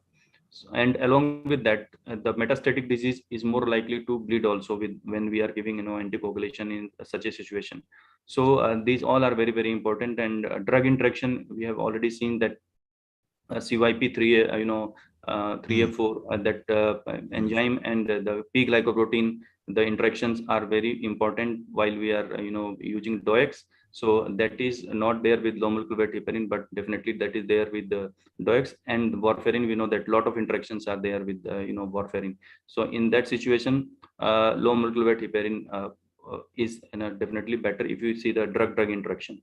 And one more thing I would like to say that in whatever studies we have just seen, the representation of hematological malignancy, if you talk as a point of view of hematologist, representation of hematological disease is less than 10% in all the studies, whatever we see. Even in the coroner score, only two diseases, that is lymphoma, and in the modified coroner score, they have also now added myeloma or plasma cell related disorder. So these are the two entities which only represent. Otherwise, major entities are lung cancer, brain, and urothelial, GI cancers. So definitely for hematological patients, we should have our maybe a different risk stratification system and thought, because as we have discussed, thrombocytopenia and all those things are much more common in hematological patients compared to solid tumors. So all these intricacies are there with the hematological patient, considering the VT treatment or CAT treatment. Right. Yeah, I think that's very well said, Dr. Verma. I think point well taken. I'd like there. to add a couple of points with respect to anticoagulation-related major bleeding. So, as far as Dr. Verma has already highlighted, two more things I'd like to add, that whatever anticoagulation we are using, be it low molecular weight heparin or DOACs, the antidote for bleeding in such a scenario are usually not easily available, be it protamine for LMWH or the endexinate or the antibody for so the for DOACs is just not available. We have to just wait for some time till the effect of the anticoagulant weans off. That is one very important consideration. And second, after a major bleeding, it is very difficult to convince the oncologist as well as the patient to restart on anticoagulation in such scenario. So these are, so for me, if a major bleeding occurs on a patient who is on prophylaxis or even therapeutic doses, so it is very difficult to restart them on anticoagulation after that. Right. Fair enough. Fair enough. I think so. I would agree with that point. Right. Okay. Our last question on the panel. This is to Dr. Kunal. Dr. Kunal, are you there? Yes, sir. Yeah. So this is a case for you, Kunal, a 62-year-old lady with recent diagnosis of stage 1 endometrial CA with the proximal DVT insisting on oral therapy. What would you do? Apixaban, rivaroxaban, convince the patient about low molecular weight and then once a day dosing, or a non-pharmacological method? Okay. Thank you, sir, for inviting me. First of all, I would like to go the answer by one. The option D is non-pharmacological methods or mechanical methods. So I will avoid this because of the high bleeding in mechanical, like the retrievable IVC filters or like that. They are associated with itself increased risk of thromboembolism and high. They don't confer major benefit to the patient. Now coming to low molecular weight versus DOAC in this patient. This patient is a 62-year female with endometrial carcinoma, and she is insisting on oral therapy. Before prescribing her oral DOAC, I will like to clarify about some things like whether this patient is having liver or renal weight and BMI, and some GI intolerance or other history. I would like to ask first for this patient. Since this patient is insisting on oral therapy, so she might be less compliant to IV subcutaneous low molecular weight heparin. But this 60 years and pelvic malignancy, there is a slight increased chances of bleeding with apixaban or rivaroxaban. So my opinion will be, I will go with heparin for this patient. Although the latest literature is more with the apixaban, with there is a lesser bleeding and lesser recurrent VT.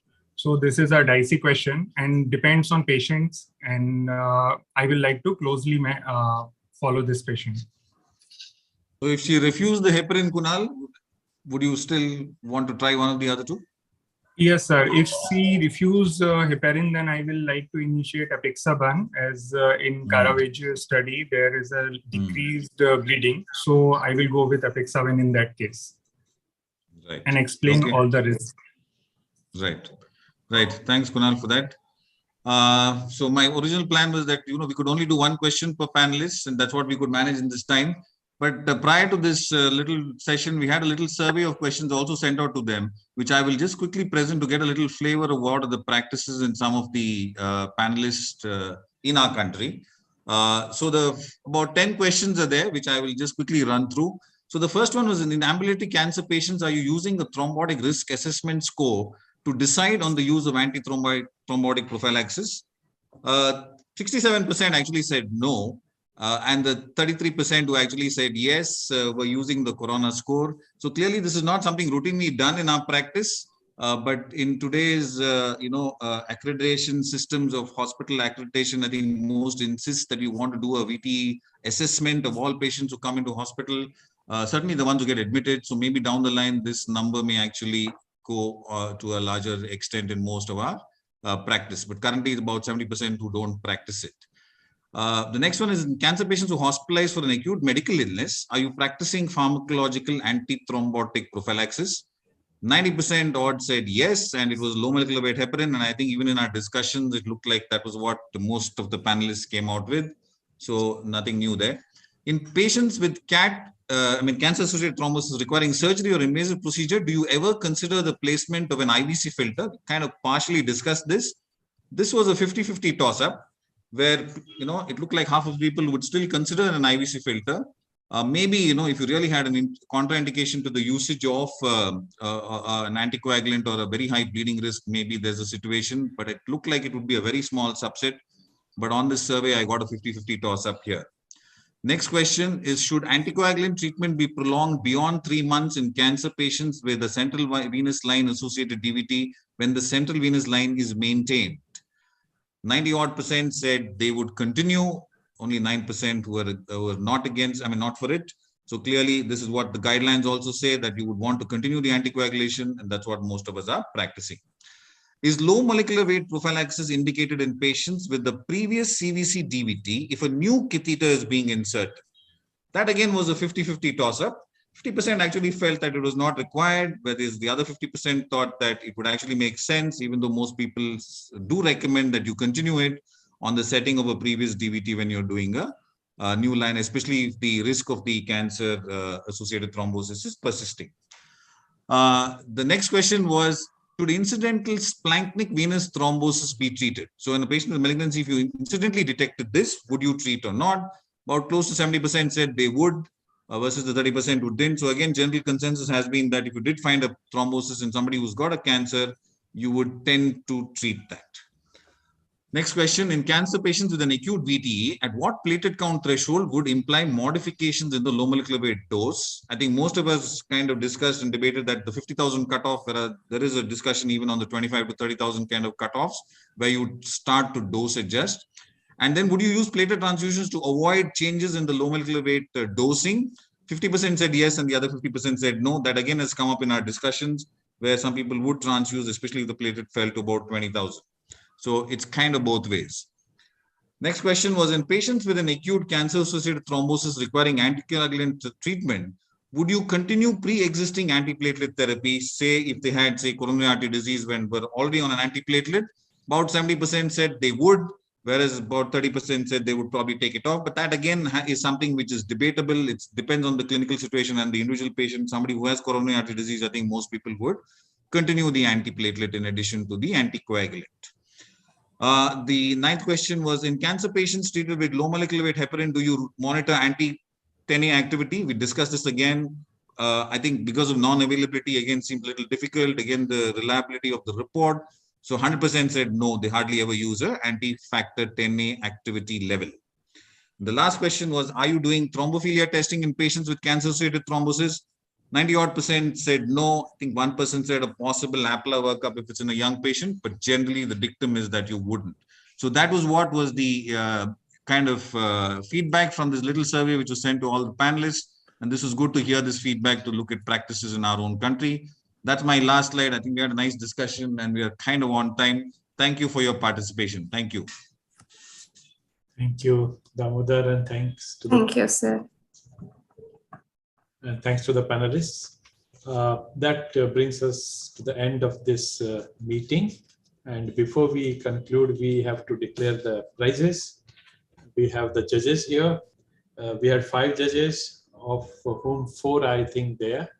Dr. Rajan is there, Dr. Damodar is there, Dr. Akanksha Garg is there, Dr. Priyanka Samal is there. I'm not sure whether Dr. Pranter has joined back or not. I don't see him. But they have discussed amongst themselves, and Dr. Akanksha Garg will come out with the results. Yeah. Good evening, everyone. And first of all, I'd like to thank sir for giving us the opportunity to judge the papers for this prestigious meeting and the platform. And I think it was really heartening to see so many young budding research scientists and fellows, presenting their data from all across the country. And I must say it was a tough decision to, finally choose the winners. But then we did manage to, unanimously choose the winning papers.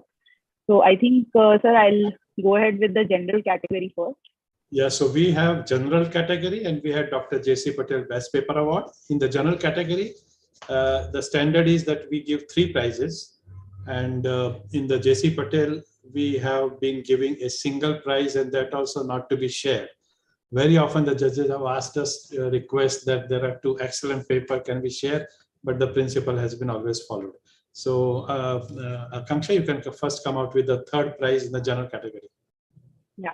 So the 3rd prize in the general category goes to Dr. Kashyap Lakhan, who's assistant professor in the Department of Medical Oncology at CMH Mumbai, for his paper on real-world data of treatment-free remission in patients with CML treated at a tertiary care oncology center.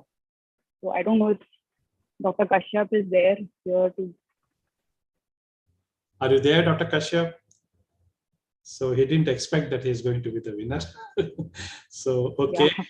So congratulations to him and the team from Tata for the TFR. I think the very important aspect, the practical application of TFR and the difficulties which are faced in executing this made the judges select this as one of the winner. So now we can go for the second.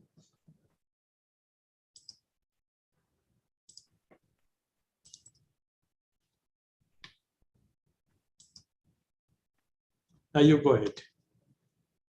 Yeah, so second position goes to Miss Pooja Mahesh. She's a trainee technologist at the ACTREC and TMC Mumbai, and her paper is entitled Clinical and Prognostic Impact of IKZF1 Deletions in Ph positive BALL. So congratulations to her as well. This again is the paper from TMH. Yeah, so that's from TMH again, and important. Fine. Is she there around, Pooja Mahesh? I think Dr. Sachin is there. I don't see. Okay. So that was the second prize, and we go to the first prize in this category. And so finally, the first position, it goes to Miss Kruti C. Mohan. She's scientific officer in the Department of Cancer Cytogenetics again at TMC and ACTREC Mumbai. Her paper was entitled Association of Cytogenetic Abnormalities with Clinical Characteristics and Outcome in Multiple Myeloma. So congratulations to her. So all three papers are from TMC, TMS Mumbai this time. Right.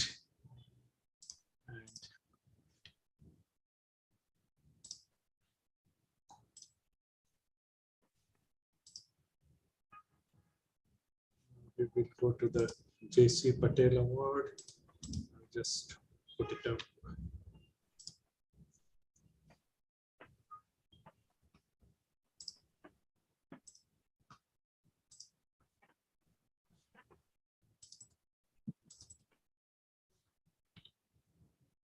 Is it visible? I don't think so, right? It's showing general category first, right? Sorry.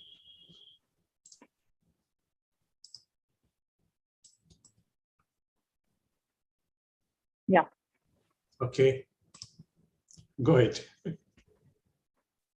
So finally, we come to the most awaited award of the evening and the meeting itself. So the J.C. Patel Award for the best paper, it goes to Dr. Dikshat Gupta from PGI Chandigarh for his very nice and elaborate presentation. It was entitled Delineating the Genomic and Proteomic Landscape of BCR-ABL1 like Acute Lymphoblastic Leukemia Subtype, Bench to Bedside Translational Research. So Dr. Dikshat, heartiest congratulations. Are you around? Yes, ma'am. Thank you so much. Yeah.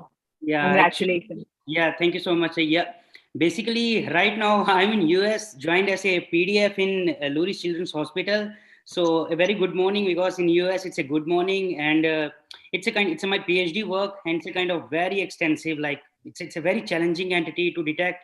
So we employ a lot of genomic and proteomic approaches, and at the end we are in the stage to say like these are the classifier to detect this subtype very efficiently. And this is a very cost-effective method, because if you see from the Western world, like if you want to detect this subtype, it's like we have to spend a lot of money. And I'm really grateful to Professor Neelam Verma, who gave me the opportunity to work on this entity. And successfully at the end of 5 years, we are in the stage like to detect this entity very efficiently. Thank you so much. Heartiest congratulations to you and your team. PGI Chandigarh has been participating in MHG meetings for quite some time, many years. And sometimes your team means the team from the hematology department of PGI has just missed the paper. This time I must say that between the 5 judges, it was almost unanimous that you and your group have won this. So heartiest congratulations. Yeah, much appreciated, sir. I thank all the judges for a lot of spade work done. They had to go through all the abstracts and then sit through all these, listen to you all, and make their judgment, interact with each other. And I'm grateful to them for this thankless work which they've done for MHG. And at the end of it, the meeting comes to an end. I'm grateful to one and all for making this meeting a reasonably success, and look forward to same event for the 46th next year. Thank you, and bye-bye, and good night. Thank you, sir. Good night, everyone. Thank you, sir. Good night, everyone.